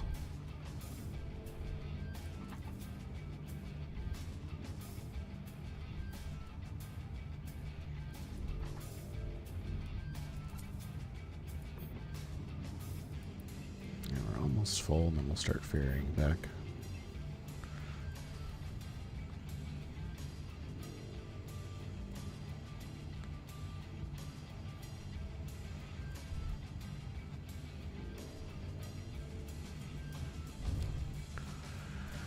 But just like any survival game, there's a lot of resource gathering that happens. You know, markets aren't established. You know, even if I look at the market, which right now there's no lock preventing me from seeing all regions. Looks like there's a couple of reflexes for sale at ridiculous prices. There's no battle cruiser. I'm guessing there's no frigates or destroyers. Nope. And just to put it in perspective, so the reflex, which I'm flying right now, got ones for sale at 100 mil, another one for 65. Oh, I'm sorry, 100,000. Another one for 65,000. But even at those prices, I have 85,000 in my wallet. Time dilation, please. No.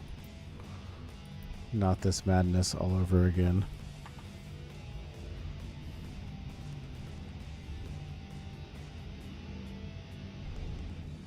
Wouldn't that be a crappy mechanic? The closer you get to the black hole, the more your tie-dye increases. Good luck!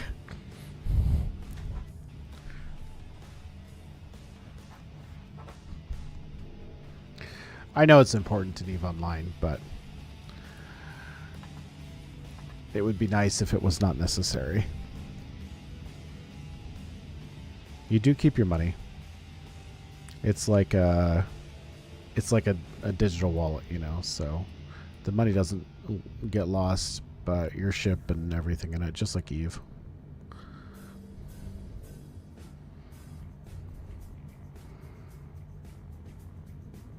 There is a lot of things. That's one of their problems right now. So, like, they have occlusion mechanics in the game, so if someone was on the other side of this asteroid, they wouldn't be able to shoot me, and not only that, I would not be able to see them. Even in this tactical view, that looks like I should be able to see them, I would not actually be able to see them. I still need line of sight. So, the asteroids are a little bit more high fidelity than they are in EVE Online. They have, you know, better mesh for purposes of blocking shots and stuff like that. So they're having some server problems right now where the server is burning terabytes of RAM on just asteroids. It's all lawless space. There's no high sec. Everything's open PvP. And there is no local chat. Even I'm not showing up. If I talk, I'll show up, but other than that, I won't. So just like a wormhole. And you'll notice there's no overview. This is just my asset list, as in stuff I've dropped in space. So you know someone's there if you see them, or if you get lucky and you hear the pop of their warp bubble collapsing, you might notice they come into the site with you. But other than that, it's all about visual confirmation.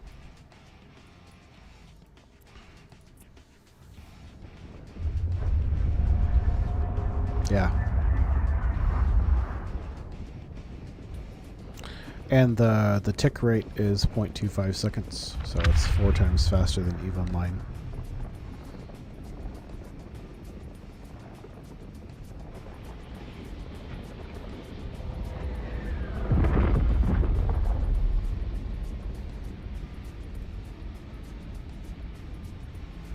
If only the rocks were bigger.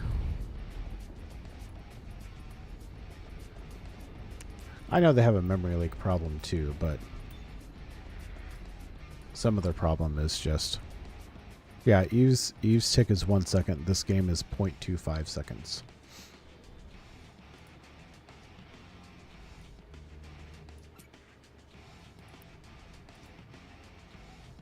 Notice refining's not instant. So I've got multiple refineries going. Let's see. Oh boy. If I rename them.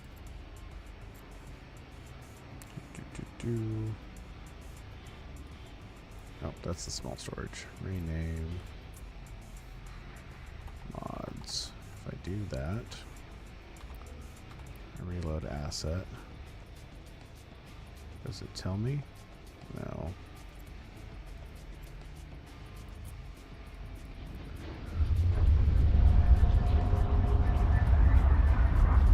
0.25, not 2.4.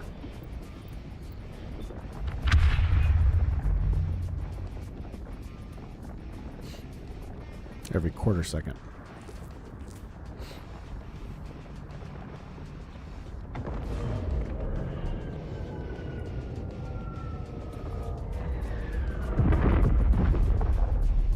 This is not the right site.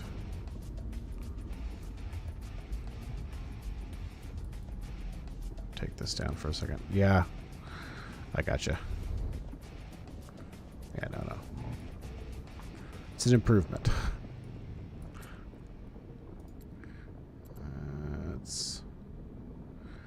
And then, like, this is a little temporary storage that I put down. Lasts for about 4 days.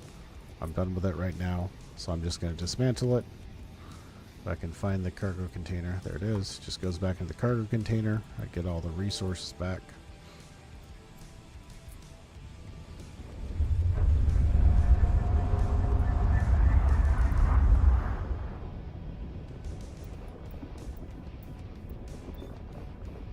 No, I'm not in one right now. I'm in. It forces you to be in an NPC one, I guess, if that's what you mean. But my NPC corporation is... where's that? Interaction? I guess I could look at just the character, but I thought it was... Oh, there it is, employment. Clone Bank 86. I am part of Clone Bank 86. Sorry, the bot's a little overly sensitive.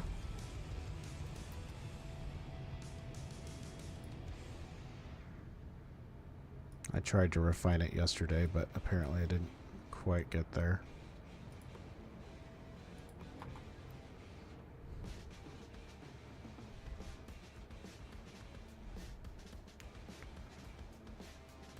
Oh, interesting. So tie-dye is still in this game. It's all good. It's not a big deal. I might just end up turning that off. Yeah, it's true. Like, so you can build Stargates, for example, but by comparison, you know, if I'm building like a medium printer or a small shipyard to build like frigates, it takes 2 of these building foams, which is already a fairly big lift. But if you go to make a gate, it takes 650, and you have to build it twice. So it's a big uplift if you want to start doing things like gates and stuff like that.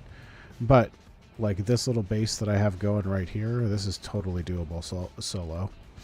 So it just depends on what part of the gameplay you want to get into.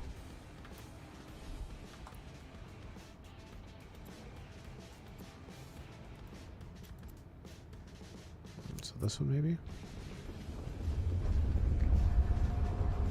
Yeah, there's a tiny bit of coding involved with the gates, but I'm sure there will be templates eventually.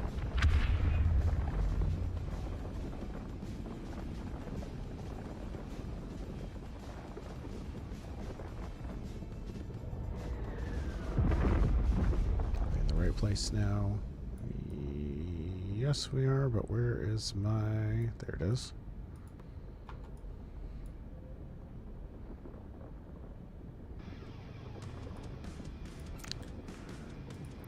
I mean, that's why they let us start streaming, if we're being completely honest. There's plenty of problems with the game still. It's an alpha game, but they lifted the NDA so people could talk about it.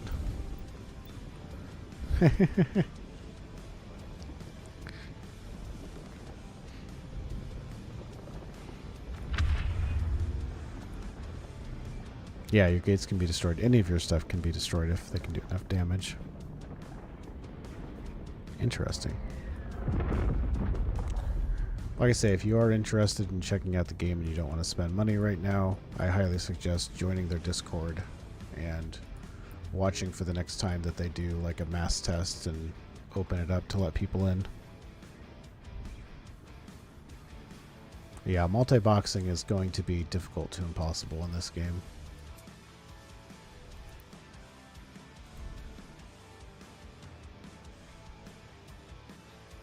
There's a free trial soon. Do you know when that's happening, or do you just think they're going to do it at the end of the cycle?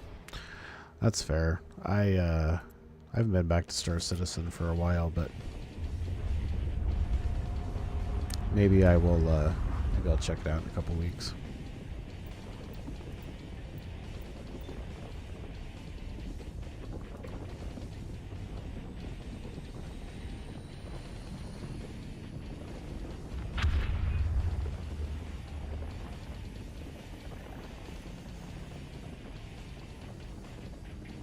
A long time since I tried playing Star Citizen. My freelancer's probably collecting some pretty good dust right now. I'm also just not good at the game, if I'm being honest.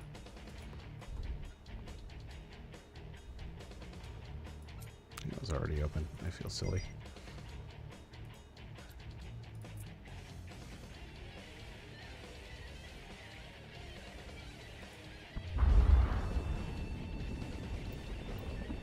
Oh boy. Yeah, Star Citizen has definitely been a little disappointing in my book.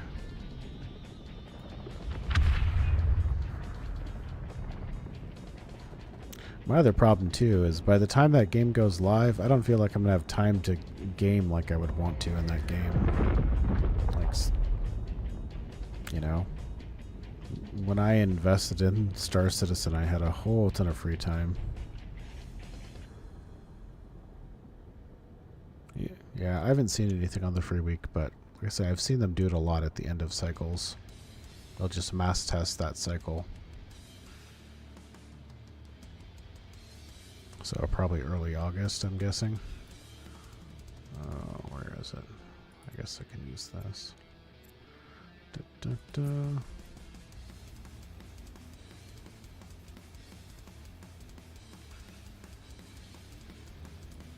Oh, right.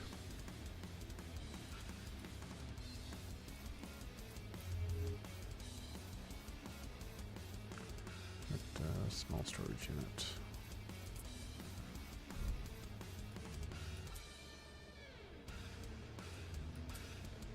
One going, I guess.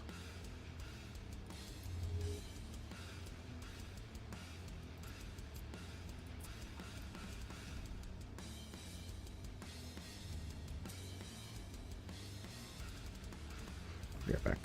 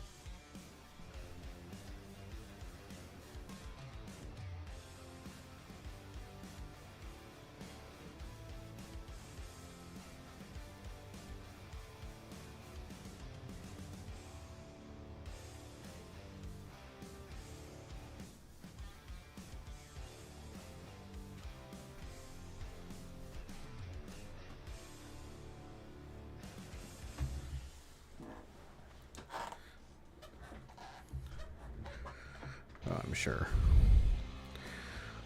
Why add a bunch of people to the game while people are complaining about carbon ore?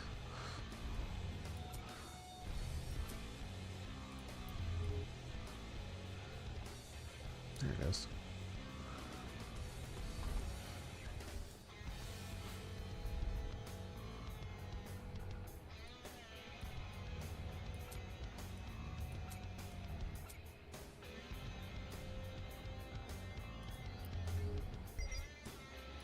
Oh, that was risky.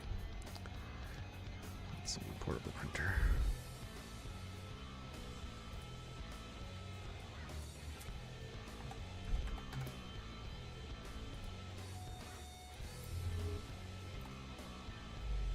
What do we need for another one? That.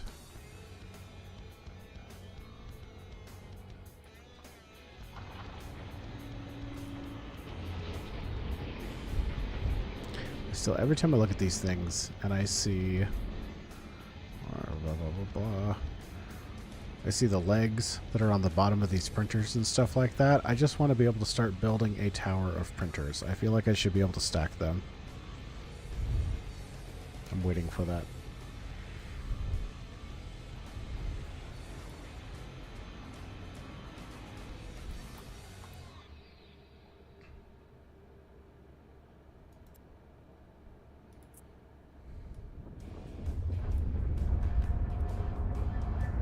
No, it's not in there. I need the names that we apply to the stuff to show up in the assets list. That would be nice.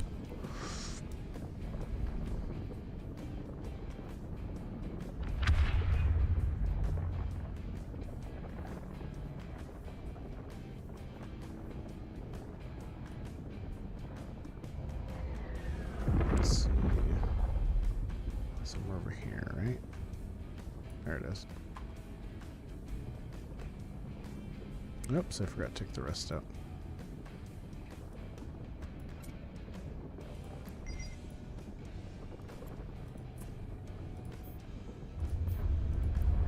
Thankfully, this is a short jump.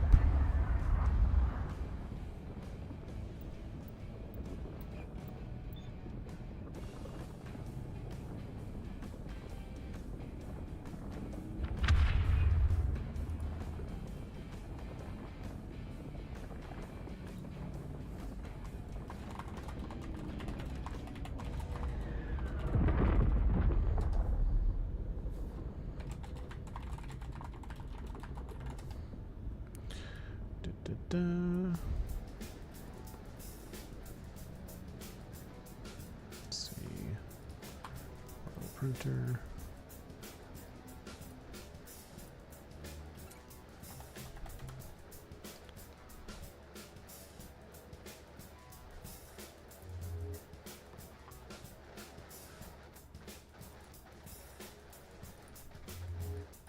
Looks like our shipyard's done.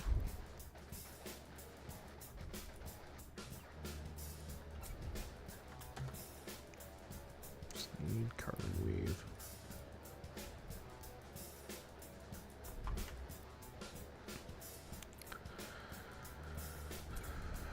Well, let's cry about how many resources we're going to need. Oh, that looks cool. Can I look at this? Track it. This thing is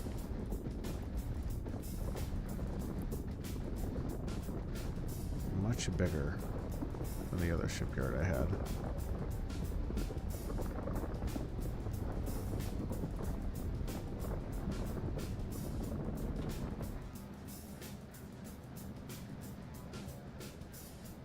Interesting, I like it. I hope eventually they'll show the ships in there as they're building. That would be cool. Alright, so, oh my god, this looks expensive.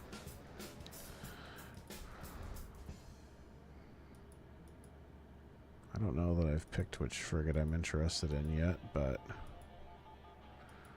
just in general here. 28, 28, 56, 148. Oh, that's the one I want, I think. But that's going to take forever to get that much materials, so we'll probably start with the USV first. Clearly at 2 hours of build time versus 22 and 23, this is what they expect you to start with.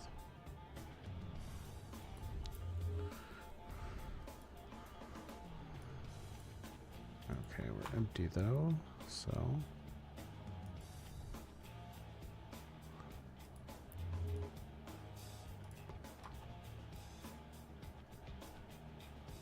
start working on that carbon weave. The journey begins.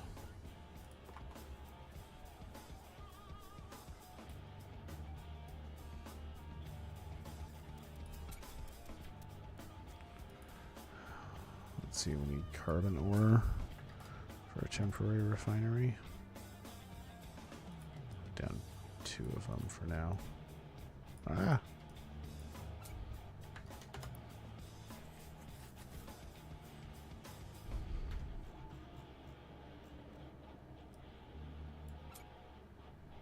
And water.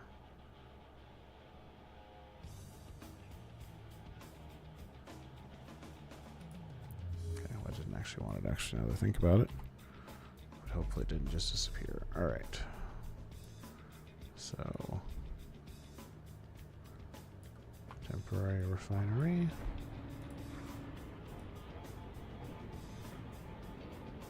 And temporary.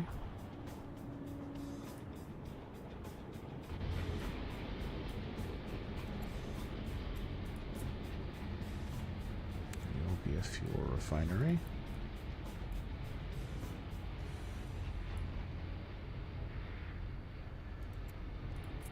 Back for more.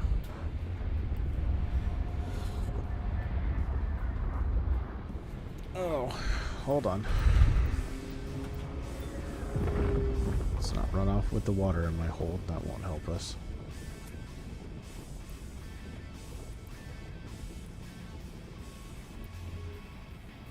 Round 2.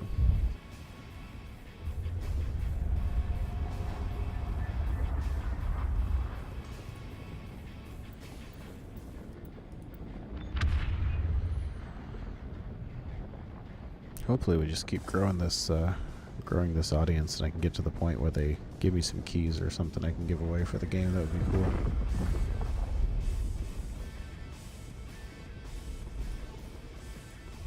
Even if they're like trial keys or something like that.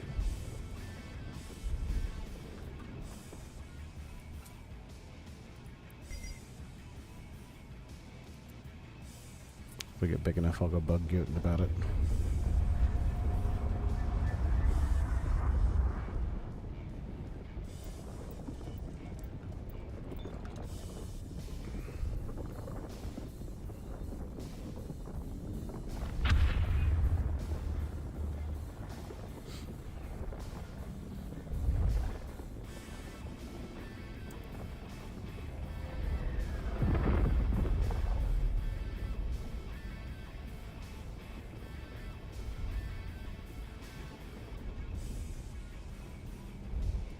Oh, I know they don't give them away easily. I've just got some wishful thinking. Optimism.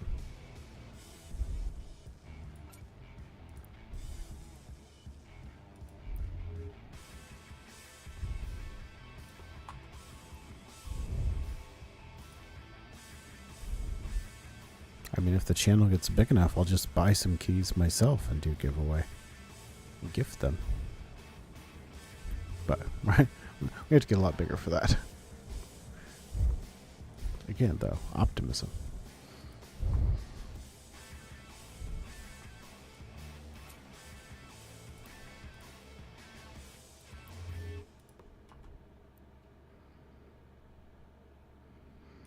There's a way that you can do like redemption code stuff.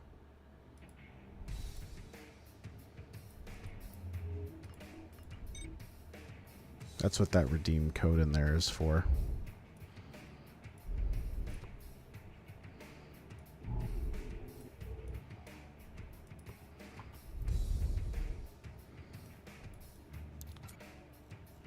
I'm sure if the sub was still being paid for, I could make something work with them.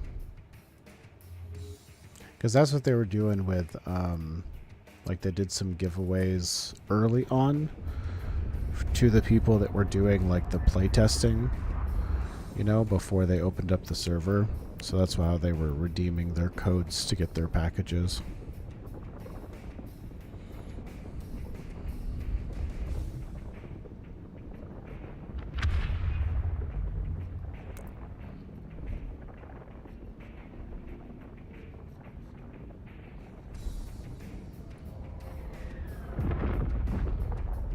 Somewhere, there we go. Already open. I knew that.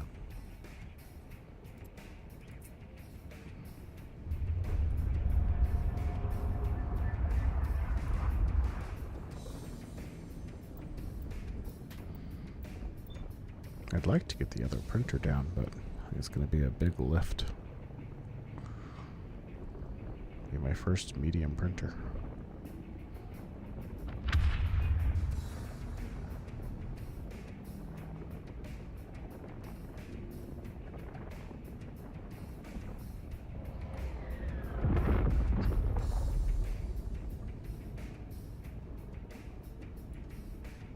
I guess I don't need the waypoint anymore. That was before my lenses disappeared. Oh, it's above me this time.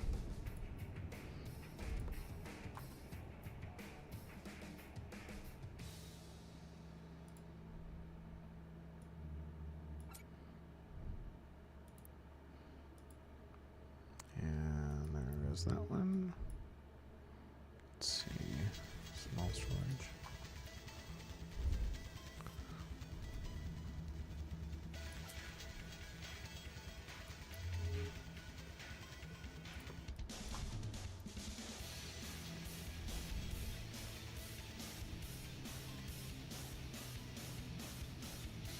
I don't know that I care that much about it.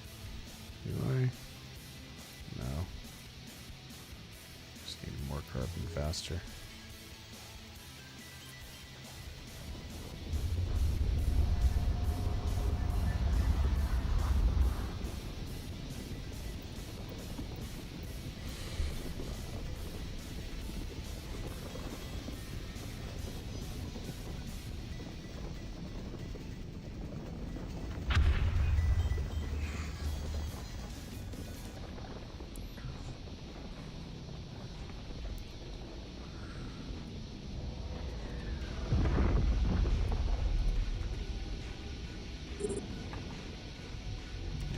Restart the process.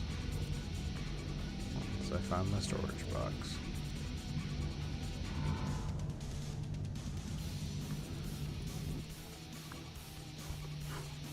Yeah, I'm going to be in serious trouble if they remove this tactical view or make it too much worse. I'm constantly using it to find my own stuff I put down. Because the camera view is so narrow.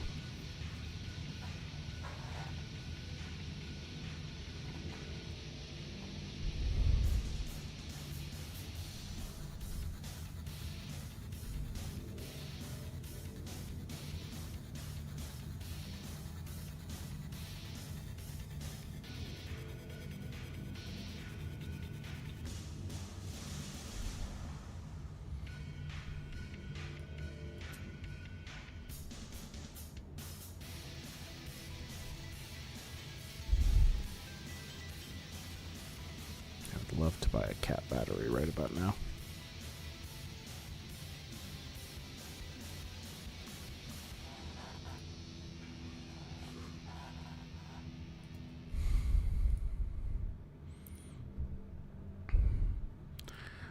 I feel like this didn't used to be a problem with the Corvettes. The capacitor used to be better on them.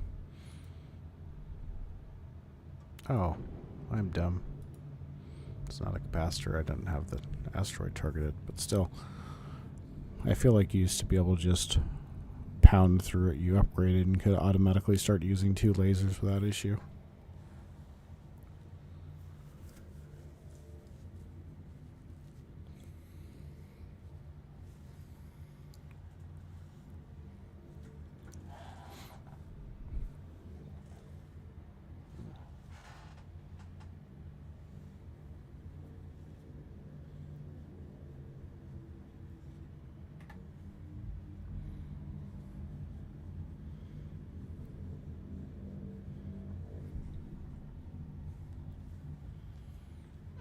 Worst part about glasses, how dirty they get.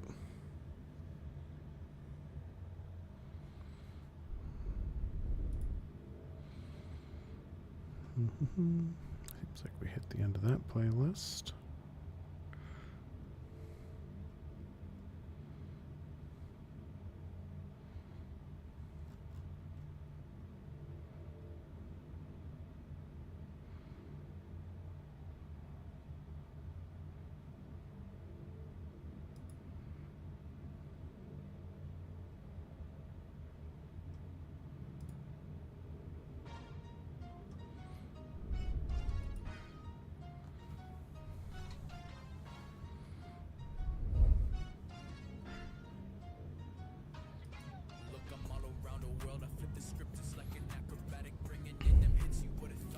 At some point I need to sit down and just build my own playlist because too many of these are too short.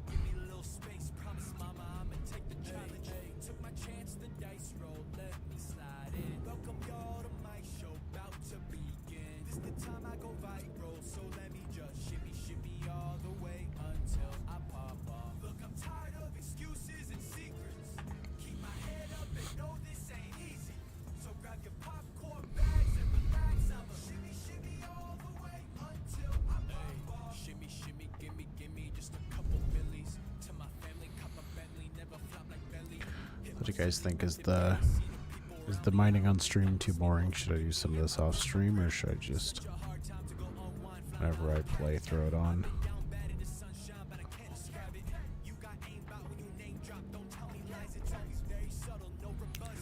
If you're just having it in the background listening to music, that's fine too. Just curious for anybody that wants to weigh in.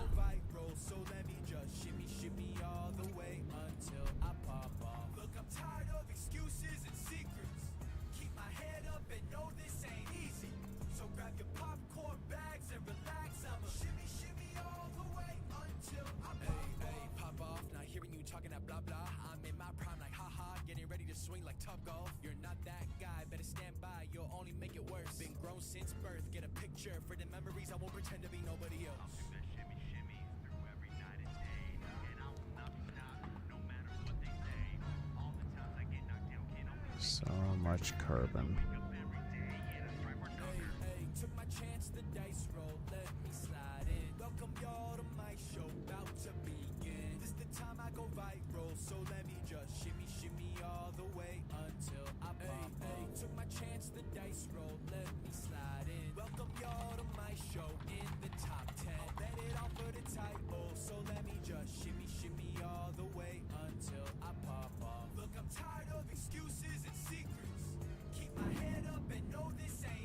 Oh. The ship was at an angle that was blocking the laser. I thought it had just stopped mining completely. Trying to figure out why.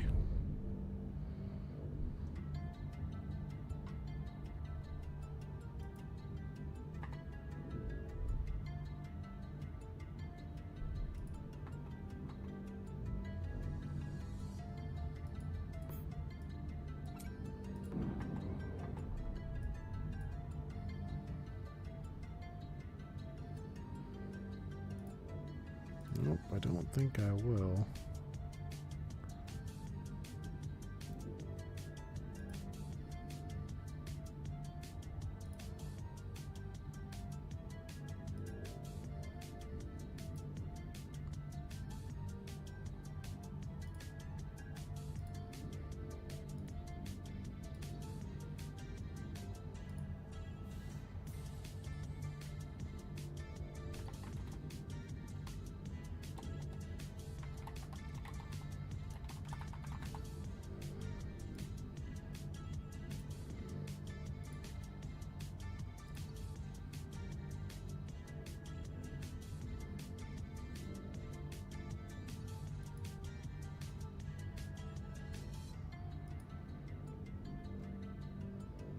Yeah, I try and watch for him.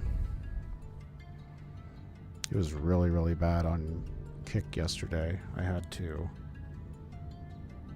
enable follower only chat on Kick because I was just getting spammed like crazy, so bad that I couldn't read chat for anywhere else.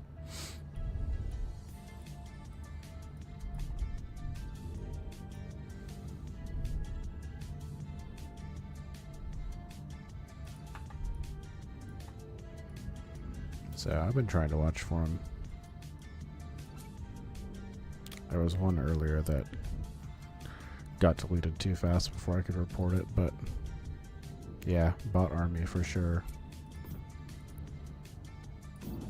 The one I reported yesterday, Twitch was like, yep, we agree with you. This guy's just a spammer. We've taken action. I'm like, cool, I'm going to keep trying to do that. Fight the good fight.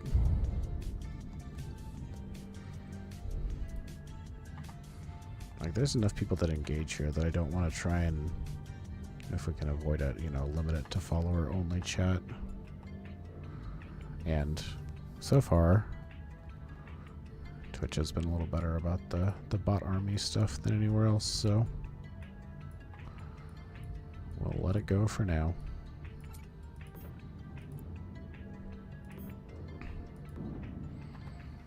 There's not so many people chatting that I can't keep up or anything, so might as well leave it as open as possible.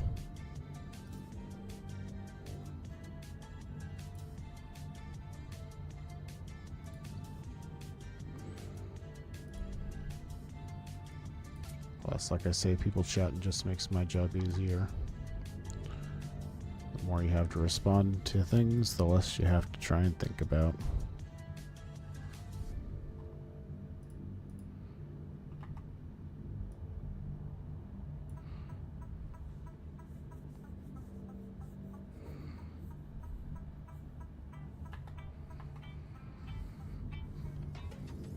So I was talking to the guy that shot us down yesterday before the stream, and he was talking about like, oh, I hope people start like hiding their system names and stuff like that. And it's like, you know, I thought about that.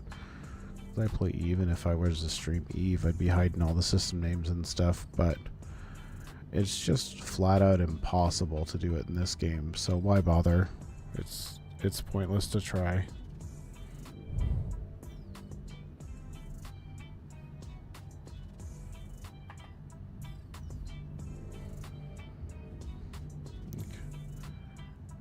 Maybe I can give him some feedback later, but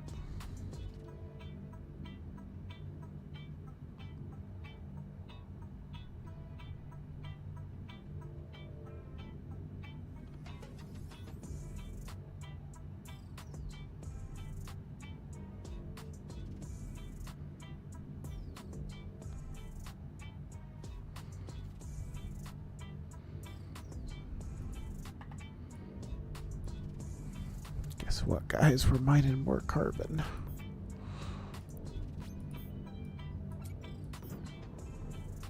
I'm trying not to think about how much carbon it's going to take to build that frigate, but God, life will be easier when it's done. Make things so much better.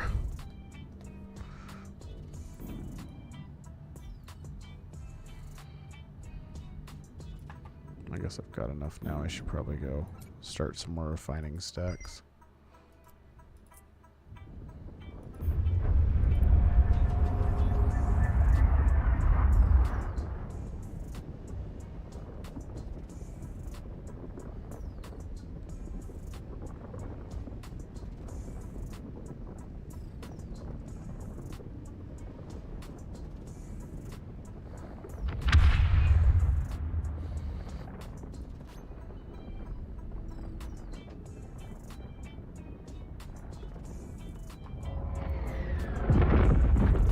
I can't decide how much I care about sulfides. I really haven't used it yet.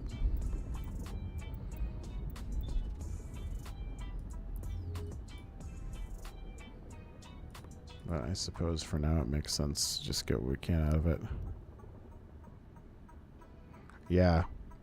That's how it was last time, like the last play cycle that I played in. When Hi Wesley Pipes. You know, when I got to the frigate, it definitely made life way easier previously too, so I don't think things have changed in that regard. Let's do this in a better order.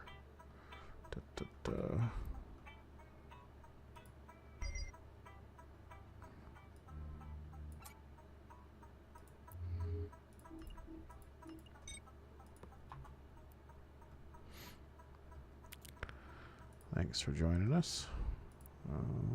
Okay.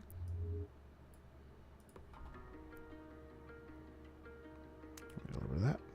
Sure enough.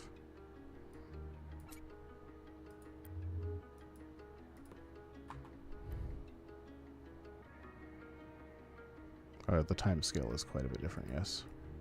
Yeah, it was much, much easier before. But I think it was too easy before, honestly. So I don't think the time scale on this is bad. You know, I think it created some unrealistic expectations. Yeah. Well, and it's, you know, it's this force multiplier effect. Like, once you get the frigate once, as long as you don't lose it right away, that helps build up, you know, your stockpiles faster. And then if you do lose a ship, you know that you can, you know, get it done that much faster. Get yourself rolling again. I've had to go through that a few times already.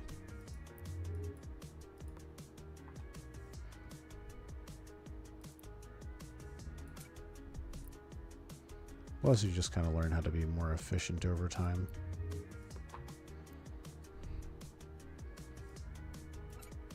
You figure out how many printers and refineries and all that kind of stuff that you want.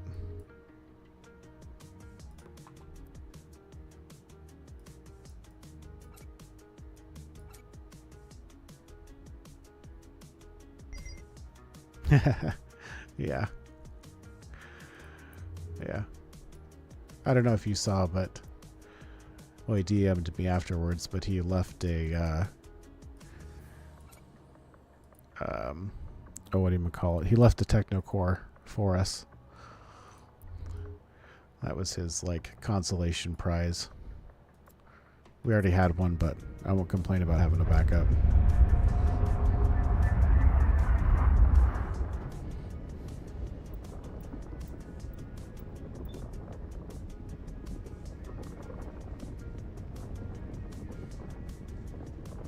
Yeah, it was nice.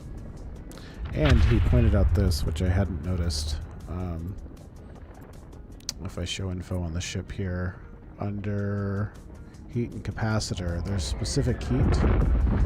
So the reflex can actually changes its heat at half the speed of the reaver, which makes it way easier to jump with. And I hadn't noticed that before. So I learned a little something from him too. Okay, I know you're here. Ugh. There it is.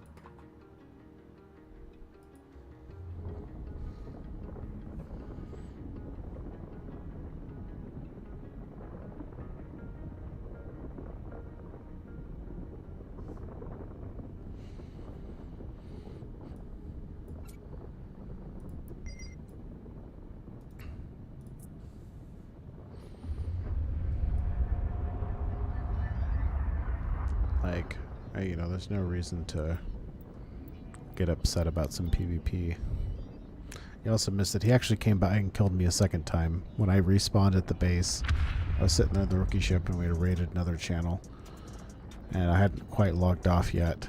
And I looked back over at the screen and he showed up at my base and killed me again. I was like, alright, well, I'm in the rookie ship now. I really don't care.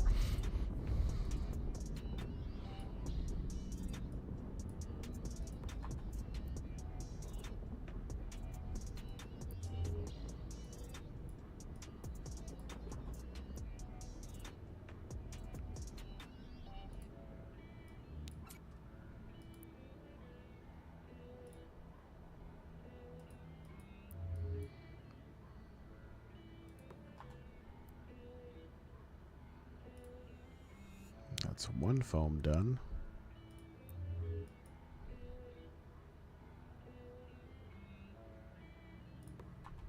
Oh, That's not what I want. I'll deliver it.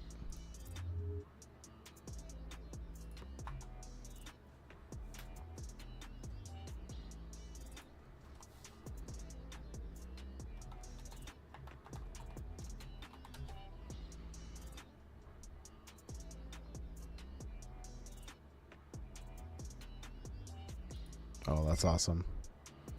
You gotta love when your base gets some revenge for you. You don't even have to lift a finger. There it is.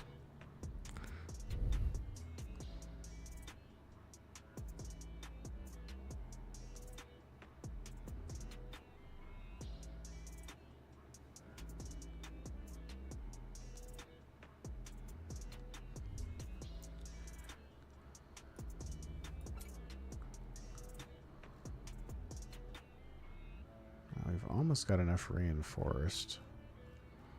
That's about all I can say.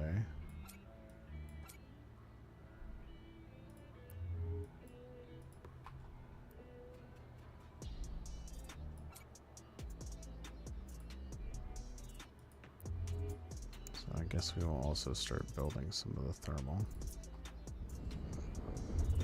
Try not to get too low. In case we die in the ship again, I'd like to have some stuff to rebuild with.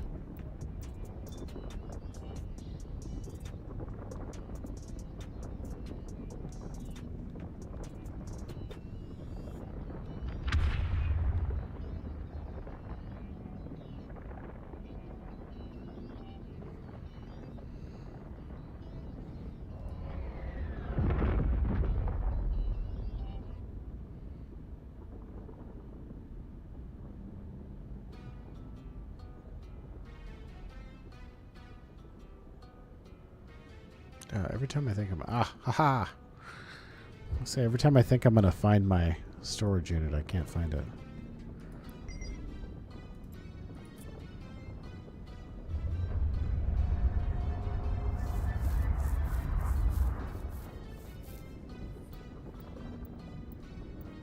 Not quite a full load on the way back.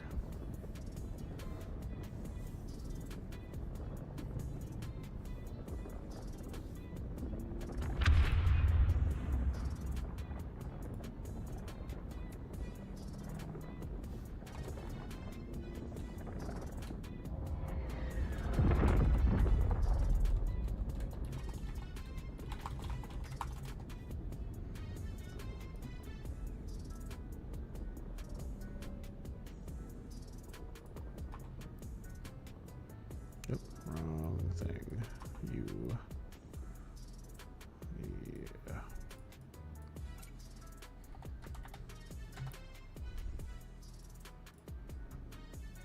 Start some more thermals.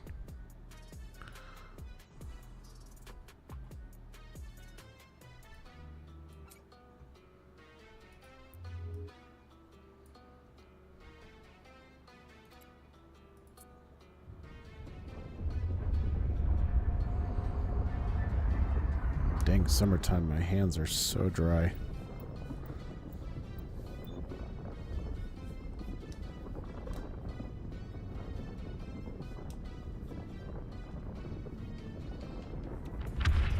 Go figure, when I lived in Alaska, I never had any problems with dry skin. I moved to the desert and that changes.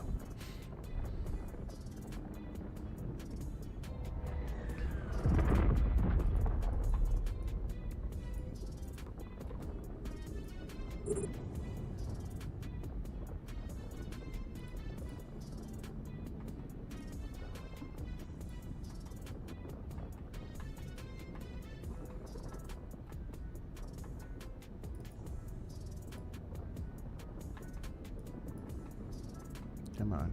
There we go.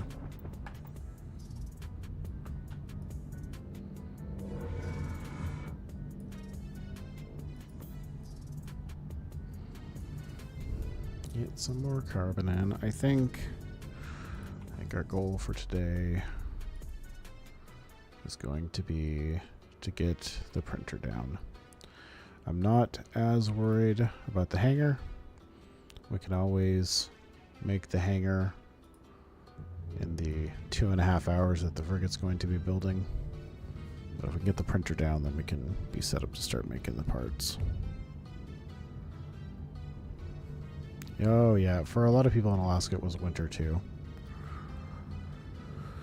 But it was just enough moisture in the air for me there.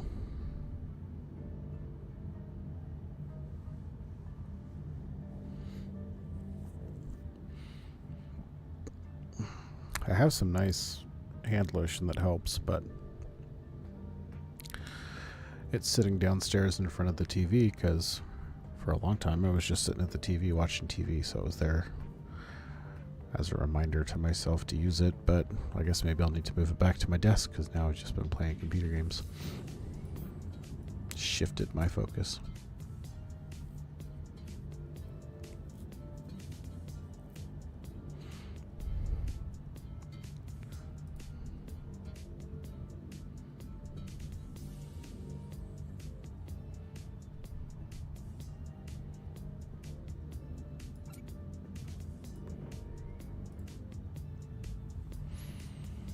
Just a reminder, if anybody has Amazon Prime and isn't using their sub, I'd love if you send it my way. We've got 7 of the first sub slots still open. First to 10.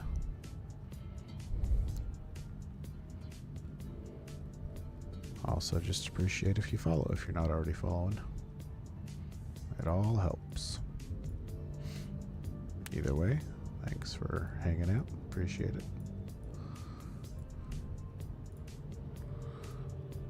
It's definitely easier to do this when there's people around watching.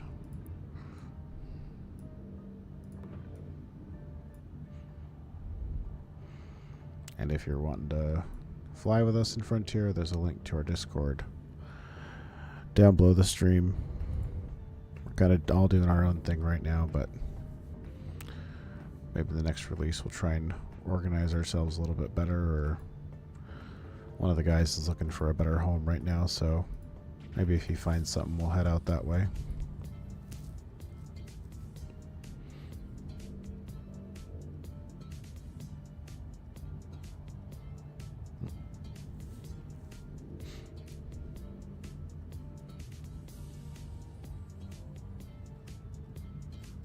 I could have sworn I just saw chat, but I don't see one now, so.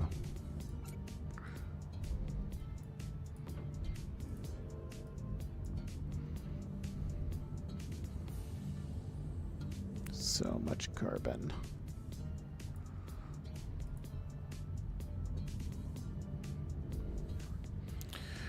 I mean, I probably could have the frigate by now if I hadn't lost 3 or 4 ships. Takes some resources to rebuild these things.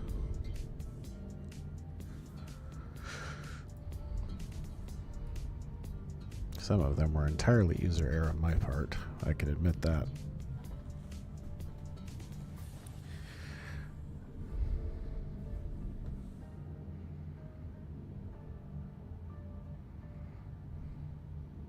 If you just want to go over there and hang out too, I don't really care.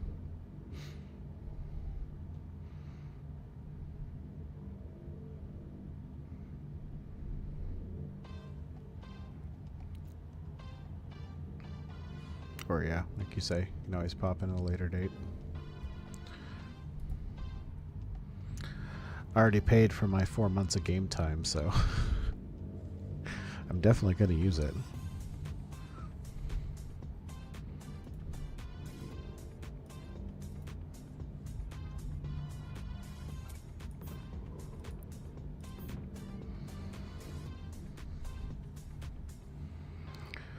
The tribe pack seemed like a little much to me, though. I understand they need development money and, you know, in-game cosmetics or whatever, but a little beyond my reach, I think.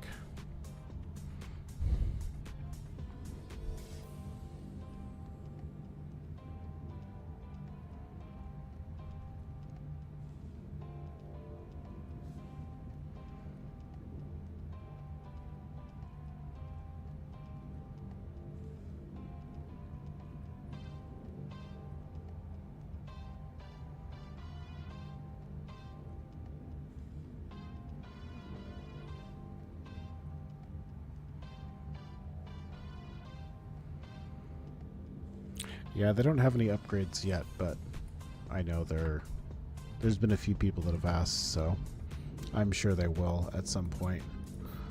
Obviously, it's just more income for them, so.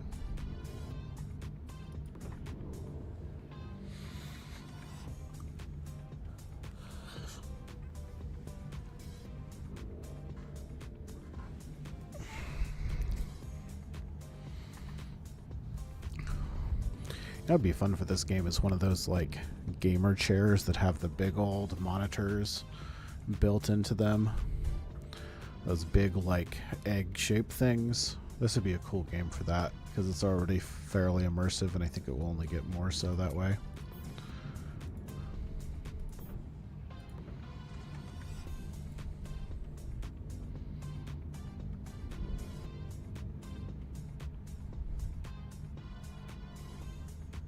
Oh, it's live now? Okay. That's good to know. I mean, I guess I don't have a pack I can upgrade to, but...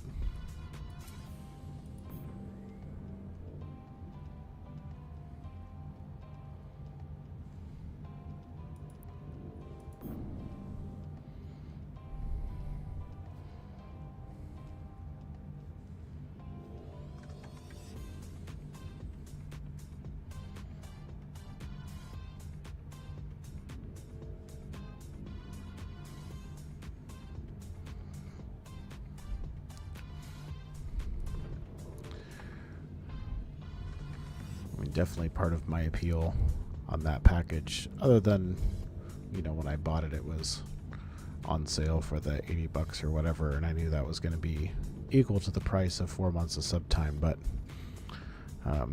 72 hours head start in an MMO that's competitive like this is pretty primo. That's a really nice benefit.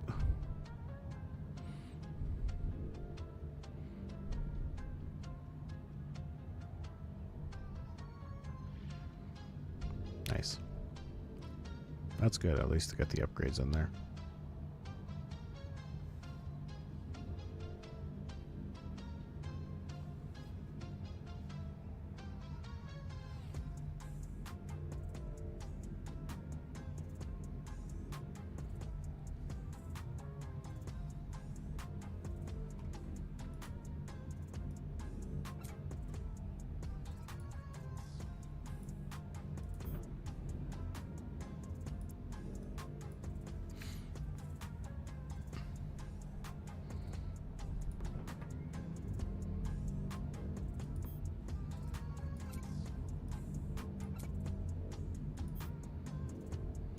Here, back.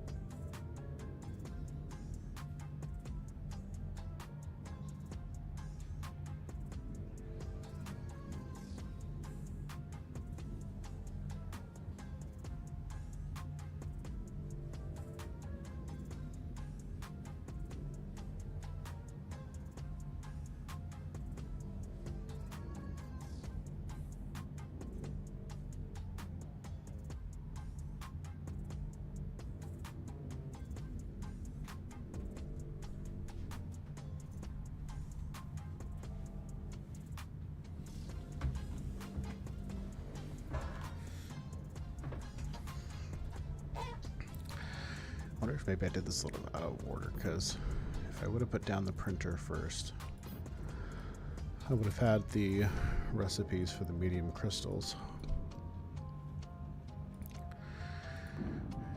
could have gone and mined that murky field. Gotten the extra carbon.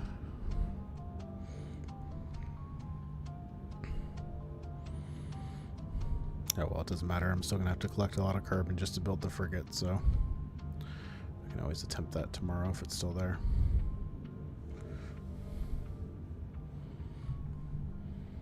But I'll be curious to see when we try that. Maybe next time that'll be what I'll need to do.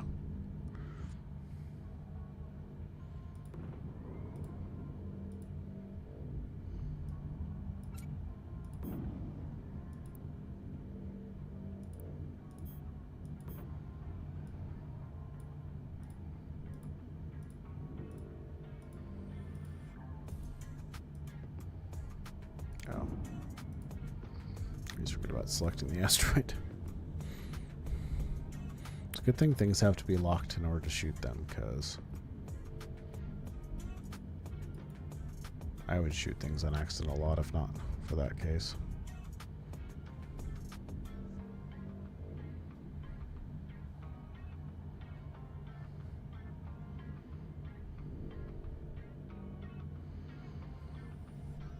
Oh, I understand. So, the EXT is external, and our external heat is 93.5. I got it now.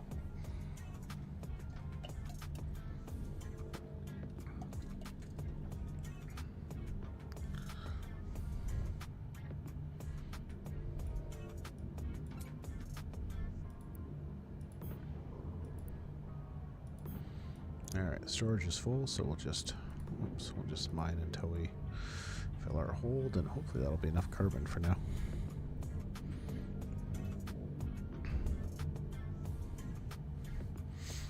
I already got one foam built, so just need the other one.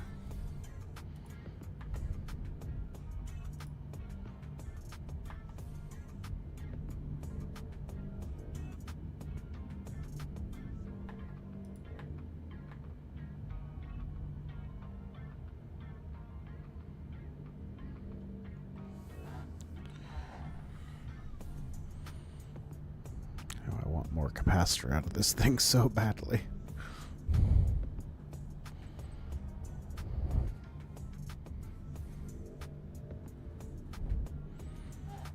Can the frigate maintain 3 lasers? I hope so. I hope it has enough cap for that.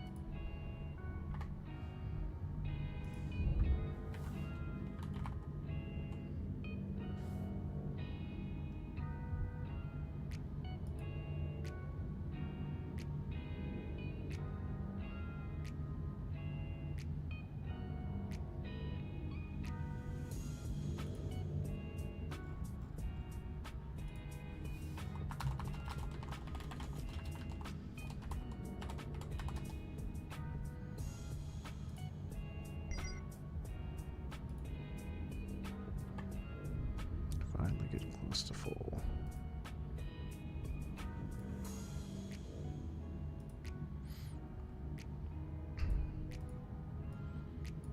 And we can just focus on the other stuff.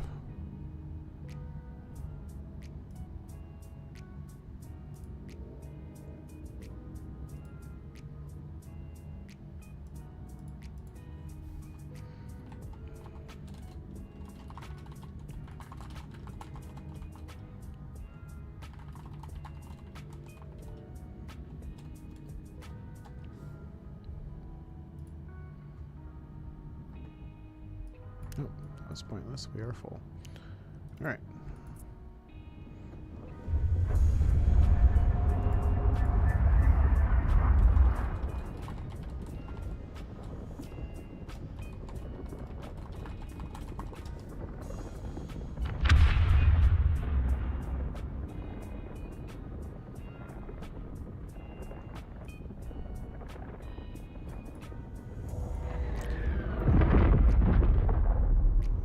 full. That one's full. Alright. Not the refuge.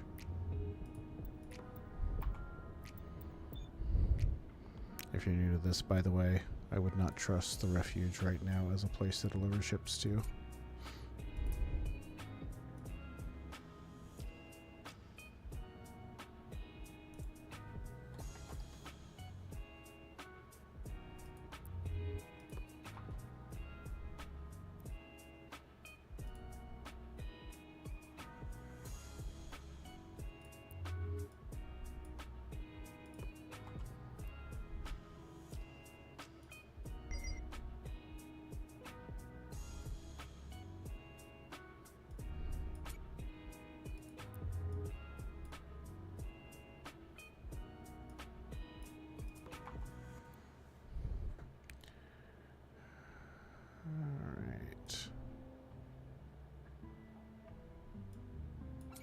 I haven't been loading. Let's start doing that. Nope, not that one.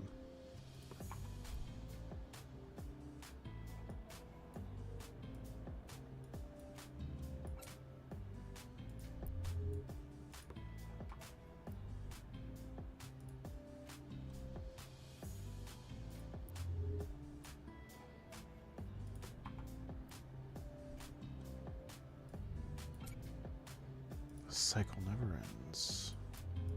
Just keep getting all the carbon.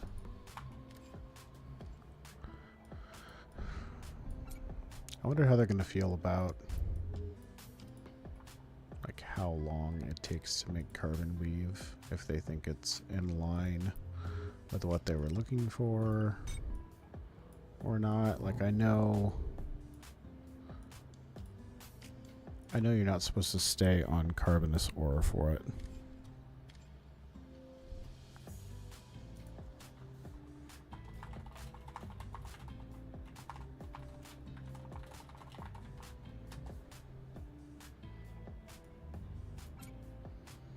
But still, I'll be curious to see what they think about that, because it is a much harder grind than the other things, and maybe that's super intentional. I already emptied that one.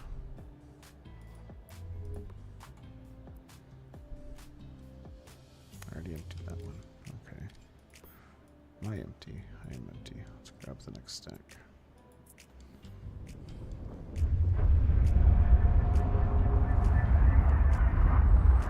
Like, I don't think... I don't know. It feels disproportionately difficult to the other ones, but maybe I don't want to say that, because then maybe they'll make the other two harder. It's just used in so much stuff.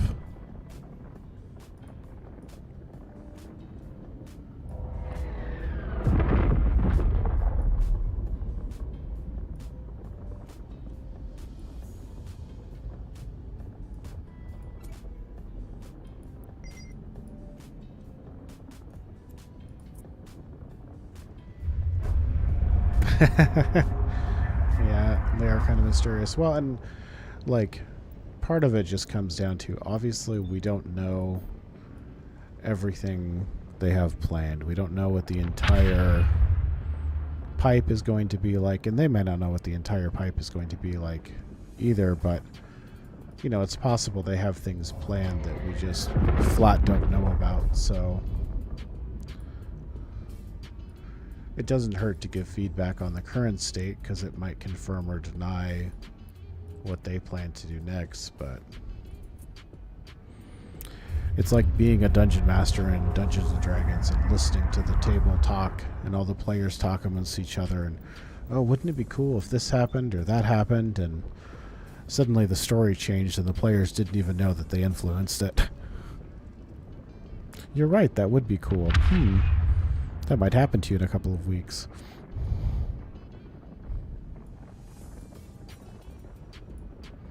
That's a CCP Overlook mentioned something like that on the stream, where like, yeah, sometimes you guys come up with some absolutely terrible ideas, but sometimes that also then gets us thinking and has us come up with ideas that we had never thought of before. So it's like the base of the idea was absolutely terrible to begin with, but it made them think about something cool.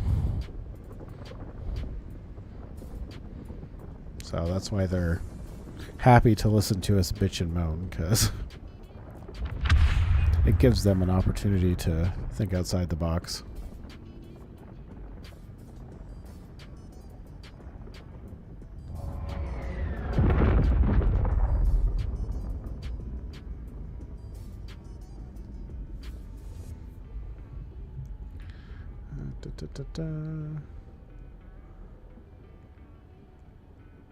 There you are.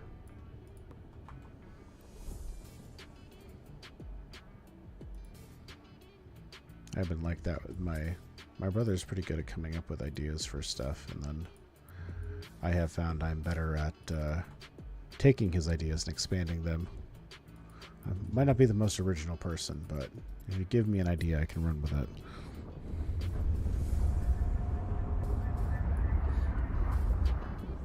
That's how my brain works. Think of every possible scenario of any given situation, and 99% of it will be completely unrealistic, but I will still have thought about it.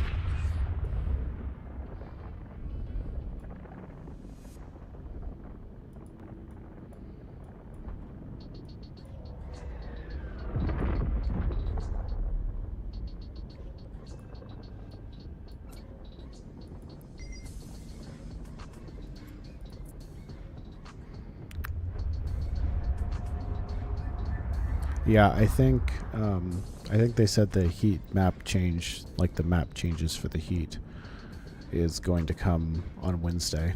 He said they were almost to the point that they could push it out, but it didn't just quite make it today. So I think they've pushed it back to their Wednesday release. That was what I gathered. So it's not too far away. We'll get ore fixes and heat map on the same day. And you guys can tell me how wonderful it is 2 days later when I can actually get on and play.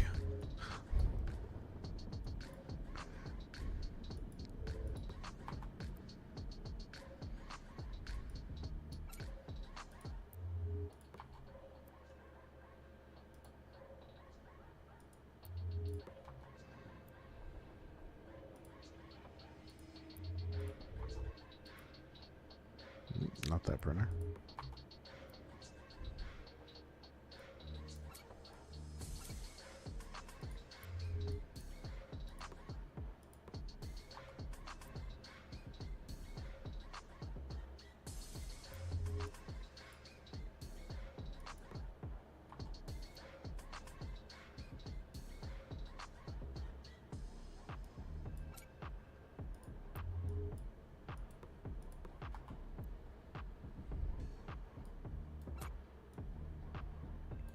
Let's see, we'll refine one more stack.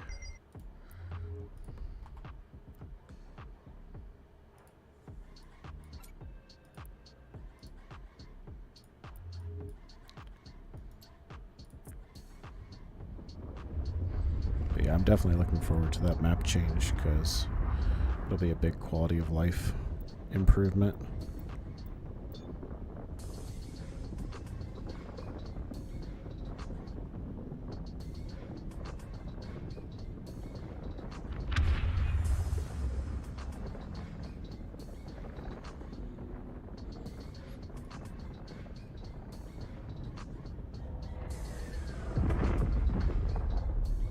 Shall not elude me. I know you exist in the general vicinity. There you are.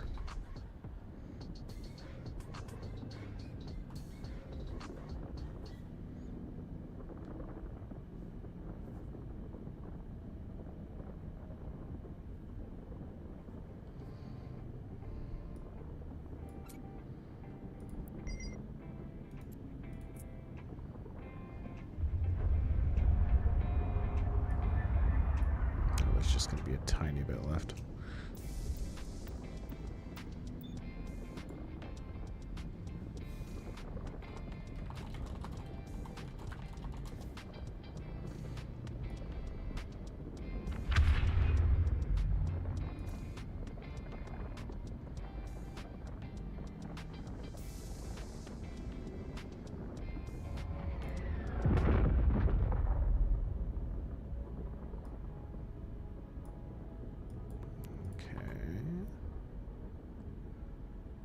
Not that one.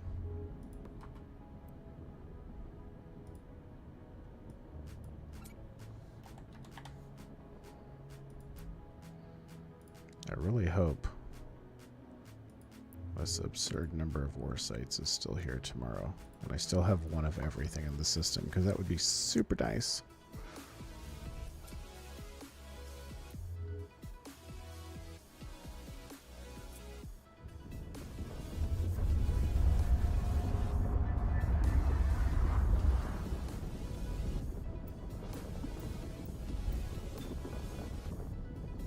Man, thinking about it, like this is, I've got this all pretty compact.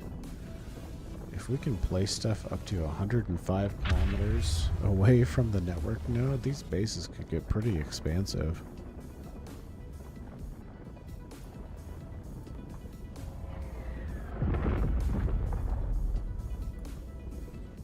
Could be some interesting stuff.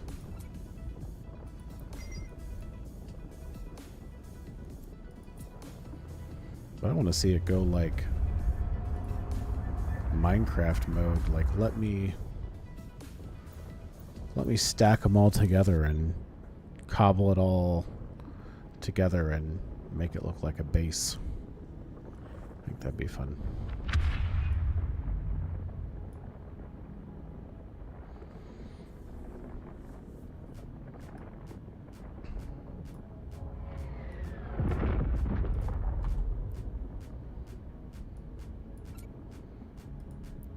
Not technically a structure, but you combine some printers and some docking and a couple of other things and make yourself one. Nope, don't cancel. That would be unfortunate.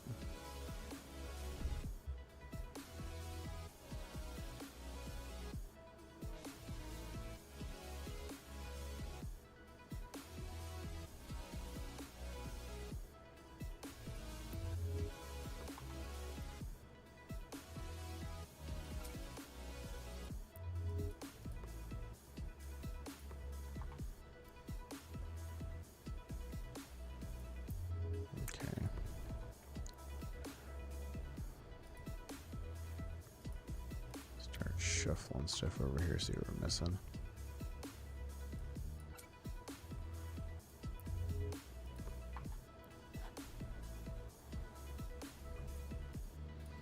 And now I need more reinforced alloys. I know I don't have enough of that. Oops, I still need to be in there.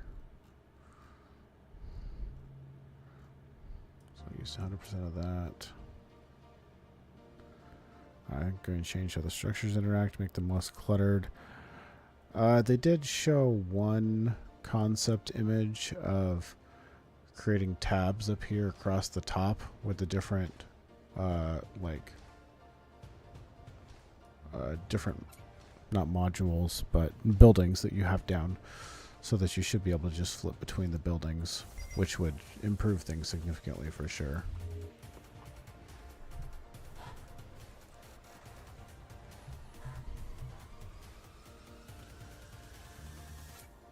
Short 2 there, 2 there. I'm making more. Not currently.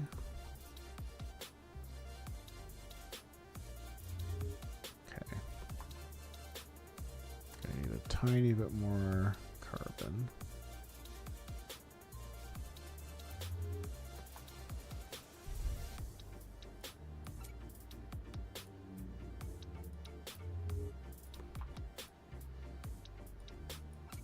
Oh, no, I guess I don't. 728, I think. It's a weird number. I wonder what's made them go with that. It's not even a refinable stack.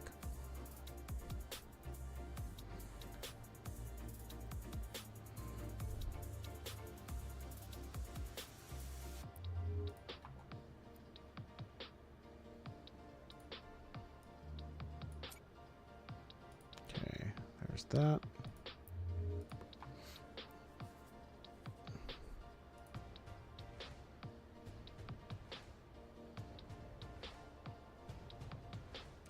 Then the reinforced alloys is metal and common ore. So we'll Need some common ore. And more carbonous materials. Because of course we do.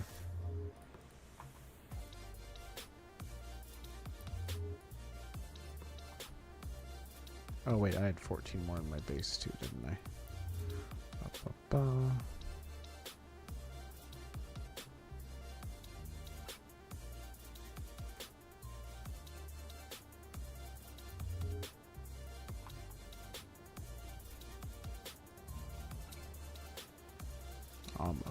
Almost. Should get there with what we have. Well, let's get a little more common ore. Nope. Nope. That could work. I'm glad the unremarkable ore sites are useful now.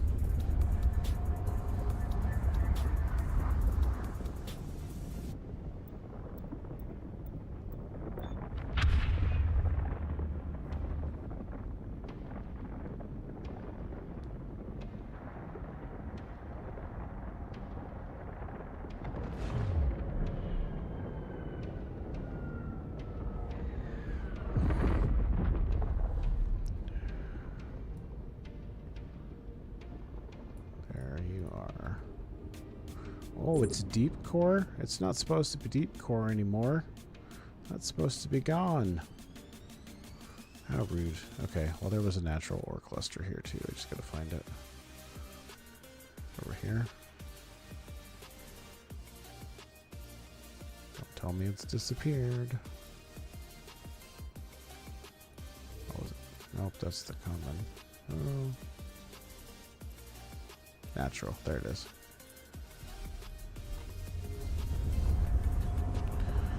Teasing me like that. Deep core that I can't even use.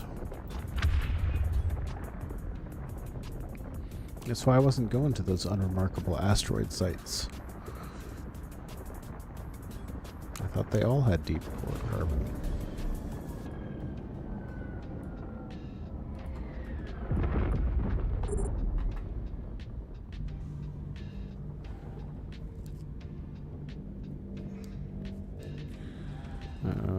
Always have inventory notepad open. Just like seeing everything I use often, be able to save locations. Yeah, I understand that. I should use notepad more. I had one of the other guys in our group say that too.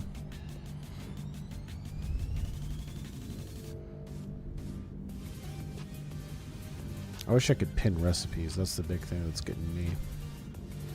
I hate having to go back into the printer to see what I need.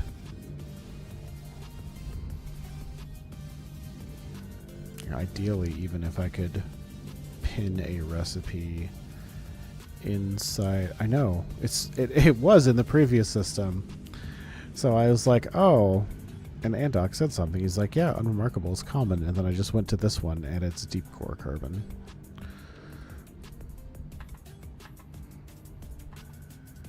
But I kind of want to pin a recipe like inside of the printer, so I can see like, oh, if I start loading stuff into it, I have this much, you know, done already, and I still need these many.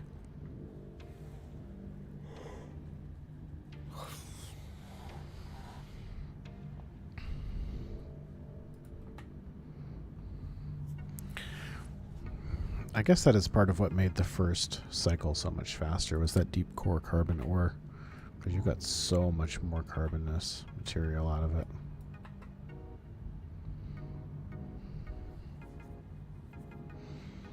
But now that void is meant to be filled by the tier 2 ore.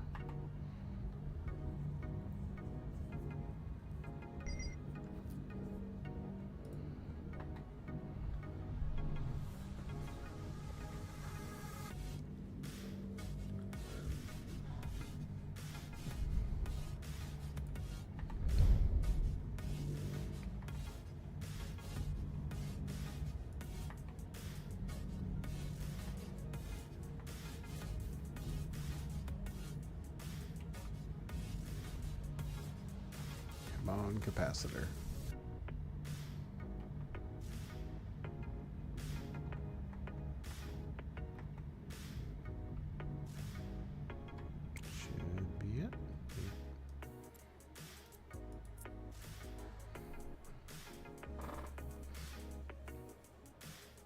Oh.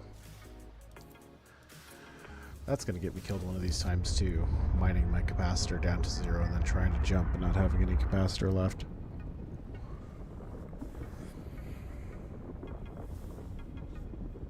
Yeah, if the medium shipyard is the frigate, yes, I put that down. But I am working on the medium printer right now. I forgot about that. They did have a pin blueprint thing. It wasn't quite what I'm looking for. I want it to like show up in the corner of the screen over here or something, but... Hi, Freeman. Good to see you on today. So yeah, I've got the shipyard right here for making frigates and making destroyer. I've seen a couple people who have installed destroyers already.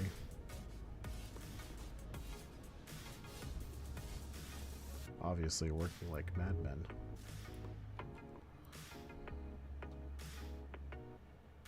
Alright, fine.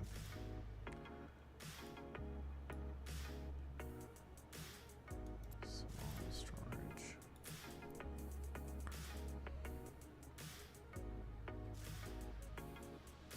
Yeah, it has been a grind today. We have been grinding away a lot.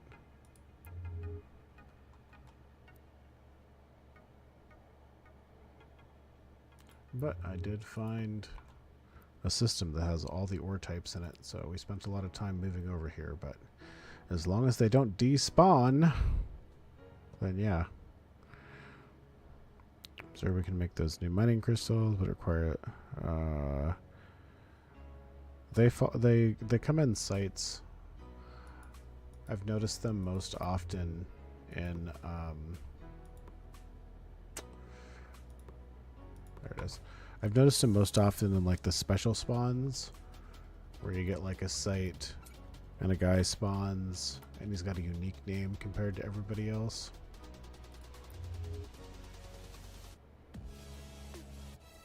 Okay, I'm gonna fly over here because this is annoying to interact with.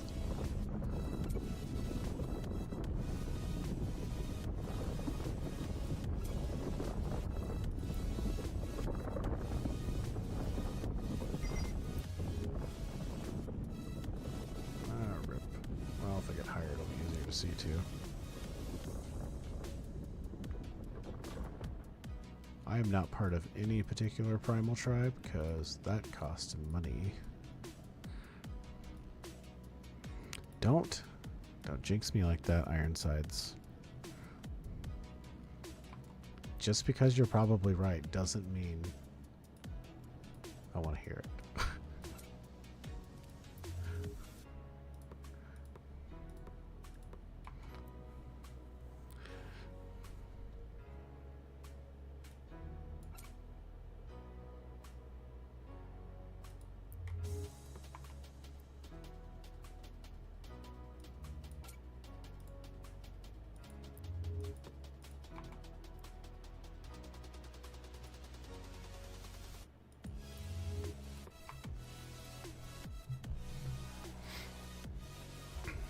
Because you bet twice you meant the packs, right? The tribal packs that they have.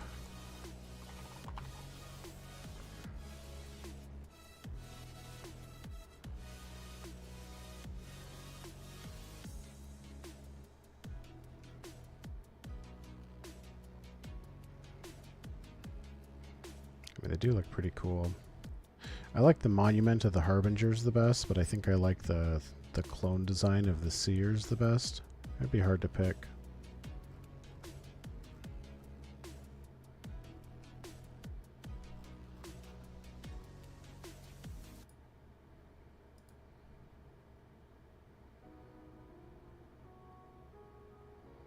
Oh, that would be interesting. I honestly don't know. You might be right.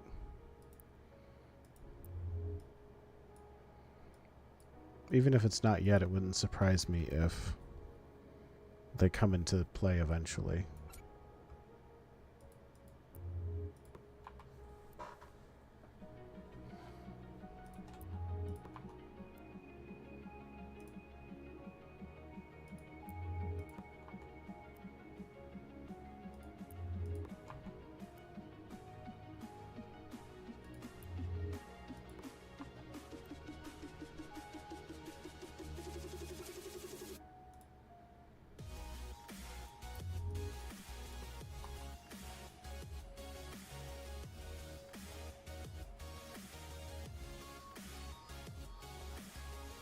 I mean, they're adding specific monuments that will only be buildable by the players that purchase those packs. So even if the tribe doesn't directly exist in lore, the players will create it by building those structures. See, I had enough thermal.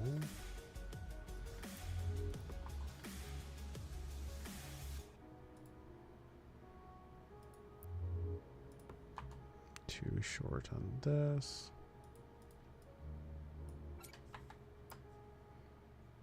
Nope. One short.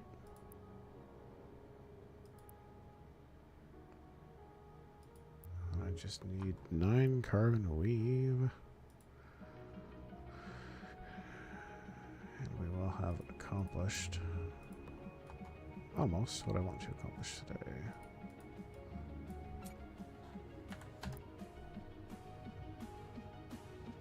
Start. Sweet.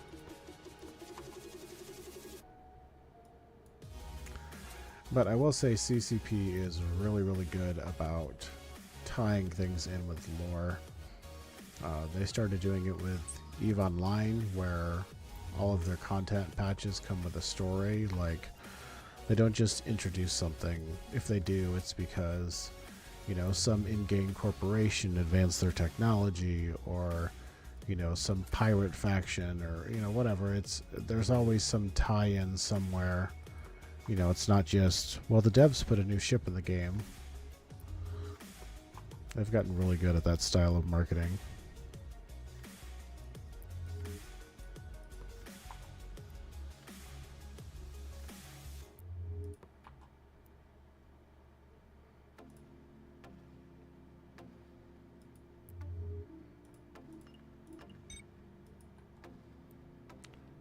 Alright, let's see. Here we go.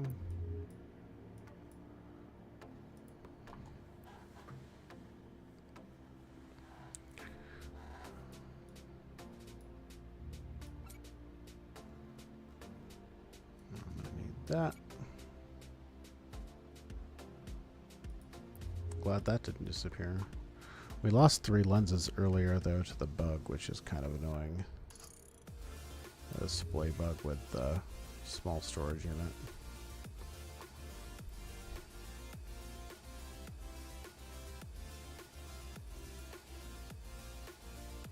I just realized our shipyard is probably not even online. Not that we can build anything yet, but...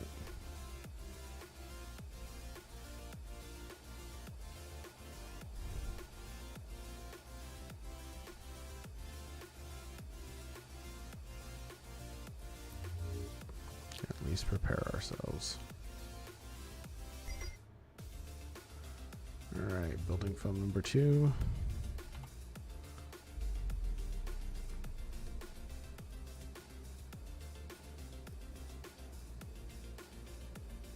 And a printer.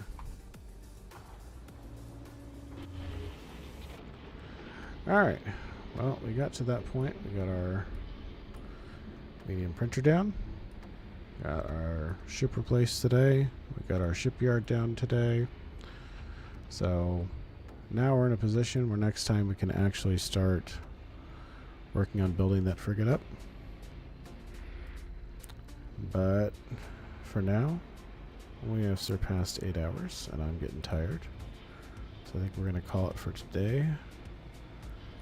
I am just going to find somebody to raid here.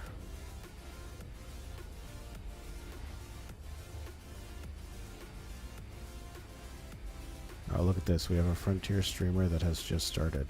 Let's go say hello. How do I... There we go.